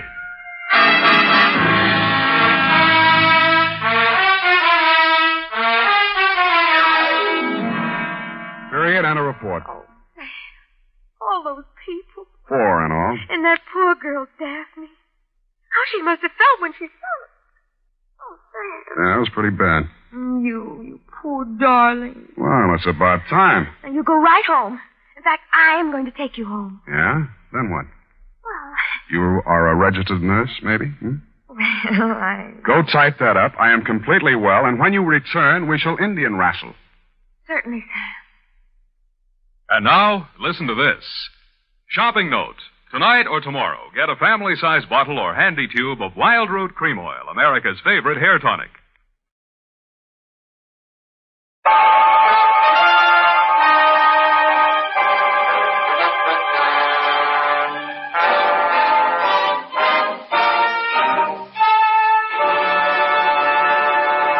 Kreml Hair Tonic and Kreml Shampoo present the new adventures of Sherlock Holmes, starring Nigel Bruce as Dr. Watson and Tom Conway as Sherlock Holmes.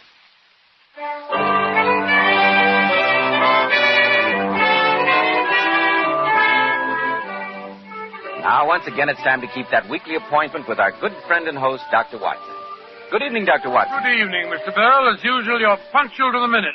Draw up your chair and make yourself comfortable. Thank you. That's it. I see that you have the old black tin dispatch box out again, Dr. Watson. I deduced that you were going over your notes on tonight's case. Elementary, my dear boy. And among the records, I came across some notes of cases that I'd almost forgotten.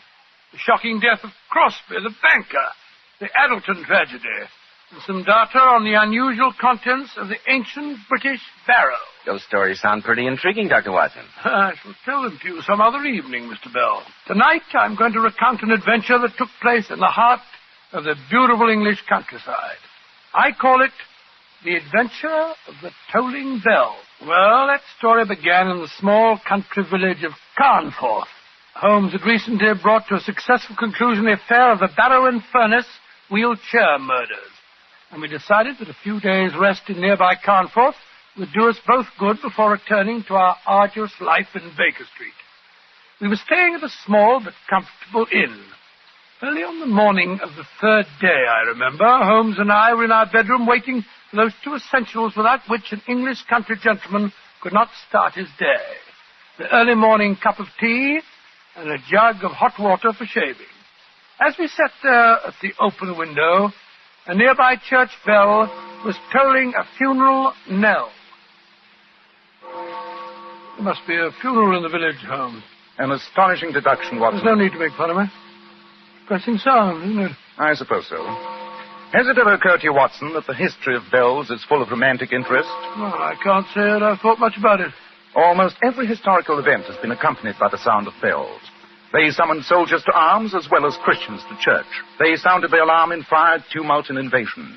And many a bloody chapter in history has been rung in and out by bells. You seem to be a mine of information on the subject. Yes, Watson.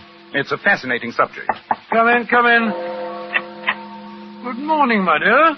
Morning, gentlemen. I brought you tea and your shaving water. Mrs. Mickle said to say your breakfast will be ready in half an hour. Splendid, Mary. Oh, Mary, the church bell is tolling a funeral knell. Do you know who is being buried? That I do, sir. I wish it was me. It'll be my turn soon. Poor little thing. I wonder what's the matter with her. I have no idea. Perhaps her father or mother just died. Or a young man. Yes, I bet that's it. She's a pretty girl. And she'd obviously been crying when she came in. Perhaps that's her fiancé they're burying now. Watson, you have the sentimental imagination of the true storyteller. But we've come here for a holiday. You must give your imagination a rest, too.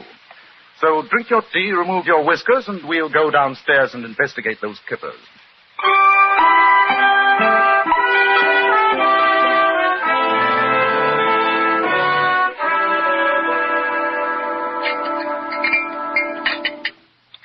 You like your kippers, gentlemen? Excellent, Mrs. Mickle, excellent. Never eaten better. Yes, indeed. By the way, Mrs. Mickle, we heard the funeral bell tolling earlier on. Do you know who was being buried? That I do. 2 souls are being buried. And one of them was a murderer. A murderer? Good Lord, in this peaceful village? What happened, Mrs. Mickle? 'Twere old Threadgold, the corn merchant. Found out his wife had been gallivanting around with a young fellow from Bolton. Cut her throat, he did, and then hanged himself. More tea. Thank you. Shocking. So the peaceful countryside is not as peaceful as it's made out to be, Holmes. A fact that I've frequently had occasion to point out to you, Watson. Has the Morning Post arrived yet, Mrs. Mickle? Here comes old Gilly up the path with it now. I'll see if he's got anything for you. A murder, eh? What do you make of it, Holmes? What is there to make of it, Watson? A jealous husband murders a faithless wife and then commits suicide. A tragic story, but a simple one. Top of the morning to you, gentlemen. Good morning, Gilly. Any letters for me today? Oh, Mr. Holmes, 2 letters. One of them's got some newspaper clippings in it, I think. And you've got a postcard from a Mr. Lestrade. He wants you back in London bad, Mr. Holmes. Here you are. Upon my soul, Gilly, you've been reading Mr. Holmes's private correspondence. Bless your heart, Dr. Watson. If I didn't read other people's correspondence, how would I know what's going on in the village? You were right, Gillian. It is newspaper clippings. By the way, you heard about the murder of Mrs. Treadgold, I suppose? Heard about it. I told the bell this morning at the funeral. You mean to say that you're the bell ringer as well as the postman? Bless your heart, yes, Doctor. President of the Choral Society, too, as well as being on the parish council. You're a busy man, Gillian. That I am, sir. Take this afternoon now. I'm to ring those bells again. Not another funeral, surely? No, sir. A wedding this time. Oh, I'm glad to hear it. Young Sam Perrin is marrying the Slater girl. And you might say I'm responsible for bringing them together. Got some of their letters mixed up, I did. They looked each other up to exchange them, and presto, before you know what's happening, they're getting married. Regular Cupid, you might say I am. Be off with you, Gilly. Other people want their letters. Mr. Holmes doesn't want his skippers spoiled with your idle chatter. All right, Mrs. Crabapples and Vinegar. One of these fine days you'll smile, and the world will come to an end. Good day, gentlemen. Good day. Talkative old busybody he is. Oh, Mr. Holmes. Mrs. Lackland's in the hall. The poor old lady's most anxious to talk to you. Mrs. Lackland? She has the seamstress shop in the High Street. Her only son ran away from home a few months back. I think that's what she wants to speak to you about. Oh, but my friend's here for a rest, Mrs. Mickle. I told her that, Doctor, but she won't go away without seeing Mr. Holmes. Oh, very well. Ask her to come in, please, Mrs. Mickle. Yes, Mr. Holmes. Oh, why do you bother to see her, Holmes? Sounds like a trivial matter. The disappearance of an only son can never be a trivial matter. Well, I meant trivial for you, not for her. This is Mr. Holmes and Dr. Watson, dear. Thank you, Amy. Good morning, Seth. Good morning. Good morning. Please sit down, Mrs. Lackland. That's it. Now, what's the trouble? It's Tom, sir. My only son. He left me 4 months ago, and I've not seen ear nor eyed of him since. You've had no message from him since he left? Not one word. I'm fair out of my mind, sir. Have you any idea of his reason for leaving the village, Mrs. Lackland? None, sir. He was a good boy, and he worked hard, and he didn't fool around with those flippity-gibbet girls in the village.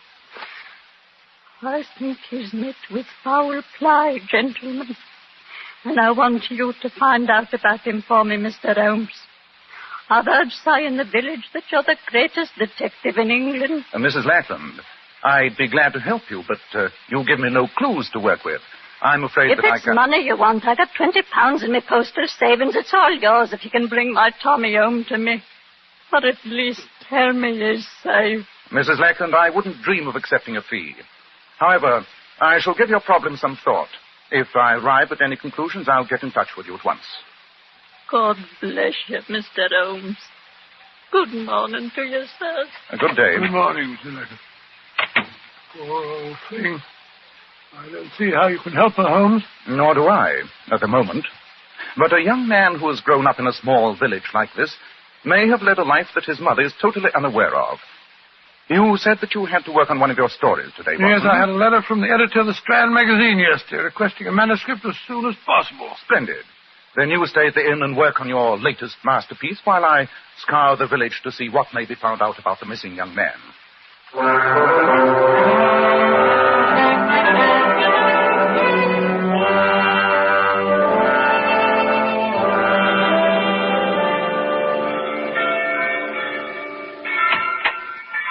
Oh, there you are, Holmes.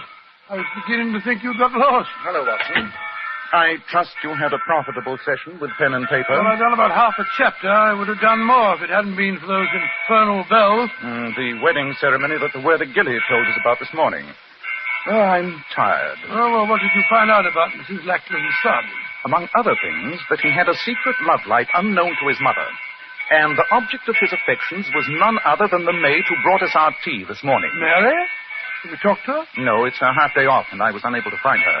However, I shall question her when she brings our tea tomorrow morning.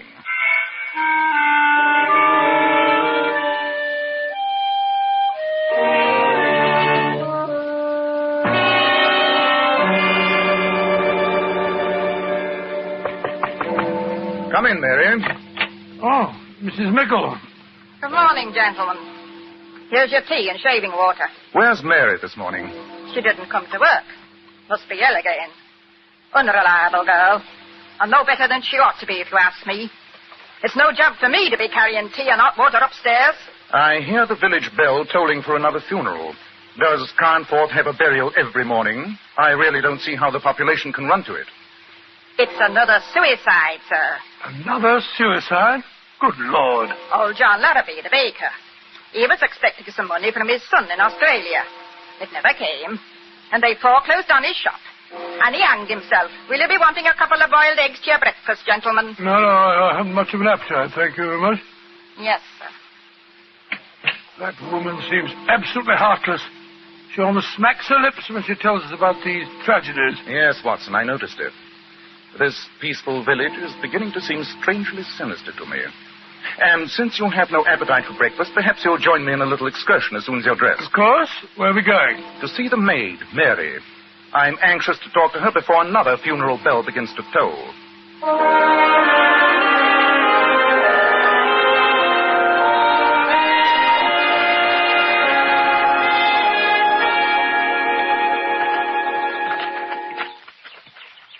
This must be the cottage, Holmes. They said it was the one with honeysuckle over the gate. Yes, and there's Mary sitting on the porch. Oh, she's got up. She's coming up the path to meet us. Good morning, Mary. I'm sorry you're not feeling well. Mr. Holmes, Dr. Watson, why have you come here? Not to ask about my health. Why should a servant girl matter to gentlemen like you? Oh, you must judge us, my dear. I assure you that No, Watson. Let's be honest and admit we didn't come here because of our concern for Mary's health. Then why did you come here, sir? Mrs. Lackland asked me to try and find her son, Tom. Tom? Yes, Tom Lackland. I thought you might be able to help me, Mary. If I could help you, Mr. Holmes, I'd be helping myself, too. Here come Gilly, the postman. Gilly, is there a letter for me today? No, lass. There's nothing for you again. There must be, Gilly. There must be there. No, lass. If the letter would come, I'd bring it to you as fast as my legs would carry me. You know that. Oh. Morning, Mr. Holmes. Dr. Watson. Left some letters at the inn for you, Doctor.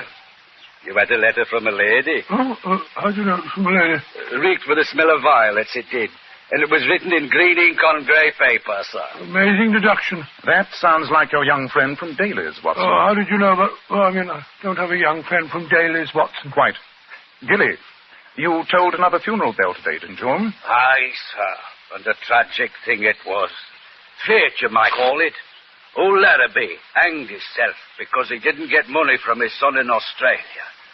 I found him, I did. I was the one to cut him down. And right in the post bag was the letter he was waiting for. The letter that had saved his life. Great Scott, what a ghastly piece of irony. That it was, sir. That it was. Well, gentlemen, I'll be on my way. Good day. Good day, Mary. Perhaps that letter will arrive tomorrow. No. I'll never hear from Tom, never. He's ashamed of me. That's why he deserted me. Deserted you, Mary? You speak almost as if you were his wife. I am his wife. What? We were married secretly in Rochdale 5 months ago, come Tuesday. And he never told his mother? He was afraid to. She thought I was beneath him. Tom said he'd go away and get a good job and then return here and fetch me back with him. He went away all right. But he never came back, sent me word. When he left, did he give no clues to his destination? No hint of any kind, Mary? Well, he did once say, Mary, I'm going to clear out to this puddle and make my fortune, even if I have to bury it. And then he said, bury me fortune. That's a joke, isn't it? But I didn't know what he meant by it. I think I do, Mary. Watson, we're taking a short train journey as soon as possible. Oh, where are we going, may I ask? We're going to the town of Barrie in search of this young lady's husband. What makes you think Tom might be in Barrie, Mr. Holmes? Because the famous fortune cotton mills are in Barrie. It would seem possible that when your husband joked of burying his fortune, he was talking of going to the mills there. Wherever he's gone, he won't be coming back for me. I know that. No, don't talk like that, my dear. Remember, you have friends, Mrs. Lackland.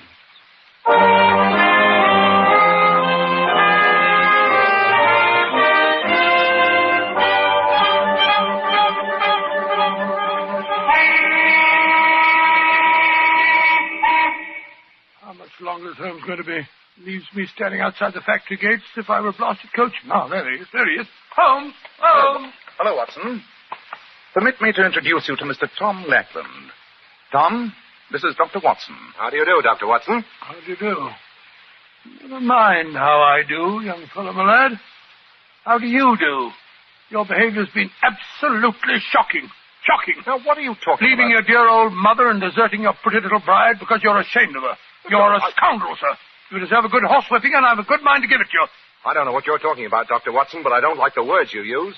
And if it's violence you want, I don't mind telling you I'm amateur heavyweight champion of the county. You are? Oh, no need to become aggressive more. Don't let's waste time on being acrimonious, Watson. Let's get back to the station as fast as we can. The return of the prodigal is long overdue. We must give them every opportunity to kill the fatted calf.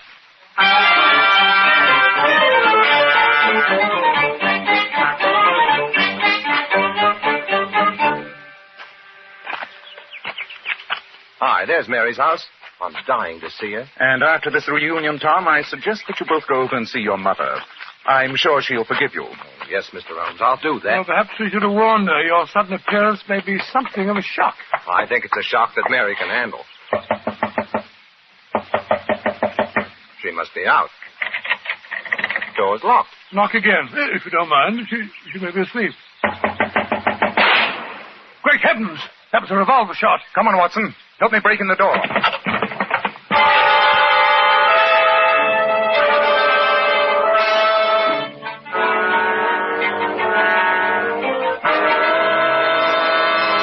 Now, Dr. Watson, that was a fine place to break off your story. You left me right on the edge of a cliff.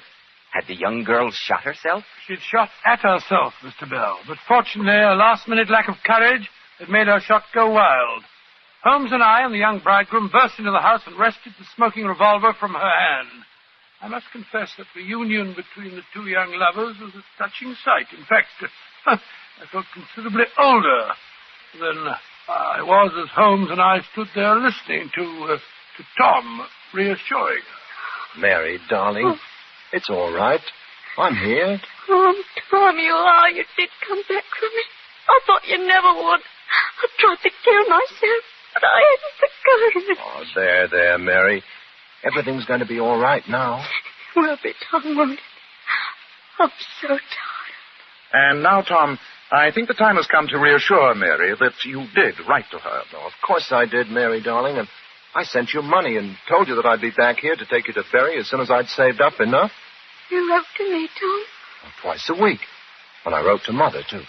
Then why didn't I get the letters? The answer to that should be obvious, my dear. Gilly, the postman, deliberately withheld them from you. Gilly? Great heavens. Why? I have my suspicions. Strong suspicions. But I have to get proof. Tell me, Mary, the day before yesterday, Mr. Threadgold murdered his wife. Do you know how he learned of her infidelity? Well, I'm not sure, but I did hear Mrs. Nichols say that it was through some letters that got mixed up. The letters addressed to her were delivered to his office instead of at the house. Gilly again. Precisely. Surely the whole terrible pattern begins to take shape. Tom. Yes, Mr. Holmes? I'm going to lay a trap. To spring it, I shall need your assistance. Of course, Mr. Holmes. I'll do anything. Wait here with Mary until darkness falls. Then muffle yourselves up and go to your mother's house. Wait there in hiding and let no outsiders see you until you hear from me. Since you two lovebirds have been separated for 4 months, I don't imagine that'll be too unpleasant. Quiet, Watson. You understand, Tom? Yes, Mr. Holmes. Good. Then come on, Watson. Well, what's your plan, Holmes? I'll tell you as we go. One thing I can promise you. Before the sun is very high tomorrow, I shall free this village from one of the most subtly evil powers I've ever come in contact with.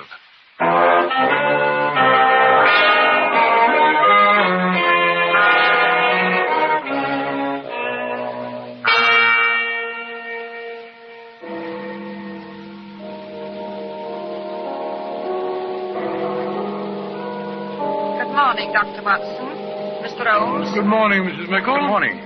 I always said that Mary was a no-good girl, and now she's killed herself.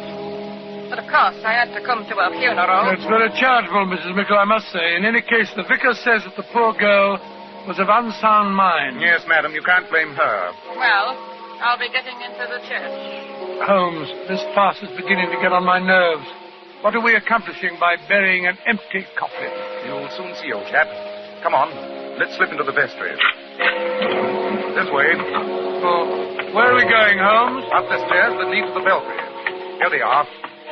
Well, supposing Gilly turns nasty when he finds out we know his secret. Then we must handle him to the best of our ability, Watson. Well, I must say I do not relish the thought of a tussle high in the belfry of a church. The man must be insane. Obviously. That's why his power must be destroyed. This door apparently leads to the belfry. Keep your wits about you, Watson. Good morning, Gilly. Mr. Holmes. Dr. Watson. You've come to see me at work. That's nice of you.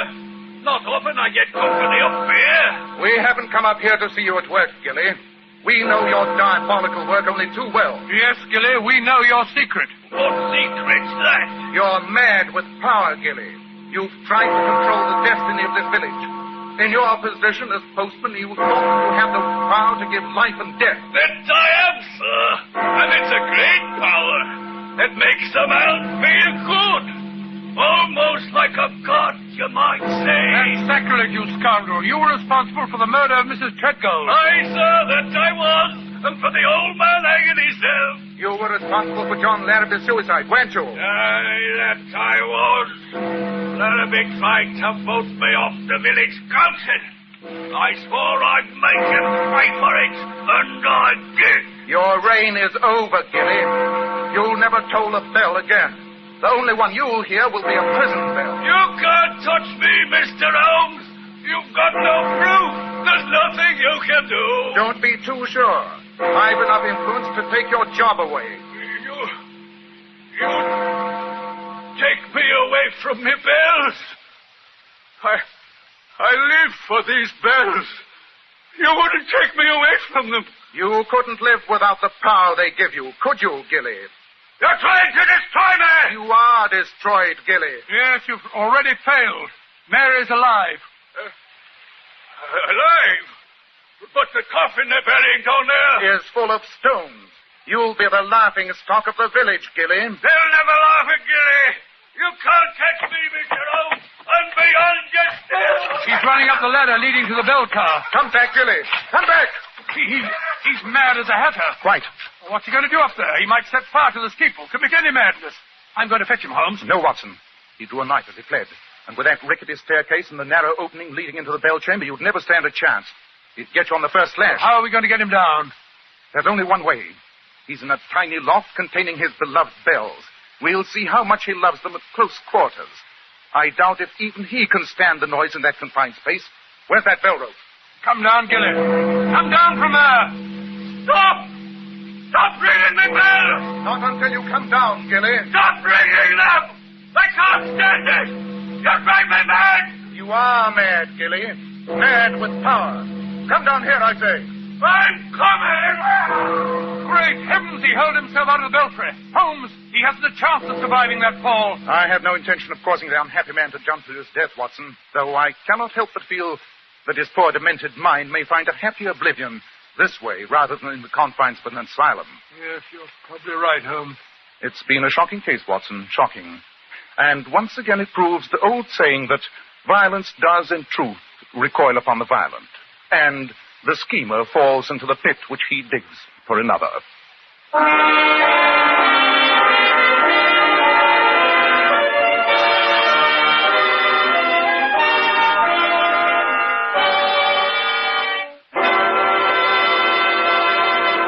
Now, Dr. Watson, what about next week? Well, now, let me see what's likely there. Next week, I think I'll tell you a rather gruesome story about how Sherlock Holmes saved the life and the sanity of a certain Count Romagny. I call it The Adventure of the Carpathian Horror.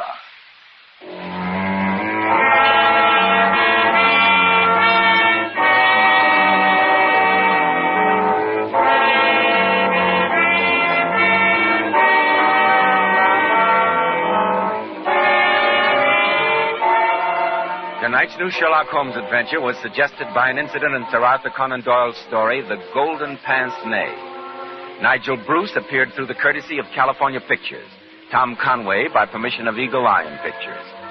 The Sherlock Holmes series is produced by Tom McKnight with original music composed and conducted by Alex Steiner.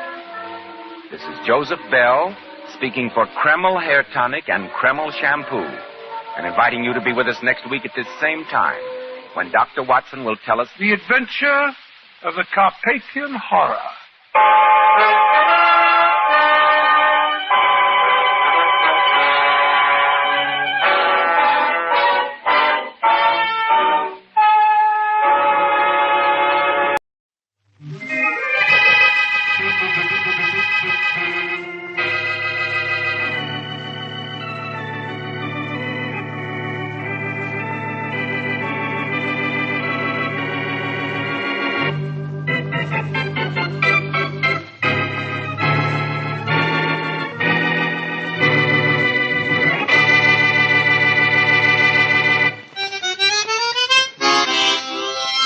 Gee, I could listen to that all night, Henry. Like, huh? Sal, you play so easy. I've been playing this thing all evening. Well, play it some more. Well, a little. Ah, that's wonderful. Not too loud, Henry. The neighbors. Yeah, that's better. You should be able to get a job in a night spot easy the way you play. I bet you'll find a job tomorrow. Oh, I tramped all over town today, and it was nothing doing. You didn't expect to ring the bell your first day in town, did you, darling? Yeah, I'd better ring it soon. I'm low on dough. I'll lend you some. Excuse me? Yeah, Hello? Sal, this is Bill. What do you want? Not what you think. No? You tossed me out of your life, I'm not going to bounce back. I want... You want what? Do I hear a harmonica? Well, it's not the Boston Symphony. That guy Henry Peterson's with you, huh? The guy you told me was coming to town. Uh-huh, and there's nothing you can do about it either. Oh, no? No. Well, when I get through with that joker, he won't be playing a harmonica. He'll be strumming a harp.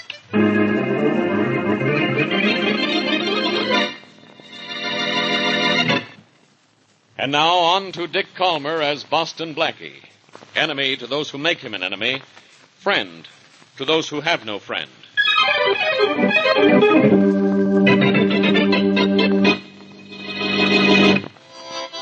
Will you put down that harmonica and listen to me? You don't have anything to say. I don't go with a gal who still has a boyfriend. I heard that phone conversation just now. Bill's nothing to me anymore. You're something to him. Henry, you're going to stay here whether you like it or not. Well, I don't like it, and I'm not staying. You have to. I gave up Bill for you. The day I got your letter about coming here to live, I told Bill it was all off. Well, it's all off with us, too. I know Bill Foster's repping his record, and I don't want to be the reason the cops are looking for him for murder. Henry, if you walk out on me, I'll kill you. What a choice. If I stay, Bill will kill me. If I leave, you kill me. I'll take a chance you won't. So long, Sal. Be a good gal. I'm warning you. You leave and I'll use this on you. Oh, the gal has a gun. My mother never told me which way to duck in a case like this, so I think I'll just duck out. Well, think again, music man. I gave up an awful lot for you. Bill loves me, and Bill's rich. And I turned him down for you, and now that I did, I'm keeping you. Forget it, will you? You and I were a quick thing that just isn't anymore. Go on back to Bill. I'll go back where I came from. So long. Henry, if you walk out on me, I said so long, Sal. Oh, yeah. Here. Here's a little thing to remember me by.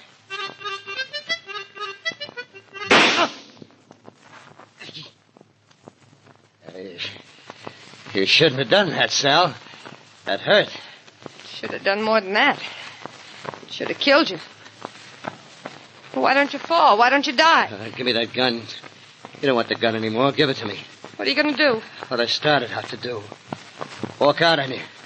But I'm taking the gun with me. I'm shot bad, but I said I was going out of here. And I meant what I said.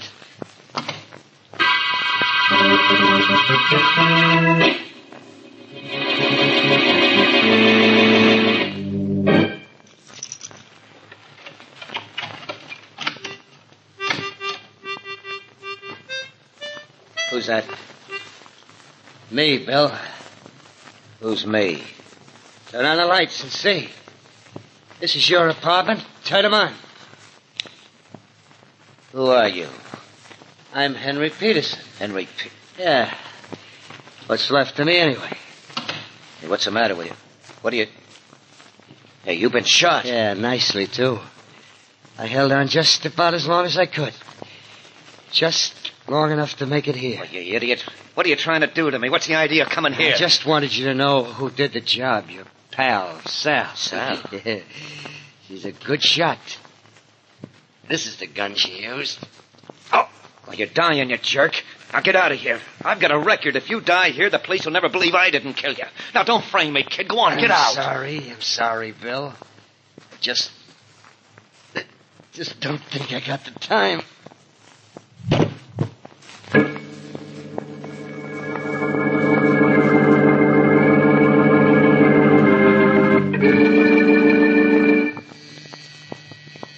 Answer the door, Mary. Oh, Blackie, are you getting lazy? No, I'm getting this letter finished. No, I'm getting impatient.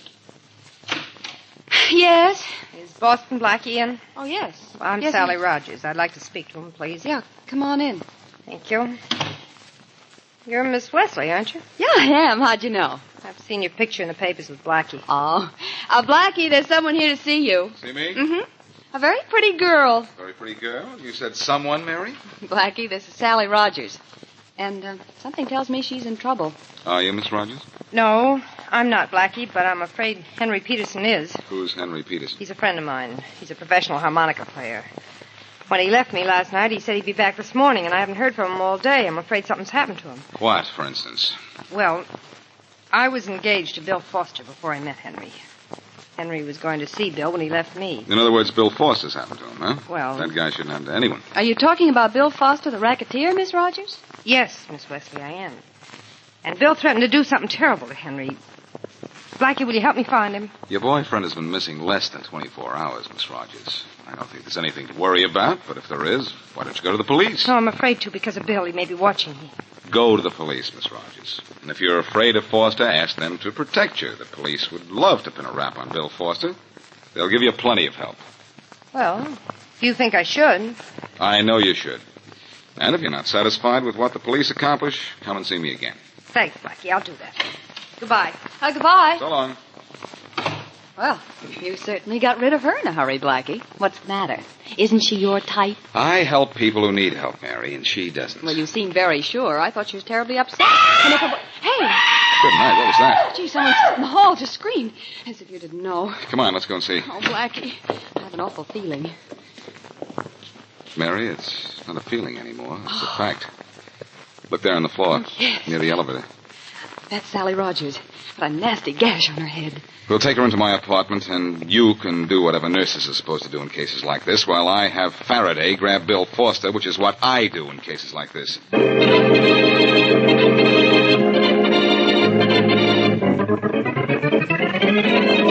Foster, what did you do with Henry Peterson? Let me handle this, Faraday. Foster, where did you hide Peterson's body? Blackie, I've never even seen the guy in my life. How many times do I have to tell you? We don't want to hear you say that again, Foster. We want the truth. I'm telling the truth.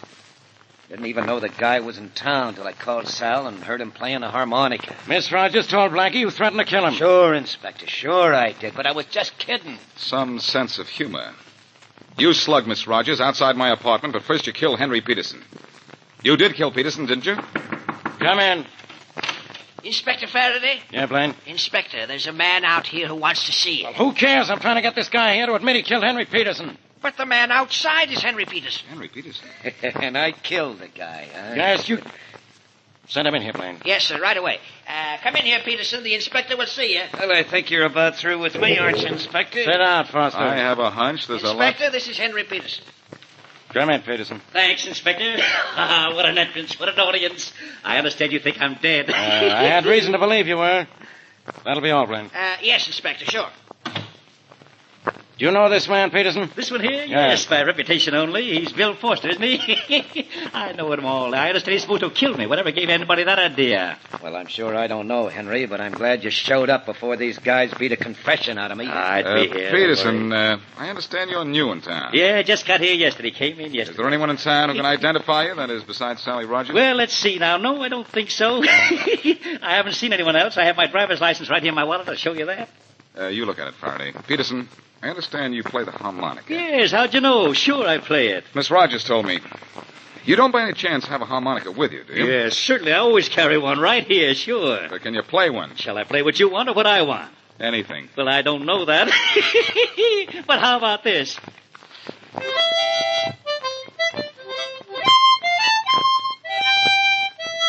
Well, Blackie, what happens now? I don't know. Only I don't feel too badly, because I guarantee you don't know either. That's enough of the harmonica, Peterson. Here's your wallet back. Little number I wrote myself, okay? Well, Faraday, do I go now? Yeah, Foster, you can go. Wait a minute, Faraday. Keep Foster under guard until we've made one more test. What more do we need to believe this guy is Peterson? His driver's license says he is. He plays the harmonica the way he's supposed to. But he ran out on Sally Rogers the way he wasn't supposed to. Let's take Peterson up to my apartment to see Miss Rogers and see what name she calls him.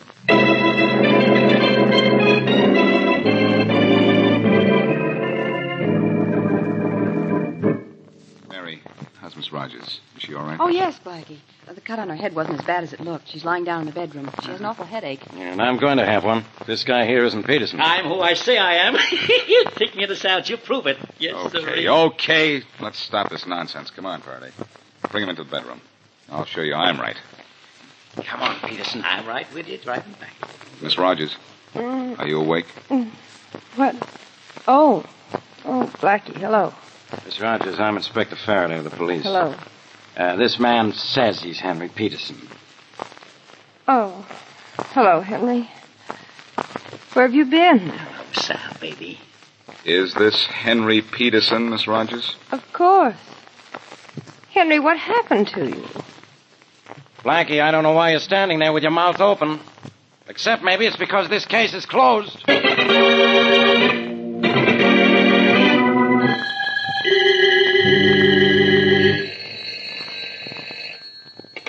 Hello? Bill? Yeah. This is Sal. They let you out of jail at last, didn't they? Couldn't hold me, Sal, not when I hadn't done anything wrong. You recovered enough from that smack on the head I gave you to go home, huh? Mm-hmm. Well, that ought to teach you to keep Blackie out of this. Bill, what'd you do with Henry? Never mind what I did with him. You did something, I know that. Huh. You think so? I know so. I followed him after he left my apartment. I saw him go to yours. Where is he now? Some place where he won't do either of us any harm. That, bullet of yours finished him, sweetheart. He's dead? Sure. Only if I were you, I'd keep quiet about it. Why? What do I have to be afraid of? He died in your house. And the police will always take my word against yours. Now, look, you. Just because you didn't shoot the guy where he dropped dead right away, I almost got loused up.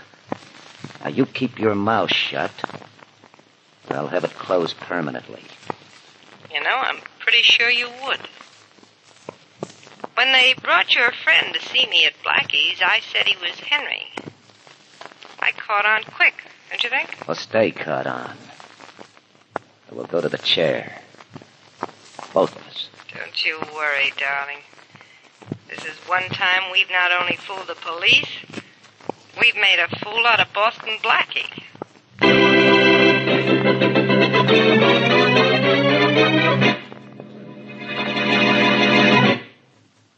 And now, back to Boston Blackie.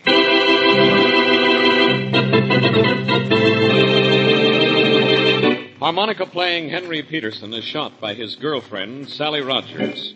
Wounded, he goes to the home of racketeer Bill Foster, Sally's ex-fiancé, and after telling Bill who shot him, dies. Sally, who saw Henry go to Bill's, comes to Blackie to complain that Henry is missing.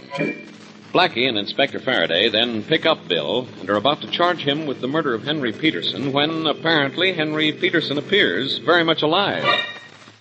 Sally identifies him as her missing boyfriend, so Faraday releases Bill Foster and the case is closed. As we return to our story, Blackie, convinced that the real Henry is dead, questions one of Sally's neighbors.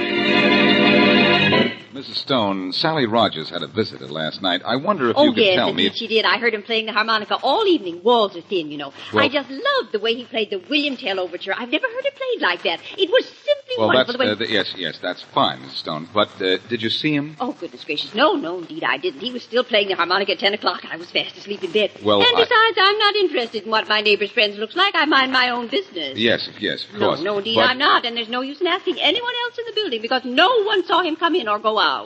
Oh, you asked around? Well, maybe I was a little curious. He played the William Tell Overture so beautifully. I don't doubt it. Wonder why he played the William Tell Overture when the funeral march would have been so much more appropriate.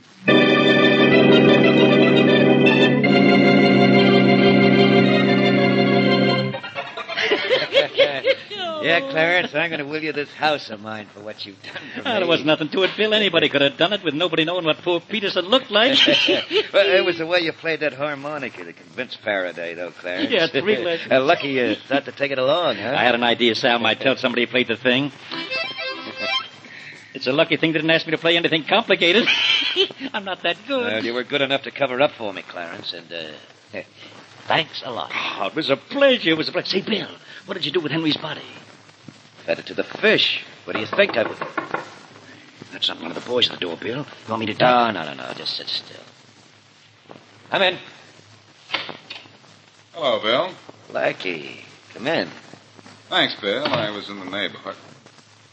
Oh. I didn't know you and Henry were such good friends. Yeah, we get along. Now. Funny. I thought you two were rivals for the same girl. Oh, that's all We past both now. decided she'll do better back in circulation. Mean you're both in on Henry Peterson's murder? What murder? I'm Henry Peterson. So you keep telling everybody. But I told you Blackie, what's with you wasting time on the murder of a guy who ain't dead? I'm still not sure he isn't, despite Miss Rogers' identification. She could have come to me for help and then been scared into helping you, by you. Look, the police told the whole I'm story. not the police, Henry, or whoever you are. Look, you have your harmonica with you? Why, sure. I never go anywhere without it. I never know when I might get an audition and land a job, you know? Well, how about auditioning for me right now? Oh, sure. How about this? Wait a minute. I'll pick the tune. Sure. Go right ahead. Let's hear the William Tell Overture. Yes. William Tell Overture? Yes. Oh, you don't want to hear that? You mean you don't want to play it? Well, no, I don't like it exactly. That's right. You mean you can't play it? So what if he can't? Musician doesn't know everything that was ever written. That's right, Bill. That's right, yes. But if Henry doesn't know it now, he has an awfully short memory because he played it for Sally Rogers last night. How do you know? A neighbor with big ears heard him play it. Oh, yeah? Now, play a little of it for me, Henry, or I'll get big ideas. Okay. Go on, play it for him, Henry. Sure.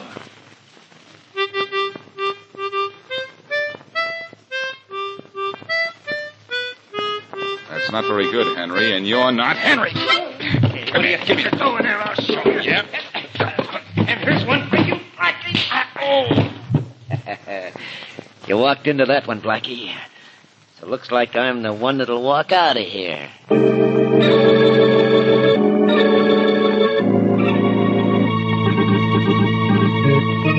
So you're not Henry Peterson, huh? Well, don't just sit and stare at me. Say something. Maybe his jaw is still sore from the poke I gave him, Faraday. Yeah, your eye looks plenty sore from the poke you took. Foster do that? Yes, and it's going to be one of the last things he ever did. I'll have him here in your office an hour after I leave here. One at a time, Blackie. Let's hear a few words from you, whatever your name is, one at a time. What's your name? Clarence Brown. Why did you say you were Henry Peterson? Bill hired me to say it. It's a gag. He hired you to say it because the real Henry Peterson is dead and you know it. I don't know nothing about that. I just did what Bill paid me to do, and I didn't ask any questions. Well, I'm going to ask you one. Where's Foster now? I don't know. Don't waste time asking him, Faraday. I said I'd find Foster, and I will. But I'm going to find our man by finding a woman first. All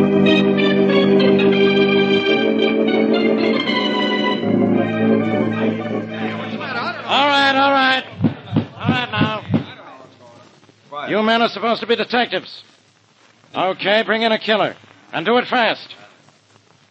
I want a guy named Bill Foster brought in here. I want him here tonight. But, Inspector... I don't want to hear any buts. No buts. All you guys have a description of Foster? You know what he looks like from that picture we had made up. Now get him. And get him before Boston Blackie does. You either live up to your jobs as detectives, or if Blackie gets Foster first, you'll never live that down. I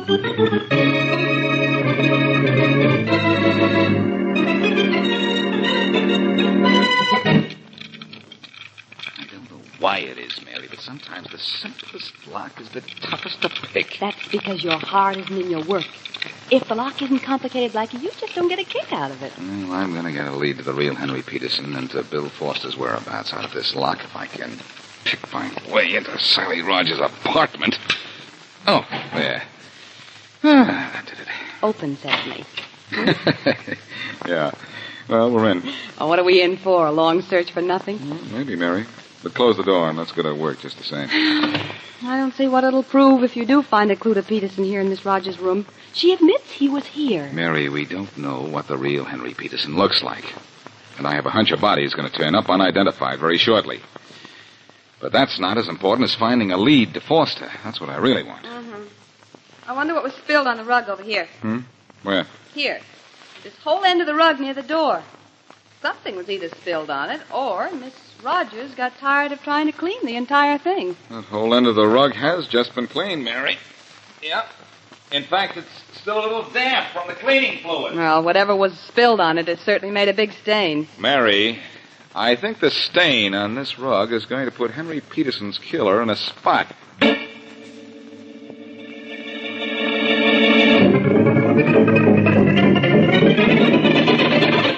Faraday, I've got great news for you. Yeah, I Listen to got this. better news for me. I'm having you thrown out of here right now. Oh, no, Well, look who's here. Hello again, Blackie. What'd you do, Foster? Give yourself up? Sure. Right after two of Faraday's men grabbed me at the airport. I was just going on a business trip. Sure. You deny you killed Peterson. Do you deny you slugged Blackie, too? No, I did that. He got tough in my apartment and I clipped him. Now, don't tell me you're sore about that. If he isn't, I am. Blackie, Foster admits he hired Clarence Brown to pose as Henry Peterson. But he won't say he killed anyone. I have a reason for that, Faraday. A very simple reason. I didn't kill anyone. No? I'll make you admit it before I'm through with you. If you do, you'll be lying, Faraday. You He'll see be lying flat on his back. Come in. Hello, Inspector Faraday. Get out of here, Miss Wesley. I have enough trouble with Blackie. But Blackie said for me to come here. And he asked me to bring Miss Rogers along with me. You remember Miss Rogers, don't you? Yeah. Now, both of you get out of here. Faraday, better do some listening, some fast listening. Miss Rogers, you agreed to come here with Miss Wesley? Of course. She told me I was to hear a confession in the Henry Peterson murder case. Mm-hmm. I couldn't understand what she meant, inasmuch as Henry is alive, but I came just in case. Peterson isn't alive, and nobody knows that better than you. You mean Bill Foster finally got to him? I imagine the real Peterson finally got to Foster, but I'm ahead of my story. You identified a phony as Henry Peterson, Miss Rogers. Why? Foster made me do it. What? He threatened me. Why, that's a lie. What do you mean? It probably isn't, but it's beside the point. You identified an imposter as Peterson because you thought our investigation would stop right there.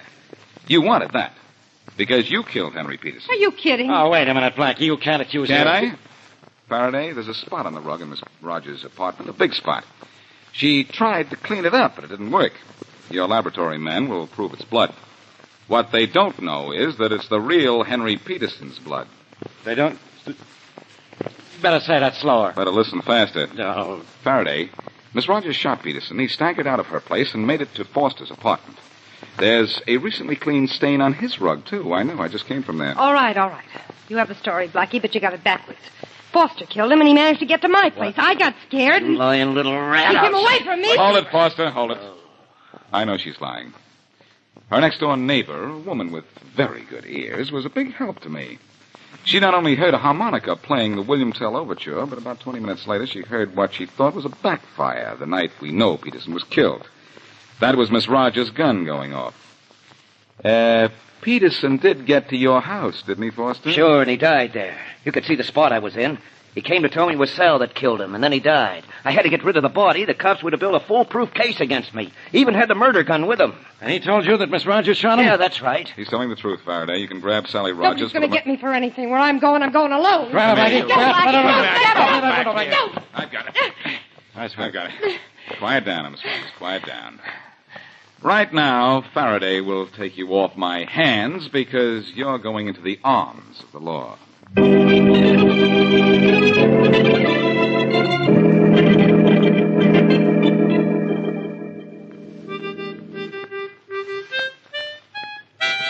Blackie, do you have to play that harmonica? Mm-hmm.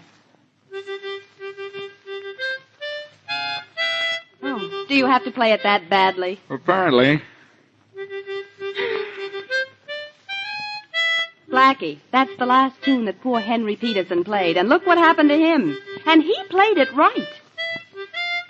Oh, I don't know about that. He ended up on a sour note, too, in the river. Faraday found his body just a little while ago.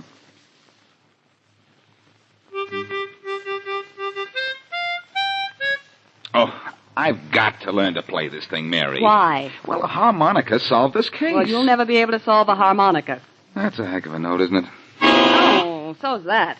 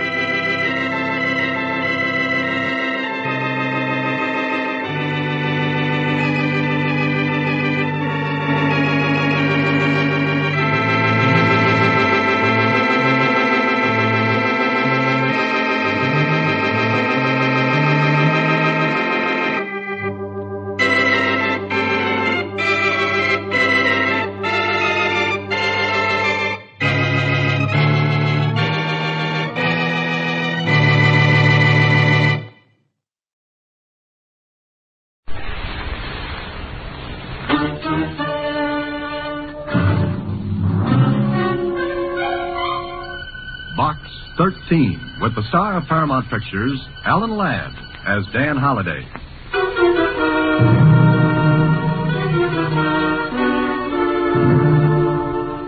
Box 13, care of Star Times. I don't know whether going after a ghost is your idea of an adventure, but I think I may have one for you. I don't believe in ghosts either. At least I don't think I do. However, if you're interested, my name is Michael Davis. I'm an artist, and my studio is at 183 Lincoln News. I'm there almost all day.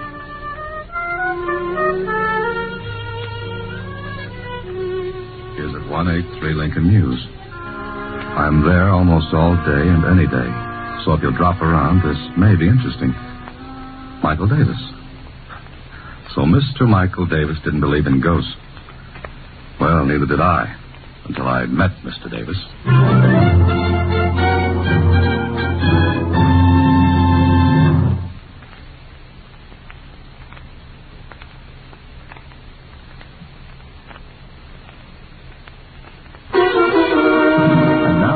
to Box 13 and Dan Holliday's newest adventure, The Haunted Artist.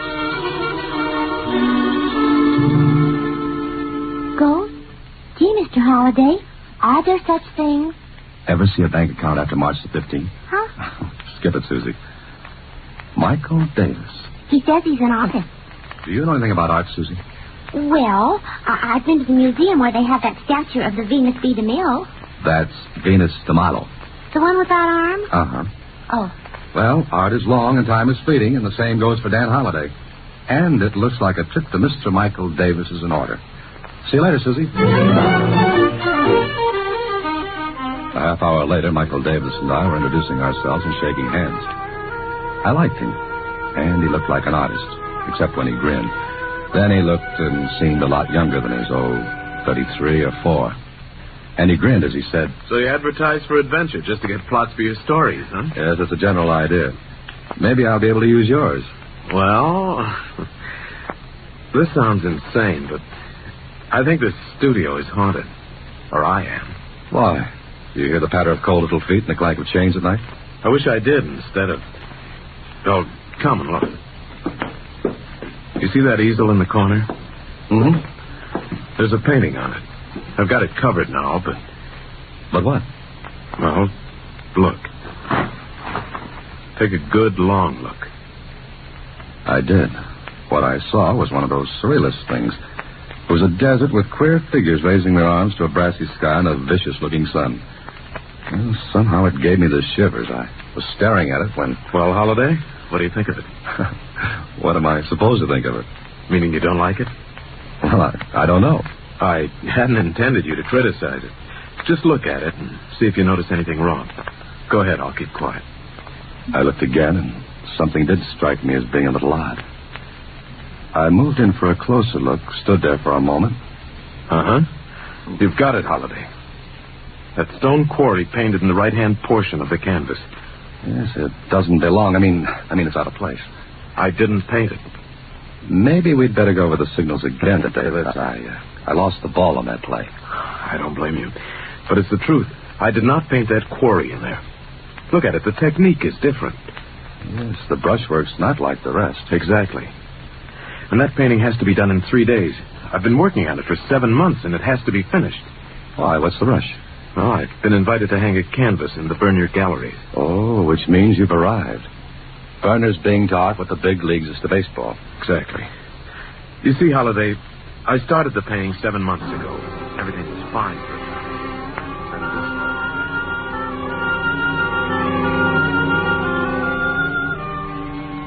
What Davis told me was this. He'd finish work in the evening, cover the painting, and turn in.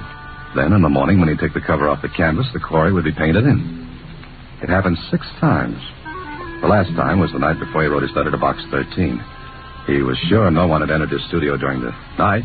He'd locked his windows and doors, but still it happened. It's driving me crazy. I've lain awake at night trying to catch the person responsible, but nothing doing. He never shows up when I'm waiting for him. Have you told the police? Oh, sure. They thought I was just 2 steps ahead of the man in the white coat. Huh. You're sure you've locked up every night? Look at the door. New locks, 2 of them. Even the window fasteners are brand new. Those are the only entrances? And exits. No, Holliday. No one comes in through the doors or windows. I'll swear to it. But someone has to, Davis. Unless I am leaving the rails. No, I don't think so. Thanks. Even my best friends won't tell me that. Well, Marshall, darling, I brought dinner. Oh. Come on in, Betty. Here, Mike. Here, take some of these sausages. Yeah. Betty, this is Dan Holliday. Dan, this is my fiancée, Betty Harper. Hello, Dan. And my name is Betty. Well, thanks. I'll use it. Mike, darling, I've invited Kit and Ann for dinner. Was that all right? Sure. Will you stay, Dan? Well, I'm afraid I can't. Besides, I'm unexpected. Oh, no, we've got plenty. Spaghetti, salad, wine. Oh, be careful of that bottle, Mike. Here, let me have it. Bag bursting. Please, I'm not a child. That's a matter of opinion. You will stay, won't you, Dan? Well, Oh, please do. We can talk some more about my problem. Problem? Your problem, Mike? Oh, yes. Dan's going to help about the painting. Oh. And I'm a child, huh? There goes the wine. That was clumsy, wasn't it? Accidents will happen, Betty. If I can put in that bromide. Oh, Mike, I just remembered. We're to go to the Suttons after dinner. Huh? Oh, that wasn't a promise. We can't refuse them again. But Dan's going to... As a matter of fact, I can't stay anyway. I have an engagement, too. Well, all right, but you will return tomorrow, won't you? Sure, I'll be glad to. Good night.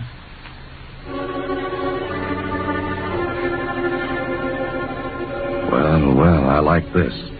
It looked good. Especially when Mike's own girlfriend was anxious to deal me out. That Betty didn't want me on the team. As easy to see as the brass button in a collection plate. She didn't drop that bottle of wine. It jumped out of her hands when Mike said I was going to help. Why? Well, I'll have to find that out. I got to my apartment after dinner and sat down to think about it when... Hello? Is this Dan Holliday? Yes, it is. Who's this? Well, never mind. Just a moment. Hello? Hello? Holliday, you're to keep away from Michael Davis. Forget the whole thing, understand?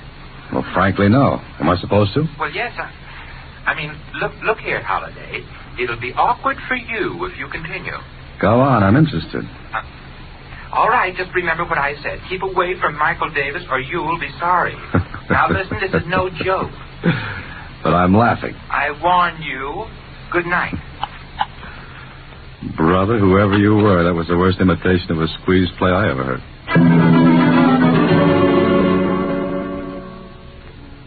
Are you kidding, Dan? No, someone called me last night, wanted me to keep away from you. Why, it must have been a joke. Does anyone want to keep this painting out of the burner galleries for some reason? I thought of that. You mean sabotage, sort of? Yeah, that's it. Well, who? No one I know. You're sure, Mike? Of course. You done any work on the canvas today? Yes, I scraped off the stone quarry and started my own work again. Then I've got an idea. What time is it? 4:00. Why? Got any sealing wax? Sealing wax? Well, no, I haven't. Well, can you get some? Well, yes, there's a store a block down the street, but what do you want with sealing wax? Well, for one thing, we're going to prove there's no ghost. Or what? Or that there is one. Now, run down and get the wax. All right, you're the boss. Make stuff at home. I'll be back in a few minutes. I worked fast to get the thing done before Mike came back. I took every tube of paint, every brush, every palette I could see and wiped them clean. Then I put them back where they had been, just in time. Mike came back, handing me the sealing wax. Oh, this be enough, Dan? Oh, yes, I think so. Okay. Now we'll lock all the windows. And be sure to lock. What are you up to? You see, we can find out if someone gets in here while you're asleep. To seal the locks and bolts with this wax and... Yes, but wax can be broken. It is. We'll know someone came in the windows of the door. Yeah, but the person could reseal the locks. Sealing wax melts easily enough. Sure, but he couldn't put the imprint of my signet ring back in the wax without getting the ring from me first. And I'm very fond of this ring. Never take it off my finger. Okay, Mike, let's go to work on the windows.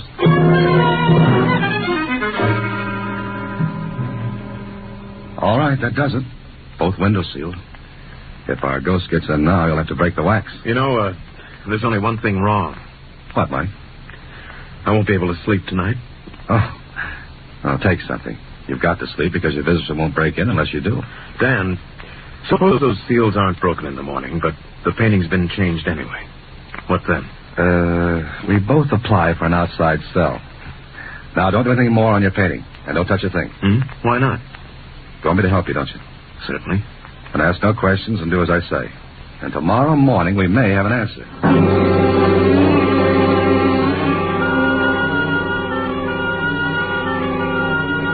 It was 11 o'clock that night before I left Mike's studio. He had taken a sedative and was sleeping like a baby. I turned off the lights, checked the seals and the windows. All okay. I let myself out, tried the door. Locked, but good. Then I took the sealing wax and melted a hunk of it to go over the keyholes. And I pressed my signet ring against the wax. I even forced the wax into the crack above the door, initialed that. Michael Davis was sealed in. And whoever, or whatever, was doing the dirty work was sealed out. I hoped. When I got home, I set my alarm for 5 the next morning. Yeah, it went off all right. I stumbled out of my bed, into my clothes, and drove to Davis's studio. I wanted to get there before he woke up. I did, because when I listened at his door, there wasn't a sound. I looked carefully at the seals I'd put there the night before. Well, they were intact. I'll swear to it. Then I rang his buzzer. He was quite a sleeper. Well, he'd taken something and... Who is it? Why don't you come back in a week? It's Dan, Mike. Let me in. Huh? Oh, sure. Do you always get up this early? I have a contract with the park commissioners to wake up the birds. Fine. Shouldn't happen to a vulture. Sleep all right? Oh, like a top. Disturbed at all? Nope. Okay. Let's look at the seals. You bet. Well, this one's all right.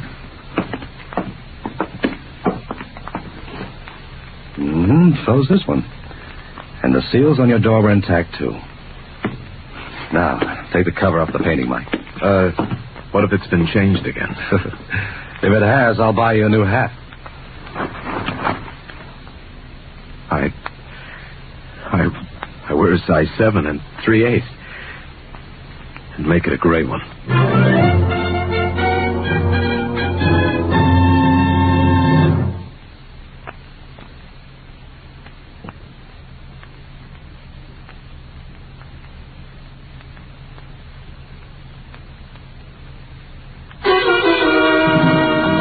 To The Haunted Artist, another Box 13 adventure with Alan Ladd as Dan Holliday. Well, the painting was changed. Davis swore he hadn't done it, and I believed him. But if he hadn't... Okay, there had to be an answer. I took all the tubes of paint, brushes, and palettes with me when I left Davis. Also the painting itself. I wouldn't tell him why. Lieutenant Kling at police headquarters was more curious. What are you doing? Taking a home course in detective work? Yes, I'm on my 4th lesson. It's entitled How to Be a Nosy Cop. What's the gag, Holliday? Look, there's no gag. I just left a guy who was biting his nails so badly he was working on his elbow a few minutes ago. Kling, run fingerprint tests on those tubes and brushes and palettes. Then compare them with the prints on this glass, will you? Whose glass is it? Belongs to an artist friend of mine. I swiped it when he wasn't looking. What have you got in that big package? A body. Whose? All right, it's a painting. And you don't know anything about art. I knew an artist model once. She wasn't as bad as she was painted.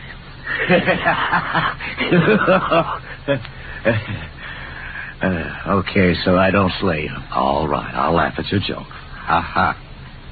Now, will you do me that favor? Okay. Fingerprint test in the tubes, brushes, and palette. Compare with prints on the glass, right? How soon can I have them? For anybody else, in a half an hour. For you, 3 hours. Okay? Great. Be back in 3 hours.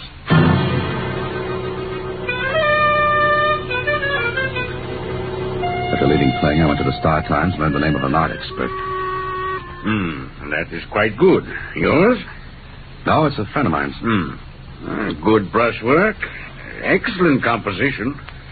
Wonderful color. And what this? This has no place in the picture. Look, I've got a lot of things to do. What I want you to do is look at the painting and tell me whatever you can about it. I'll pay you, of course. Oh, very well. But it will take maybe 2 hours to do a good job. You understand? Oh, yes, sure. I'll be back in 2 hours. Well, it was a merry-go-round. From Kling to the art expert, from him back to Kling. A little less than 3 hours, Dan. Haven't you finished? Sure. Here's your stuff, and here's the report. What's the matter with you? Kling, there's no mistake about this report, is there? Mistake? Look, Dan, our boy knows his business. Bet on it. Anything you like. Weren't there any other prints at all? None. The prints on the paint tubes and the rest of that stuff are the same as on the glass. All from the same person. But it can't be. I've got news for you. It is. Well, the only person who could have touched those tubes and brushes was Davis himself. Yet why should he sabotage his own painting? One that meant so much to him. And yet, he was asleep when it happened. Or was he? I stopped thinking about it then. I had to get back to the art expert and find out something.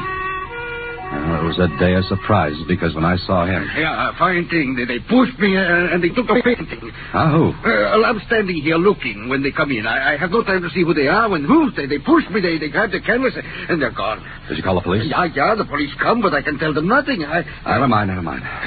Were they men, the ones who took the painting? One man, one woman. You're sure there was a woman? Young man, I'm an art expert, but I also know other things. I know a woman when I see one, even for a second. All right. Never mind them now. What did you find out about the painting? Well, not much. I had not much time, but I can tell you this. I think that the right side of the picture was painted by somebody other than the one who painted the rest. You mean that stone quarry wasn't painted by the same artist who did the rest of the picture? No, I do not think so. There's a different technique, one that is familiar, and I think I recognize it. You do? Well, what's his name? The one who painted the quarry. Well, it's a peculiar technique. Some years ago, I handled some paintings by this man. And All right. Who is he?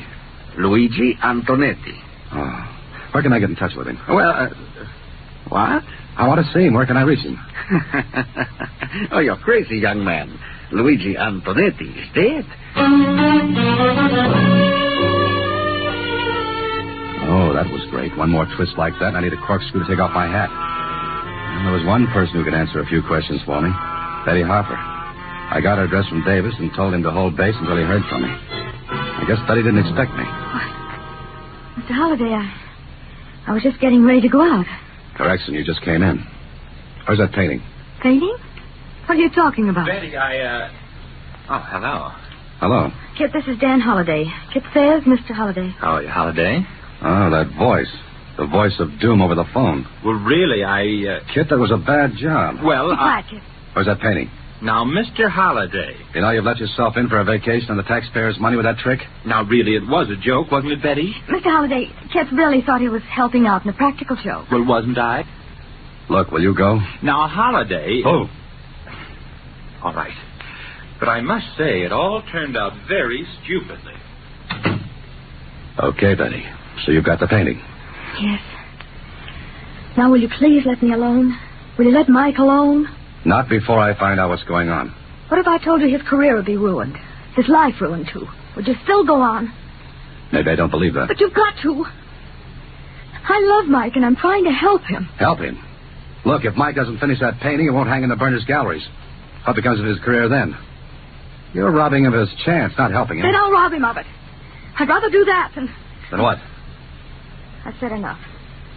Oh, please, you've got to believe me, Dan. All I want is for Mike to be happy. And all I want to know is what's going on. And what does Luigi Antonetti have to do with all this? How did you find that out? It doesn't matter. Is Luigi Antonetti still alive? He's dead. And how can he paint that quarry on Mike's canvas? Get out of here. You get out. All right. All right, but I'll find out. If you do and any harm comes to Mike, I swear I'll kill you. Now get out.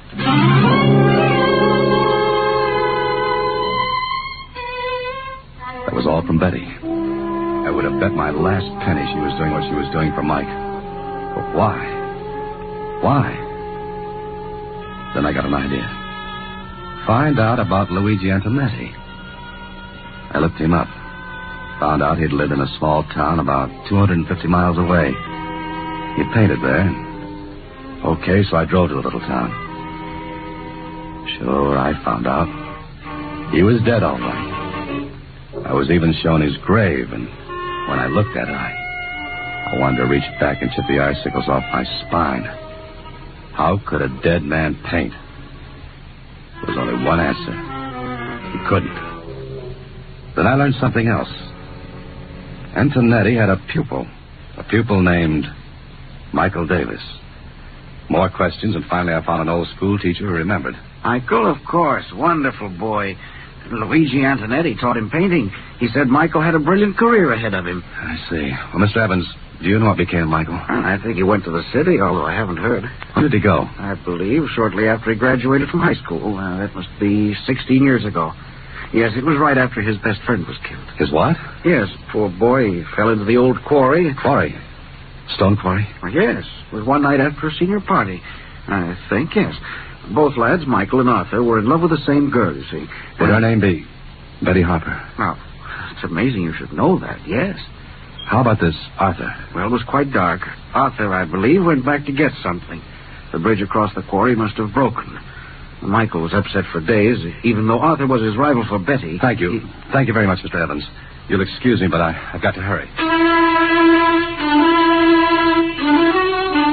I was getting an idea, but I had to put more pieces together. So I went back to the city and back to the art expert. Yeah, it's not only possible, Mr. Holliday. It's quite probable. In his early years, he would use his teacher's technique. Next stop, psychiatrist. Certainly, Mr. Holliday, that's quite possible. There are numerous case histories similar to it in general form. Now, things began to fit together. The different technique, that of the dead man, yet only Davis's fingerprints on the tubes and brushes. Betty's concern and her willingness to see his career stop rather than have me find out the reasons for everything that happened. But I had to bring the whole thing out in the open. So later in Mike's studio... Let me get this straight, Dan. You say I'm doing that myself, ruining my own painting? Yes, you are, Mike. Don't listen to him, Mike. No, please don't. What's the matter with all of you? Mike, you've got to listen to me. And he's got to listen to me and Dr. Rawlings. Why did you bring a doctor? I'm not only a doctor, Mr. Davis, I'm a psychiatrist. Are you trying to tell me I'm crazy? No, of course you're not. But you will be if you don't let us help. Now listen, you want your career, don't you? Certainly. All right, you won't have it if you don't let us help. It won't be helping. Oh, Mike, send him away, please. Mike, do you remember a person named Arthur Denning? Denning? No, I don't. Now, will you let him alone? Betty, believe me, this is better for him. Ask Dr. Rawlings. Tell him, Doctor. I'm sure Mr. Davis has a guilt complex. Oh, yes. Unless we find out why, he'll never finish this painting. Perhaps never finish any other. Why not? What would stop me? Your own mind, Mr. Davis. Mike, you know as well as I that no one came into your studio the night we sealed it up. No one. You were the only person in here. Now do you see? Not quite.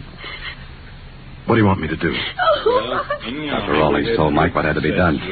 Davis agreed. It took only a few seconds for Rawlings to inject a drug into Davis's arm.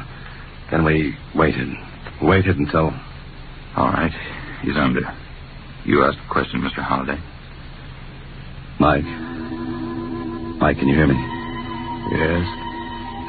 Now listen, Mike. It's 16 years ago. You're in high school. A senior.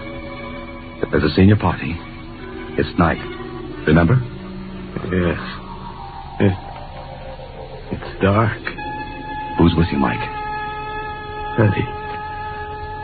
Betty and Arthur. What happened that night, Mike? I killed Arthur. Mike, no. Be quiet. How did you kill him, Mike? He had to go back for something. I told him to take the shortcut over the quarry. Then what happened? I forgot. You forgot what? The bridge. The bridge was broken. It was dangerous. But I forgot. I wouldn't have sent him. Yes, I know. He was killed, wasn't he? Yes. I loved Betty. So did he. Everyone would have said I killed him.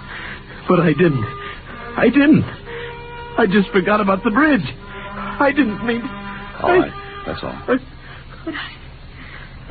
I thought he did it deliberately. You see, Miss Harper, his conscious mind refused to admit his guilt, so he forgot completely. His conscious mind forgot to protect him from the terrible feeling of guilt. But ultimately it came out. He learned painting from Luigi Antonetti 16 years ago. So it was natural at first that he used Antonetti's style, technique.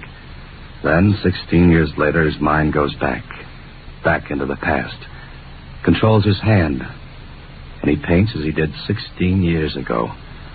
But he paints that quarry. The quarry which was associated in his mind with his guilt, or what he thought was his guilt. And now? What about now? Now, when he wakes up, we'll tell him and he'll be all right. For good.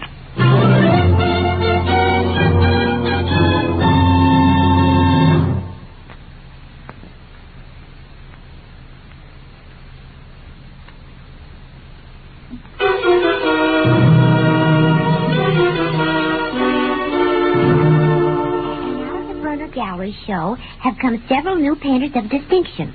Not the least of them is Michael Davis, whose intensity of feeling and whose brilliant... That's good enough, Susie. Well, looks like he's all right, doesn't it? Gee, isn't the human mind wonderful? Well, that depends on which way you look at it. Uh-huh. I was psychoanalyzed once. Oh? And what did you find out? We've got a lot of mail to open, Mr. Holliday. Oh. Good night, Susie.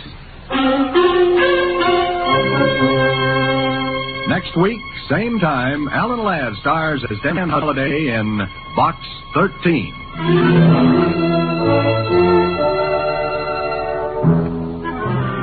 Alan Ladd appears through the courtesy of Paramount Pictures. Watch for him in his latest picture, Saigon. Box 13 is directed by Richard Sandville, with an original story by Russell Hughes, and original music composed and conducted by Rudy Schrager. The part of Susie is played by Sylvia Picker, that of Lieutenant Kling by Edmund McDonald.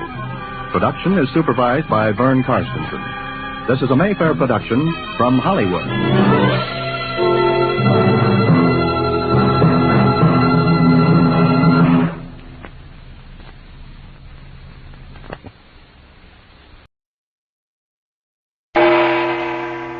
CHANDU, the magician.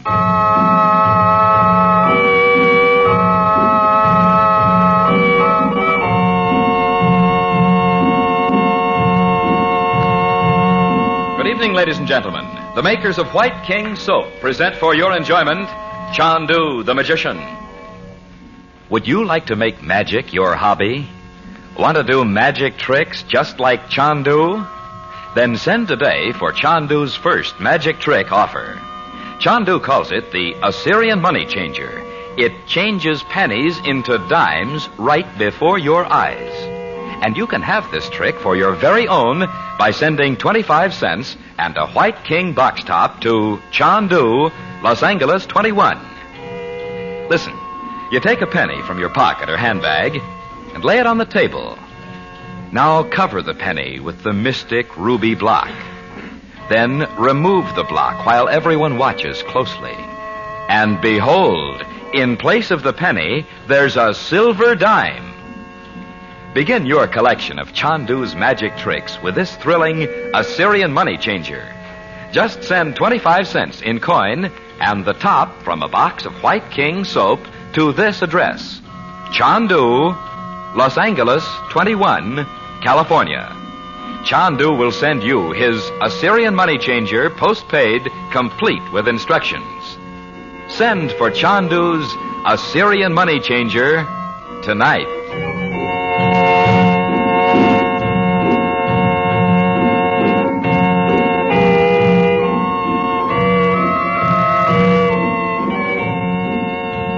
The old secret link between the Balkan castle of Sistova and the black magic of ancient Egypt suddenly confronts Frank Chandler when Betty Regent finds in her room a tiny statuette of the evil Egyptian priestess Oriunda. And by his occult powers, Chandler has already learned that somewhere in the maze of underground rooms is one devoted to the dreadful practice of the black arts. But meanwhile, Chandler has discovered that Jan Metzos, the foreign minister, is searching for a lost plan of the castle, for many years the meeting place of malcontents from all Europe. On the pretext of a social call, Chandler tells Metzos he has found the plan. And to his astonishment, Metzos offers to make him a secret member of the government staff. To unmask the man behind Metzos, Chandler agrees.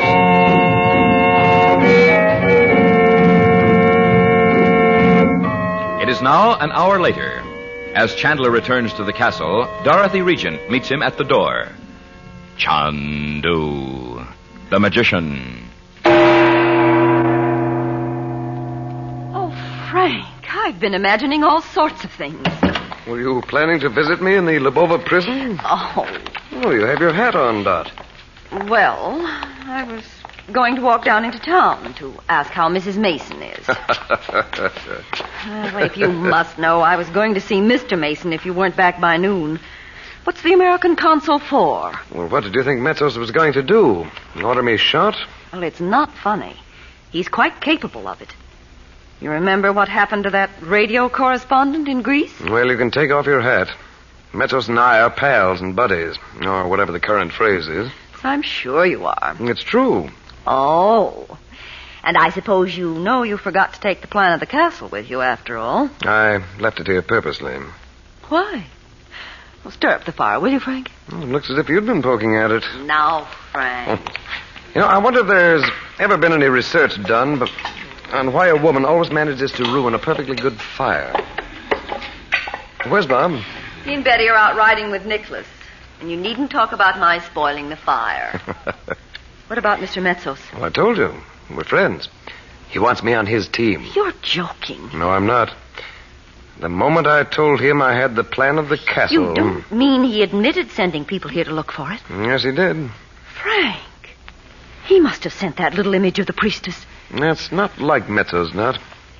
You know, that image must have come here from Dimitri somehow. Oh, if we just knew how. I'm beginning to think I do know. Well, then tell me, for heaven's sake. Not until I'm sure. Oh, Frank, I'd rather know. No matter who it is or what it is. When I come back from Paris, we'll find out. Paris? Yes. I told Mezzo's I'd give him the plan of the castle. If you do, we're going to move. I'd rather camp out like the gypsies. Now, Dorothy. Well, you know how ruthless that man is. He'd think nothing of blowing up the castle with us in it. Give me a chance to tell you. He wasn't hunting for that plan just for fun. Mezzo's is pretty uneasy at the moment, Dot. He's working under orders from outside the country. And he thinks Dimitri's being set to replace him. Oh, I don't care anything about that. I just don't see any sense in giving him that plan. You see, Mezzo's is working on some scheme of his own. And he's afraid he's been found out. But... He practically told me so. Oh, you can't believe anything he says, Frank. Why should he tell you that? A foreigner, an American. Well, it seems he was suspicious of me when I arrived, so he had some questions asked in Washington. Oh? He was given to understand that I'd been handed an insignificant job over here as a punishment. What? Well, even so. Men with grievances, real or imaginary, have built up men like Mezzo's from the beginning, as they did Roxor. Oh, and Hitler. But why must you give him the plan of this place? Dot, he knows there's a room here where such men have always met. And he can't trust anybody. Well, I don't... Don't you see? Care. I'm going to give him a duplicate plan. Oh? With a few minor alterations to keep him occupied. I hope Robert won't be too busy to make it for me. Robert? I'm sure he can do it if he has the time. Where is the plan? Oh, right there on the table, under the newspaper. Listen, Frank. Why don't you let... Robert's a chemist. He'll know how to imitate the old ink and age sheepskin so that it'll look like this plan. Oh, Frank, I'll take it to Paris for you. You can tell me just what you want. Oh, I know he's busy, but I could at least see him. Oh, you don't want me to go? I'm sorry, Dot. I think I'd better go myself. I suppose so. When Robert's busy, he doesn't know I'm there anyway, as the children say. Now, if Mezzo's gets impatient and sends for the plan, make some excuse. Don't tell him I've gone away. The way they watch the railway station, he can't help knowing. I'm not going by train. There's no other... Oh, I see. Yes. I'm going in my own way. As soon as I've seen Mason. He should have that report by now. Report? I've sent to London for Dimitri's dossier. As soon as I've read it, I'll go.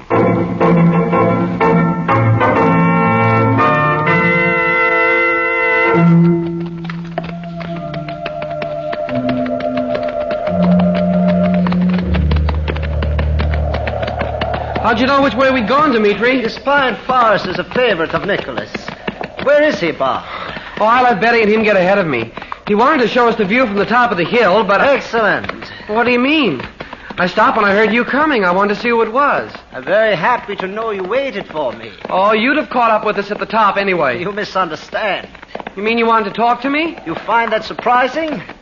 We are friends, aren't we? Sure. I guess so. Let us ride more slowly. If I wish to see you or Betty, it must be away from the castle. I am not a welcome caller. Well, you see, Look, Dimitri, I've been wanting to ask you this. What's that music you said nobody but your friends could hear? It is not easy to explain. Well, I wish you'd try. I will put it this way. All one's friends have a quality by which you recognize them. A sense of humor, a talent for drawing. The music is mine. Well, I don't know. You do not believe me? Well, I know I heard it. But why doesn't Nicholas hear it, too? He's known you a lot longer than I have. Are you certain he does not? I asked him. Tiens. When was this? When he came up to the castle yesterday. I am sorry you spoke of it to him. Why? For several reasons. I don't get it. You will come to understand. I hope so. Because you know what? Every time I hear that music, it seems as if I'm somebody else. Indeed. Yeah. I'm rude to my mother, and I get into arguments with my uncle, and... You know what I think I'd better do? No, Bob. I think I'd better tell my uncle about it. Oh, no, you will not. Well, why not, for Pete's sake? Say, that music isn't some kind of black magic, is it? How dare you? Well, Uncle Frank said you knew a lot of those secrets. Like... So he knows. Like the Black Magic Temple. Under the Sphinx in Egypt. What's the matter with me? Listen to the music and to my voice. Huh? You will never speak of this to Chandler nor to anyone else. You understand? Yes. I guess so. No matter how deeply the music enters your mind, you cannot open your lips to speak of it. Remember.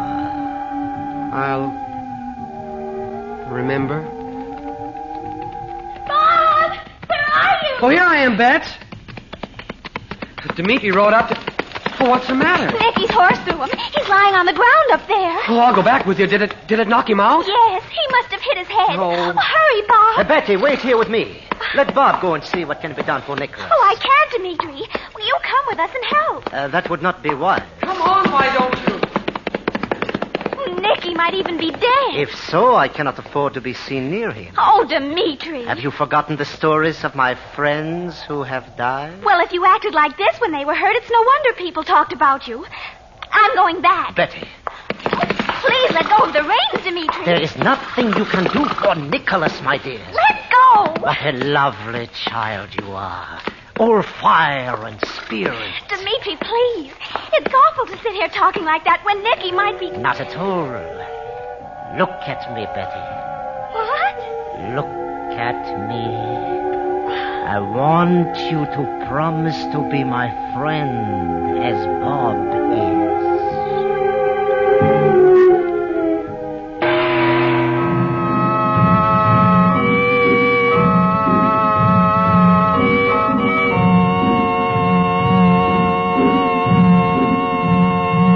The alchemist of old spent his lifetime trying to change base metals into silver and gold. But now, Chandu will teach you this secret of the ages. With his mystifying Assyrian money changer, you can change pennies into dimes. Chandu will send you this magic trick for just 25 cents and a white king box top. Listen, place a penny on a table. Now cover the coin with the mystic ruby block, the magic money-changing block. Then utter the magic word, so-coot. Now remove the block, and in place of the penny, there is a silver dime. You boys and girls will want to start your magic collection with this Assyrian money changer. Here's a fine pocket trick for you men to spring on your friends and business associates. And if you ladies want to be sure your guests have a good time at your next party, try entertaining them with Chandu's magic trick. Just send 25 cents in coin and a box top from White King Soap to Chandu, Los Angeles 21, California. That's Chandu, Los Angeles 21. Make magic your hobby. Make White King your wash day soap. You'll love White King.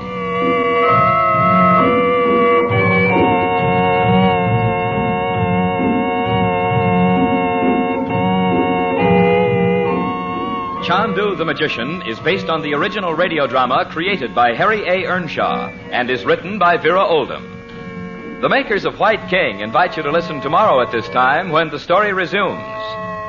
Chandu the Magician.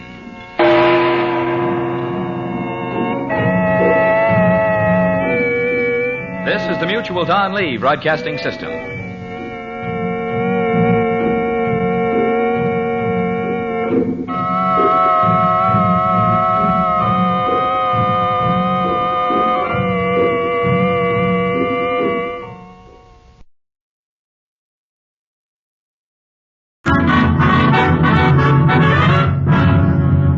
Damon Runyon Theater.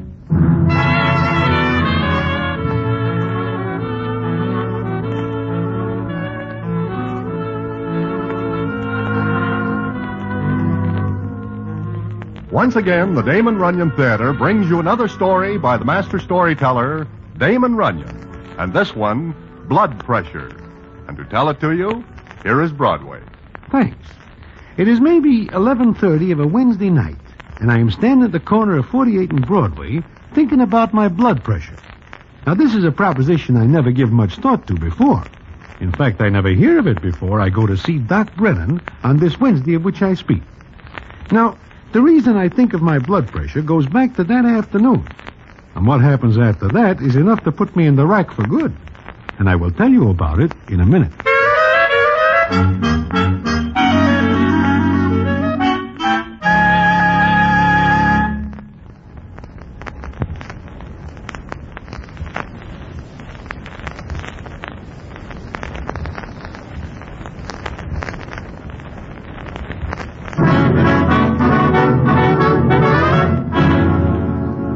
And now, back to the Damon Runyon Theater and the comic masterpiece, Blood Pressure.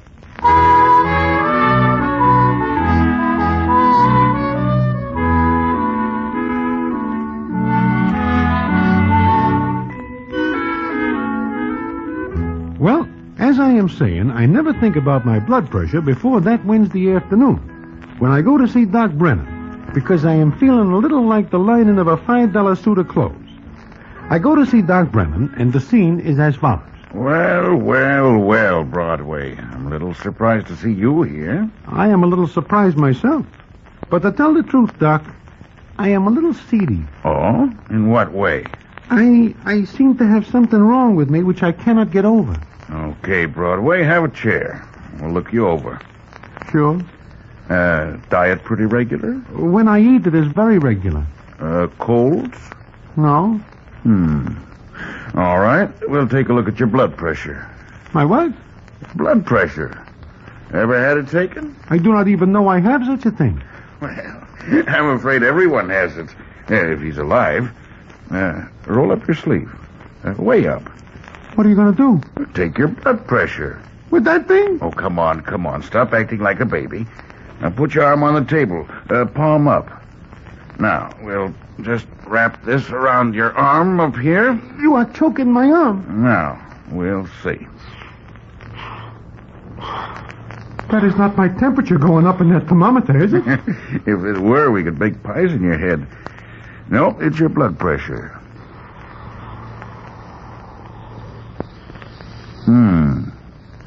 How am I? You're a nervous man, aren't you? I have some moments like that, yes. I thought so. Broadway, take it easy for a while. How long have I got? Oh, it's nothing like that. Now, just relax. Take it easy. Your blood pressure is way over normal, so you've got to avoid excitement. Any kind.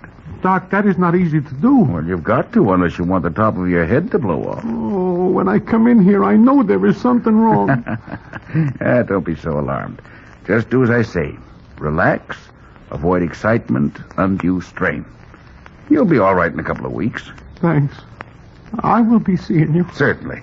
That'll be $10. 10, Bob? Okay. Thanks. Come back and see me in a week, Broadway. Sure. So long.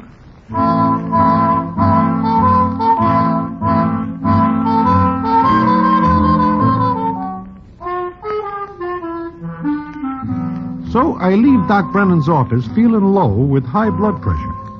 I take it easy for the rest of the day. Then I have something to eat at Minty's and take in a movie. And then, like I say before, it is about 11:30, and I am standing at the corner of 48 and Broadway.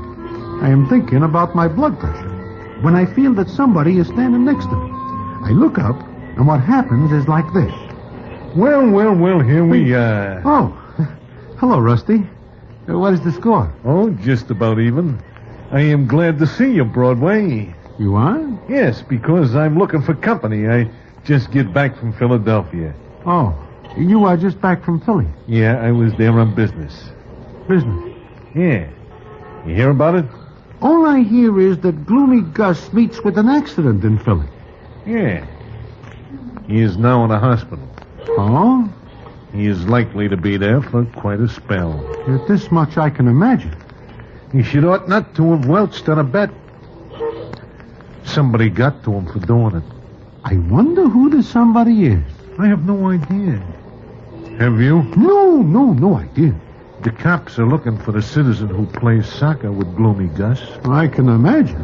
However, that is neither here nor there. What are you doing? Oh, I am just on my way home. You were just standing when I come up to you. I am resting. You are tired?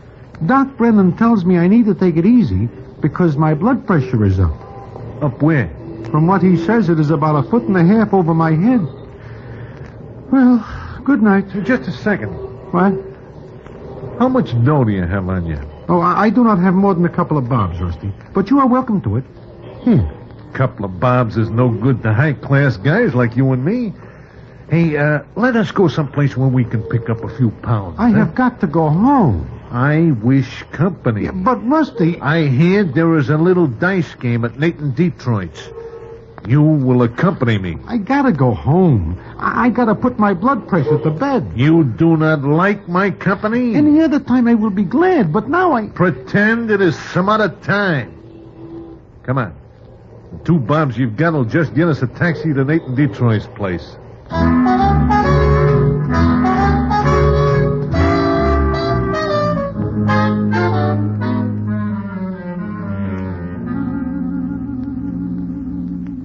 Maybe you are wondering why I am so anxious not to go with Rusty Charlie. Well, when I tell you that he once takes on Harry the horse, Little Mitzi, and Angie the ox all at one time, you will have more than somewhat of an idea how rough Rusty Charlie is. And there is bound to be excitement, not to mention trouble, wherever he goes. But one does not argue with Rusty when his mind is made up. So we find ourselves a little later at Nathan Detroit's place, where a little game is in progress. We walk in, the citizens look up. Rusty Charlie!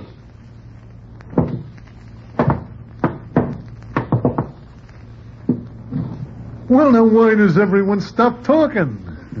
Well, to tell the truth, it is a little surprise to see you here, Rusty. Oh, you think I am in Philly, huh, Louis? Yes. I am not. Like you say, you are not.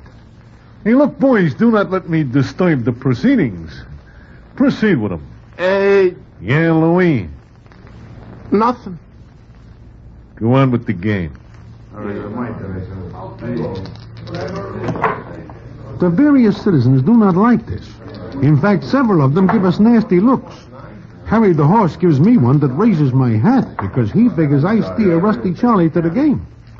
I can feel my blood pressure pushing my veins out like inner tubes. And that is not all.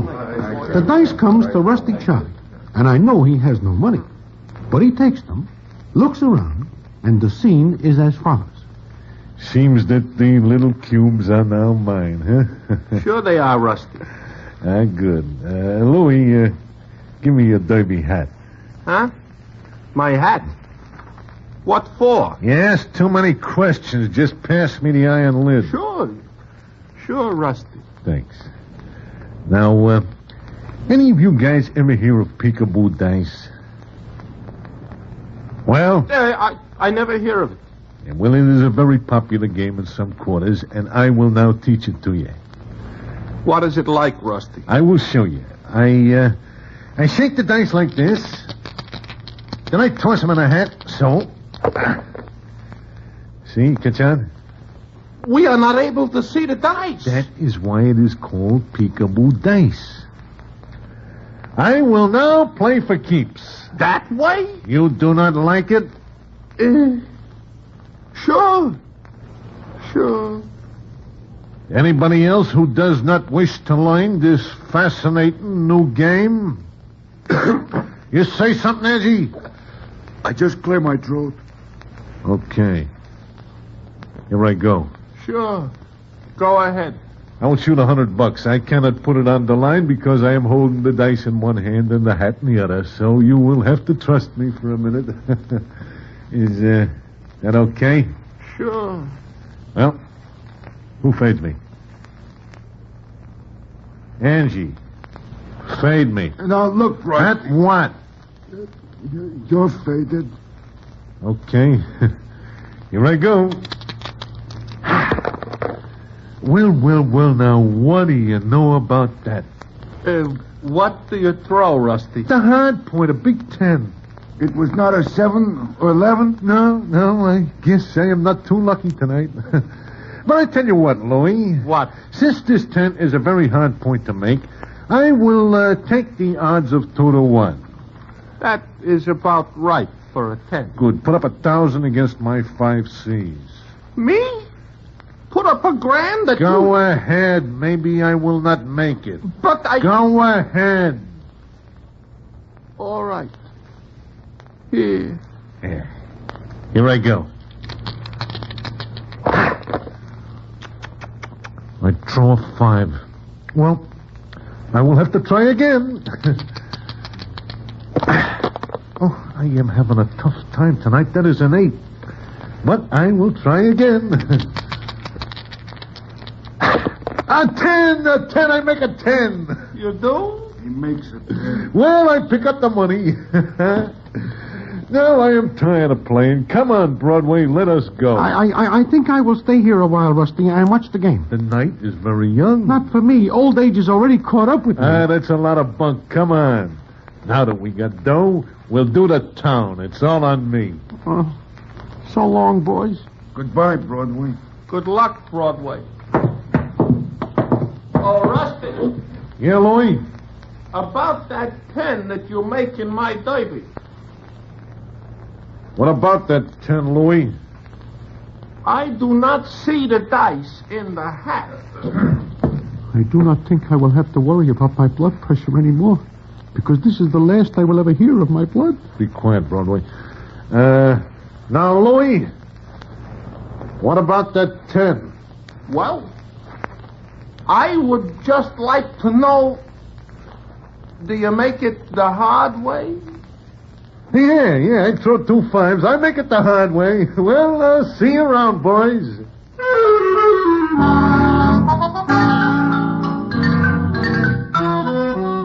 I feel my back crinkling up when I leave the room, because I think maybe somebody will take exception to Rusty Charlie's method of playing at dice. But we get to the street with our heads still on, and I think now I will leave him. I think wrong. The evening is still young, as he says. He is right. In fact, it is the longest evening I ever spent in my life. And how it ends is something I will tell you about in a minute.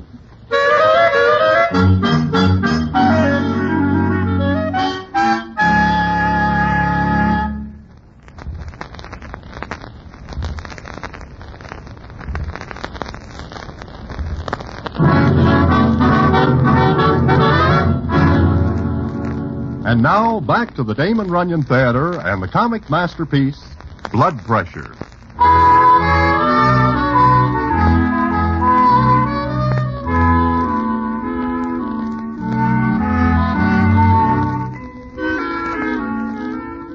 Well, like I say, we leave Nathan Detroit's place, and Rusty Charlie is 1,100 bobs better off than before.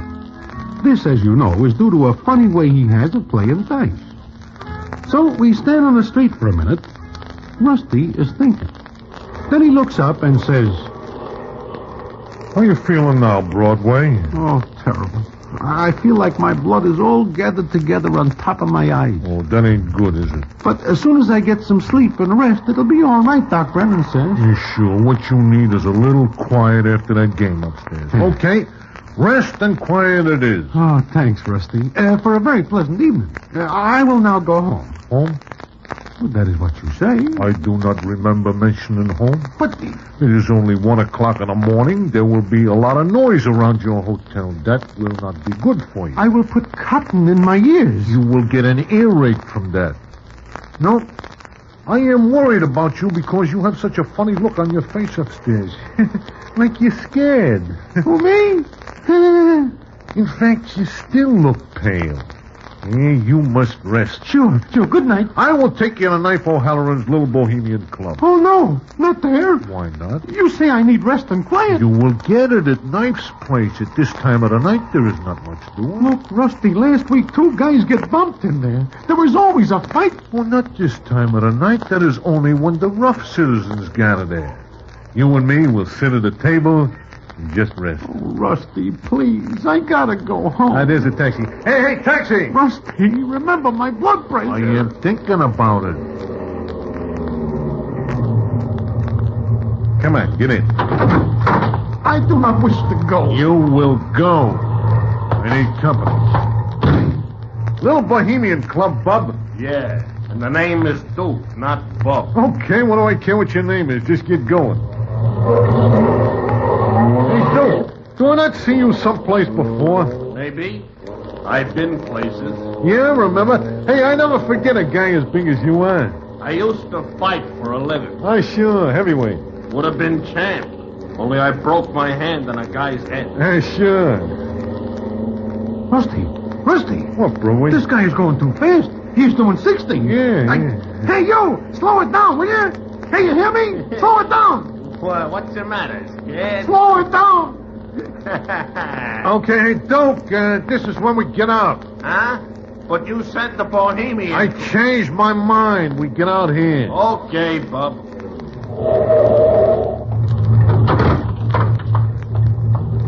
Say, Duke, maybe you do not hear my friend tell you to slow it up. Look, I got so many trips to make in a night.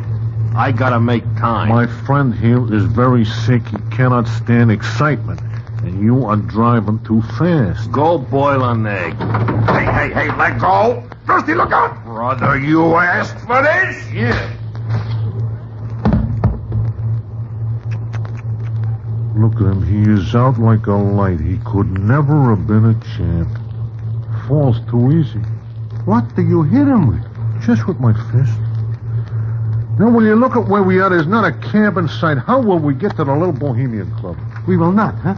Oh, we'll take this cab. Steal it? Borrow it. Come on. Hey, do you know that I once drive a cab for a living? Get in. But the cops will look for us. Broadway, get in. You cannot stand excitement. We must get you to Knife's place so that you can sit down where it is quiet.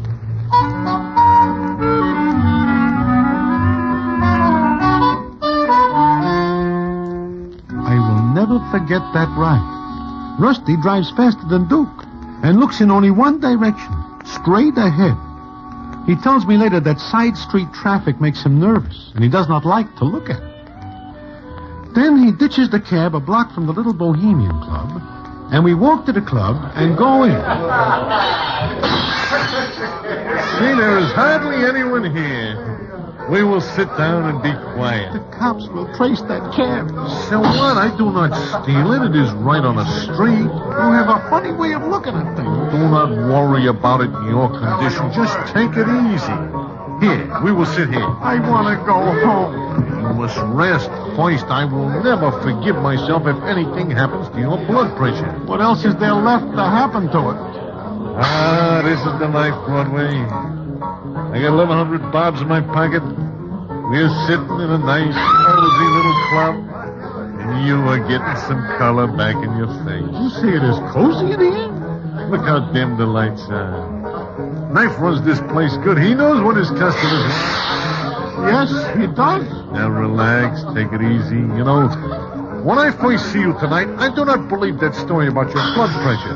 But since we are going around and about, I can see that you are telling the truth. It is sad to see one's friends go one by one. Please stop putting the lid down in my face.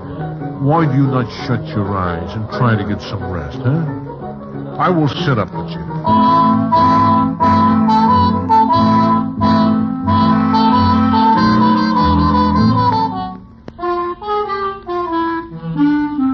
Well, we sit there.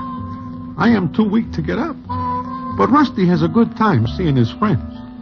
There are only 1 or 2 fights that night, and Rusty says he keeps out of them because of my blood pressure. It gets later and later, and finally it is about 5 in the morning. It seems I fall asleep in the chair, And it is not until I feel Rusty shaking my arms that I look up, and the scene is as follows. Hey, Broadway, look. Coming in the door. Huh? Cops. You know, from the way they are looking around, I feel that they are looking for us. Us? Rusty, remember, I asked you not to take that cab. I asked you not to come here. Broadway, it is not like you to desert a friend in need. Point one out to me. Do I let you stand at 48 and Broadway when I first see you? No, I feel sympathy for you because you are a sick man. I spend the whole night trying to cheer you up and make you forget that you are at death's door. And now those cops are coming over here. Yeah, I will have to convince them that I am innocent. How? Stand up. Again I ask, how? I do not intend to spend some time in a clink, especially since I only borrowed a cab for a little ride. Stand up. We will face them together. I am able only to look up at them.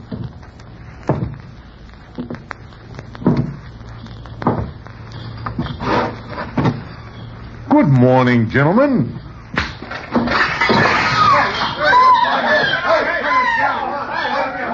The fight does not last long because Rusty is pretty well limbered up due to the rest of the evening's activities. Before long, there are 3 gendarmes out of action. Rusty grabs me and carries me from the club, and it is not until we are a block away that he puts me down and says, Damn it, get you out of that real nice. Oh, thanks. Do not mention it. Now, I am going to do something else for you. Oh, no. Rusty, look, you do enough for me. I can ask no more of any friend. I am now going to take you home. Home? That beautiful word. But I am able to find my way home myself. I am going to take you to my home. You have a home? My wife will make us ham and eggs because it is now almost 6 o'clock and time for breakfast. You have a wife? Is there something strange about me having a wife? No, of course not. Hey, will you meet a Broadway? Oh, you will be taken with her, like I was. Anyway, how does ham and eggs and coffee sound to you? Anything will sound good to me, as long as it takes us in off of the streets.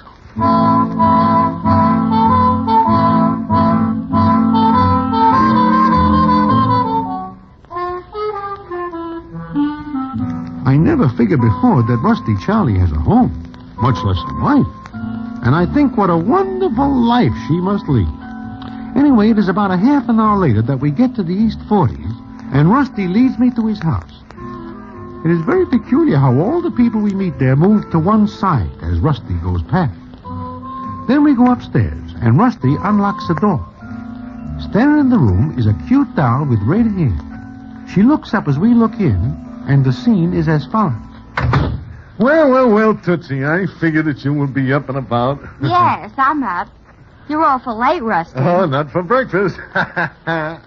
How about it, Tootsie? Oh, sure. And I wish you to meet a very good friend of mine, Tootsie. This is my dear companion, Broadway. Hey, Broadway, this is Tootsie. I am pleased to meet you, Mr. Broadway. How are you? I am fine. How are you? Well, that is what I am about to tell you, baby. Broadway is not a well man. No, I figured that putting on a cargo of your ham and eggs will do wonders, though. How about it? I'll have them ready in a jiffy. Sit down. You too, Broadway. Don't go away now. Hey, what do you think of her, Broadway? Oh, I think she's a very pretty doll. But a real small one. Yeah. No more than 5 feet even. It is funny to think of you having such a small doll for a wife. Oh, we are very happy. Well, I've started breakfast. Now you can both tell me where you went and what you did. I want to hear all about it. Yeah, well, Tootsie, there I am, coming home early, and I am walking along when I run into my friend here. You know what he tells me? No. What does he tell you? He tells me that he is sick and is not going to live very long. So I figured that he needs cheering up. So we go around and about here and there. I see. He didn't die, did he? Oh, I think he looks a lot better than when we first start out. And he is, Tootsie. What, Rusty? Why are you holding one hand behind your back? Because I have something in it. For you and your friend. Rusty, is that a baseball bat? I thought I got rid of that. But you didn't, you big lummox. Now, baby, wait. Come look. home at 6 in the morning, huh? Make her put that down, Rusty. It's too late. Bring company home for breakfast, Well, huh? Tramp around all night and leave me at home, huh? Yeah, but... Expect me to smile when you put your big empty head in here, huh? Tootsie, be careful. Hey, baby, you're hurting I me. told you the last time you pulled this trick I'd teach you a lesson. Well, this is a lesson. Oh, Tootsie, take it easy, will you? Hey, excitement is bad for my friend here. And you. Who, me? Yes, you. So you're the trambo that keeps my husband out until all hours. You're the trambo that drags him around to nightclubs, huh? Please, Tootsie, I am a sick man. Get out of here before I fix it so that you'll never be able to get sick again. Get out! Hey, Tootsie, wait. Shut up, you! Get out! Goodbye. It is nice meeting you.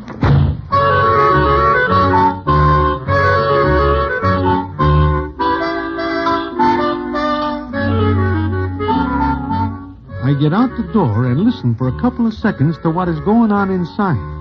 I figured that any minute I will see Mrs. Rusty Charlie come through the door without opening it. But nothing more happens, and I figure this is the end of the most horrible evening I ever spent. But it is not the last I hear of it, because the payoff comes later on that day, and I will tell you about it in a minute.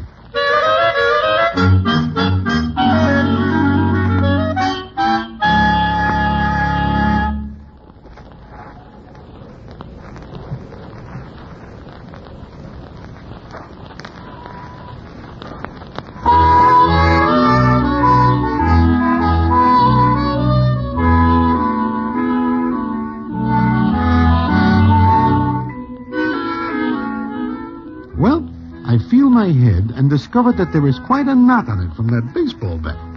So that afternoon, I go to Doc Brennan's again, and the scene is as follows. Mm-hmm. Quite a nasty bump, Broadway. How'd you get it? Just fix it up, Doc. Oh. All right, this may sting a little. Nothing can hurt me now. Here we go. Stuff stings, doesn't it? Will the bump go down? You'll never know you had it in a couple of days. By the way, how are you feeling? As a matter of fact, Doc, I wish to speak to you about my blood pressure. It won't do any harm to check it again, just to make sure. Roll up your sleeve and put out your arm like you did yesterday. You been taking it easy? Doc, I want to explain... Just relax. Now, we'll get this on. I am afraid to look.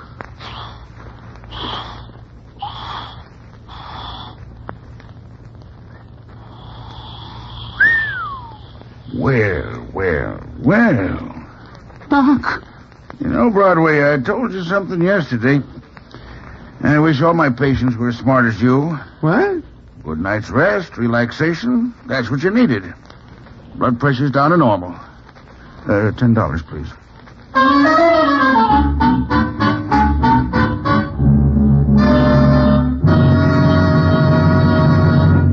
And so ends the famous Damon Runyon story, Blood Pressure. Listen in again next week for the Damon Runyon Theater.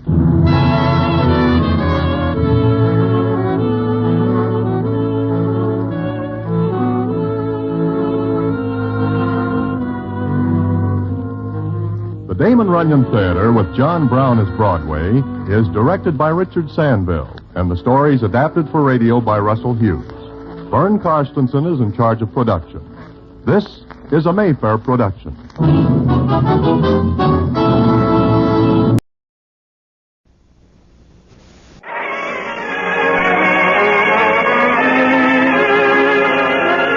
Lever Brothers Company, the makers of Lux Toilet Soap, bring you the Lux Radio Theater, starring Gloria Swanson, William Holden, and Nancy Gates in Sunset Boulevard. Ladies and gentlemen, your producer, Mr. William Keeling.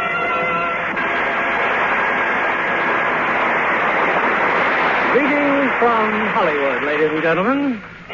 Sunset Boulevard, a busy thoroughfare in the heart of Hollywood, is far more typical of the motion picture capital than even Hollywood and Vine Streets. Here you will find the site of the first motion picture studio, the swank offices of the actors' agents, the night spots. And very far out, almost to the Pacific Ocean, the homes of the screen stars themselves. And this is where tonight's play takes place. In the home of the famous but forgotten glamorous actress of the silent days. Recreating her original role is Gloria Swanson. one of the most glamorous women of silent or talking pictures. Also playing his original role in this Paramount picture, which, by the way, received 11 nominations for Academy Awards, is that excellent actor, William Holden, and Nancy Gates, making her first appearance on our stage. Yes, Sunset Boulevard, with its many Lux girls traveling from studio to studio, is as representative of Hollywood as the Lux girls themselves. For in this capital of beauty, Lux toilet soap is a favorite complexion care. Now here's Sunset Boulevard, starring Gloria Swanson as Norma Desmond, William Holden as Joe Gillis, and Nancy Gates as Betty Schaefer, with John Wengraff as Max.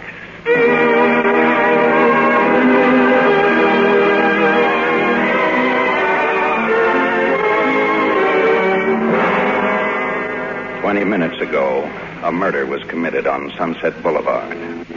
At one of those great big mansions between Hollywood and the beach.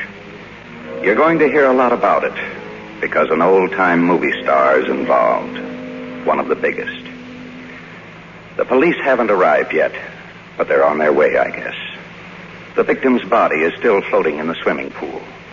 Nobody important, really. Just a movie writer with a couple of B pictures to his credit. The poor dope. He always wanted a swimming pool. Well, he got the pool. Only the price turned out to be a little high. Let's go back about 6 months and find the day when it all started. Things had been pretty tough. I hadn't sold a story in months. But I knew a big shot over at Paramount who always seemed to have liked me. And the time had come to take advantage of it. He was a smart producer with a set of ulcers to prove it. All right, Gillis, you got 5 minutes. What's your story about? Well, it's about a baseball player, Mr. Sheldrake. No? The poor kid was once mixed up in a holdup, but he's trying to go straight. I submitted an outline a while back. I imagine your story department's got a report on it. Baseball story, huh? Yeah, with a real good gimmick at the end. You got a title? Bases loaded. And you got exactly the man for it right here on the lot, Alan Ladd. Be a great change of pace for him. Come in. Hello, Mr. Sheldrake. Hello. On that bases loaded, I have a 2-page synopsis. You may want to look at it. Oh, thank you. Personally, though, I wouldn't bother. Oh? What's wrong with it? It's from hunger. I'm sure you'll be very glad to meet Mr. Gillis. He wrote it. This is Miss Schaefer from the reading department. And right now, I wish I could crawl in a hole and pull it in after me. If I could be of any help, Miss Schaefer. I'm sorry, Mr. Gillis. I just didn't think it was any good. Just what kind of material do you recommend? James Joyce, Dostoevsky? Perhaps the reason I hated Bases Loaded is that I knew your name. I'd always heard that you had some talent. That was last year. This year I'm trying to pay the rent. That'll be all, Miss Schaefer. Thank you very much. Goodbye, Mr. Gillis.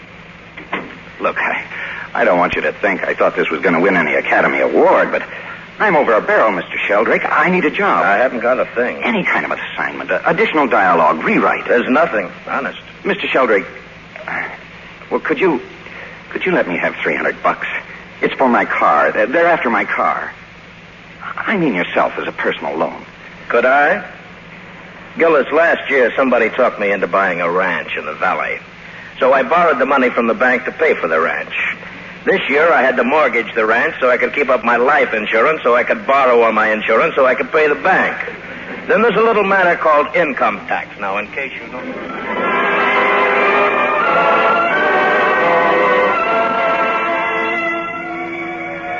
Well, that was that.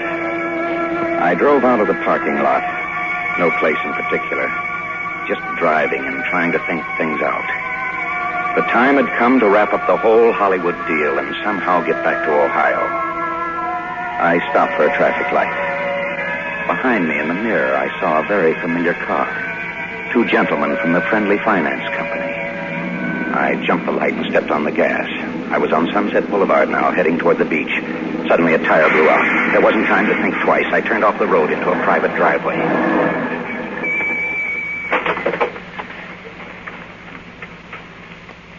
I ducked behind some fancy shrubbery and waited. I was safe. The house was a great big white elephant of a place. The kind crazy movie people built in the crazy 20s. A neglected house gets an unhappy look. This one had it in spades. Dismal and damp-looking, all grown over with some devouring sort of ivy. I started wondering how anyone could ever... You there. Why are you so late? Oh, I beg your pardon, but I'm, In here. Come in. I just left my car in the driveway. I had a blowout. I thought maybe Go I... inside. Have him come up, Max. Wipe your feet. Go on. You're not properly dressed for the occasion. What occasion? Go up the stairs. Now, suppose you listen to me for just a Madame, minute. it's waiting. For me? Okay. If you need any help, call me. So I went up the staircase. It led to a huge bedroom. On a table covered with a Spanish shawl was a monkey. A dead monkey. I guess I just stood there staring. You should have been here hours ago. I put him there because he always liked to be near the fire.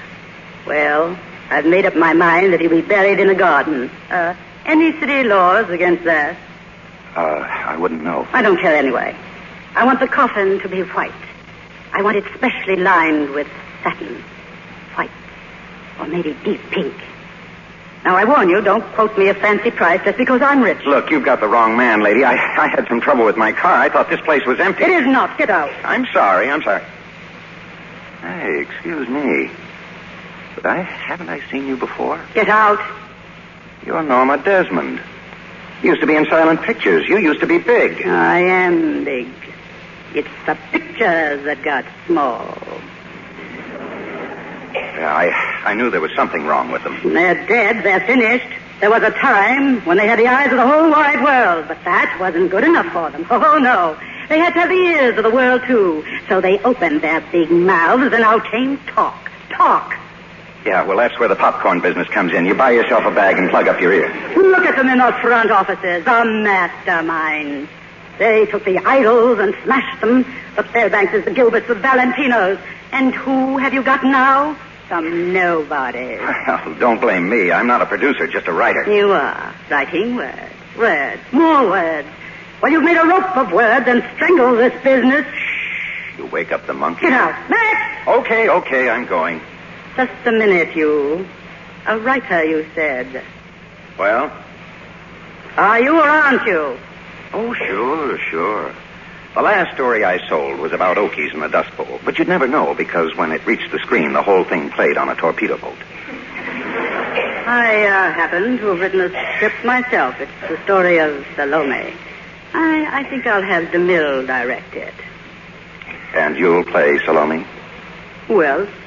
Only asking. I didn't know you were planning a comeback. I hate that word. It's a return. A return to the millions of people who have never forgiven me for deserting the screen. Fair enough. Salome. What a woman. What a part. The princess in love with a holy man. He rejects her, so she demands his head on a golden tray, kissing his cold, dead lips. They'll love it in Pomona. They love it every place. Read it. Read my manuscript. Read the scene just before she has him killed. Now, look, never let another writer read your material, Miss Desmond. He may steal it. I'm not afraid. Max! Yes, madame? The young man is staying for a while. Get some champagne. So I started to read. Sometimes it's interesting just to see how bad writing can be. This promised to go the limit. She sat in front of me, coiled up like a watch spring, defying me not to like what I read, or maybe begging me in her own proud way to like it. It meant so much to her. It was sure a cozy setup. That bundle of raw nerves, and Max, and the dead monkey. Later on, just for comedy relief, the real guy arrived with the little coffin. It was all done with great dignity. He must have been a very important chimp. It got to be evening. I was feeling a little sick at my stomach, what with the champagne and that tripe I'd been reading. By then, however, I'd started making up a little plot of my own. Well, you're not going to stop reading. This is fascinating. Of course it is. All it needs is maybe a little more dialogue. What for? I can say anything I want with my eyes. Well, it certainly could use a little editing. I will not have it butchered. Oh, of course not. Just a touch here and there. You can find somebody. Oh, I'd have to have somebody I could trust. When were you born? I mean, what sign of the zodiac? I don't know. What month? What date? Oh, December 21st. Sagittarius. I like Sagittarians. You can trust them. Thank you. I want you to do this work. Me? Oh, no, I'm busy. I've got a job. I don't care. And I'm pretty expensive. I get $500 a week. I wouldn't worry about money. I'll make it worth your while. Well, maybe I'd better take it home and look it over there. Oh, no. I won't let it out of my house. You'll have to work here. Well, it's getting kind of late. Are you married, Mr.? The name is Gillis, single. Where do you live? Hollywood, Alto Nido Apartments. There's something wrong with your car, you said. There sure is. Why shouldn't you stay here? Look, I'll come back tomorrow. Nonsense. There's a room over the garage. Max will take you there. Max, come here.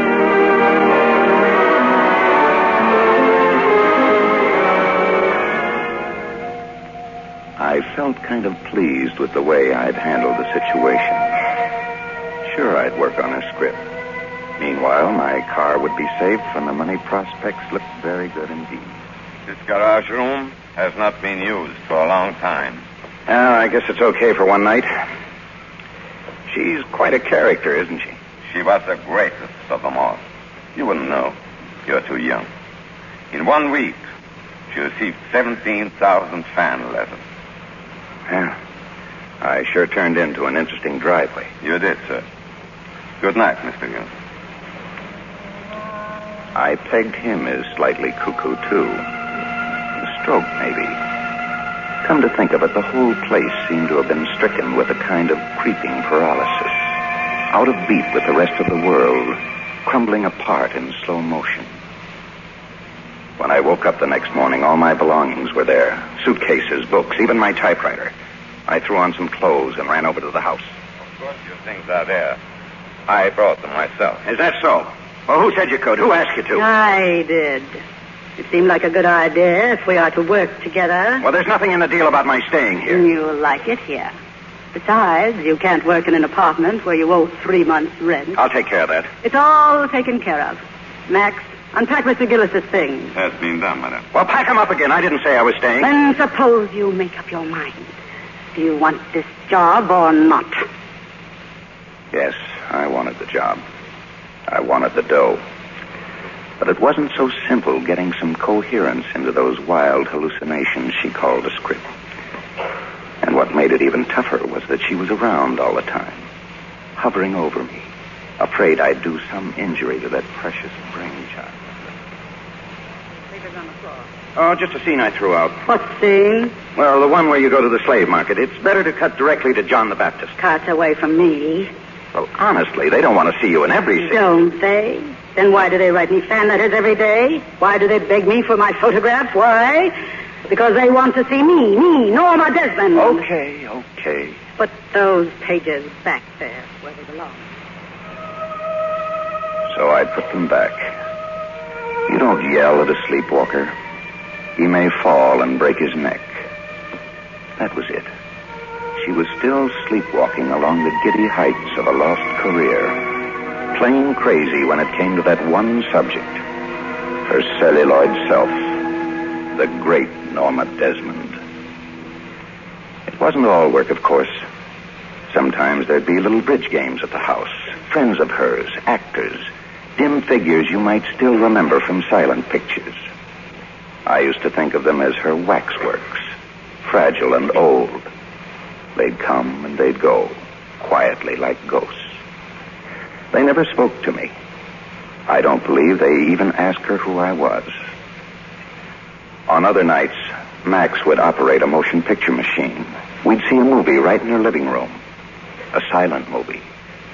I guess I don't have to tell you who the star was. They were always her pictures.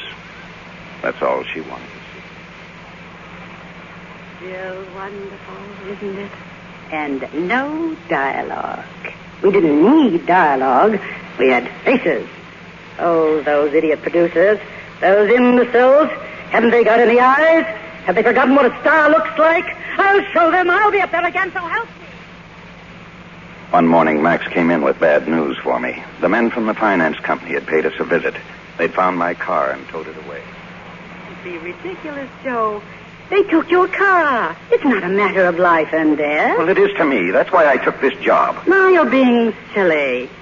We don't need 2 cars. We have a car. And not one of those cheap new things made of chromium and spit. Nisada Fischini. Have you ever heard of a Nisada Fischini? All handmade. Cost me $28,000. So Max got the old bus down off its blocks and polished it up again. It was upholstered in leopard skin and had one of those car phones, gold plated.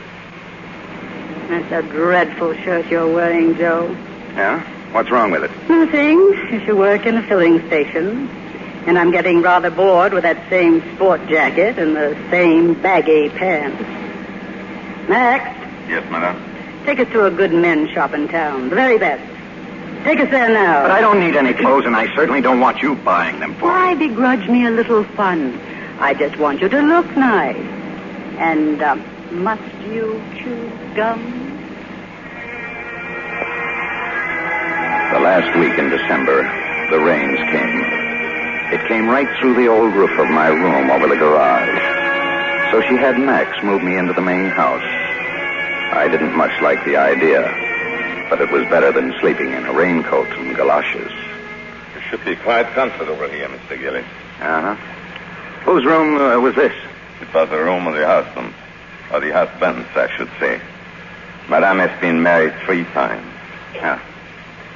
Hey, what's the matter with the door? There isn't any lock. There are no locks anywhere in this house, sir. How come? Madame has had some moments of melancholy. There have been some attempts at suicide. Oh. We have to be very careful. No sleeping pills, no razor blades. We turned off the gas in Madame's bedroom. Why? Her career? She got enough out of it. She's not forgotten. She still gets those fan letters. Those letters? I would not look too closely at the postmarks. You send them. Is that it, Max? I'd better press your evening clothes, sir. Mr. Gillis has not forgotten Madame's New Year's Eve party. No, I hadn't forgotten the party. I dreaded it. But I was curious as to who would be there. I heard voices. Max ushering in the orchestra. A little later on, they started to play. I went downstairs. This was the night I was to find out how she felt about me. I'd been an idiot not to have sensed it coming. That sad, embarrassing revelation. She was dancing alone, a tango. And then she saw me and came over to the foot of the stairs.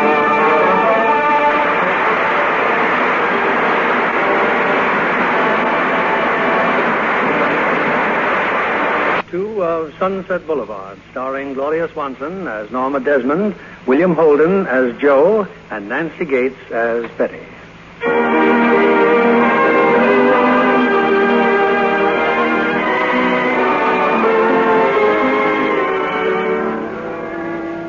If there had been any hope of ducking that New Year's Eve party, believe me, I wouldn't have been there. As it was, I had put on that dinner jacket from the best shop in town and went downstairs. Oh, you look absolutely divine. Turn around. Oh, please. Come on. Perfect. Wonderful shoulders. And I love that line. Oh, it's all padding. Don't let it fool you. Cute. You know, this floor used to be wood, but I had it changed. Valentina said there's nothing like tile for a tango. You tango, don't you? Not on the same floor with Valentino. Norma, it's late. What time are they supposed to get here? Who? The other guests. There are no other guests. This is for you and me, Joe. Oh? Hold me tighter. Okay. You'll think this is all very funny. A little? Be patient, Joe. You'll think it's nice, not funny. You'll think it's very nice. So we danced. Norma Desmond and I, in a room big enough for a softball game, to the music of a 20-piece orchestra. What a wonderful year it's going to be, Joe. What fun we'll have. I'll fill my pool for you. Oh, open my house in Malibu, and you can have the whole ocean.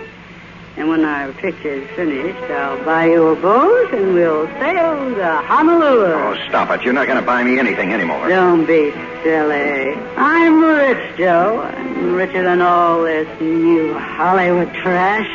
I've got $1 million. Keep it. I own 3 blocks downtown. I've got oil in a Bakersfield, pumping. What's it for? But to buy us anything we want. Cut out that us business. What's the matter with you? Has it ever occurred to you that I may have a life of my own, that there may be some girl that I'm crazy about? Who? Some car hop? Some dress extra from Central Casting? What I'm trying to say is that I'm all wrong for you. You want a Valentino, somebody with polo ponies, a big shot. What you're trying to say is you don't want me to love you, is that it? Well, say it! Say it! She left the room and rushed upstairs, and the orchestra kept playing. Well, I'd had enough. I grabbed my coat and left. I thought about a friend of mine, Artie Green, an assistant director. There was bound to be a New Year's shindig going on in his apartment. I walked down to the boulevard and hitched a ride into town. Well, what do you know? Joe Gillis. Hi, Artie. Where you been? I dropped by your place a couple of weeks ago on the land. Well, I moved out to a deep freeze. Oh. Look, I'll give you a full report later.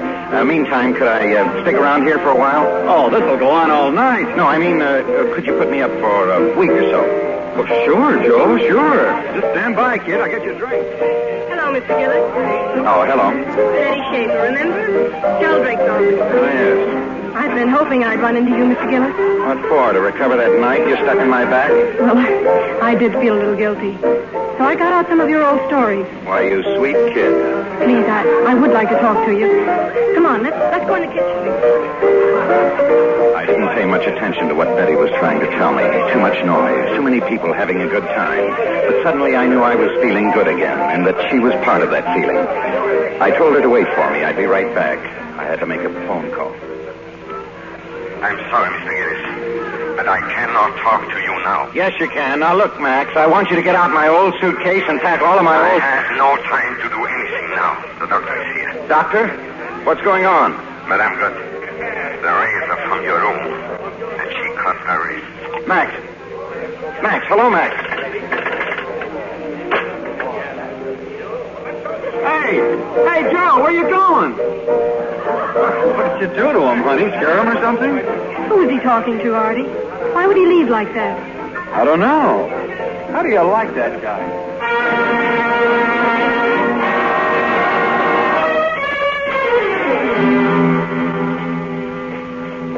Thank you for coming back, Mr. Gillis. How is she?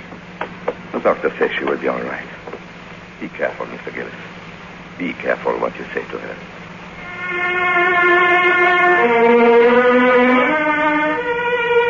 Norma? Go away. Don't look at me. Go away and let me alone. What kind of a silly thing was that to do? To fall in love with you. That was the idiotic thing. It sure would have made attractive headlines. Great star kills herself for unknown writer. Great stars have great pride. Go away. Go back to that girl of yours. Look, I was making that up because I thought the whole thing was a mistake. I didn't want to hurt you.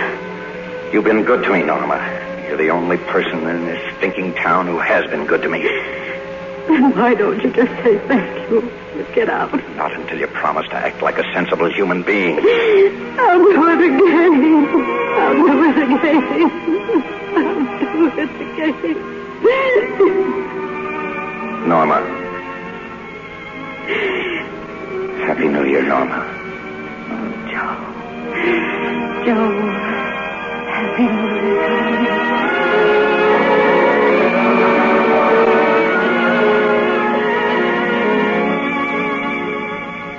By the following day, if it hadn't been for her bandaged wrists, no one would have dreamed that here was a woman who'd tried to kill herself. Immediately, Max. Immediately. Take the script over to Paramount, and be sure you deliver it to Mr. DeMille in person. Very good, madam. You're really going to send it to DeMille? Well, this is the day. This is the day, Joe. Look, here's the chart from my astrologer. She's read DeMille's horoscope. She's read mine. Did she read the script? Norma, scripts don't sell on astrologers' charts. But, darling, I'm not just selling the script. I'm selling me. DeMille always said I was his greatest star. When did he say it, Norma?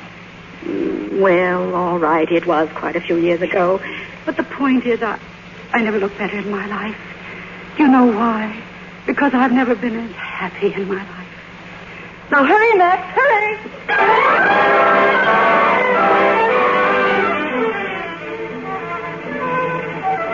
It's for you, madame. The telephone. Paramount is calling. Now, do you believe me, Joe? Paramount is calling. I told you DeMille would jump at my story. It's not Mr. DeMille in person, madame. Someone by the name of Gordon Cole. He says it is very important. Certainly it's important. The very idea of having some assistant call me, say that I'm busy and hang up. Very good, madame. How do you like that?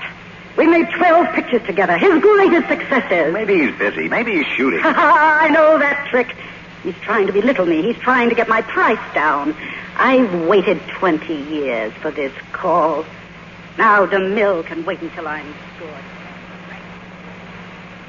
About 3 days later, she was good and ready. Incredible as it may seem, there had been more of those urgent calls from Paramount. So she put on a half a pound of makeup, fixed it up with a veil, and set forth to see DeMille in person. Joe, are you sure you don't want to see Mr. DeMille with me, dear? No, I'll wait outside. It's your script, Norma. It's your show. Good luck. Thank you, darling. Max, what are we waiting for? The gate, madame.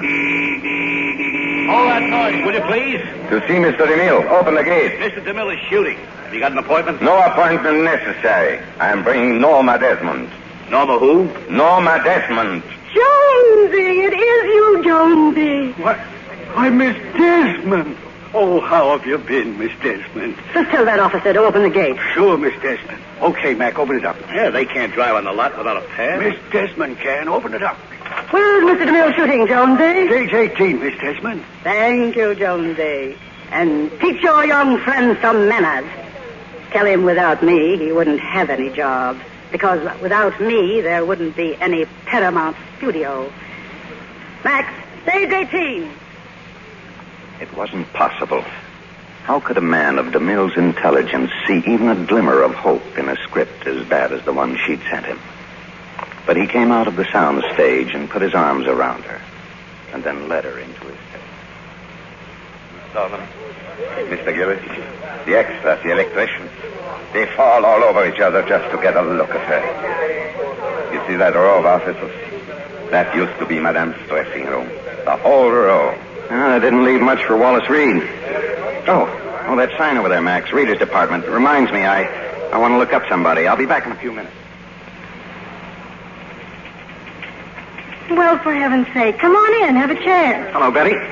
I just thought I'd tell you that if you still think there's anything in that story of mine, go ahead, take it. It's all yours. Why? Well, it's no good to me. Help yourself. I mean it. That doesn't make sense. Besides, I'm just not good enough to do it by myself. Well, what about all those ideas you had? You don't even know what they are. Maybe they aren't any good. Oh, look, Joe, please, if you're busy, maybe we could work evenings or even 6 o'clock in the morning. Artie would just love that. No, for the next month, Artie won't mind at all. He's out of town. Incidentally, we're engaged. Oh? Huh. Well, good for you. You couldn't find a nicer guy. That's what I think. Anyway, he's on location in Arizona, so I'm free every evening and every weekend. Look, Betty, it can't be done. It's out. Now stop being chicken-hearted and write that story. And don't make it too dreary. Get a few laughs in it. So long, Betty. Good luck. Oh, honest to goodness, I hate you. As I walked back to the car, I saw someone talking to Max. He was just leaving. Then Max turned to me and looked at me, helplessly. What's the matter? That man, one of DeMille's assistants. Well? The reason for all those telephone calls to Madame. It was not DeMille. It was the property department who called. Property department? The car. They saw the car when I brought the script here. They want to rent the car for a Bing Crosby picture. And DeMille's going to tell her then? He will know what to tell her. He remembers her. He will not break her heart. Take it easy. She's coming. You see? Look at her. Look at her. She's radiant.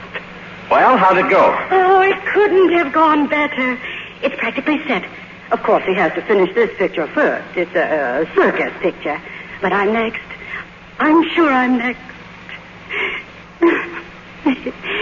He said nothing would please him more than to work with me again. Norma. Oh, it's nothing. I just didn't realize what it would be like to come back to the old studio. Oh, what are you waiting for, Max? Forgive me, Mother. Your arm, Mother.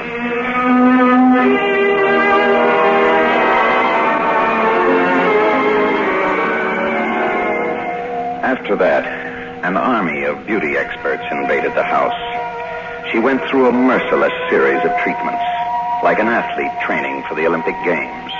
She went to bed every night at 9. She was absolutely determined to be ready. Ready for those cameras that would never turn. Joe, darling, are you there? Yes, Norma. Don't turn around. Keep your eyes on the book. I just came down to say goodnight. I don't want you to see me. I'm not very attractive at the moment. All right, good. You know, I've lost 1.5 pounds since Tuesday. Good. You going to read all night? Oh, for a while. You went out last night, didn't you, Joe? I went for a walk. No, you didn't. You took the car. It's all right. It's just that I don't want to be left alone. Not while I'm under this terrible strain. All I ask is for you to be a little patient and a little kind. Norma, I haven't done anything. Of course you haven't. I wouldn't let you. Good night, darling. Yes, she was right. I was playing hooky every night. That story of mine that Betty Schaefer had dug up kept going through my head like a locomotive. I'd phoned her. We'd started working on it, just the two of us in her office. Nights when the studio was deserted. And sometimes when we got stuck, we'd walk around the lot, just wandering down alleys between the sound stages or through the sets they were getting ready for the next day's shooting. It was on one of those walks that Betty first told me about her nose. So naturally, my family expected me to become a great star. Anyway, the studio made a test, but they didn't like my nose. It slanted a little. Oh, they're crazy. Oh, no, they're not. So I went to a doctor and had it fixed. Then they gave me another test. This time they were crazy about my nose, but they didn't like my acting. That's the saddest thing I ever heard. Oh, not at all. It really taught me a little sense. So I got a job in the mailroom, then stenographic, and now I'm a reader. 3 cheers for Betty Schaefer. I will now kiss her nose. If you please. May I say that you smell real special? Must be my new shampoo. No, that's not shampoo. It's more like freshly laundered linen handkerchiefs. And may I suggest that if we're ever to finish our story, you stay at least 2 feet away from me at all times. Now let's walk back to your office.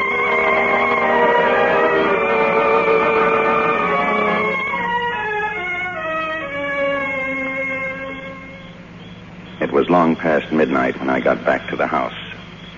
Max was waiting for me in the patio. Mr. Gillis, you must be very careful. Madame may be watching. Mr. Gillis, I'm not inquiring where you go every night. Well, why don't you? I'm writing a script, and I'm going to finish it. It is just that I am greatly worried about Madame. You're not helping her any, feeding her lies and more lies. What happens when she finds out there isn't going to be any picture? She will never find out. That's my job. It's been my job for a long time. I made Norma Desmond a star, and I cannot let her be destroyed. You made her a star? I discovered her. I directed all her early films.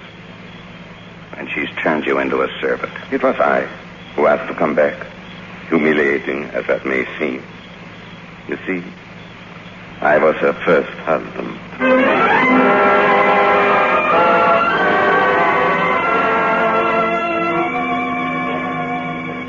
following night, as usual, I was in Betty's office. Betty was strangely quiet. It wasn't like her. Something had happened. Sorry, Joe. I don't want to talk about it. Is it about me? What have you heard? No. It's Artie. He sent me a telegram. Oh, anything wrong?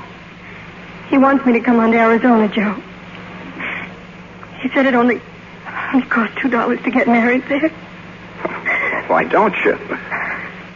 Well, stop crying, will you? You're getting married. That's what you wanted. I don't want it now. Why not? Don't you love Artie? Of course I love him. I always will. I'm not in love with him anymore, that's all. What happened?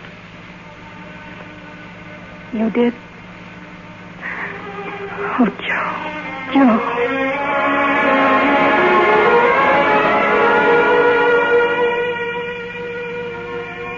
She'd been a fool not to sense there was something phony in my setup. And I'd been a heel not to have told her. But you just can't say those things to somebody you're crazy about. Maybe I'd never have to. Maybe I could get away with it. Get away from Norma. Maybe I could wipe the whole nasty mess right out of my life. As soon as I got back to that peculiar prison of mine, I went to Norma's room. The door was closed, but I could hear her talking. Excuse me for calling you so late, Miss Schaefer, but I really feel it's my duty. Never mind who I am. You do know Mr. Gillis. Exactly how much do you know about him? Do you know where he lives? Do you know how he lives? Miss Schaefer, I'm trying to spare you a great deal of misery. Very well, then. Ask him. Give me that phone. No, Joe, no. Give it to me. That's right, Betty. Ask me. Or better yet, why don't you come out and see for yourself? The address is 10,086 Sunset Boulevard. Don't hate me, Joe. Don't hate me. I found a script in your room. Your name was on it. Your name and hers. I called her up because I need you. I need you as I never needed you before. Oh, look at me. Look at my hands. Look at my face. Look into my eyes. How can I go back to my work if I'm wasting away under this torment? You don't know what I've been through these last weeks. I bought myself a revolver. I did. I stood in front of that mirror, but I couldn't make myself do it. Don't just stand there hating me. Shoot at me, strike me, but don't hate me. Oh, Joe. What are you going to do? What are you going to do?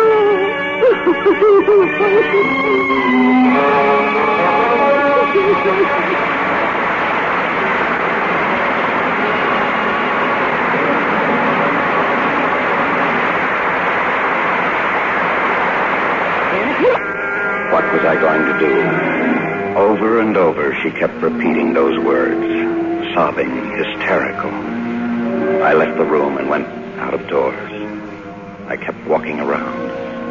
And then I saw some headlights and a car turned into the driveway. Betty had come. Joe, what is it? What's wrong? I didn't know what to do, so I jumped in the car. Come on in. Come on in the house, Betty. I don't know why I'm scared, Joe. Is it something awful? Take a look around, Betty. Ever been in one of these old Hollywood palazzos? They built them like this when they were making $18,000 a week and no taxes. You live here, Joe? You bet. Whose house is it? Whose? Well, there are 100 photographs of her in that one room. If you don't remember the face, you must have heard the name. Norma Desmond? Why did she call me? You ever see so much junk? She had the ceiling brought all the way over from Portugal. And look at this. Joe, what about Norma Desmond? That's what I'm trying to tell you. This is an enormous place. It's lonely here.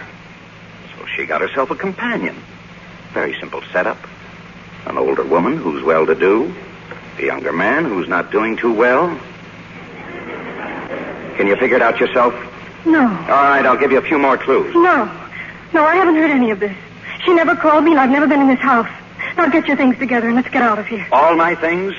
My 18 suits, my custom-made shoes, the 6 dozen shirts, the cufflinks, and the platinum keychains and cigarette cases? Come on, Joe. Come on where? Back to a one-room apartment I can't pay the rent for?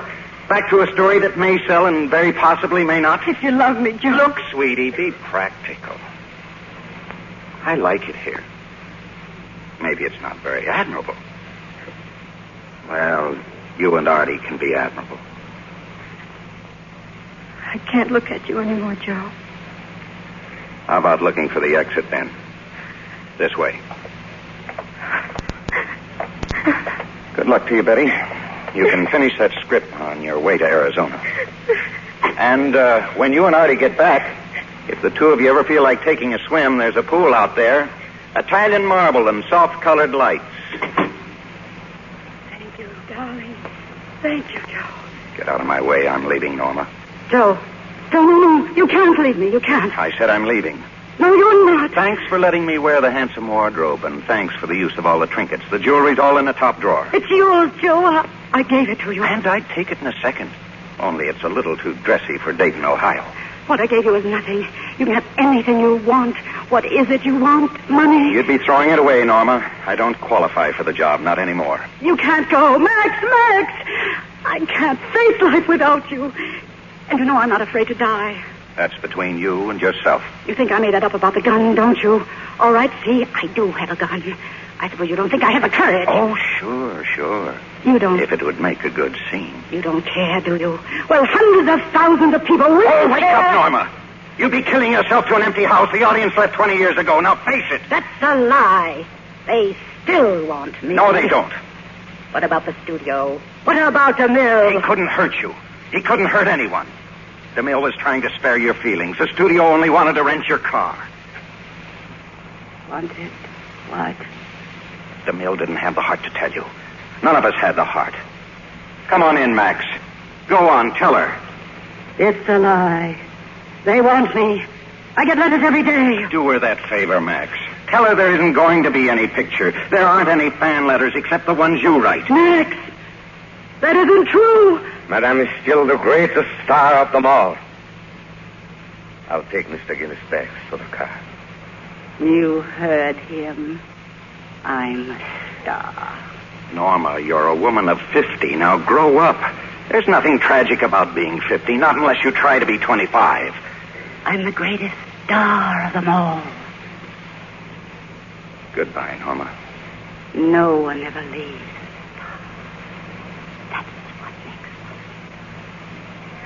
I left her standing there. I grabbed my coat and started out. She kept calling me. Joe! I could hear her running after me. Joe! I was out of the house now. The air suddenly felt fresh again, clean. I started across the patio. She called to me once again. Joe! But I didn't stop. I kept on going.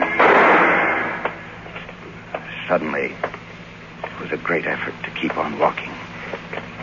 I was alongside the pool now, and if I could only...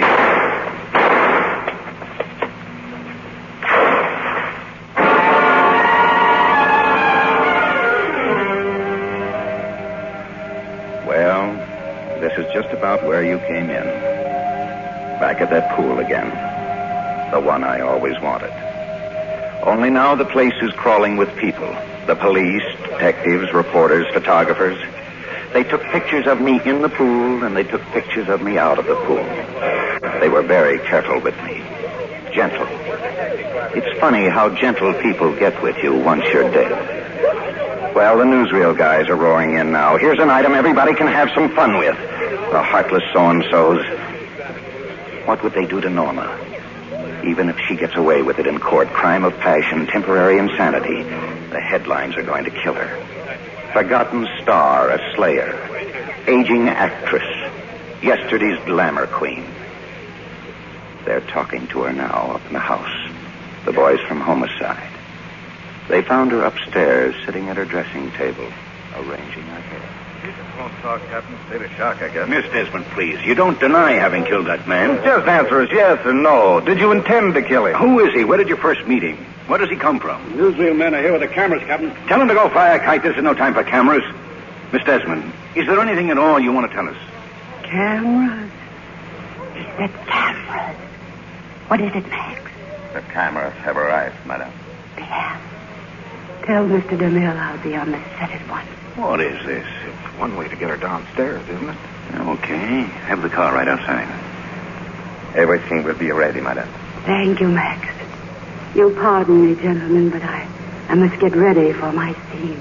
The cameramen were at the foot of the stairs, a dozen reporters firing questions, but Max didn't even bother to look at them. It was the cameras he was interested in. Quiet, everybody. One more. Miss Desmond is coming. Lights. Turn up the lights. Lights. Are you ready, Norma? What is the scene? Where am I? This is the staircase of the palace. Oh, yes. Yes. Down below. They're waiting for the princess. I'm ready. All right. Cameras. Action. So they were turning after all. Those cameras. Life, which can be strangely merciful, had taken pity on Norma Desmond. She came down the stairs. They were not policemen. They were not photographers or reporters or just the morbidly curious. To Norma, they were her public, her fans. And she was back again, working with DeMille.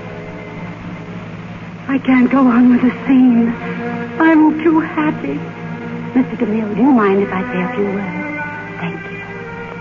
I just want to tell you all how happy I am to be back in the studio, making a picture again. You don't know how much I've missed all of you. And I promise you I'll never desert you again.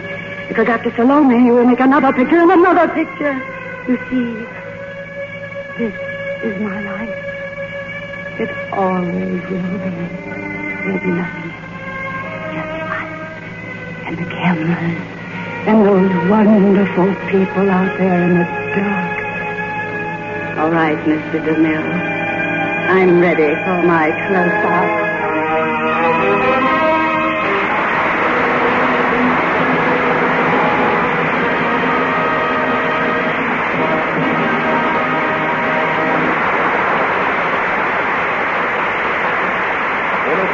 We want you to meet our stars in person. Mr. Keeley will tell you about next week's show.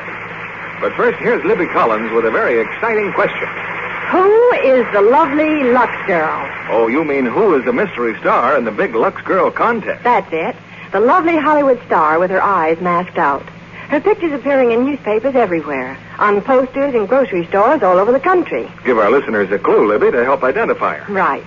Our Lux Mystery Girl is the star of Metro-Goldwyn-Mayer's Too Young to Kiss. That makes it easy for everyone to identify her and to enter this wonderful Lux contest. The prizes, John, are simply wonderful. Why, the first prize is $5,000 cash, plus a Ford Victoria sedan. And there are 10 more Ford Victoria sedans to be given away. And 200 14-karat gold diamond Bulova watches. Plus $10,000 in additional cash prizes. Over $60,000 worth of prizes. And everyone easy to win. Besides, it's really fun to enter the contest. First, you identify the mystery star. Then complete the last line of a jingle. Now, here's the jingle. June is her name. The last is da-da-da. That's where you fill in the star's name. I'll repeat it. June is her name. The last is da-da-da. Her lovely skin's beyond comparison. Her beauty soap's the one for me. Da-dee, da-dee, da-dee, da-dee. Everyone knows lots of nice things about Lux soap to help write that last line. Yes, for instance, Lux soap has active lather. Rich, creamy lather that cleanses gently but thoroughly, leaves skin softer, smoother. It's a firm white cake with a delicate flower-like fragrance. Comes in a generous big bath size, too. 9 out of 10 screen stars are Lux Girls. So go ahead, enter this big Who is the Lovely Lux Girl contest right away. Get the entry blank at your grocer's tomorrow. The picture of the star to be identified, the jingle, the rules, and the address are all on the blank. Send in as many entries as you wish, but with each entry, attach 2 Lux toilet soap wrappers, either regular or bath size. The contest closes October 15th, so start now. Get your entry in right away. Just think, $60,000 worth of prizes, over 1,200 opportunities for you to win. And now, here's Mr. Keeley with our stars. And we want them to come forward for a well-deserved curtain call. Gloria Swanson, William Holden, and Nancy Gage.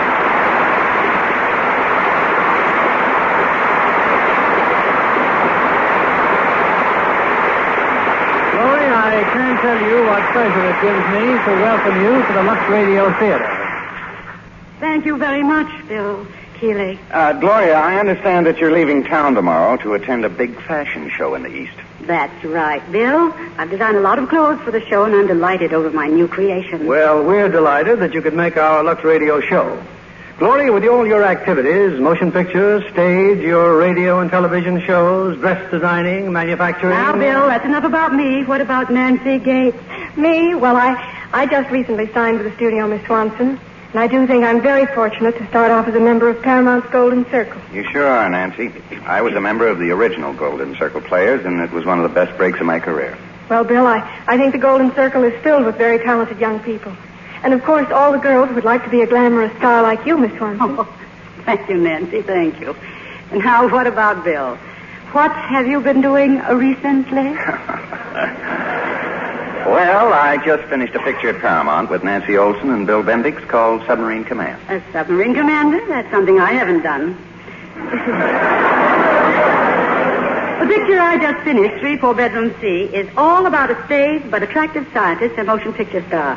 He knows everything about atomic radiation and nothing about the warm human chemical radiation that takes place between the male and the female. But he learns. Yes, indeed. He learns. You're just the one to teach him. That sounds like a real comedy hit. And speaking of hits, Gloria, a Lux soap is a real hit with everyone. Well, now, that's not new, Bill. For a long time, we screen actresses have depended on Lux toilet soap. That's right, Miss Swanson. And we hope to be screen actresses wouldn't think of missing our Lux soap facials. And I don't want to miss the announcement of next week's show, Bill. Next week, we'll have a salute to the motion picture industry. We call it Movie Time USA. And we'll present scenes from 7 important new productions with 15 of our top stars. They will be Mary Alden, Ann Blythe, Leslie Caron, Claudette Colbert, Gary Cooper, Wendell Corey, Bing Crosby, Dan Daly, John Derrick, Joanne Drew, Gene Kelly, Vera Ralston, Donna Reed, Forrest Tucker, and Jane Wyman. Oh. Just a little something they whipped up. Wow, that's going to be a great, super great show, Bill. And now I must say good night. We'll all be listening. Good night, and all our best wishes.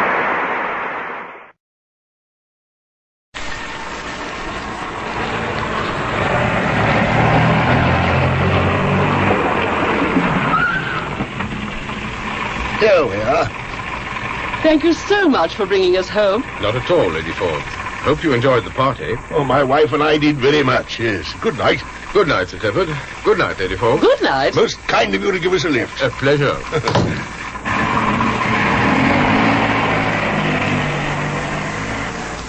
That was a very nice party. Yes. I didn't realize it was so late. It's 2:00. There's no light in Cynthia's room. No, she'll have gone to bed hours ago. I'm tired. We're getting too old for these late nights. You go up to bed. I'll bring some hot milk. Thank you, dear.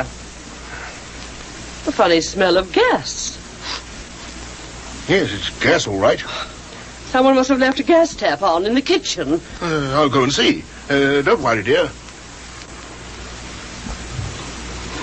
By Jove, there is a strong smell. Gosh, it's overpowering. Where's the switch? What the... Cynthia!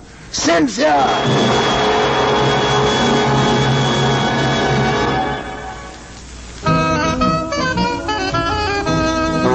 BBC presents A Case for Dr. Morell, another adventure by Ernest Dudley, with Cecil Parker as the famous Dr. Morell and Sheila Sim as his secretary, Miss Frail. The Blackmailer.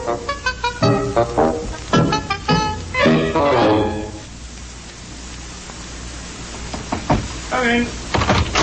Sir Clifford Forbes, Inspector. Oh, good morning, Sir Clifford. Thank you, Sergeant. It's very good of you to see me, Inspector Hood. Do you mind if I smoke my pipe? Of course not. Now, just begin wherever you like and see if we can help you. Well, as you know, Inspector, my wife and I and our daughter live in Winchester. Our daughter, Cynthia, is barely 19. She's our only child. Well, last summer we took her to Spain. Cynthia met a Count Raymond Alvaro. They fell in love and became engaged to be married. He travels between Madrid and London frequently and has been to our home 2 or 3 times. When do they propose to get married? In the autumn. I understand, sir. About 2 weeks ago, Cynthia came to London to go to a rather special party with her fiancé. Since her return, she's been a completely different girl. Different, Sir Clifford? It was as if she was terrified of something. My wife and I got nowhere with her. And then a couple of nights ago, we'd been out to dinner. We came back and I found Cynthia with her head in the gas oven. I was just in time to save her. The next day, she tried to gas herself again. The doctor got her into a nursing home where she's under constant watch so that she can't do herself any harm. Of course, I realize, of course, that an attempt to commit suicide is an offense. Oh, no need to worry about that, Sir Clifford. It wouldn't be our job in a case like this to aggravate the situation. We'd want to try and help. Thank you. If we can, and that's the problem. Your object in coming to Scotland Yard is to see if we can find out what's at the back of your daughter's attempts on her own life. My wife and I and the doctor have talked it over, and it's quite obvious Cynthia will never tell us what's wrong. It would appear from what you say that it's linked up with this visit to London. She was perfectly all right when she went, but she was a different person when she came back. Well, I'm afraid, Sir Clifford, I don't see what action we can take. But there must be something responsible for our daughter's state of mind. But it isn't a police matter.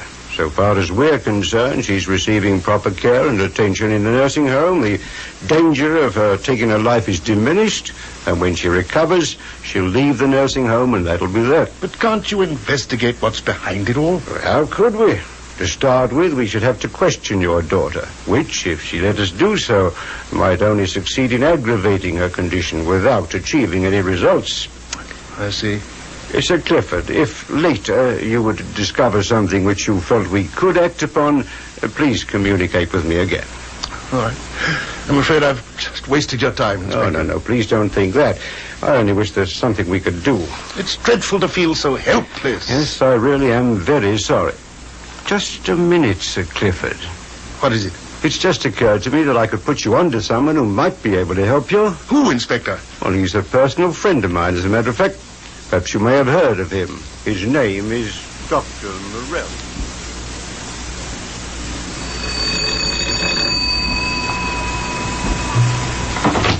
Good afternoon. Good afternoon. I'm Sir Clifford Forbes.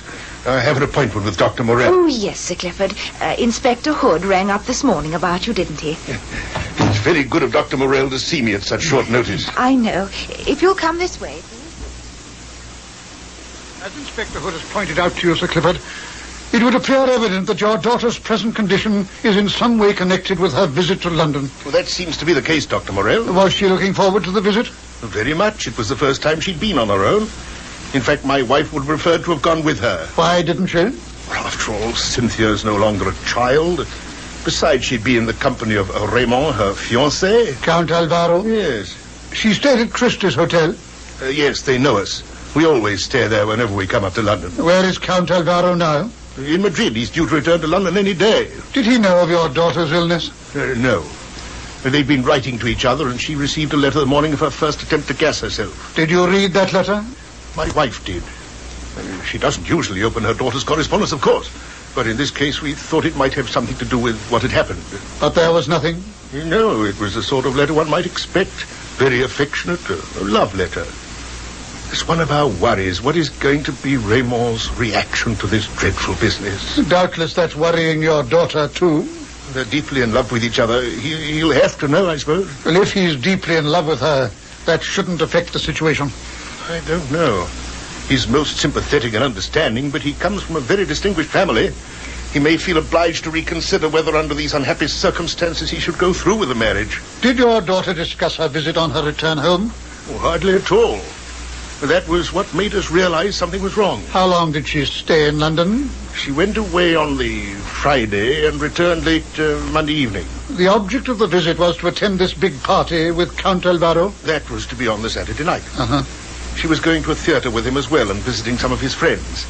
He had to return to Spain on Monday morning early. That was why Cynthia came back by herself. So far as you know, she was in his company most of the time, when, of course, he would have looked after her. We're pretty sure of that. He's most kind and thoughtful. She's about 10 years older than Cynthia, and I think that was why she fell in love with him, because he's so reliable. It would appear that whatever it was upset your daughter and set in train these unhappy events. transpired when she was alone? I suppose so. We can't very well get in touch with him without giving away what's happened, of course. Where does he live when he's in London? Well, he's got a flat in Cavendish Street.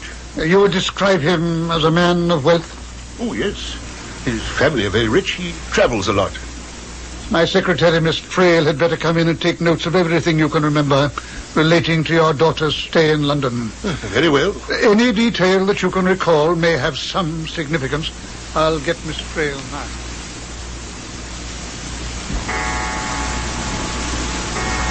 Oh, 5 o'clock and still mass is to be done. Well, I've got all the notes, Dr. Morell. Thank you, Miss Frail. Sir Clifford Forbes talked at length, but the only useful information we seem to have is the hotel where his daughter stayed. That may well prove a source of information. I hope so. I also have this snapshot of the young woman and her husband-to-be. Oh. She's very pretty. Though a little insipid, don't you think? He's attractive in that dark Spanish way. Shouldn't have thought she'd have been his type at all. Does it necessarily follow that a certain type of man must be attracted to a certain type of woman, or vice versa? Oh, yes, Doctor. It's all a matter of chemicals. Oh, but then surely you know that. I've often wondered. The chemicals that go to make up one individual's character and personality can have tremendous effect upon someone else's chemicals. Sometimes they act like a magnet, drawing each to each. Sometimes the reverse. They repel each other. At other times, the moment the opposite lot of chemicals meet and collide, there's a terrific explosion. Which is precisely what will happen now, Miss Frail, unless you stop your interminable chatter. Oh, I'm so sorry, Doctor. Was I going on? No, where were we? Are we going to see the daughter? It may be necessary. First, however, inquiries at the hotel where she stayed might yield some results. Some member of the staff might have noticed something amiss. Christie's Hotel. I'll ring up for you to see the manager. Do that, Miss Frail. Come in. Yes, sir. No, come in, Lily. This is Lily, Dr. Morell, who looks after the floor where Miss Forbes had her bedroom. This is Dr. Morell and Miss Frail. Good afternoon, sir. Good afternoon, miss. Good afternoon, Lily. I sent for you because Dr. Morell would like to ask you about the time when Miss Forbes was staying here. 2 weeks ago. Oh, yes, sir. Yes, Doctor, I remember it very well. Miss Forbes had the same room she always had when she stayed here with Sir Clifford and Lady Forbes.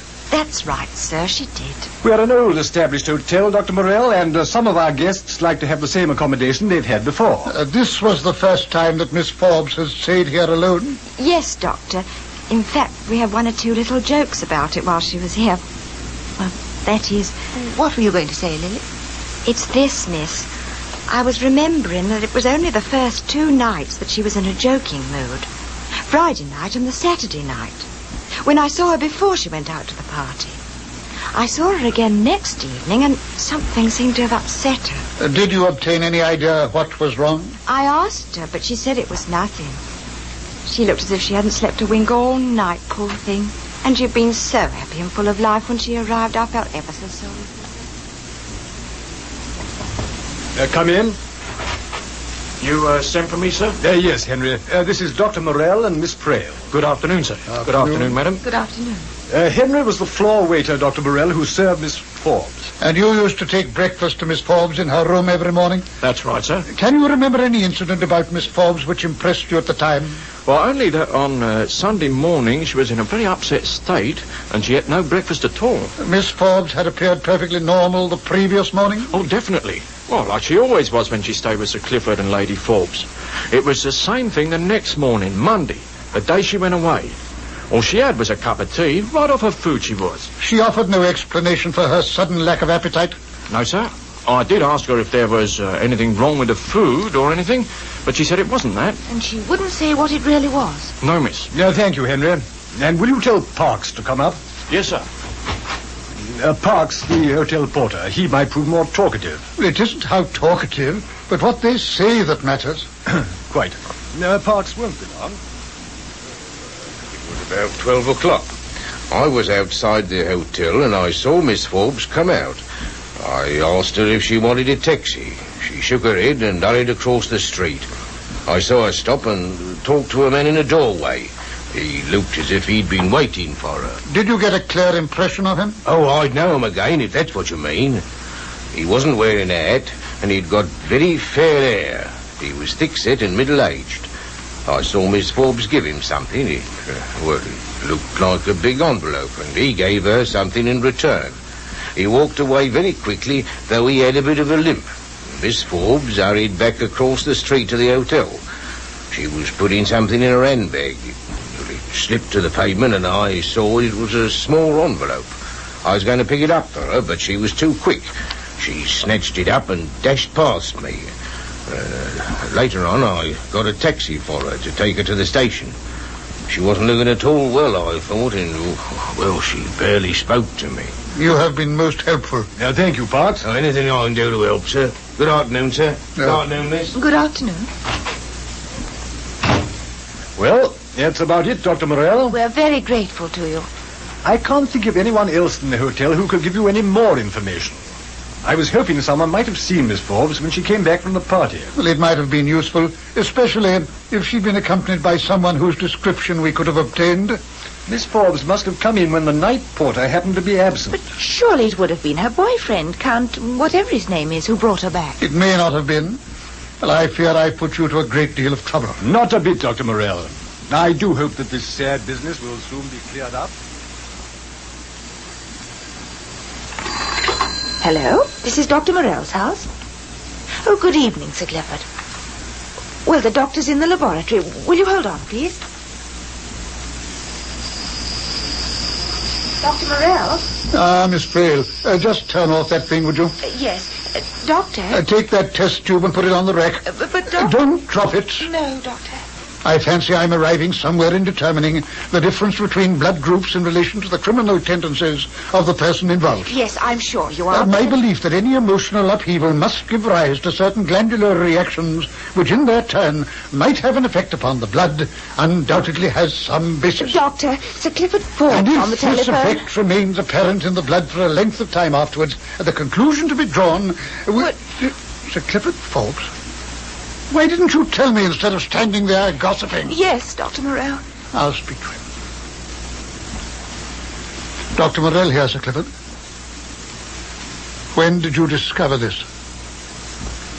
£250. I understand. Yes, just as soon as I have any news. Goodbye. Oh, what is it, Dr. Morell? What's he found out? On the morning before his daughter left to return home, she cashed a cheque at her London bank for £250. £250? That's a lot of money. Miss Forbes happened to be somewhat well off. Oh, how lovely. There appears to be no trace of the cash. You mean it's all gone? Whatever on? Murder.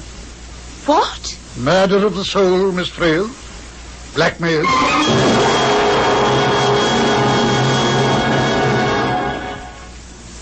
Dr. Morell, as sure as eggs. It's what I suspected from the start.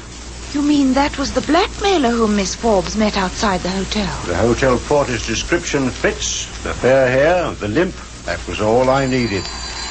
That'll be criminal records on the line, if you'll excuse me. Inspector Hood here. He's identified him, has he? I was pretty sure. Send the dossier up. Is it the man you think? Yes, Miss Frail. Harry Fox. The last time I got him 4 years. He can't have been out more than 6 months. Like most criminals, he continues to pursue the same nefarious trade, even though he knows that by so doing, he must inevitably encompass his own destruction. Well, that's your theory, I know, Dr. Morell. It is more than a theory, my dear Inspector. Here is demonstrable proof. Oh, that poor girl. But how could she have got caught up with someone so horrible? What is this man's mode of operation? Oh, the old stuff. Works with an accomplice. Puts some story over on his victim. I know Harry Fox, and I can just see in my mind how he'd work it in this case. It would be at the party this girl was at. He'd be a guest there. Oh, he'd wriggle his way in, trust him. He'd size up the situation, pick the right moment. Miss Forbes? Yes? Sorry to barge in like this, but Count Alvaro... What is it? Has anything... It's all right, Miss Forbes. Something's happened. He's been taken ill. It's nothing. Raymond, where is he? Really, it's nothing serious, but he's gone back to his flat. He's not hurt. Just a fainting attack, that's all. He sent me to ask if you could come along. Oh, yes, of course. Has he got a doctor? One's on the way. I'm a friend, by the way. I'm staying with Raymond. Let's hurry. Yes. I've got a taxi waiting. You're nearly there, Miss Forbes. Poor Raymond. He seemed perfectly all right while we were dancing. Then he went to get a drink. It was a sudden attack that hit him, but not to worry. I expect the doctor will be there now. I do hope he's all right. Here we are.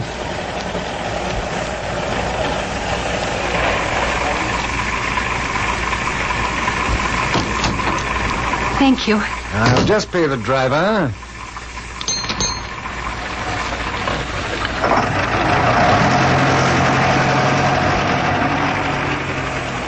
I've got a key. Come on in, Miss Forbes. Come on in. There you are, Dr. Morrell. That's about how it would go. He gets her into the flat, dopes her drink or coffee, and when she wakes up, she finds she's been photographed, looking as if she's been on one of those wild parties, or in Harry Fox's amorous embrace. Quite a vivid imagination of yours, Inspector. I tell you, I know how Fox works. How absolutely sickening. The victim has to buy back the photographs. Takes quite a time because Mr. Fox naturally hangs on to the negatives. Why was she such a fool as to pay up? That's what I can't understand. Well, I mean, if I was ever caught like that... Well, not that I ever should be, of course. Of course not. I'm sure you would. But if I ever was, I know what I'd do. What? This might be quite interesting, Miss Frail. I'd beat the brute over the head with my umbrella or whatever I could lay my hands on. I believe you would, too. Then I'd send for the police. Or for you, Dr. Morrell. You flatter me. You may rest assured that a blackmailer would never single you out for his attention. Just let him try. The point is, you see, he invariably picks his victim very carefully. Someone he knows will react to the situation the way he wants. Who'll think of the scandal, the shame, exposure, and who panics. He's a real psychologist. Eh, Dr. Morrell? To a certain extent, he can weigh up the character of the person he proposes to enmesh in his toils. As in the case of this girl, he played upon her youthful inexperience, and in particular, upon the fact that she was engaged to be married. Her prospective husband would be horrified by what had befallen her. Poor thing. What are we going to do, Dr. Morrell? Meet Mr. Fox. I think that might be arranged. Come in. The Harry Fox dossier, Inspector. Oh, thanks. There you are, Dr. Morrell. Have a glance at it. There's also some stuff on a character he's worked with in the past, with the photos. Right. Oh, by the way, Sergeant, I'd like to have a chat with dear Harry. Where's he hang out of an evening? Harry Fox, Inspector. Oh, I think I know where you can pick him up. He's at the Grey Parrot Club every evening.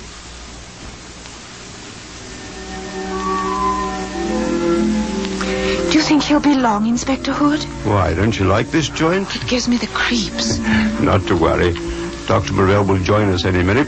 You'll feel safe enough then. Oh, I feel safe enough with you. I wonder why he left us on the way here from Scotland Yard. To make a phone call, he said. Well, he could have done that from your office. Perhaps it's someone he doesn't want us to know about. A secret girlfriend, Miss Frail? Inspector Hood, as if he'd... Oh, you were fooling, weren't you? He's got some card up his sleeve, I shouldn't wonder. Well, what happens when this fox creature does turn up? Rather depends on what ideas Dr. Morell's got. Hello, Grey Parrot Club. Farmley. Yeah, I know. Yeah, I'll tell him as soon as he comes in. So long. Well, I wonder who that phone call was for. This is the sort of place where customers leave or collect messages. It looked a bit sinister to me. Fox will never recognize you in this murky lighting. That barman was on to me the moment I came in. They can smell a flatty a mile off. Oh, here's Dr. Morrell. Oh, Miss Frail's been quite worried about you, Doctor. Did you make your phone call all right? You should know, Miss Frail. What do you mean? As if I could read your mind. Ah, that tune. I do know who you phoned. But you're improving, Miss Frail. But I don't... What is this going on? A mental telepathy act? Miss Frail will now expound. Don't you remember, Inspector? The phone call the barman took. That radio was playing Beautiful Dreamer. La la la la la la I've la. got it. You were humming that, Dr. Morrell, so you must have heard it when you phoned the bar. How clever of you. Oh, we plodding flatties get by now and again. But why did you phone, Dr. Morrell? Did you...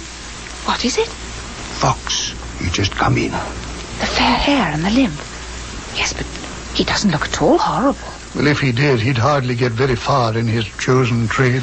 No, I suppose not. Well, what do we do now? Dr. Morell, it's for you to say.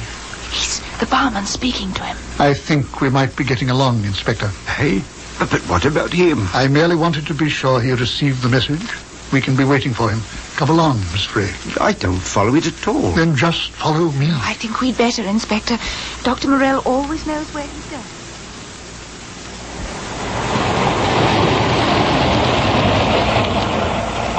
Here we are, Dr. Morell. Is this the address? My message to Fox will bring him back here. What now?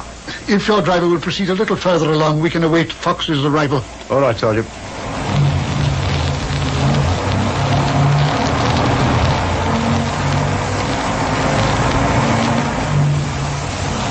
Stop here. Turn round on the other side of the road, between the street lamps. Yes, Inspector. We shouldn't have to wait long.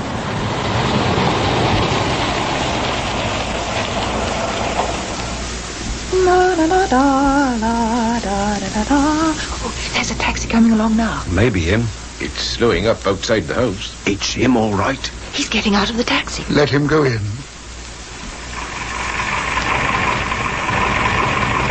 What's on the clock, driver? 3 bob, sir. All right. Ah, thank you, sir.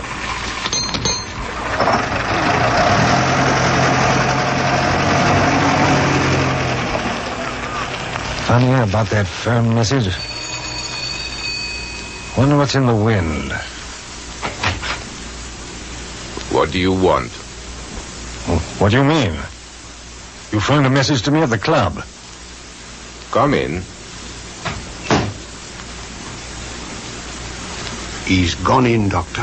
I think this is the moment for us to make a move. Come on, Sergeant. Yes, Dr. Morell, matron. Oh, how do you do, Doctor? Good morning. This is Miss Frail, my secretary. Good morning, do, matron. Miss Frail. The doctor has driven down from London for a few words with my daughter. Yes, Doctor. Well, if you'll come this way. I'm afraid Miss Forbes hasn't had a very good night, but she's a bit more relaxed now. Miss Frail and I'll wait here. Dr. Morell, Miss Forbes. He's come to see you. So long as he doesn't ask me any questions. I can't tell him anything. Well, I'll leave you, Doctor. If you would. Miss Forbes, Yes, Doctor? I have something for you. I fancy it might interest you. What is it? You ought to show some curiosity towards it. It's cost you a considerable amount of money and might have cost you more. What do you mean? It's the negative of a photograph.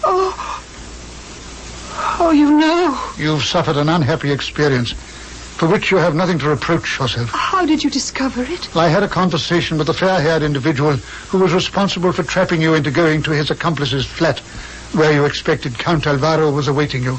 Yes, that's how it's happened. Yeah. He was called away suddenly during the party. Then this man arrived, and he said I was to go with him to the flat where Raymond had been taken ill. He said he was a friend of his. I believed him, and then there was the coffee he gave me, and I don't remember anything until I woke up and found myself there. It was horrible. Horrible. And then the photograph. You may dismiss it all. It's finished. Just relax. Relax. It's been like some dreadful nightmare. Try to think of it in that way. A nightmare. And now you're awake, and it's done with. Now you can sleep again, feeling secure and safe. I can't believe it's over. Relax and sleep once more. No one can harm you. No one. Relax. Relax. How is she, Dr. Morell? How did she take it? I left her sleeping. Oh, how can we ever thank you? If it hadn't been for you, I don't know what we should have done. You may rest assured that there is no cause for any further anxiety. I told you Dr. Morell will put everything right. There remains one minor matter to be attended to, which I didn't mention to her. What's that? Well, I thought it best to leave it to you to discuss with your daughter. It concerns Count Raymond Alvaro. You mean he knows? I fear so. But why? Why did you have to tell him? How did you get in touch with him? Don't you think your daughter would have wanted him to know anyway? Well, she couldn't not tell him, surely. No. Only I must confess I was hoping he'd never have to know. Why should it matter if he really loved her? Yes, but But you say you've spoken to him, Dr. Morell? I have. But where is he? Is he back in London? He's in London, and he knows everything. What did he say? How did he react? That's what you will have to explain to your daughter. You mean He was never in love with her. It was her money which attracted him. How dare you say that? Well, because it happens to be true. You see, he makes a practice of attaching himself to impressionable young women of means and with access to wealth. Count Raymond Alvaro, or whatever he calls himself, found such a victim in your daughter. But it can't be true. How do you know this? I had the dubious pleasure of seeing his picture in a dossier at Scotland Yard. It was the same man in the snapshot you gave me with your daughter. You never mentioned anything about that to me. Oh, didn't I, Miss Frail? The man with her in the snapshot. Yes, I remember now. You observed he looked attractive in a dark Spanish way. And he hasn't been back to Spain at all? A discreet inquiry I made at his flat in Cavendish Street revealed that he was, in fact, there. But the letters he wrote? They were easily arranged. Inspector Hood and I called at his flat last night. I was there too, wasn't I, Dr. Morell? Accompanied inevitably by Miss Frail. We apprehended him and his accomplice, a man named Fox. The ensuing interview proved eminently satisfactory for us. I just can't believe it. I knew it. It must be an awful shock. You mean he isn't Count Raymond Alvaro at all? One of many aliases he uses. His real name doesn't matter. All that need concern you is that he is a professional blackmailer.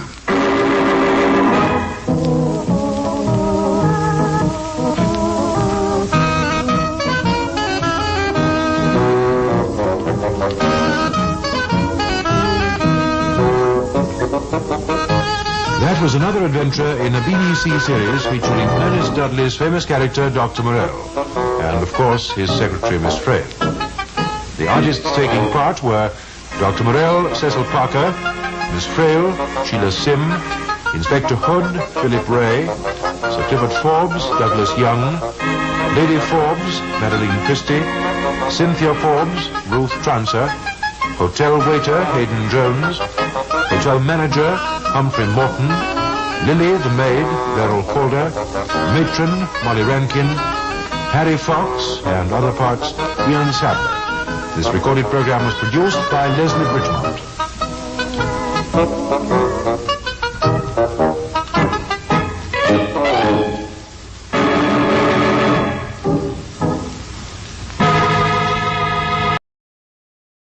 Three chimes mean good times on NBC. You're invited every Saturday over most of these NBC stations to a one-hour concert by the renowned NBC Symphony. Tomorrow's symphony performance features Metropolitan Opera star Helen Trouble as guest soloist. For tomorrow's broadcast, the orchestra will be under the baton of the widely acclaimed conductor, Wilfred Pelletier. For the world's great music, hear the NBC Symphony brought to you tomorrow and every Saturday. Transcribed. Ladies and gentlemen, the ringing of that phone bell brings you mystery, adventure. NERO Wolfe's office, Archie Goodwin speaking. Yes, who's calling?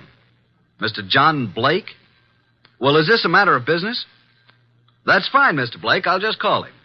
Archie, I'm not here. Tell him I'm up in the plant room with the orchids. I was going to call him to the phone, but he's up in the plant room with his orchids. What sort of a case is this, sir? Really? Really, is that so? Is it a man or a woman? Oh, I understand perfectly. It's a man. Well, at least that's something different. Yes, sir. Very urgent, I understand. And I assure you, Mr. Wolfe will be here waiting for you. The fee? Shall we say about, $1,000? I will not see any client until after dinner. Fritz is having mountain quail on toast. Yes, Mr. Blake. Come at once. What were you saying, boss? Confound you, Archie. Nothing but business. All the time. What's the problem? I don't know. And at $1,000, considering our bank balance, I'll help him poison his great-grandmother.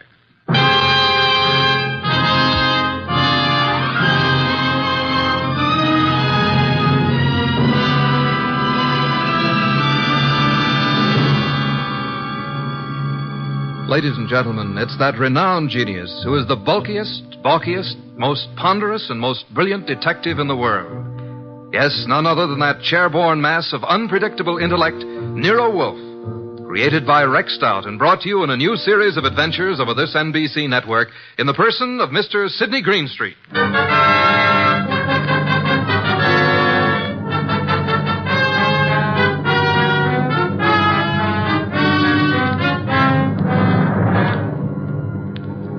we chose to refer to as the case of the hasty will began, of course, with an urgent phone call from the mysterious John Blake. At the moment, Nero Wolfe was seated in his chair, which was specially built for his 300 pounds, and I was giving him a lecture on the importance of money. Archie, that will do. I'm not interested. You will be when you learn you can make no more purchases of beer and Skittles. You've passed up 2 cinch cases now. Each would have meant a healthy fee. Let us hope this Mr. Blake has a nice, fat problem that will take us days to solve. Archie. Yes, sir? Answer the door. Good evening. I'm John Blake. Oh, yes. Come in, Mr. Blake. You have no idea how welcome you are. Archie, show Mr. Blake in and close the door. That draft is unbearable. This way, sir. Mr. Wolfe doesn't care for anything resembling air. Oh, I'm Archie Goodwin. Good evening, Mr. Blake. Mr. Wolfe, I have a little business for you. Now, before you say anything, I know you're not a lawyer. I'm not a member of the bar, let us say, Mr. Blake. Of course. What kind of business, Mr. Blake? I have here a short will, which I have typewritten myself. I haven't signed it yet. Also, I have here a sealed envelope containing a letter which I want you to be prepared to deliver to the addressee. A will and a letter. Very well. Yes. Do you know who I am? Seems that I've certainly seen you before. Same here. I just can't place you. Well, I'm John Blake, president of the Plymouth Building and Loan. Oh, of course. I've seen your picture many times. You have a staff of the best attorneys in the city, Mr. Blake, and this is most assuredly the business of attorney. Perhaps. But in this particular instance, I wanted an individual who had no interest in me, nor previous knowledge of my affairs. I see. Also, I wanted a person who was, well, shall we say, not too well fixed. Well, you certainly couldn't Archie. Imagine Mr. Wolfe being in need of money. Just why can't your attorneys handle this? You'll know in a moment. But when I leave here, I want you to forget the whole thing, for the time being. Indeed. You have said it. Here's the will. You may read it. Archie. January 25, 1951. To my daughter, Anita Blake, I do hereby bequeath all my property, personal and real, including the portrait painting of her mother, my dear deceased wife, Marcia Blake. This will supersedes any and all instruments previously drawn. So, simple enough, isn't it? That's all. Now, the pen, please, and I'll sign it. Now then, you sign as witness, Mr. Goodwin. You retain the will, Mr. Wolfe, and the envelope here, which is addressed to Hillary Blake, my brother, who is now living in this city. Your brother? He's just recently returned from 25 years in Australia. Though Hillary has written me several times, I have not favored him. We've been estranged these many years over, a certain unpleasant situation which this enclosed letter will clear up. Are you in fear of your life, Mr. Blake? Murder? No, Mr. Wolfe. There was a time, yes, but, not now. You will know what to do with the will and the letter, though, when the time arrives. Now, as to your fee, you said, 1,000? Well, we usually receive... 1,000 will do. Well, here's a check, all made out. If you're thinking of suicide, Mr. Blake, we must warn you. If you don't care to go through with this, please say so. I'm not planning on suicide, I assure you. We have taken the job, Mr. Blake. And good evening, gentlemen, and thank you for your kind indulgence. Well, that's the simplest little 1,000 we ever made. I believe, Mr. Goodwin, you're going to be quite surprised. I want you to get acquainted with John Blake's secretary. You will more than earn this 1,000, young man.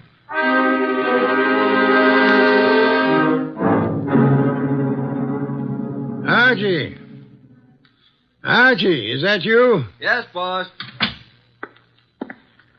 What time is it? It is 6 p.m. The clock is right in front of your eyes. I'm thinking, Archie, it's very interesting. Very. An entire day has passed since the visit from John Blake. Did you learn anything from Blake's secretary? I did. He left his office late yesterday, she said. His daughter Anita is quite upset because he didn't come home.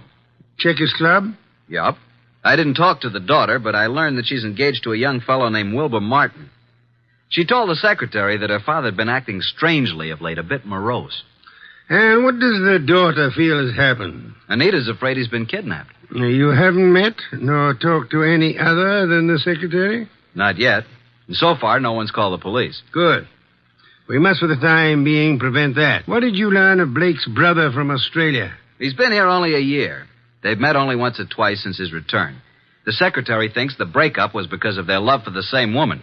Hillary became very wealthy in Australia. Very well, Archie. It is time for you to visit Miss Anita Blake at her home. I'd love to, boss. She's a mighty purty gal. Phooey. Archie, you can do me a great service. Anything. Be sure to close it tightly as you leave. Close what? The coal chute, of course.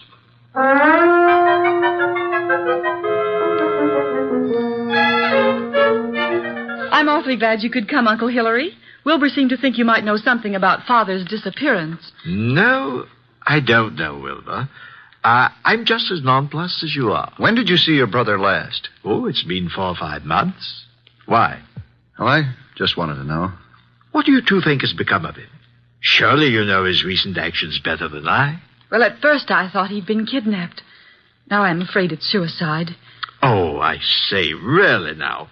Have you been putting such ideas into our head, young man? On the other hand, could have been murder. Indeed. Well, I suggest that the police be called. Hospitals, the morgue, every place. Have you thought of doing that, young man? I was going to. Oh, really? Then what are you stalling about? I'll just step into the library and do it myself. Oh, it can't be, Wilbur. It just can't be. Miss Blake, there's a Mr. Goodwin to see your father. Oh, I'll see him. Thank you, Miss Blake. I'm Archie Goodwin. This is my fiancé, Mr. Wilbur Martin. Mr. Martin? How do you do? What is it you want, Mr. Goodwin? Is your father here, Miss Blake? Why, no. No, he isn't. What is your business, Mr. Goodwin? Why do you want to see Mr. Blake? As a matter of fact, I don't really want to see Mr. Blake because I don't think he's here. I came to see Miss Blake. Just who are you? I'm a detective. Police? Private investigator with NERO WOLFE. John Blake has disappeared. I know you're trying to keep it out of the press because you think he's been kidnapped. We have called the police. Oh, what do you think has happened to my father? I think he's dead. Oh, dear. Why do you think that? Yes. Just what do you know, Mr. Goodwin? Oh, Anita, I want to ask you a few questions. I think it's advisable. Mr. Blake. Yes? I thought you were done for. That is... I don't think I... This chap is a detective. I'm sorry about this, Mr. Blake, but curiosity got the better of me. I hope I haven't wrecked things. What are you talking about? You remember the agreement. What agreement? Mr. Goodwin, do you know who you're talking to? Why, yes, John Blake. Oh, no, Mr. Goodwin. This is my Uncle Hillary, my father's brother. Hillary? Hillary Blake? Yes, my father's twin brother. John and Hillary were twins. Of course. It's news to me. I didn't know that. What did you know about him? Well, now that I look at him, now that I can recall his speech, there is a difference. And now, why do you think John Blake is dead? I've just come from police headquarters. You mean he's been murdered? No. From all indications, he's committed suicide. Suicide? Are you sure? Poor father. Oh, I was afraid of this. This morning, a hat and an overcoat were found on the East River docks near Pier 9. In the coat was a typewritten copy of a will made yesterday. The hat bears the initials J.B. There was a will? Yes. Could you identify the hat and coat, Miss Blake? Well, yes, of course. Very well. Come in, Sergeant. This is Sergeant Hanlon. Miss Blake, do you recognize this coat and hat? Yes. Oh, yes, I do. They were father's. Oh, Wilbur. Suicide? I can't understand it. But the hat and coat are not conclusive evidence. What about the will found in the pocket? Show them the will, Sergeant. Read it, miss. You read it, Wilbur? To my daughter, Anita Blake, I do hereby bequeath all my property, personal and real, including the portrait painting of her mother, my dear deceased wife, Marcia Blake. This will supersedes any and all instruments previously drawn. But no signature. I have the original. Here you are. Where did you get this? Notice the signature of the witness? Archie Goodwin. You witnessed his signature? In NERO WOLFE's office. But Mr. Blake had his own attorneys. Nevertheless, he came to Mr. Wolfe to take care of the will. If we hadn't recognized him from his photos in the papers, I wouldn't have witnessed the signature. Anita, is this your father's handwriting? Yes. Yes, it's his, all right. But there still isn't proof that he's dead, nor that he committed suicide. No corpus delicti. And the body may not be found for days. But this evidence we have here certainly indicates that a body will be found eventually. Maybe not, Mr. Goodwin. It's possible they could have... What were you going to say? Nothing. Miss Blake, in a way, I blame myself for your father's death. How do you mean? I had a sort of premonition. It's obvious now why he came to Nero Wolfe. Is it? He wanted someone who didn't know him personally. His own attorneys would have been able to see through his plan and prevent his carrying it out. But he made a will. Why did he draw this new one? Yes, that's what I don't understand. Well, I still am not convinced that he committed suicide. Mr. Blake, here is a letter he asked to be delivered to you. Oh, well now. Perhaps it will shed some light on the problem.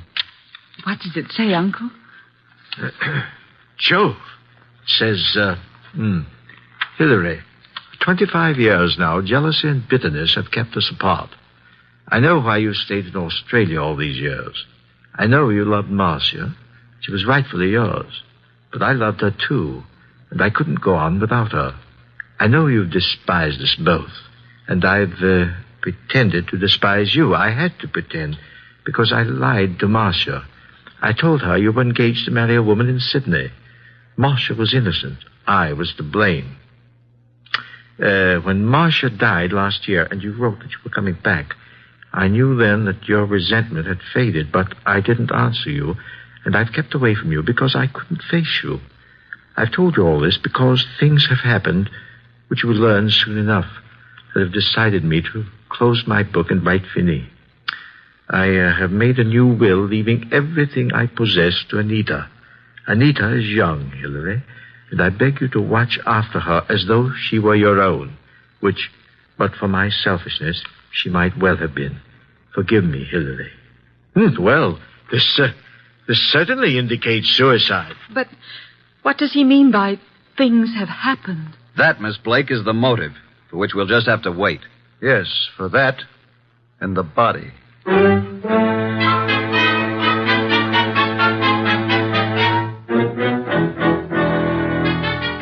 Well, boss, up here in the conservatory a bit early, aren't you? How are the orchids? Oh, it's a nice sunny morning. Even though it is around 0 outside, the sun is fine for them. And behold, Archie. Huh? What is it? The Dendrobium sclerostel. Yes, indeed. What about it? Showing 2 buds. Most encouraging. Indeed so. Boss, I can't take the steam heat here. Tell me, this painting of Marcia Blake, is it large? It hangs over the Blake mantel, about 3 by 4 feet. I find it most intriguing that John Blake should mention the painting in so short a will. And Hillary, does he seem to offer any suggestion on this problem? He has very little to say. Wilbur has definite ideas, and he's in there pitching all the time. He has a rather unpleasant way about him, though. You have talked with Inspector Kramer? I have. And asked Miss Anita and Hillary to meet you at the morgue to look at the body? Right. And I left Wilbur out of this gathering. This body is practically unidentifiable, huh? In Kramer's opinion, it is. After you're finished down there, I'd like to have a chat with this Wilbur Martin. Okay, but you'll get nothing out of him. I've tried. Archie, you're becoming so conceited. Soon I fear I'll have to fire you. If it were summer, I would forthwith resign. Run along and close our coal chute behind you.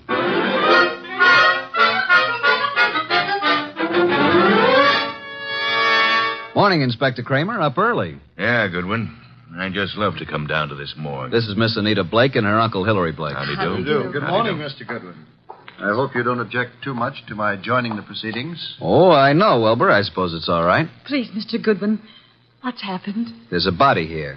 Rather badly bruised and cut and in a bad condition, but I think you should look at it. Oh, I'm sorry, Miss Blake, but I'm afraid it's necessary. Very well. I'll be all right. I'd like to come along. Oh, yes, Wilbur, you must. Well, come on. This way.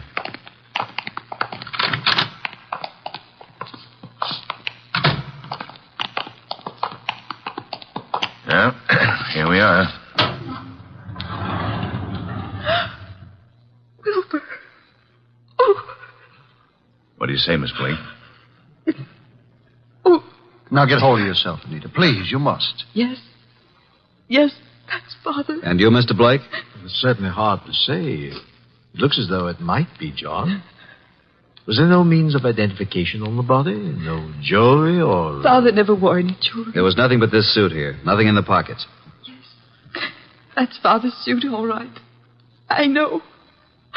Oh, why? Why did he do it? Come along now. That's all for today.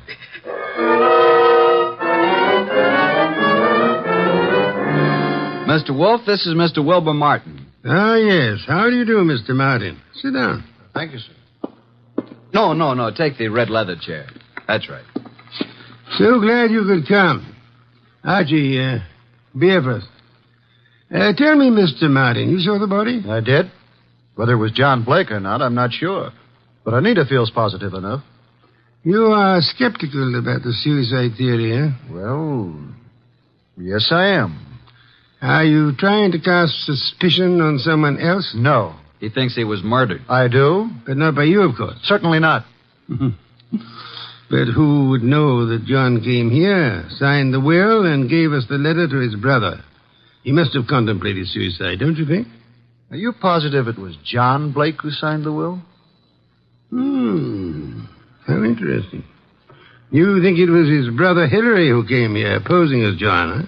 It could have been. But the man was quite gray and had no Australian accent. Hillary could have dropped the accent for a short while and grayed his hair, and they were twins. It's so enlightening, Mr. Martin. Do go on.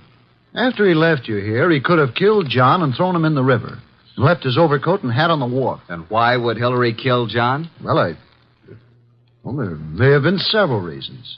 Maybe because of Marcia. Well, there's several reasons. Tell me, did John Blake object to your engagement to Anita? No, why should he? I don't know. I merely asked.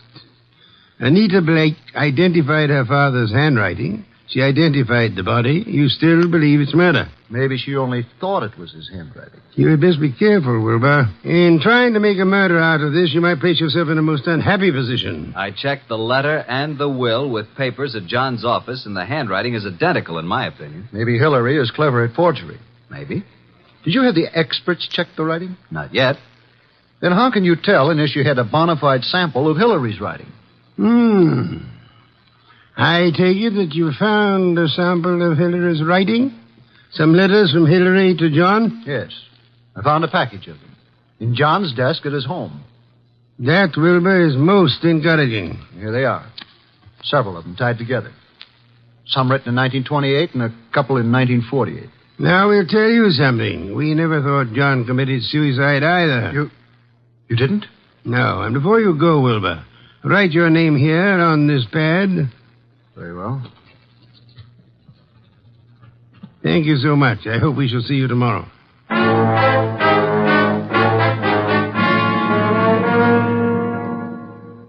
Well, I'm surprised, Inspector Kramer, to see you out in such inclement weather. I like the cold spells. Sit in the red leather chair. Yeah, thanks.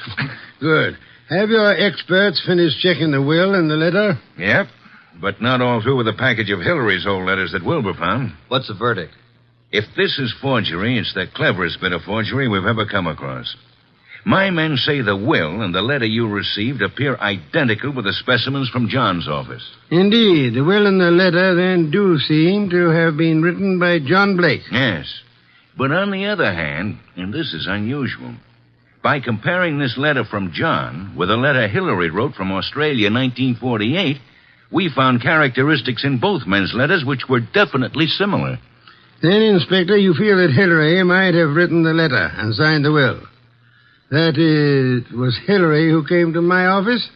It's a tough thing to prove, but I think that's being on the right track. Inspector, what about the rest of the package of letters I got from Wilbur Martin? They're still working on those down at headquarters. What about young Wilbur? So far, can't see much in him to worry about, but it's a bit early.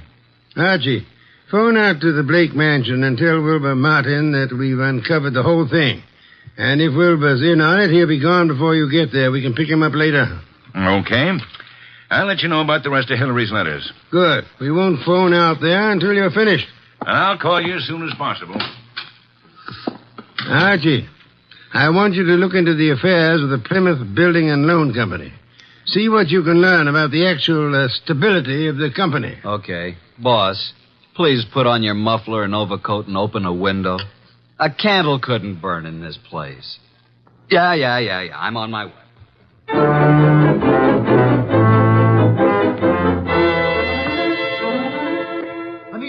Anita. What is it, Wilbur? What's happened? I came out as soon as I heard. Well, what's happened? Speak up, man. You haven't heard? You don't know? No, what? Look at these headlines. Plymouth Building and Loan crashes.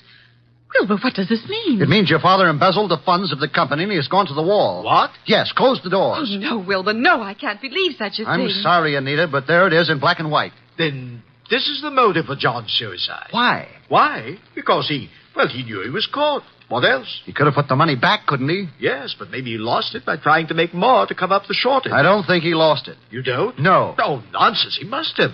Else why would he kill himself? Maybe he didn't kill himself. Oh, this is awful. Oh, please, Anita, you mustn't worry. I know this is very embarrassing for you, but it isn't your fault. Now, let me take you away for a while. We can run down to Mexico until this blows over. You won't take her to Mexico. You won't take her any place. Just what do you mean? What's wrong with you, Wilbur? You're acting stupid. Your father may have fleeced the company, but I don't believe he lost the money. Wilbur. He hid the money, and your Uncle Hillary found the hiding place. And he set up the suicide to cover your father's murder. Hillary killed him. Oh, you're crazy. You're out of your mind. Why, this doesn't make sense. I have all the money I need. Yes, you have now. Pack your things, Anita. I'll phone the airport for reservations. You can't leave at a time like this. You won't leave this room. Do you know what can be done to you for threatening people with firearms? I'll call the police. You don't need to call the police. I've just talked to that detective, Mr. Goodwin. He's on his way here. The police have uncovered everything. I know you killed John, and you have the money. Wilbur, you're out of your mind. I know what I'm talking about. Get out of here. Get out! I won't leave. No one will leave till Goodwin comes.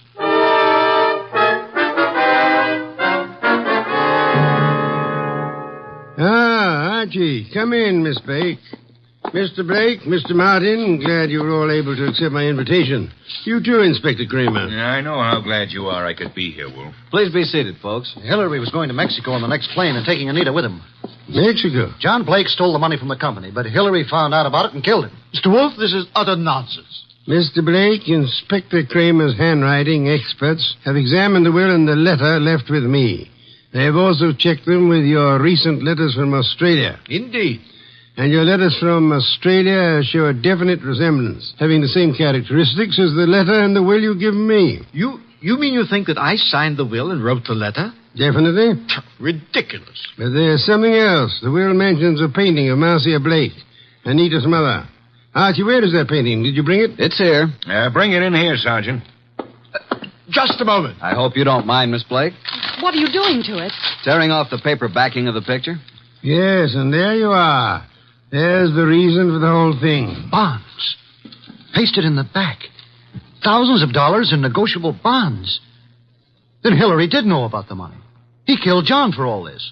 He had Anita order the picture to be credited for shipping. I did no such thing. Nevertheless, you didn't kill John Blake. Certainly he did. Look at these two letters from Hillary Blake to John here in America. What are the dates? September and November 1948. Those were supposedly Hillary's most recent letters to John. And look at these letters, June and July 1928. Notice any difference? All are signed by Hillary, but the ones dated 1928 are not at all like the ones written in 1948. Not the least similarity. The ones dated 1928 were written by Hillary. For those dated 1948 were written by John. By John? How do you mean? Carry on, Inspector. You're under arrest, Mr. Blake. Not for murder, because there's been no murder. You're under arrest on a charge of embezzlement. Embezzlement? Oh, but how can And you, Miss Blake, are under arrest as an accomplice. What? I don't understand. Mr. Wolfe. Wilbur, you yourself unearthed the old 1928 letters, really written by Hillary from Australia.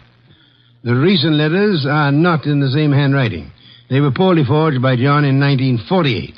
Furthermore, we checked with Australia and learned that Hillary Blake died in Sydney 10 years ago. And this man here is really John Blake, posing as Hillary to escape the penalty for looting the company. Anita, it just doesn't seem possible. Anita knew all about it, and they might have gotten away with it if they hadn't come to us, Archie. What a fantastic plan. I'm giving you back your $1,000, Mr. Blake, but I'm afraid it won't do either of you much good now. Thank you so much, Inspector Kramer, for dropping in.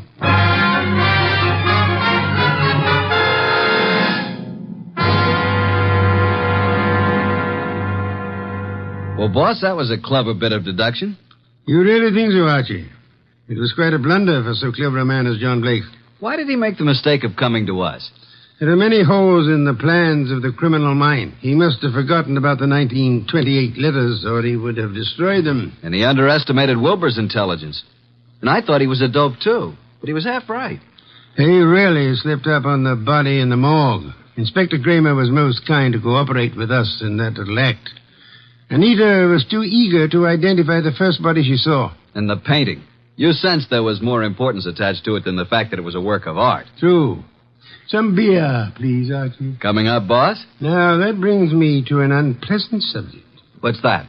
You were talking about resigning. Are you still in that frame of mind? Resigning? When did I say anything like that? Then you're going to be content with conditions as they are? Why, of course. What are you saying? And you don't mind it a bit as long as this dreadful weather continues? Well, not at all. Don't mind what? Going in and out of the house through the coal chute.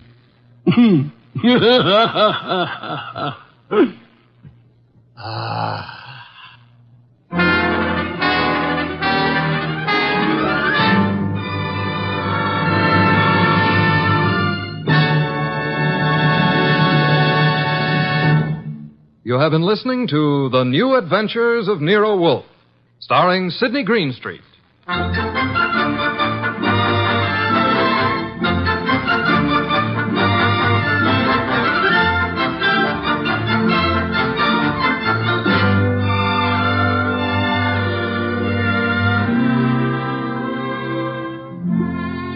Tonight's transcribed story by John Edison was based on the characters created by Rex Stout and produced and directed by J. Donald Wilson.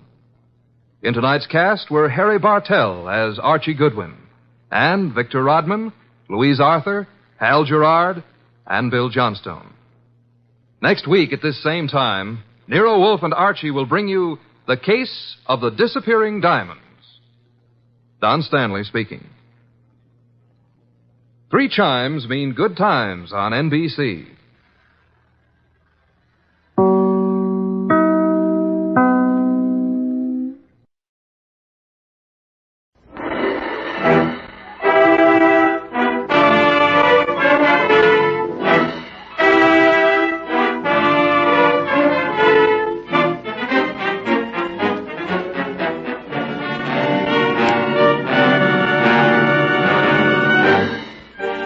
Mysteries on the air, bringing you Phil Cole, the famous girl detective, and another opportunity to win your share of the $50,000 in cash prizes to be awarded the winners in this thrilling contest of skill. Every week at this same time, over this same station, your Philco radio tube dealer brings you transcribed the exciting Philco Radio Mystery Contest. Big weekly prizes, gigantic grand prizes. You may win just by answering the easy contest questions you will find in Philco Radio Mystery Book number 2. If you haven't your copy yet, get it right away from your Philco Radio Tube dealer. In a moment, Philco, the girl detective, is going to solve the Double X mystery. As you listen to the broadcast, those of you who already have Philco Mystery Book number 2, open it to pages 6 and 7. Then you can follow the action on the diagram. Listen carefully. Take notes. Be prepared to win your share of the $50,000 in cash prizes. Ladies and gentlemen, here's the Double X mystery. Our scene opens in Dr. Raymond's hospital, a famous private establishment. It is 11 o'clock in the morning, and Phil Coe and Tom Taylor are visiting a friend named Mrs. Brown, who is gravely ill. Phil has been ringing for the orderly, but receiving no response, she has gone into the corridor to look for him. I'm awfully sorry, miss, but I didn't hear the buzzer. I'm Judd, the orderly. Oh. I hope you don't mind, miss, but I was having a smoke and a glance at the morning paper. Oh, that's all right, Judd. I was reading about last night's jewel robbery. That there diamond's quite valuable, ain't it? Yes, that was a famous Faith diamond. Well, there was a lot of shooting, and the police think they winged the bloke what stole it, but he got away. You know, coincidence is a funny thing. What do you mean, Judd? Well, of course it don't mean nothing, but a chap named Oliver came to the hospital early this morning with a bullet in his leg. Said he shot himself while cleaning his gun. Oliver's at the end of the corridor in room double X. Did Dr. Raymond report it to the police? Oh, yes. They were here to investigate. But there's nothing to it. Smythe, that's Mr. Oliver's valet, he witnessed the accident. They're English chaps. Oh. You know, an hospital gives a bloke a chance to study human nature. Now, take this chap Oliver, for instance. He gave me quite a chuckle this morning. Is it so funny to have a bullet in your leg? Oh, no, it wasn't that. But when his nurse, Miss Rapp, was getting him ready for the operating room so they could probe for the bullet, she asked him to take out his false teeth. You know, miss, they make you take your dental plates out when you're taking an anesthetic. Oh, yes, of course. Well, Oliver kicked up an awful fuss. Said the nurse would lose the false teeth or maybe break them. But he finally took them out and put them in the pocket of his hospital gown. Most irregular. Oh, hello, Phil. Where have you been? Oh, I've just been talking to Judd. Mrs. Brown's asleep, so we'd better not go back. Yeah.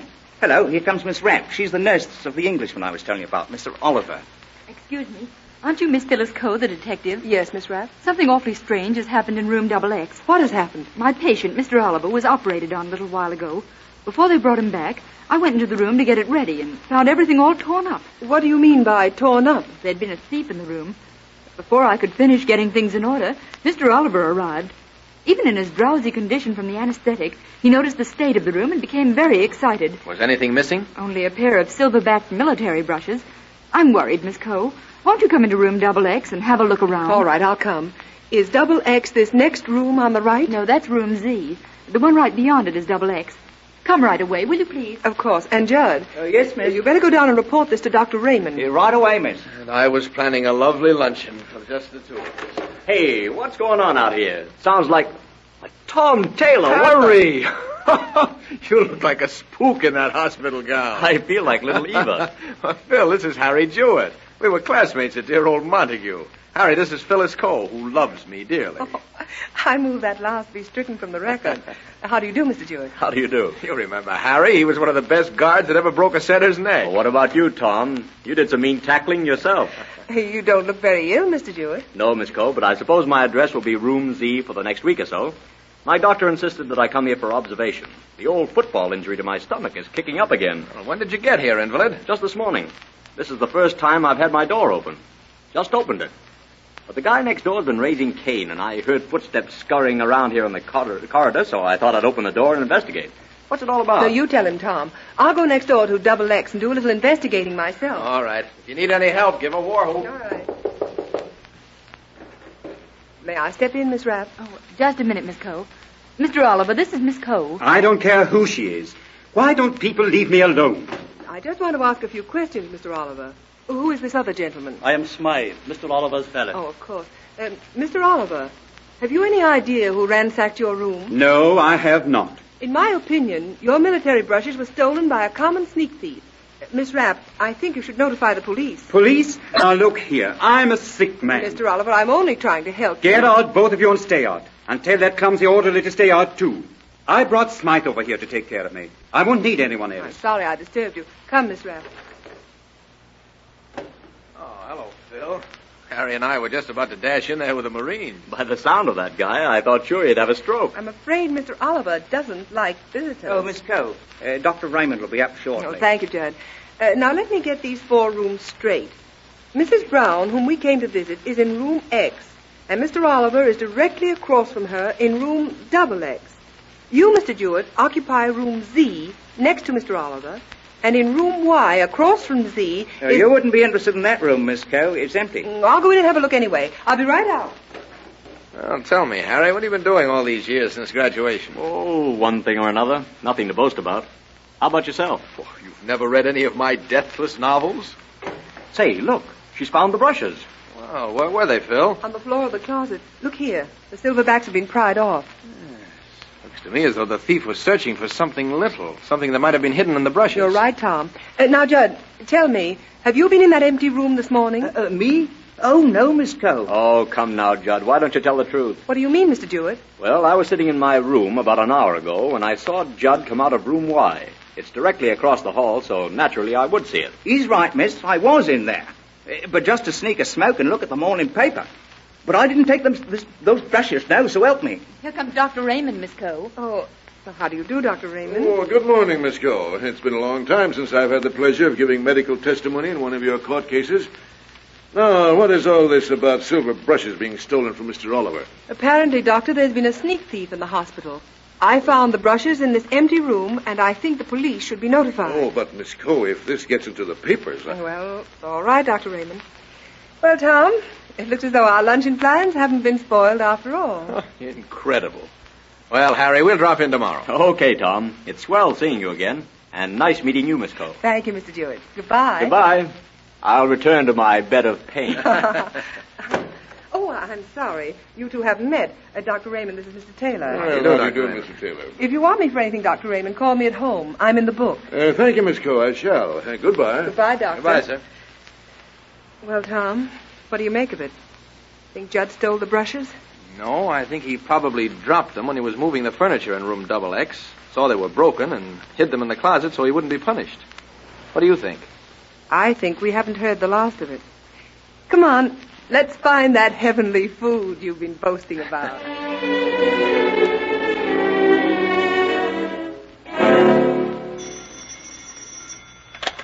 Phyllis Cole speaking. This is Dr. Raymond at the hospital. Oh, yes, Doctor. My patient, Mr. Oliver, he's been murdered. What? Yes, strangled to death. Judd, the orderly, I found him just a moment ago, about 1:30, about 2 hours after you left. Was anything stolen? No, but the body is lying on the floor. The bandage is brutally torn from his leg. The bedclothes are all torn apart. Had he been dead long when Judd discovered him? No, only a few minutes. Please come over, Miss Cole. All right, Dr. Raymond. I'll be right over.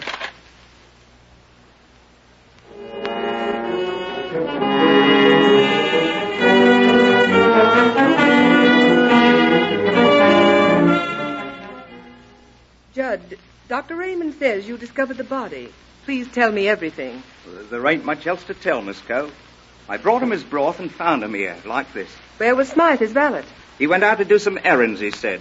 He saw me in the hall and asked me to get the broth. Well, did you do it immediately? Yes, Dr. Raymond. That is, I ordered it immediately. It was 1 o'clock, and since the other patients has their lunches at 12:30, I had to phone down for it.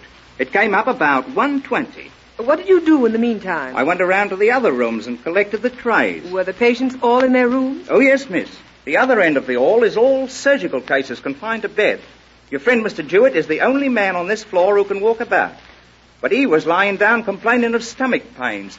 He couldn't eat a bit of his lunch. He didn't touch his tray. Thank you, Judd. Please leave the room now and send Mr. Jewett in. Yes, Miss Cole. Well, have you learned anything? Oh, just a moment, Dr. Raymond. I want to question the nurse. Miss Rapp, where were you between 1 and 1:30? I was across the hall in room X with your friend, Mrs. Brown. I stayed with her while her special nurse was at lunch. No, thank you. You may go. Oh, how careless of me, Doctor. I don't suppose I should have asked Mr. Jewett to come in here. Do you think moving around will seriously affect his condition? Well, to be truthful, I really don't quite know what his trouble is. He arrived this morning and asked to be admitted. He has no physician of his own, and we're waiting for our stomach specialist to arrive. I see. Oh, come in. Hello, Mr. Jewett. Miss Cole, this is a frightful thing. Oh, here, now, don't excite yourself. Here, you'd better sit down. Oh, I'm all right, Dr. Raymond. Matter of fact, I'm thinking of leaving the hospital. I ate a tremendous lunch with no ill effects. Well, I'm glad to hear it. Did Tom come back with you, Miss Cole? No, but I left word where I was going.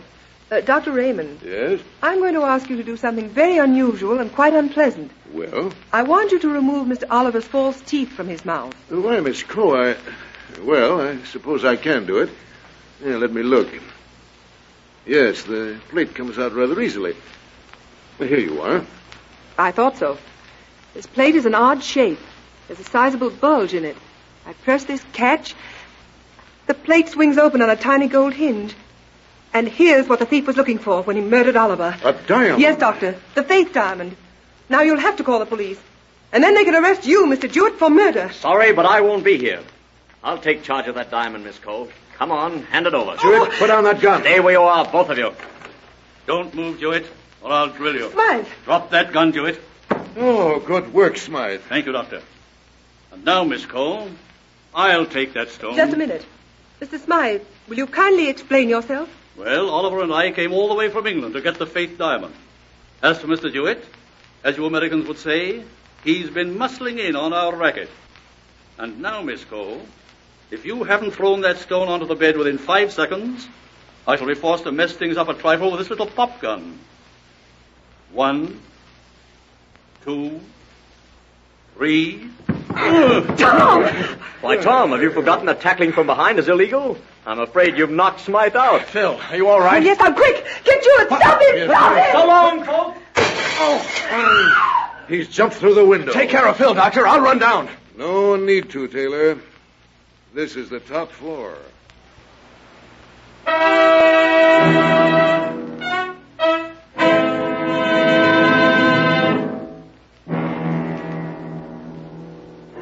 Why do you suppose Phil Cole, the girl detective, suspected Harry Jewett? He really trapped himself, you know. Do you know why? You heard everything that happened, everything that was said. With the help of your Philco Mystery Book number 2, it should be easy for you to answer the contest questions. You must have this Philco Mystery Book to enter the contest. So go and get yours free right away from your Philco radio tube dealer. Nothing to buy, of course. It's yours just for the asking. Listen to Philco Radio Mysteries every week at this time over this same station. Enter every weekly contest. It will be fun. It'll be exciting. Think of it, $50,000 in cash prizes for the winners. Doesn't that sound worth working for? Be wise and have your Philco radio tube dealer check up on your radio tube. Maybe you need new Philco tubes so that you won't miss any detail of any Philco mystery program. Don't let weak or noisy tubes spoil your opportunity to win. Names of major winners in this week's contest will be broadcast as soon as possible on a following Philco mystery program. Next week, Philco, the beautiful girl detective, is going to solve the mystery of the last will and testament. It's about a strange crime that happened up at Lonely Winds, the estate of rich old Daniel Bosworth. I'll be seeing you up there at this time over this station.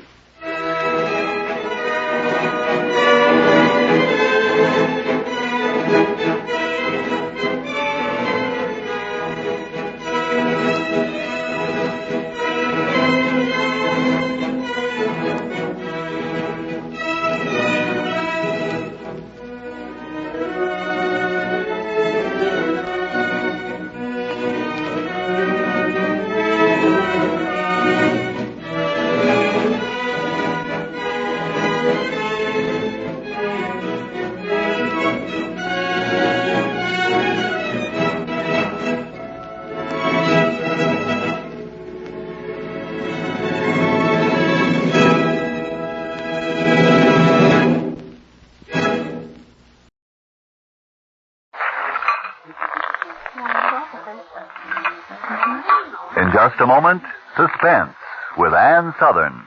Billy, turn that radio down. How can we play bridge? Okay, Mom. I like the Autolite show, but not so loud. Whose deal is it, May? Mine, Mary. My husband Ed always listens, too. When he's home on Thursdays, our house sounds just like his service station. I know what you mean. Tonight's probably spark plug night. You'd think the announcer with his commercials would be enough, but no. It's switched to Autolite resistor. Spark plug. I know. Batteries and ignition systems. Well, Dora, what are you dreaming about? Oh, Autolite? You mean the show with Ann Southern? Oh, Mary, tell Billy to turn up the radio again. I wouldn't miss Suspense Billy, for will you turn the radio up? Your Aunt Dora Yes, ma'am.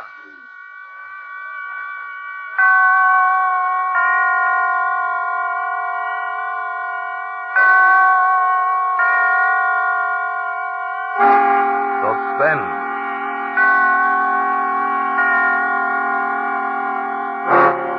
Autolite and its 60,000 dealers and service stations bring you radio's outstanding theater of thrills. Starring tonight, Miss Ann Southern in Anton Leder's production of Beware the Quiet Man, a tale well calculated to keep you in suspense.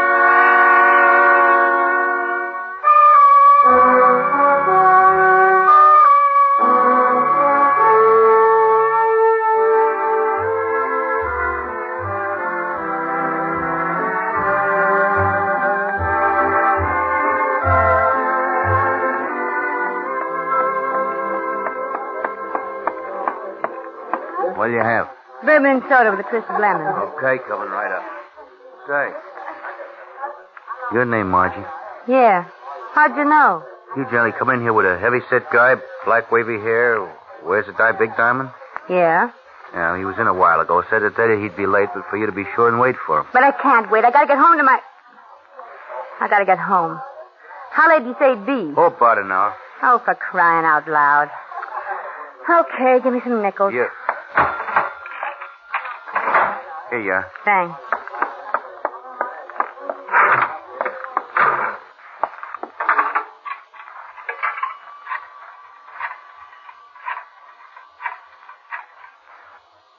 Hello? Mr. Banning, please. Yeah, Mr. Arthur Banning.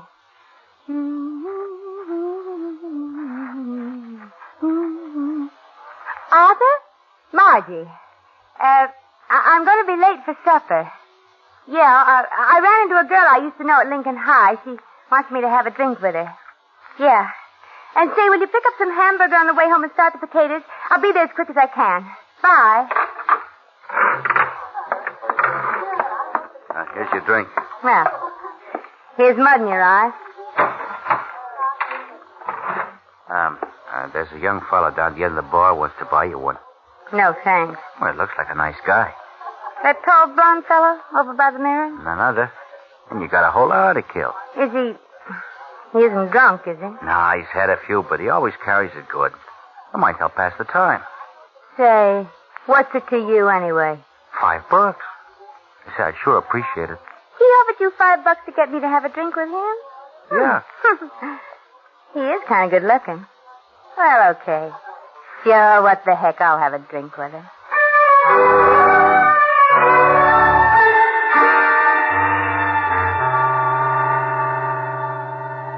Okay, so you're married. Nothing wrong with having a drink together, so what? I figure what your old man don't know won't hurt him. I said I'd have a drink with you. If you've got any other ideas, I'll buy my own. Oh, now, don't get me wrong, honey. I spotted you as a good kid the minute you ankled in here. You just like excitement, that's all. And I'm the guy that can dish it out. Yeah. Yeah. You see, I'm a private eye. Yeah, no kidding, like you hear about on the radio. Gee, what a break for me. You just stick around me, honey, and you'll get plenty of excitement. Yeah, I'll bet. You know, you take this new client of mine now. Bet you anything he makes the headlines tomorrow.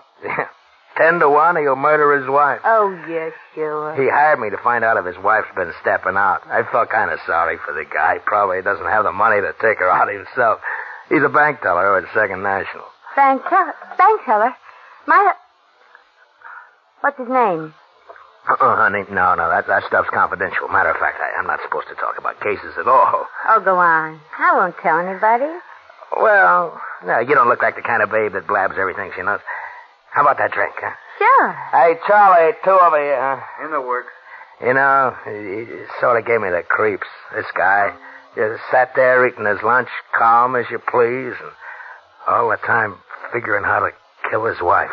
How'd you know what he was figuring? Well, for one thing, he didn't want evidence for a divorce. He sort of looked at me funny and said, I just want to know, that's all. If Margie is stepping out, I'll take care of it my own way. Margie? Yeah, that's his wife's name, Margie. Hey, what's the matter? Nothing. Nothing at all. Hey, you don't look so good. Maybe you drank the last one too fast. No, I'm fine. I'm just naturally pale, that's all. You were saying about this client? You figure he's going to murder his wife? Oh, sure. It's in the back.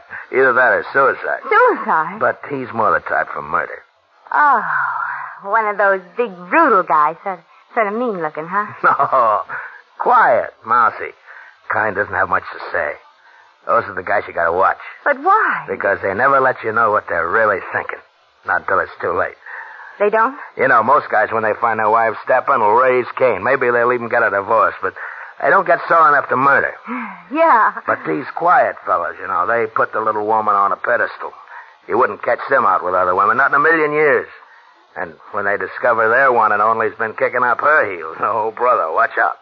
Sorry. And the worst of it is they go on acting like nothing's wrong, you see. And then all of a sudden, whango, they explode. They explode? Yeah. You know, like I always say, beware the quiet man. Like this new client of mine, for example. Calm. You never met anybody calmer. But what does he look like? Oh, well, he's just about average, I guess. Brown hair, getting sort of thin on the top. A little bit stoop-shouldered. Medium height? Wear glasses? Yeah, you know him? No, I don't know any of the boys. Excuse me. Hey, where you going? I gotta make a phone call, just remembered something. Don't go away, I'll be right back.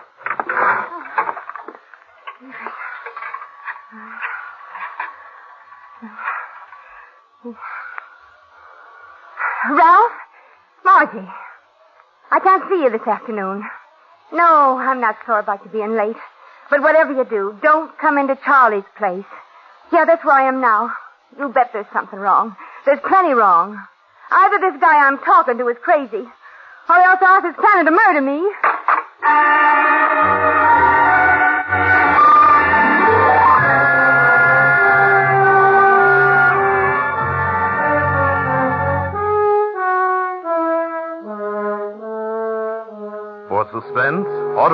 bringing you Miss Ann Southern in radio's outstanding theater of thrills, Suspense.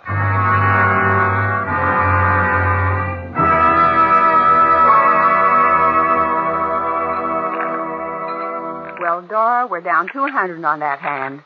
Oh, are we? It's easy to see there's no playing bridge with you girls with suspense on. So let's stop playing and switch to auto-light spark plugs or whatever for the rest of the half hour, huh? Oh, Mary, I could kiss you. You're such an understanding sister-in-law, and I don't want to miss a single word. What about you, May? Dora, did you know that my husband knows Frank Martin, the Autolite salesman? He does? Well, then let's listen to Mr. Martin. Right now, you can get Autolite resistor spark plugs almost anywhere in the United States. They're sensational. Why, no other spark plug will give and maintain such performance. Autolite work with leading car and truck manufacturers, and they ignition engineered a 10,000 ohm resistor right into the Autolite spark plug that permits a wider spark gap setting and maintains it far longer than another spark plugs. Actually, when you replace your narrow gap spark plugs with a set of wide gap Autolite resistor spark plugs, you can tell the difference in your car. Oh, dear. And to think that I'll hear every word of that again from Ed when I get home. Now, here's the simple lowdown. As a result of the wide gap in the resistor spark plugs, your engine idles smoother, you have better luck with lean gas mixtures, and save gas. And within established limits, you reduce spark plug interference with radio and television reception.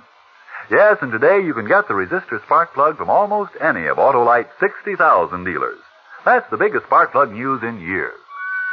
And now, Autolite brings back to our Hollywood soundstage Miss Ann Southern as Margie in Beware the Quiet Man.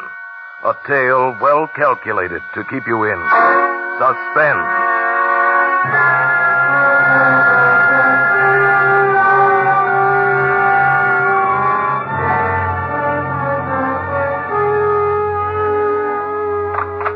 I stood there in the phone booth a minute after I hung up. I wasn't scared exactly, but I had to let those words sink in. Either this guy I'm talking to is crazy, or else Arthur's planning to murder me. I went back to the bar. I had to find out. Oh, beautiful. I thought you got lost. Sit down, sit down. Thanks. Now, about this fella, the one who's going to murder his boss. Oh, let's get in the shop talk. I want to hear about you. I don't even know your name. Did he say what made him think she was stepping out? She's supposed to belong to some bridge club the bank teller's wife's got up. But friends of his saw her downtown a couple of times on a bridge date. Is that all? You know, honey, you're pretty smart. You make like you're really interested in the guy's work. Oh, but I am. You know, I had a little doll once I thought plenty of. Would have married her, maybe, but only every time I started talking about a case, she shut me up. Never mind about your little dolls. What about this guy? Hey, you're jealous. Well, what do you know? I'm not jealous. I only want to know. It's okay, honey. It's okay. Sure, a cute little doll like you doesn't want to hear a guy spouting off about another dame. Yeah, maybe I had a few too many. I just want to hear about this bank teller. Have you met his wife, maybe? No, but he showed me a picture of her. Oh, then you know what she looks like. Oh. Hey, what's so funny? Never mind, the joke's on me. Maybe you better not have many more to drink. You're acting kind of screwy. Oh, I feel wonderful. Well, here's to you. A long life. Yeah. A long, long life. Yeah. Down the hatch. Yeah. Poor little Margie. You know, you showed me a snapshot of her in her bathing suit. Mm-hmm. Oh, boy, was she stacked. As a matter of fact, about your height and build, you're blonde like you, too. Was she as pretty as I am? I couldn't see her face. It's kind of blurred. Oh. He's bringing me a better picture of her tomorrow. Oh, I think I'd like another drink. You know, honey, you better start taking vitamins or something. You're pale as a sheet. I said I wanted another drink. Oh, sure. Hey, Charlie, 2 more the same, huh? Okay. Yeah, poor little Margie. You know, that's one thing I can never figure out. The cute little dolls with flirtatious eyes always pick some homely, quiet gink when it comes to settling down. And the handsome He-Man who has to beat off the dames with a club, what does he do? He marries a drab little pigeon. Yeah, that's why we get so many axe murders, I guess. Axe murders? Only in this case, he'll use a gun. But he doesn't have a... I mean, most bank clerks don't own guns. Oh, well, this one does. Now. Give me a light, will you? Yeah, sure. There you are. Hey, maybe if you lay off for booze, honey, and take a tonic or something, you'll feel better. Look at your hands. They're trembling. How do you know he has a gun? Oh, I get it. Why'd you tell me? Tell you what? You got a squeamish stomach. All this talk about guns and shooting. No, honey, I'm sorry. I won't say one more word about it, I promise. I'm not squeamish and I don't need vitamins. I want to know how you know this bank teller guy has a gun. All right, so I'm going to a pawn shop and buy one. You know, honey, I could really go for you. It's a funny thing, we never even introduced ourselves. That's something we got to do. My name's Cluson. Lem Cluson. What's yours? You mean that man bought a gun and now he's home waiting to murder his wife in cold blood? Oh, no. He won't do anything till he gets my report. Oh. You see, tomorrow I check with her friends to see if she's been going to bridge club like she's supposed to. Yeah. And I meet my client for lunch and get a picture of Margie. Mm. And I take it around to the downtown bars to find out if she's been seen with anybody. And then I give my client the report when he gets off work. Yeah. And then? And if his suspicions are right, and they usually are, it's all over but the shooting. The shooting? Yeah. Bang, bang, honey. That's all. Bang, bang. Say, what'd you say your name was? I've got to get home.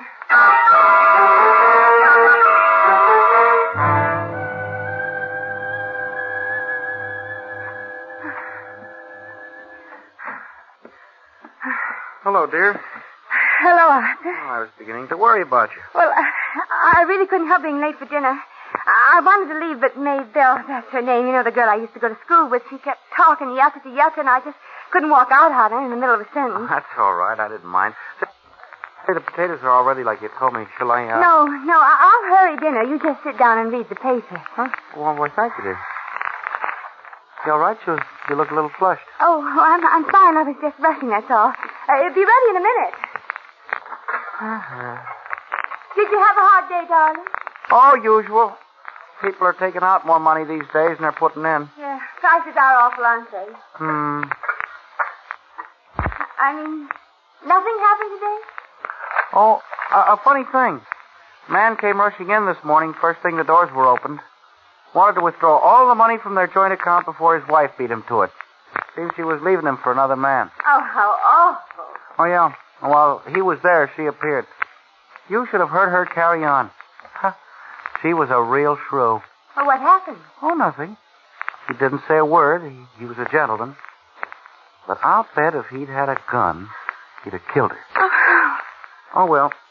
Seems things like that happen all the time. Newspapers full of it. Are you mad at me, Arthur? Are you mad at me? Am I mad at you? Why, no. Should I be? Arthur, darling, I've got something to confess. Well, fire away. I didn't go to bridge club last week. No? I thought you'd die before you gave up bridge. Oh. Really, honey, you look awfully seedy. No, I'm fine. I feel fine. I had sort of a quarrel with Lorraine. I didn't want to tell you because you're always talking about how women can't get along with each other. Instead of going to bridge club, I went shopping. Instead. Fine. Only I hope you didn't go over the budget. Oh, no. That's good. I always said bridge was a waste of time. Then you're not angry about anything? Why, no. Why should I be? Oh, Arthur. What's the matter now? I don't deserve a swell husband like you. Oh, I'm not so hot. Oh, you always do the dinner dishes and bring me my breakfast in bed on Sunday mornings. The only morning you have to sleep. Arthur, I'd feel terrible if anything ever happened to us. Well, what's going to happen? Suppose someday you got real mad and exploded. Exploded? Yeah. What if you got a gun and shot me dead? Oh, for heaven's sakes, Margie. Where do you get those crazy ideas? You mean no matter how mad you got, no matter what I did to make you mad, you wouldn't shoot me dead? Margie, you know I'd rather die than hurt one hair on your head. Oh, Arthur, not suicide. Say, how many drinks did you and Maybelle have? Arthur, I want you to know I'm going to change. I'm going to be a better wife from now on. I'll stay home all the time and darn your socks. You? Darning socks. You just wait and see. I'll get up every morning and make your breakfast. Oh, Margie, you know you won't do any of those things. I will, too. Nonsense. Women like you never change. I will, too. I'll change right away. Tomorrow. Besides, I don't want you to. Oh, come here, baby. I want you to stay just exactly the way you are right now. Just exactly, Arthur? I love you very much. Just the way you are. Oh, Arthur. Hey, that reminds me, I made an appointment for you tomorrow at 10. You're having your picture taken. My picture? I showed a fellow that old snapshot of you today. The one we took at the beach. It was so dog-eared he couldn't see what you looked like, and I realized we didn't have a single decent picture of you at all, so But why have it taken tomorrow? Well, the studio next to the bank is having a special advertising the new 60-minute service. 60-minute service? Yeah. That way I can pick up the finished picture before I go to lunch. I don't want my picture taken. Well, now you're being silly. I won't do it. Oh, honey, what's the matter? Don't touch me. I won't have my picture taken. I won't. Good night.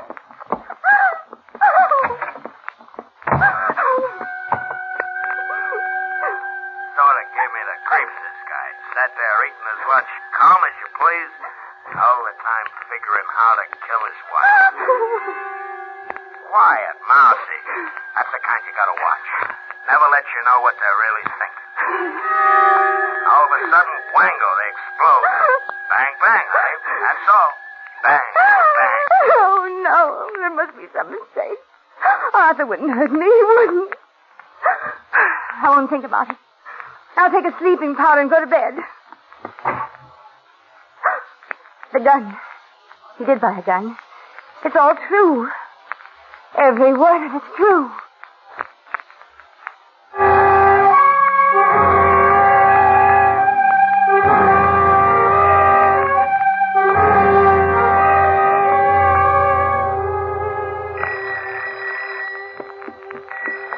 Hello? Ralph. I told you never to call me here. No, it isn't all right. Arthur brought a gun home last night. Yes, a gun. Claimed he was keeping it for a friend. That's all he'd say. Yeah, I think so. Just a minute. I'll look. Ralph, the gun's gone. He must have taken it to work. Oh, don't you see? As soon as he finds out for sure, he'll kill... No. I never want to hear from you again. I gotta think. Oh, not the doorbell.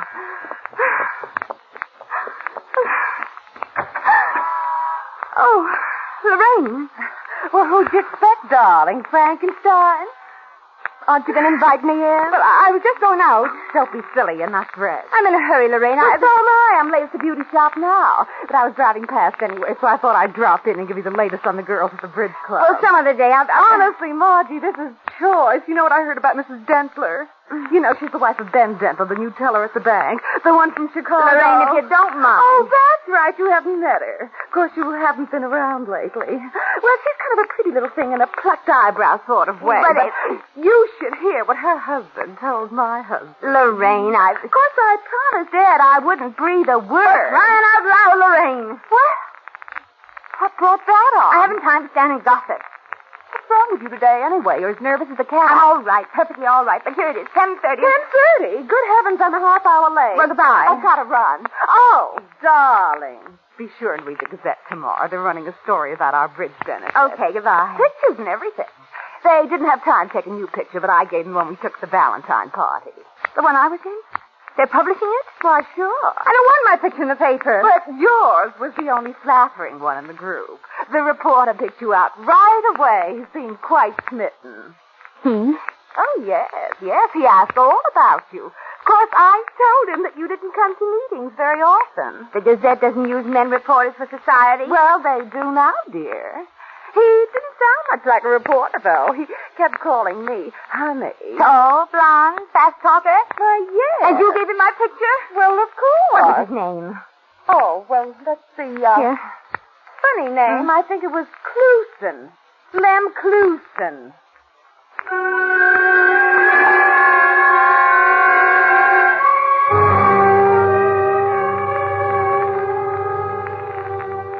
But, Charlie, it's a matter of life and death. I've got to get a hold of Lem before noon. Well, like I said, he ain't been in. You sure he never told you where he was? No, he's gumshoeing for some private detective outfit. Oh, give me some nickels, lots of nickels. I got some telephoning to do.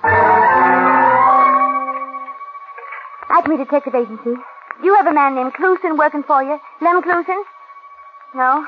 Thanks. Brandon Agency? I want Mr. Clusen, Lem Clusen. Oh. Yeah, I guess I have the wrong number. Hawkshaw Detectives. I'm looking for a man named Lem Clusen. No, I don't want to hire you to find him. But you're the last one in the book. He's got... Okay, sorry.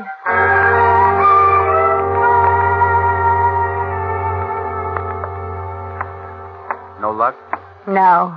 I just remembered. Lem said the guy he worked for just opened up in town. Probably ain't no phone book yet. Extreme, read all about it. Go on, kid, get out of here. Bank teller suicide. Extreme, read all about That fresh kid, just because I won't let him in here peddling his papers, he yells in the door. Did he say bank suicide? Yells in here every darn day. Oh. Hey, wait. Hey, you didn't finish your drink, Hey, music. Music. I told Hey, boy. Hey, newspaper. Boy. Give me a boy.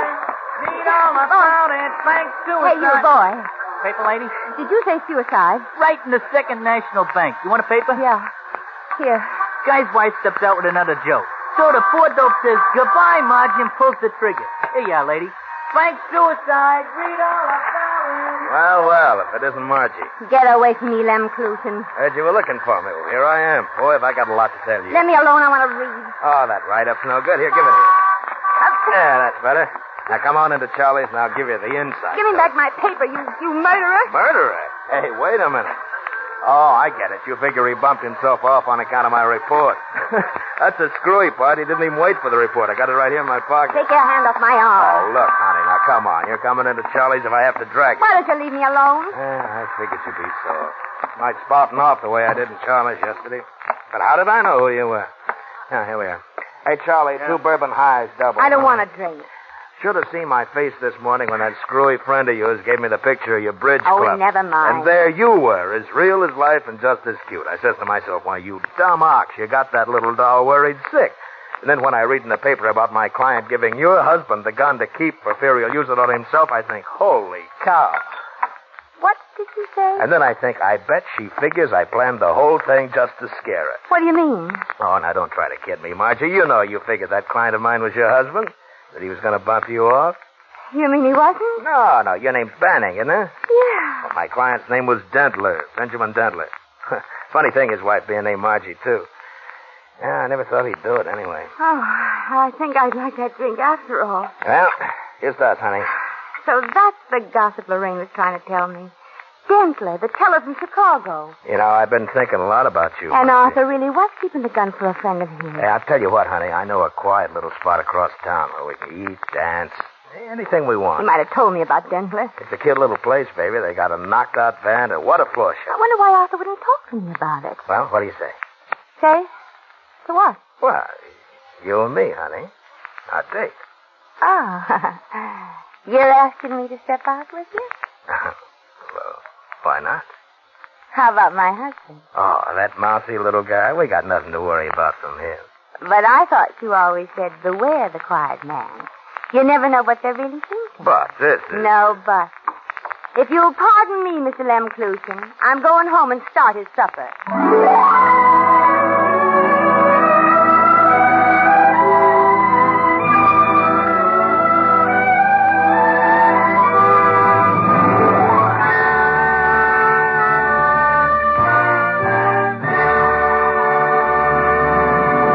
Thank you, Ann Southern, for a splendid performance.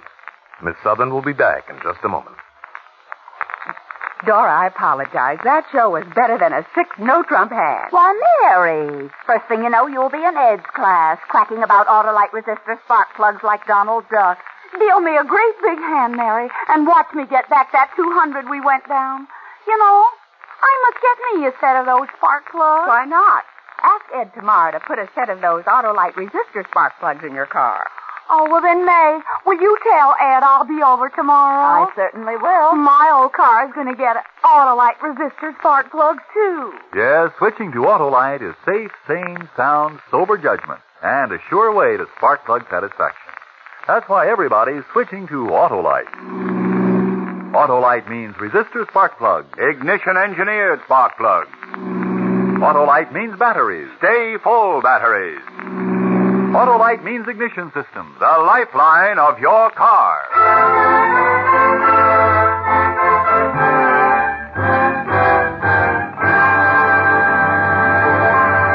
And now, here again is Miss Ann Southern. I've enjoyed this appearance on Suspense very much.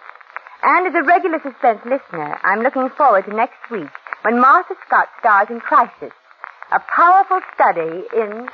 Suspense.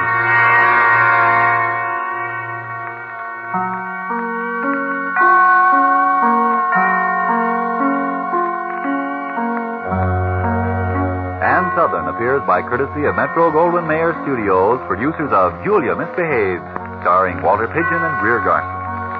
Tonight's suspense play was written by Toby Hall, with music composed by Lucien Morawick and conducted by Lud Gluskin. The entire production was under the direction of Anton M. Leader. Next Thursday, same time, you will hear Martha Scott in Prices